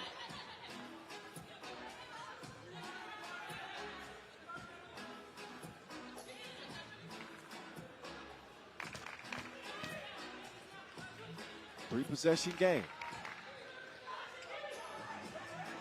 A lot of frustration on both sides, actually. USA not happy with the whistle in the game. Australia, I don't think so either. That'll count. Agwell bump in the bucket. Number 4 on the USA. So Australia hanging in here. Showing some life here in the second half of this 10-minute sprint. Aiming, and hitting.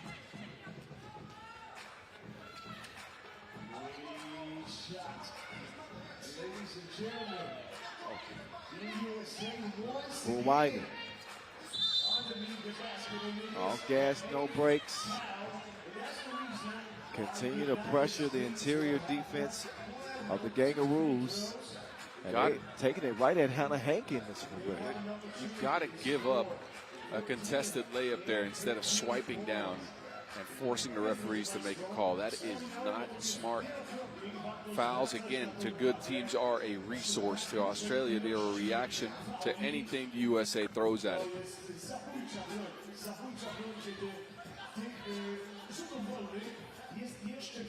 Well, Wiley with another one coming.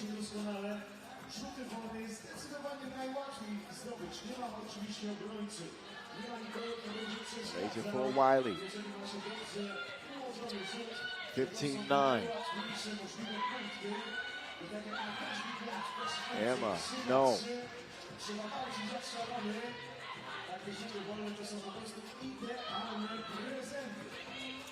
Williams shaken free, and yet another defensive foul on Australia.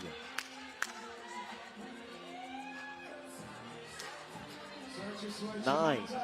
That is rough.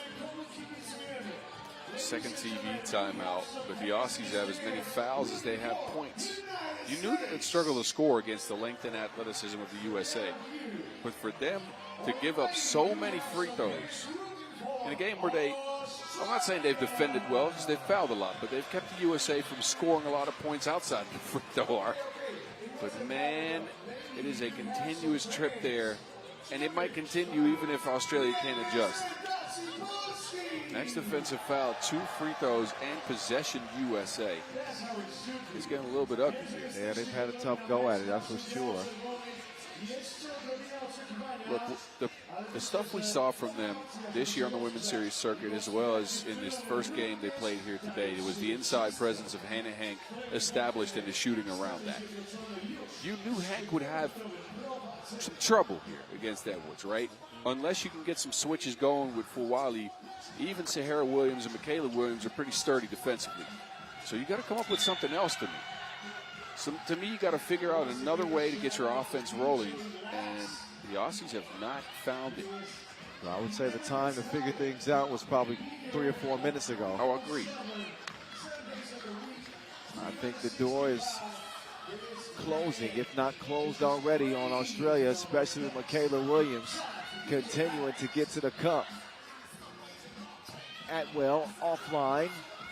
Sahara comes away with the rebound. And will work Williams to Williams. Sahara, turnaround. No go, Atwell. Whittled. Oh, USA bail him out. Yeah, with a foul there. Just the 5th, though. Just the 5th on the USA. Or is that 6? They give him an extra foul? I don't know. Oh, technical foul. Okay, that's why. Oh, it's because Sahara's reaction to the foul call. That's what it was. That was a bailout foul, too, because Australia cleared to the corner, a spot where you don't really want to clear with that many people around. No. That often gets you stuck, possibly out of bounds. Australia, that's right. So one of the last chances to beat Australia over the Aussies to make it happen, to cut this deficit at least a little bit. 8-point contest.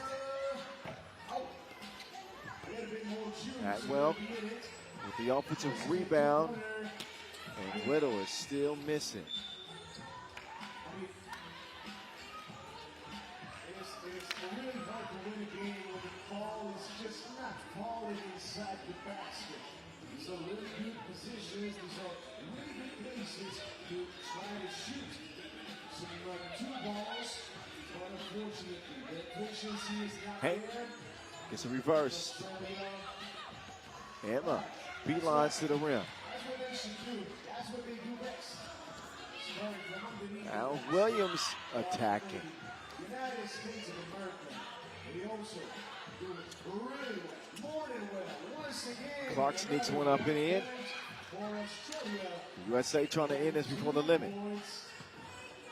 And Williams. And too much on that pass. 2:29 to go. But a foregone conclusion in this contest. USA clearly outmatching the Kangaroos. Oh, yeah. Men's competition, Czechia versus United States. Once again, we'll have an opportunity to see high flyer. A bad take from Whittle there. For Wiley. Off the miss at will. He will quickly pull the trigger. Same result for Wiley. For Wiley trying to get a highlight. Oh,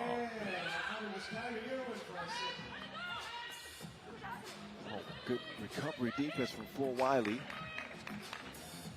And this one has definitely lost some steam. Atwell, great defensive play.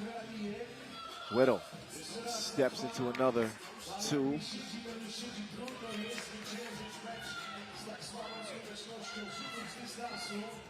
Whittle with a steal. Layup goes. Fort Wiley can end it. Side steps, 2 ball, no. You got this saying in the Netherlands. What's that? This one's going out like a night candle. You know, I used to have a candle at night. Oh, yeah. Takes forever to Yep. just fizzling out. Not a lot of offense to go around here outside of some Australian layups. The USA looking to close things out, but they've lost some focus. They're taking their foot off the gas a little bit here. Yes, sloppy game. Yeah. We got a lot of partner zones. All Land KFC, Yellow Bananas, Impulse, Duffanoff, SFD, Bukovina Rezo, Oakley, Lego, and many more. You will find a lot of cool things, a lot of cool competitions, a lot of gadgets to be taken, a lot of sweets to be eaten, and a lot of food to be eaten. I'm more than sure that you will have more than enough of all of these cool and extra things. You'll find all of them. Post work, Michaela Williams. Michaela with 8 in the contest. USA need one more. That one out of reach of Edwards.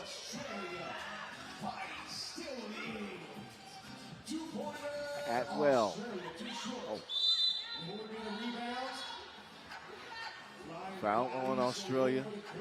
2 free throws and possession for the USA. This is likely to end at the free throw line.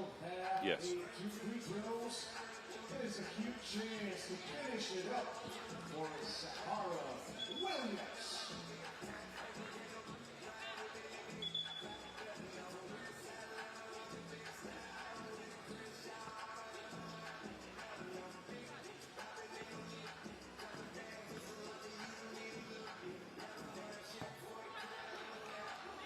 First of 2 missed. So that midnight candle is Still burning. it's like a birthday candle. You know when you're trying to blow it out and it just won't go out? That's what it's like. No one's trying at the moment.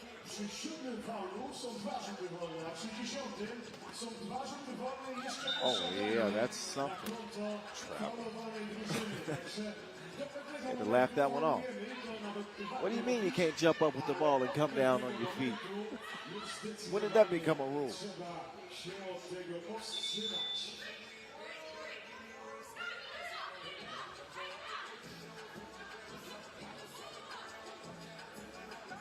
Delay of game warning.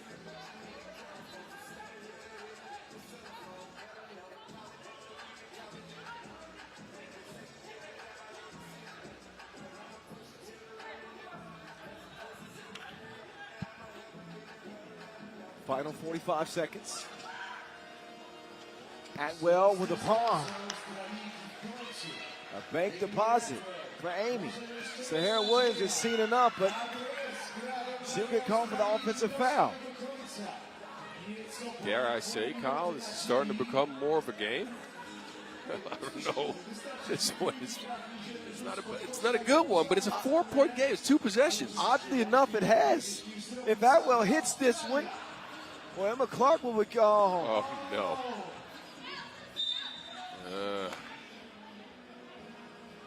They had a chance. Yeah, look, they needed that shot or that layup. Game could have been done at the free throw line, but Sahara Williams missed a couple, and then they mismanaged the possession. Atwell, oh my goodness. The well ain't dry. Atwell filling it up, in fact.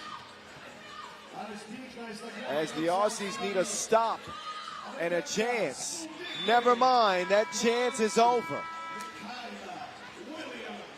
They just delayed the inevitable. It ends up being a 21-18 United States win. This could have been a 21-10 dub for the USA. It took them a long, long time to close out the Kangaroos. And that was because they lost their focus. They took their foot off the gas. They stopped going to the basket hard. They stopped drawing fouls. They started settling for jumpers. Hey, this wasn't a pretty game, man. We suffered through the end of that game, for sure. Yes, we did. The fellas will take over the show the rest of the way.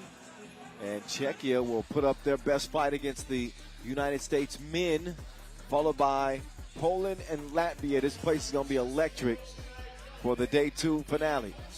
Minute and a half away from more 3x3 action from Warsaw.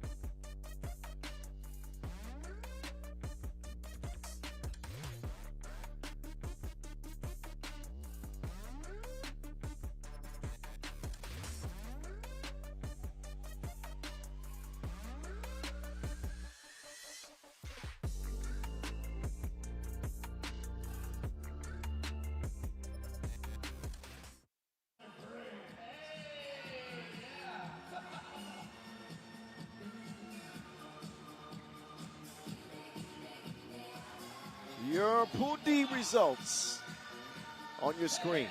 Hungary put up a good fight against the United States. They come up short, but they split their action 1-1. Mongolia lose both. The United States win both. Pool B standings for the men with a couple of games left. Oh, for the women, excuse me. The Aussies 1-1. Spain 1-1. And 20 minutes more of 10-minute sprints left. All up to the fellas to deliver some exciting games for us to close the day. The United States and Czechia.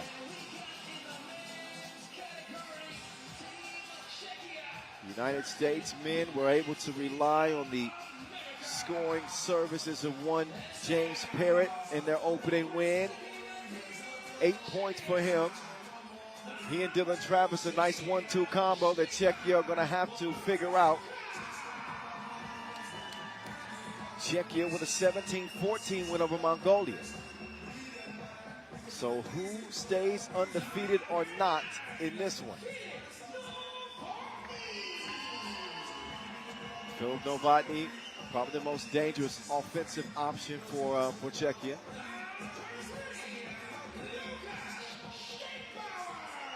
Stegbauer poses a threat from outside the arc, and he's always a defensive-minded player.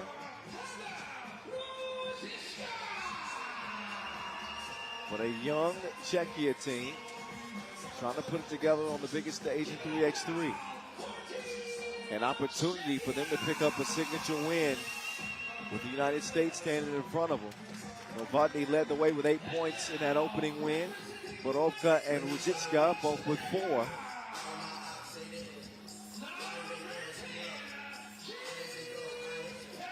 James Parrott, 8-piece for Air Parrott. United States rocking the navy blue jerseys this time. Michan, a.k.a. Big Cinny, the head honcho.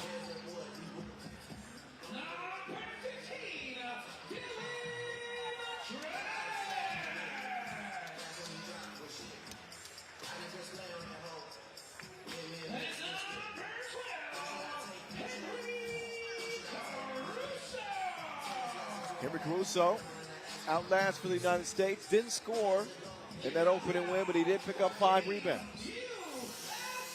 So contributing where he can.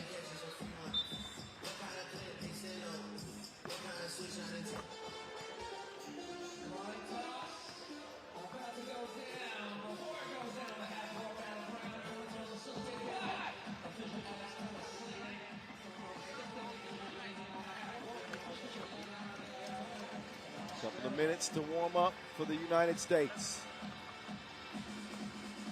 Good body of work for both. And a great mustache for Borovka.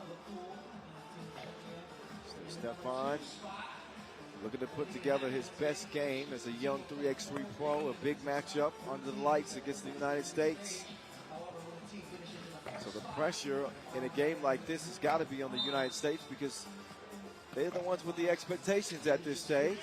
Well, yes, Czechia can just play freely. They picked up an important win earlier. Now they can just do the best they can. Let's just say that. Going up against a perennial basketball superpower. Let's be honest here.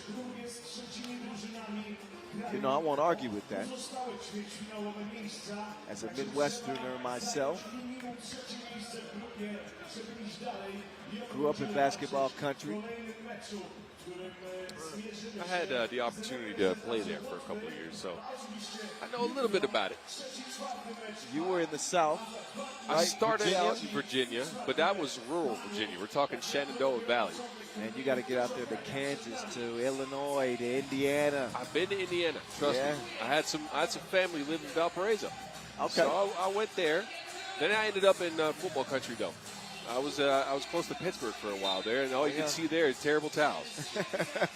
No basketball to be found anywhere. We are underway. Stegbauer sticks it to him from the top of the key. That's what happens when a set shooter sets his sights.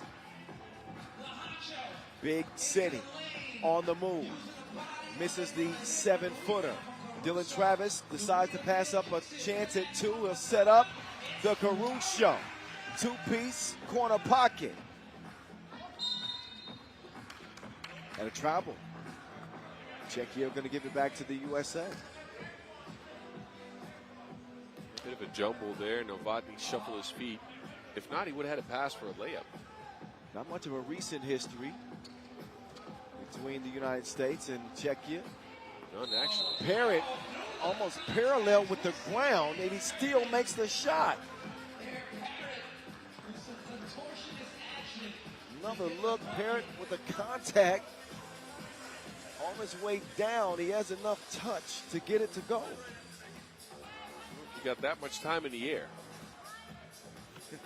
Man can jump. And the man can shoot free throws now, too.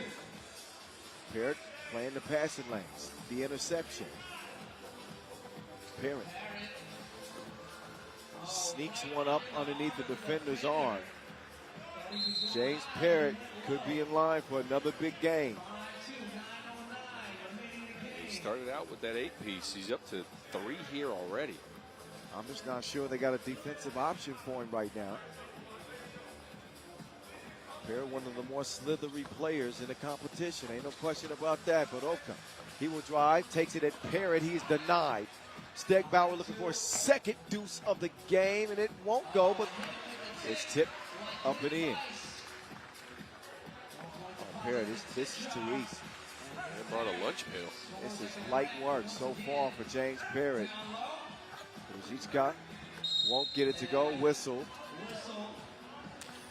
First foul in the USA. 6-3 start for them, trying to make quick work of Czechia. Ruzicka to the line.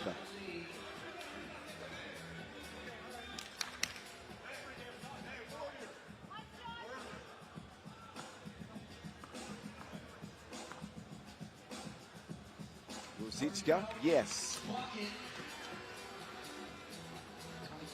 Travis back to Big City. Travis, wet ball. Dylan Travis is locked in.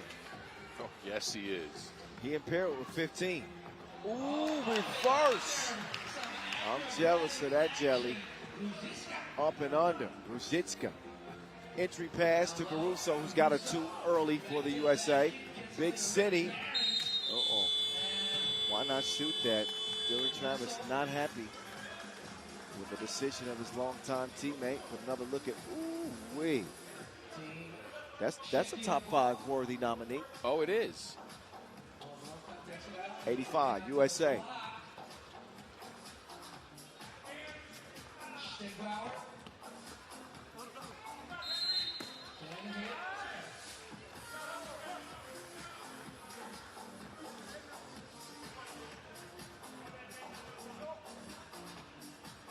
Stegbauer gets Czechia reset.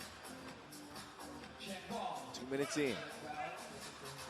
Novotny finally gets a look, but not looking too good on that release. Big City, 2 ball, no.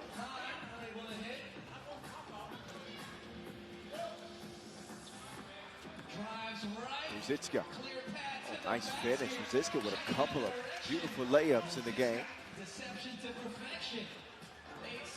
Caruso looking for a ball handle. Parrott can do that. 2 rolls off the iron. Ruzicka is going to leave Caruso in the dust. Czechia is sticking close. Ruzicka's played a heck of a game. He's got 5 points. And they're keeping it. They are keeping it close. But it looks like the USA have kind of let their foot off the gas a little bit. A couple of undisciplined plays. I'm not sure they can afford it, however. Caruso,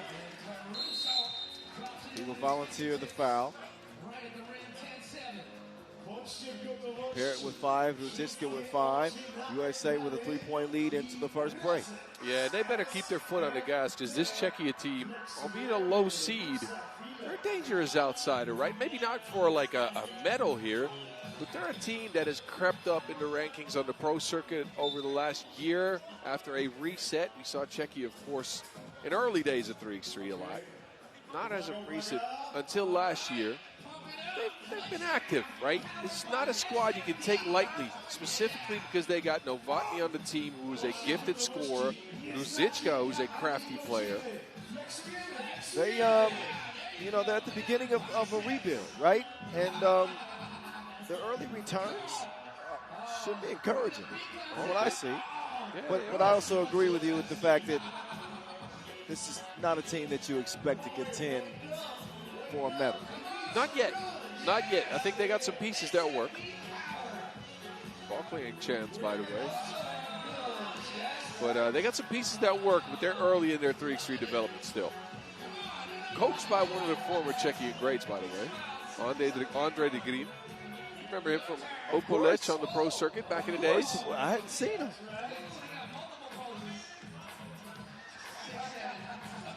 So we got a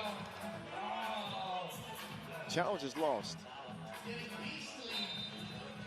So the ball clearing challenge. Well, it was lost anyway.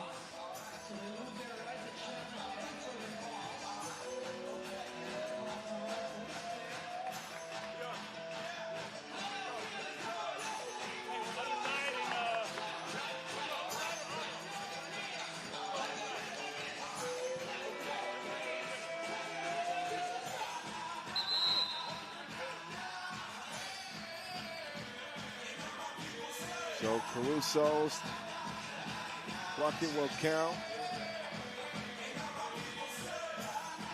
Ruzicka doing his thing for Czechia. They got more work to do. Back to it, but Oka finds an opening in the American defense. Czechia within 2. See if the USA displays some killer instinct against a pesky Czechia team. Stegbauer running to his hot spot, and he stays hot.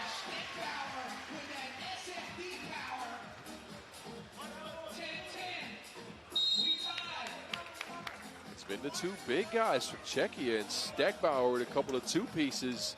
He's up to 4, and Ruzicka, with all of his craftiness in the screen denials and getting to the rim, he's at 5. Czechia getting a little bit of Steg power to get back in the game. Oh, Dylan Travis. Another one. He is locked in. Ruzicka. Ooh. Nice score over Parrott. Czechia within 1. Parrott to Travis.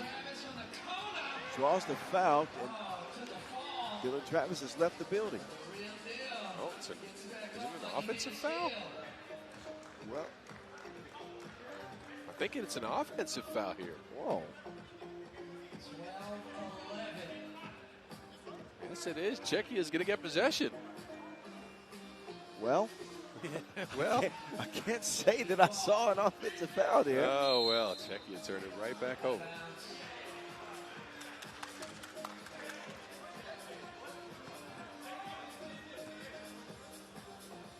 But again, USA are the favorite in this one. Heavily, you would say. And, they're getting what you would expect, from James Parrott and Dylan Travis. They're leading the way yet again.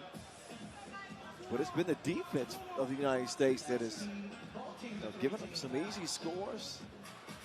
Been a little bit lackadaisical, I would say. I think that's a part of it. I think Ruzicka has been super crafty in his finishing. That helps because USA have contained Novotny, the leading scorer for Czechia. He's got no points. True, but also Stegbauer hitting a couple of twos, too. Oh, true.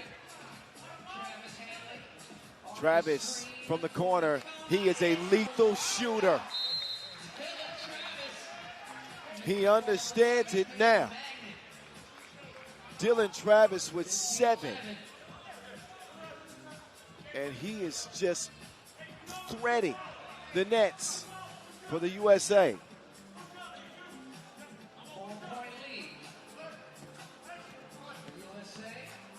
Baroka attacks the interior. James Parrott spinning, cannot finish after the beautiful move. Caruso turns the corner. Big City. No.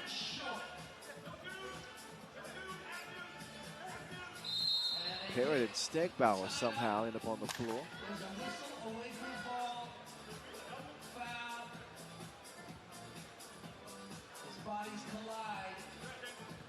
Stegbauer stays down here. Slow to his feet. I'm going to assume that he's all right. He's a sturdy young fella. He's up on his feet and we play on. Novotny distributing. Good look from two. No good. Loose ball over to Caruso. Past the midway point in a 15-12 game. Hit me. Nope. Novotny. Oh. Kind of funny because Dylan Travis was actually trying to commit a foul there. Yep. And they whistled. Novotny with his feet on the line. You're right.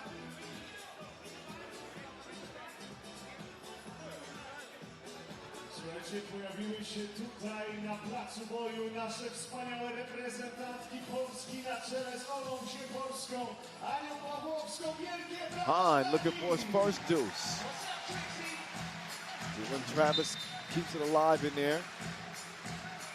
Curious who touched it last.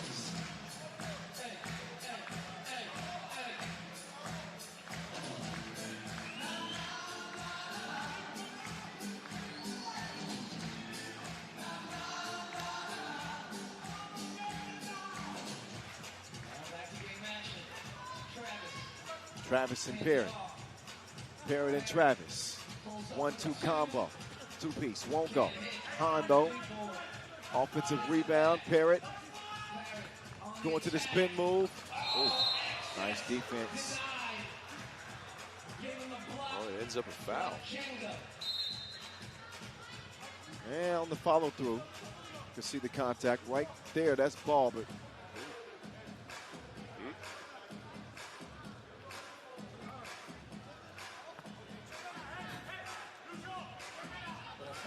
maybe that was clean. It looked like it was, to be honest with you. It looked clean. No complaints for Parrott. He will happily accept the trip to the line.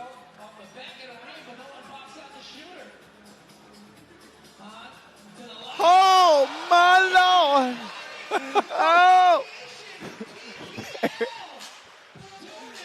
You knew Parrott was going to catch one.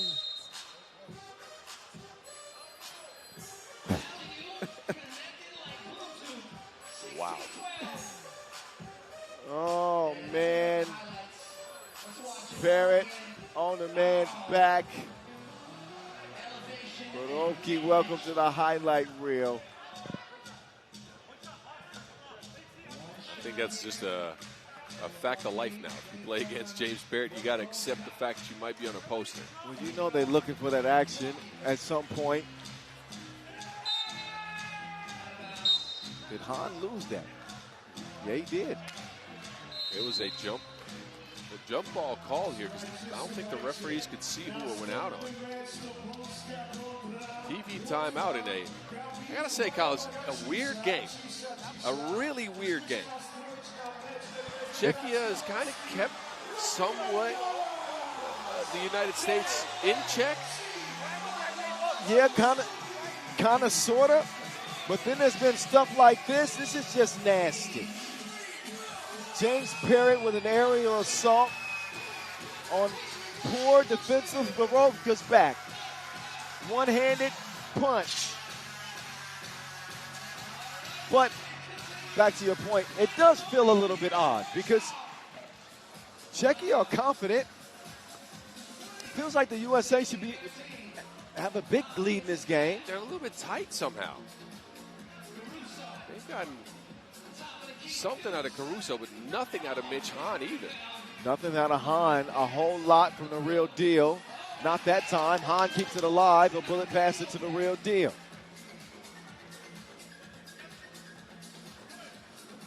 Travis. Oh, what a tip from Hahn. Caruso breaking it up. Hahn going for the loose ball, but Oka will find the bottom of the net. Big shot. That play kind of been the story of the game. And then an offensive foul. Right when the USA seemed like they had a grip on it, pestering the defense, Hahn making life difficult. Somehow Baroka spins free and makes some magic happen. Knock it down to 2. That is an important shot, the connector in the game now. Czechia only down 2. They'll get possession here as well. And USA are in foul trouble. They're at 6. They're going to give up a couple of free throws if they're not careful. 17-15. A game that's been very interesting. Yeah. I'm hearing Polska chants. Well, I think the fans want to get to the next game. Oh, you can't rush a good thing. Let's see how this one ends. Parrott taking a gamble, trying to get a steal, but that's those 2 free throws I was talking about. Uh-oh. Parrott, yeah, he trips up Novotny there. This is such an odd game. Yes, it is. Because, I mean, look, Czechia, feisty as they are, you don't expect them to be in this game this late against USA that come in with a lot of expectations.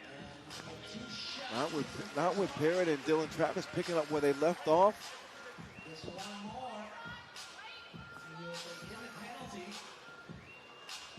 But again, I just think it's been lax defense.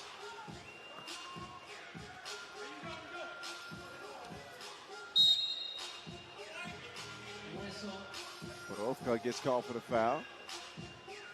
Parrott not happy that the whistle came late.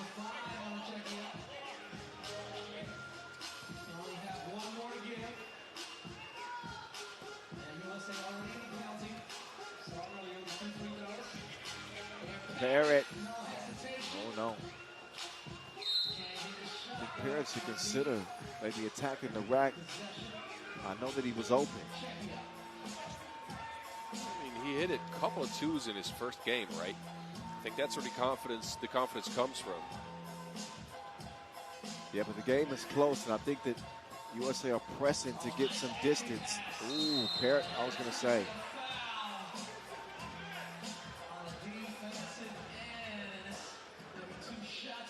Parrott called for the defensive foul. Let's see.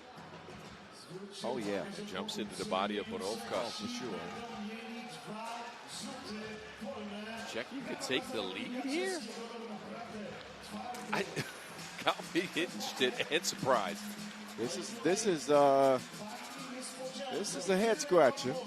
Look, I thought Czechia could be interesting in a couple of games in the pool. To give them credit for what they've done on the pro circuit over the last year and a half. I didn't think this would be an option. Well, hold your horses. Still a lot of 3x3 to be played in this one with 2.5 minutes. But they could find themselves in the lead if Borovka can connect on both. It looks like the man on the Pringles can. Am I lying? No, you're not. That caught me off guard, though. Once you pop, you can't stop. All right, I'm done. Borovka gets the first to open, or to go.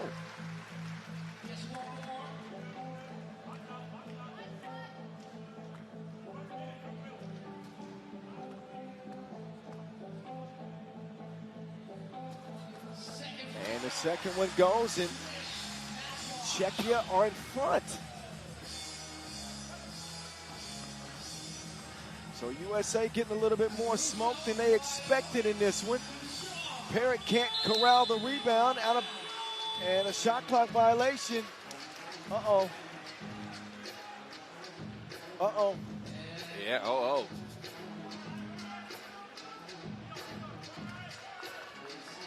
Czechia take over. Stegbauer and company attacking inside. Novotny can't get it in over Parrott's extended arm. James Parrott with a head full of steam. Look out.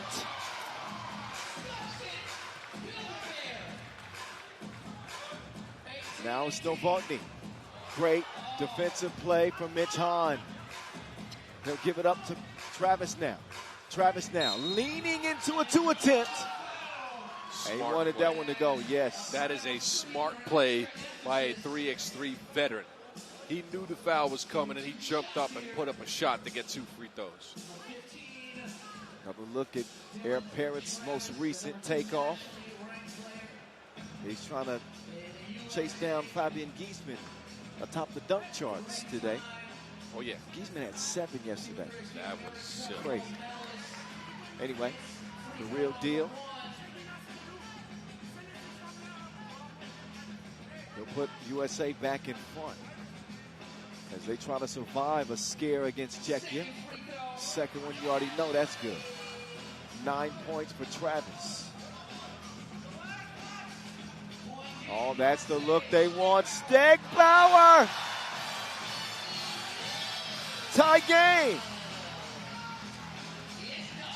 Dylan Travis, no. High rebound in the hands of Czechia. Ruzicka. Nobody, or actually good defense inside. I think this might be Czechia ball. Parrott came down with it. Uh-oh. And just... Oh, yeah, Parrott. I don't know if he established. He got 2 hands on the ball. I think that's all it takes. They're going to take a look at things. Somebody challenged. And what kind of adds to the intrigue of the play is that as the shot clock was dwindling down too. Oh, yeah. So if Parrott established possession before that horn sounded. But I think the call on the floor now is Czechia ball. I think USA challenged here.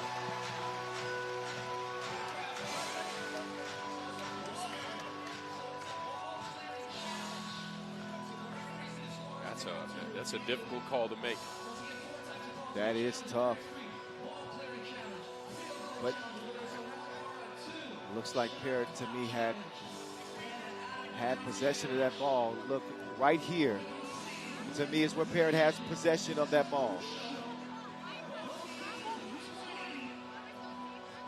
So off the miss.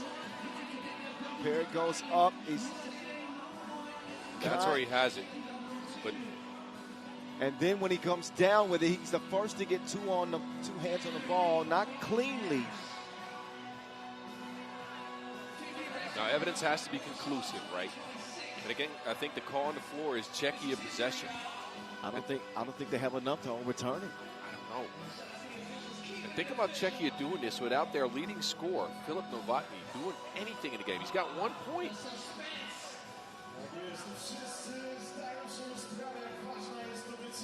This has been a wild one.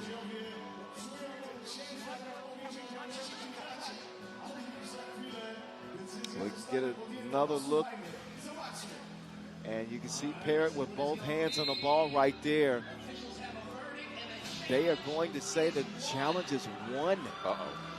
I think USA get a fortunate call there. A couple, actually, because on that replay, you saw Parrott got a piece of the forearm of Ruzicka, too. Well, that, too. I didn't mention the foul, but it doesn't matter now. It's USA ball. Hands are sweaty. Mon Spaghetti. They'll get 1 shot. We'll see. Parrott, kind of a wild drive, and it's lost out of bounds. Czechia will get the rock after all.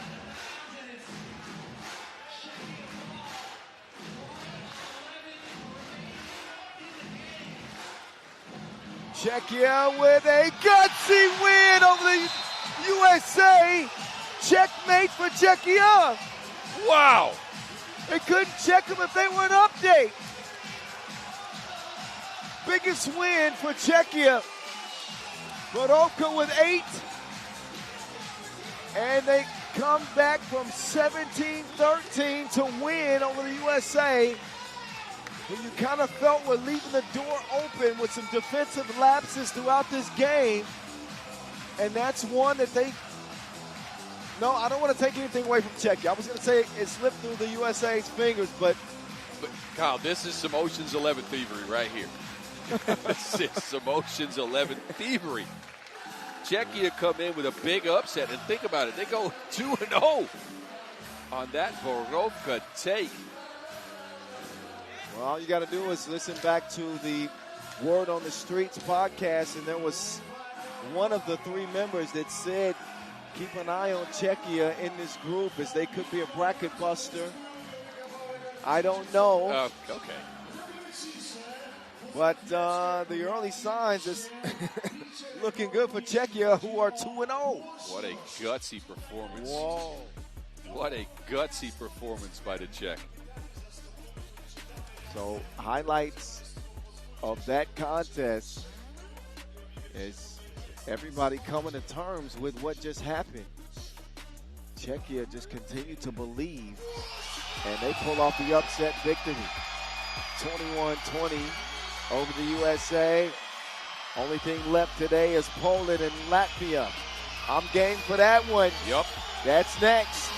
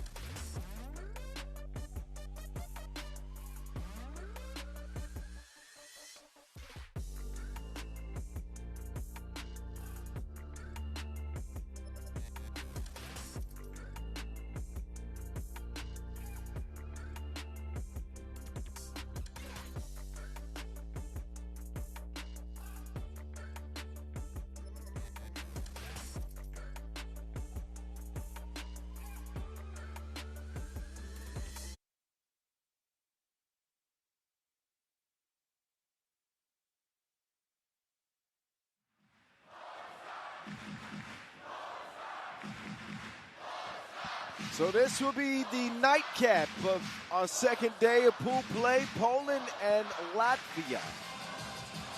Latvia suffering a loss in their opener to the United States, 17-14. As Norris Miestas and Carlos Lasmanis, the future Hall of Famers, combined for a measly 4 points in the game. And They had to facilitate. USA forced them into a lot of ones. So between Miestas and Lasmanis, 8 key assists. But you'd like to see them more involved scoring-wise. These are your 2-time Olympians. These are your leaders that set the table, but they were combined 1 for 10 from range between the 2 of them. That is not going to get the job done. But Poland, they didn't look good in their opener either. They lose to Mongolia by 2. Yeah, and a lot of individual play by them, right? A lot of ISO balls, 0 key assists for them on the game. That tells a lot. And they need some more out of their hoopers, I'm telling you. We had a good game out of Zebo and Wazinski, but Sokolowski very quiet in that game. And now they go up against a squad that, again, a lot of Olympic pedigree, a lot of pro circuit pedigree on this Latvian squad. Not just Miestas and Lasmanis, but of course Laches and Raimo as well. And if they go into individual offense, this Latvian unit is a stout defensive team, specifically Zigmars Raimo, who might be one of the best defenders in the entire tournament. Playing in an unfriendly atmosphere. As the Polish fans will try to make this as difficult on Latvia as possible, sending all the vibes to their team. Sokolowski out first. Marcel Ponitka, scrappy guard in the white and red. Yeah, he had a couple of post-ups early in that game they lost against Mongolia, but only 2 points for him, only 2 points for Sokolowski, who's a big 5-on-5 star for Poland. Wazinski played really well, though, I got to say. 7 points, 5 boards, a bunch of drives from him, some twos as well. Yeah, impressed with Wazinski's game. Can he continue? Well, can they get some more out of the first two guys? Can they get the same out of Zamoyski? 8 points. What you expect from him leading this Polish squad? Beautiful shot of the arena here in Warsaw as we are approaching game number 40 of 104 this week. Yana Jackson, Najib Chajidin to officiate this last game of the day.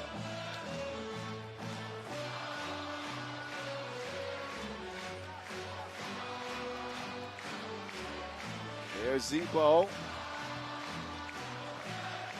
who put together a good offensive game scoring-wise, knocked down 2 of 3 two-pointers. An efficient effort from him. Yeah, and that's what you expect out of the Polish leader, right? The Olympic flag bearer for Poland at the 2024 Paris Olympics. Leading his squad out there, leading his squad here in scoring.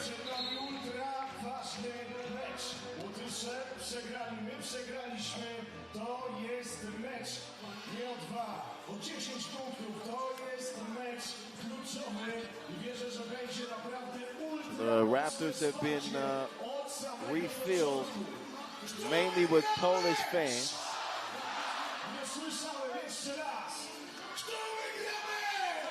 And they get the opportunity to close the show. And what they hope is a win over Latvia.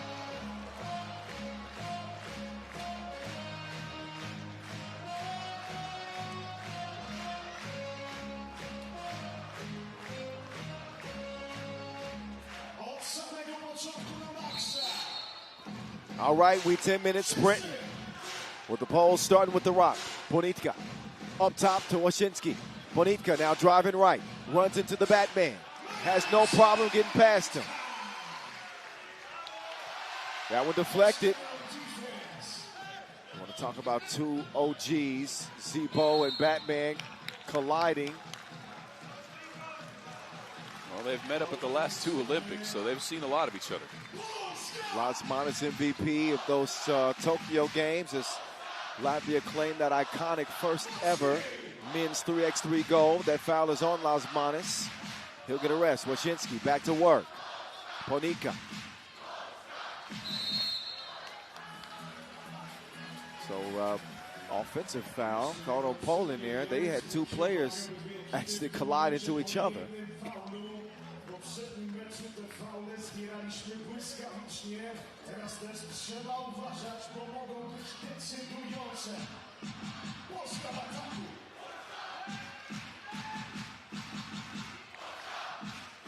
Sokolowski trying to get rid of Latsis. That's one way to do it.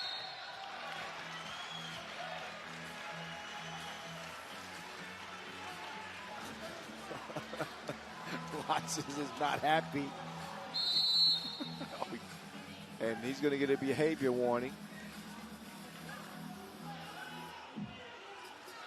Got the worst end of that collision. Sokolowski up to the line. He'll get 1. Latvia's at 3 fouls. One of the Polish fouls taken back, apparently. That was a Latvian foul, not an offensive one. Yeah, eventually that got to be corrected. Latsis to Lasmanis. Still struggling to find his shot. Oh, hello. Well, there went my Coca-Cola. I think Lasmanis owes me one now. Uh-oh.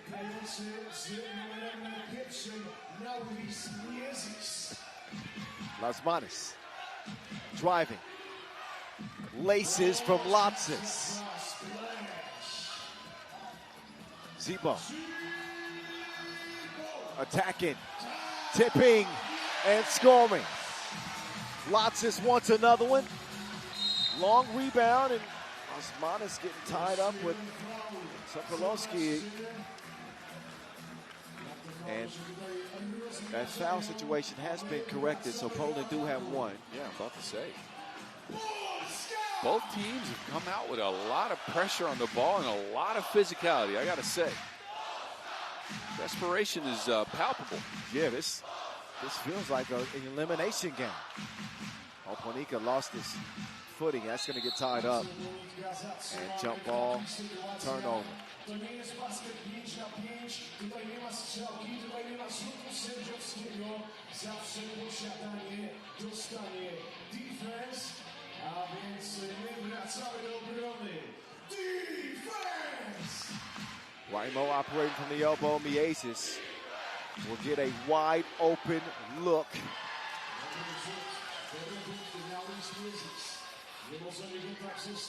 Second two of the day for Norris Miezis. Ball fake, up fake. Wyszynski with the size advantage. Trying to take advantage, but he gets called for the offensive foul. Use that off arm to clear out some space on the turn.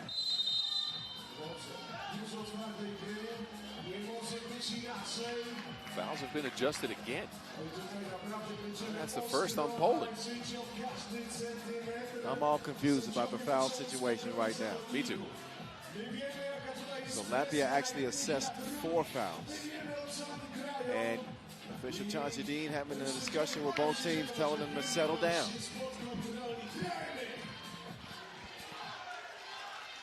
Miezis wants the ball. Lofts it to Raimo, who will get it back out to the maze. At the horn, Miezis, no.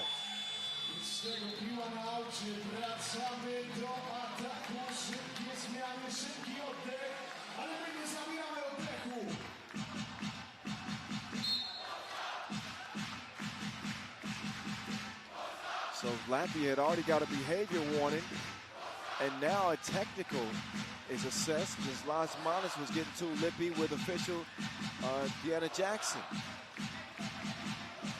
High stakes game.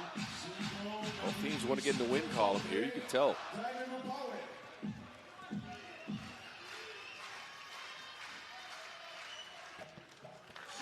Zebo gets it to go. Latvia again coming out a little tense, a little tight.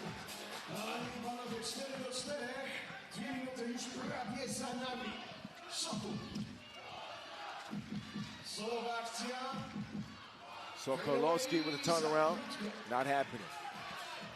Poked away. As Zebo checks out, Wyszynski comes in.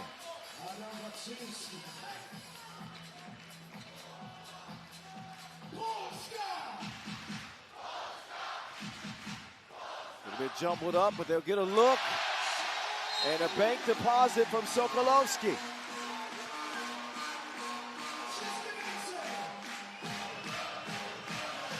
Good seal from Wyszynski to keep a defender out of Sokolowski's face. But now Poland will pick up a second foul. They lead 6-4.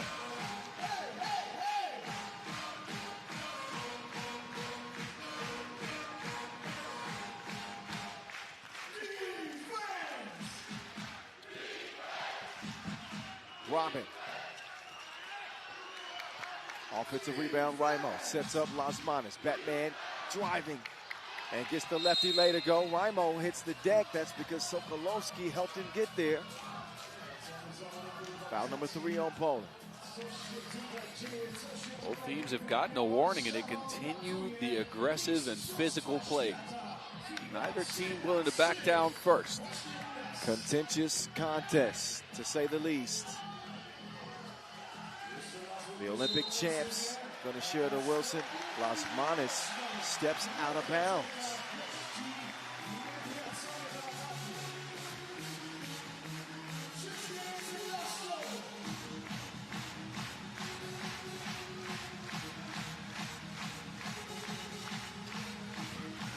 Monika make the extra pass. Oh, yeah. Raimo called for that foul.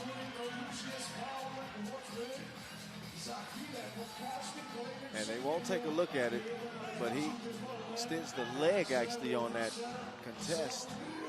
In any case, they play on. Monika. There's a lot of extracurricular activity.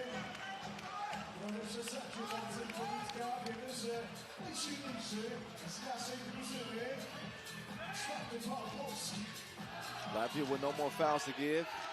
They have possession as Lasmanis' stroke has still abandoned him.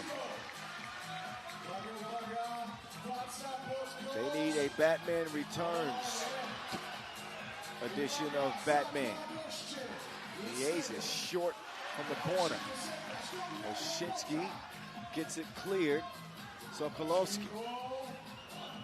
He will fire away.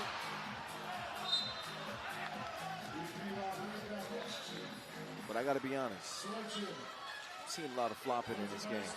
Flopping, but also a lot of jersey pulling, a lot of physicality, and a lot of nerves. Yeah, that is evident. Understanding that an 0-2 hole in a tournament like this puts you in a tough position heading into your last day of pool play. And this Polish men's team, of course, look, a low seed. They come in as a number 16, but they got the hopes of an entire country riding on their backs. I've been in that position before. It is a tough spot. They've responded here at least with a big fight. Well, in a tough group.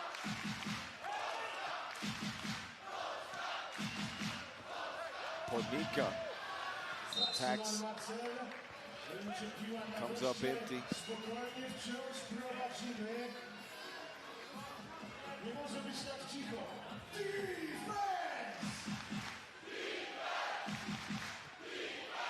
Raimo starts the possession here for the Latvians.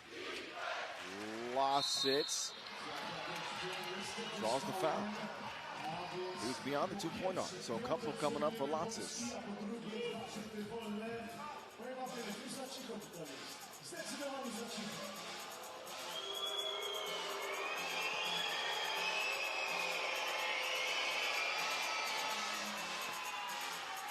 First one goes, evens the game. 6-all. Go-ahead free throw coming now and going down.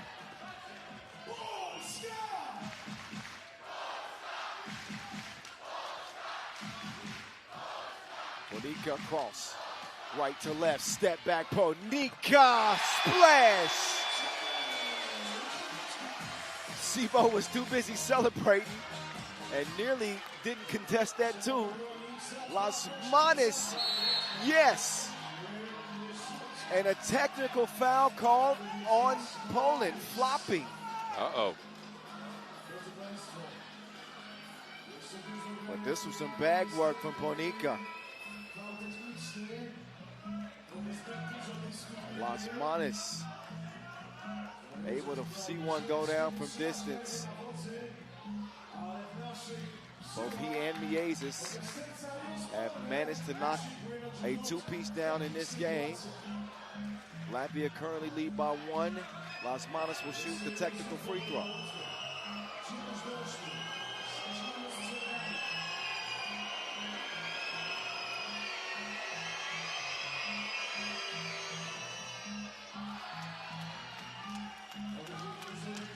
(10-8) Latvia. 6:04 to go. Zebo spinning past Batman. Cannot finish the drive. Samoyski's got to be careful. Reaching in, nice dive delivered. Batman to Robin, the dynamic duo. Washinsky runs into trouble. Got to go off of Latvia. That'll leave 4 seconds for Poland to get a shot up.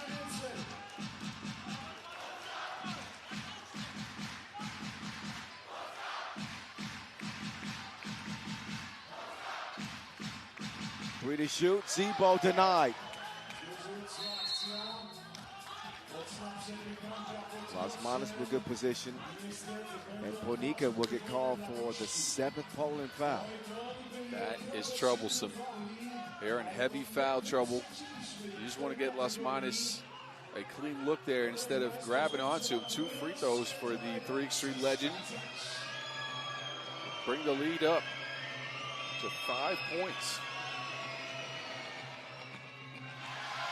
Too strong from Las Manas.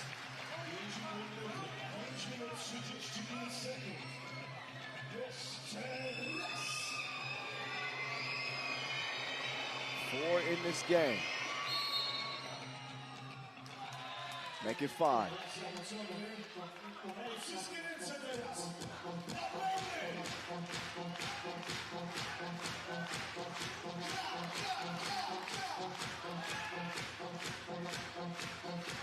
Monica trying to do away with Miasis. Nice body control on the finish. Miasis now on the baseline. Swings it up top. Lotsis with the seal underneath. He'll come away with nothing, at least at first. But he follows up. 13-9 the result. Sokolowska, tough shot. And another technical, trying to sell a foul.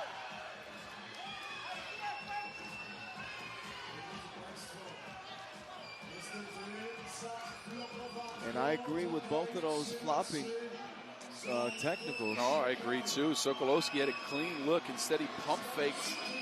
Wanted to get 2 free throws. Poland is too busy foul hunting to play offense at this stage. They're running into trouble. They're hunting fouls, and they're the ones in foul trouble.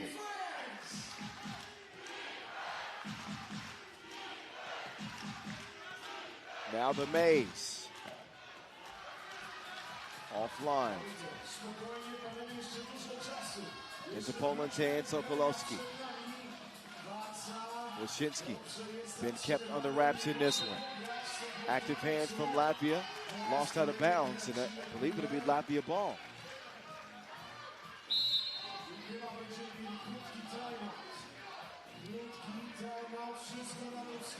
Time out on the floor. 5-point lead for Latvia.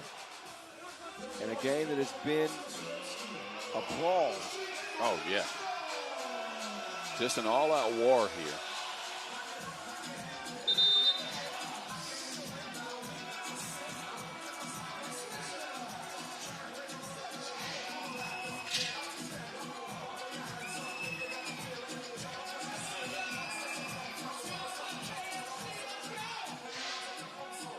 Back underway. The Mays, not that time. Raimo preserves the possession.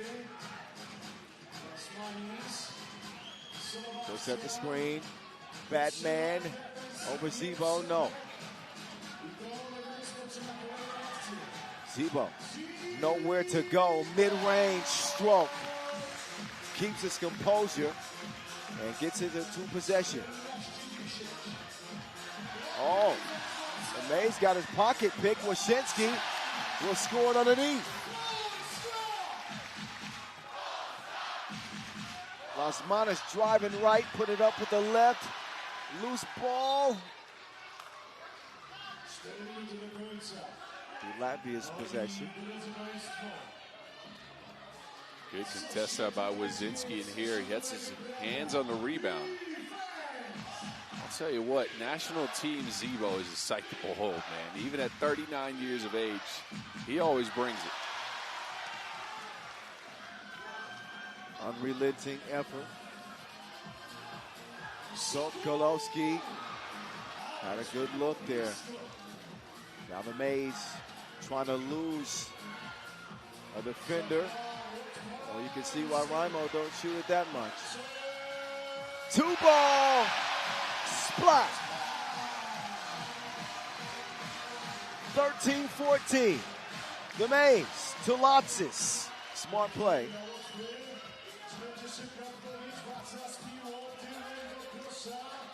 Sokolowski steps into that one comfortably, and we now have a tie, ladies and gentlemen. 15 all. Anybody's game. The Mays missed everything.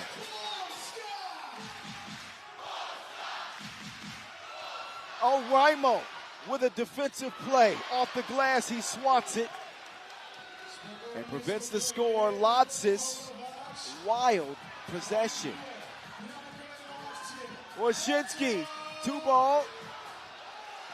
Won't go. And can't get a layup either. Miezis tracks it down but throws it away.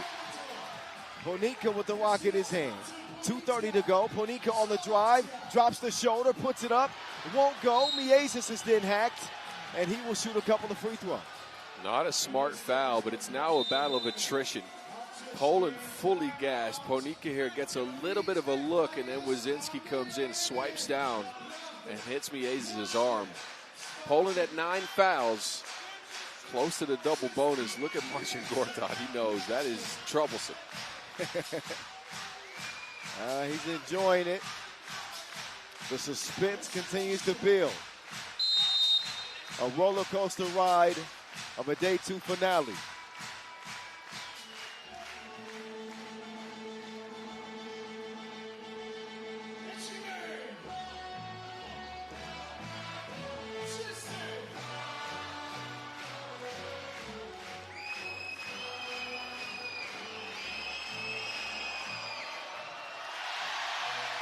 Miezis maybe a little bit rattled. Zamoyski's riling up the crowd.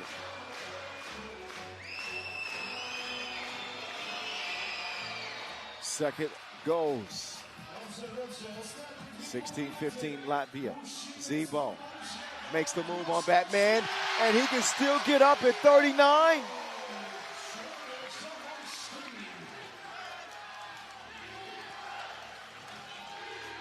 Miezis will continue to fire and continue to miss.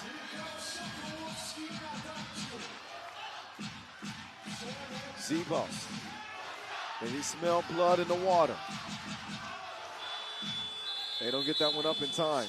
That took way too long to develop. Zebo wanted to screen. Wojcinski didn't see him at first.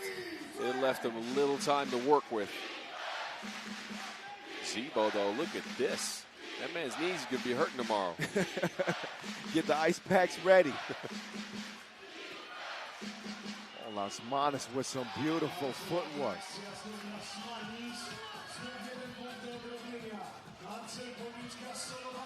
Monichka. Difficult attempt with Raimo defending. Latvia's lead still at 1. Minute 30 to go.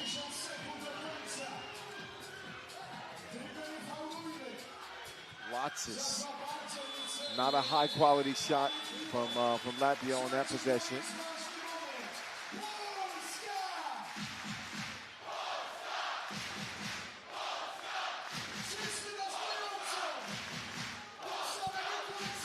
Neither team can foul without free throws. As we approach a minute to play in this one, Zebo continuing to apply pressure at the rim. Wojcinski, he'll miss a short attempt. Poland on a lot of these drives looking to lean in and create contact to try to get a foul. The whistles have been non-existent. Latvia disciplined and trying to keeping their hands away from arms.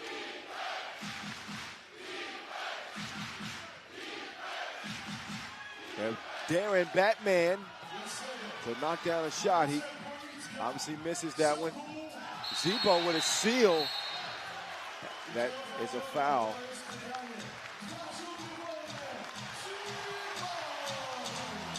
And 2 big free throws coming up for Zebo,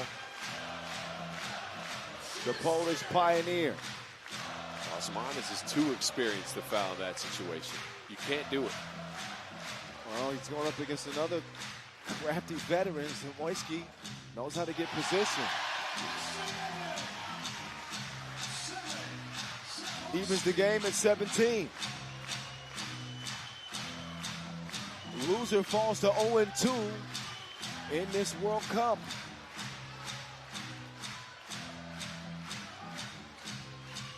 And Zebo puts Poland up. 47 seconds left. Miezis sneaky link to Batman, who doesn't finish it, but a late whistle. And it is the 10th foul on Poland. Oh, no. 2 free throws and possession because of the double penalty. And also a behavior warning on Poland. Las Manas can retake the lead if he knocks them both down. First is good.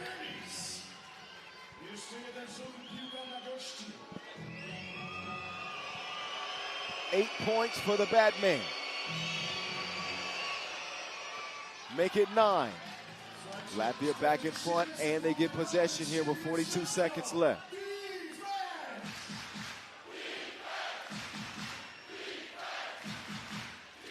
Lofted up to Lotsis. That's a good look, but not the result he had hoped for. Uh-oh. Oh, that's a bad foul. Lotsis.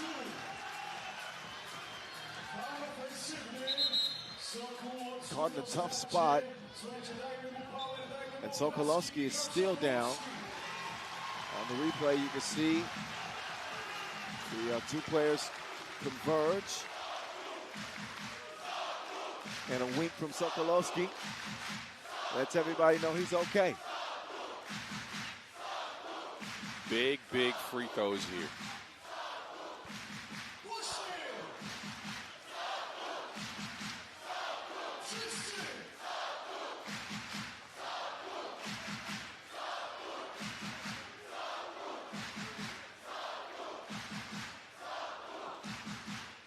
Huge trip to the stripe.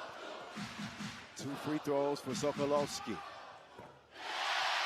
First one, good in the hood, G. Tied up yet again.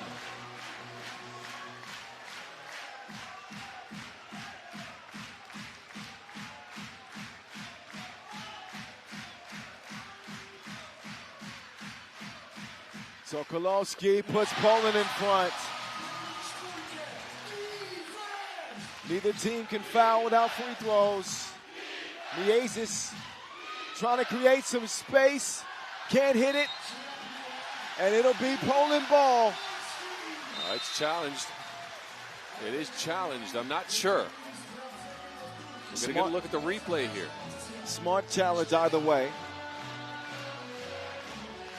It buys some time.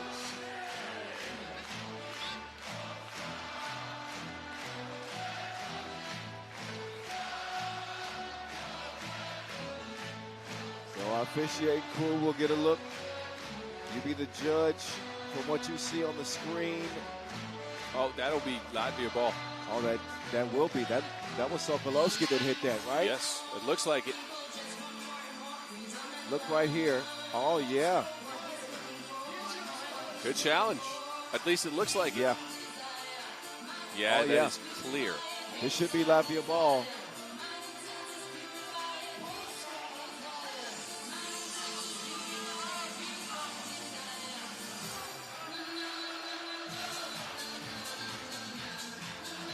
This place is rocking. I wish you could feel it at home like we feel it here in Warsaw.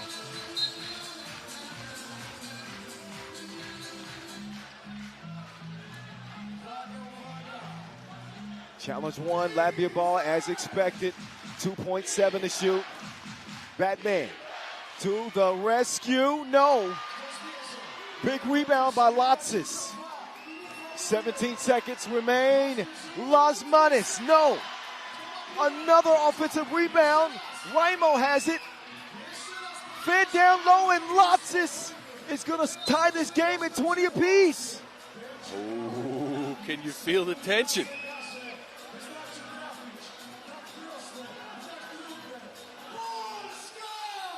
.7 left. Can Poland pull it out? Zebo. No. Overtime to close this day. First team to score 2 in OT wins.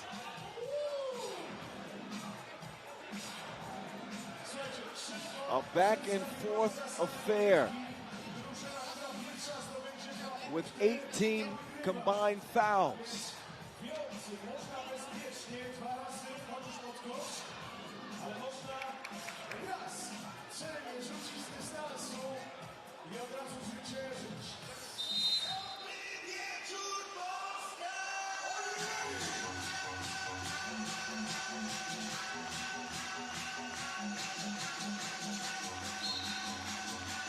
Latvia ball.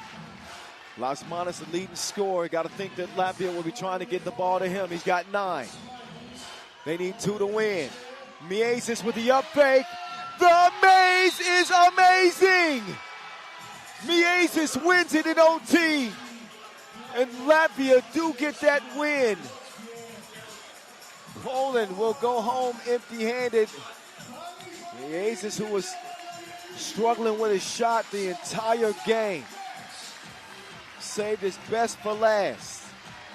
An OT thriller that Latvia come out on top. Wow. We were looking for a response from Miezis and Lasmanis after 4 points combined between them in their first game. They combined for 15 in this one. Well, mainly due to Lasmanis' 9-point effort, but that too in OT was the one that mattered most for Latvia, that preserves the win. And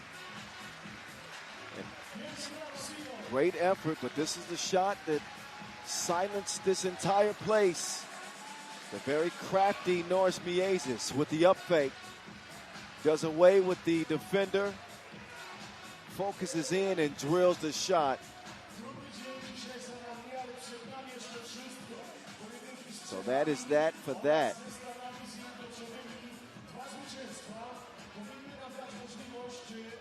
At the highlights, we'll show you the results of today's group, or the group play that just wrapped up.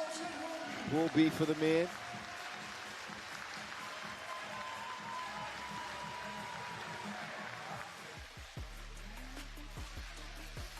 So enjoy the last looks at our Day 2 finale.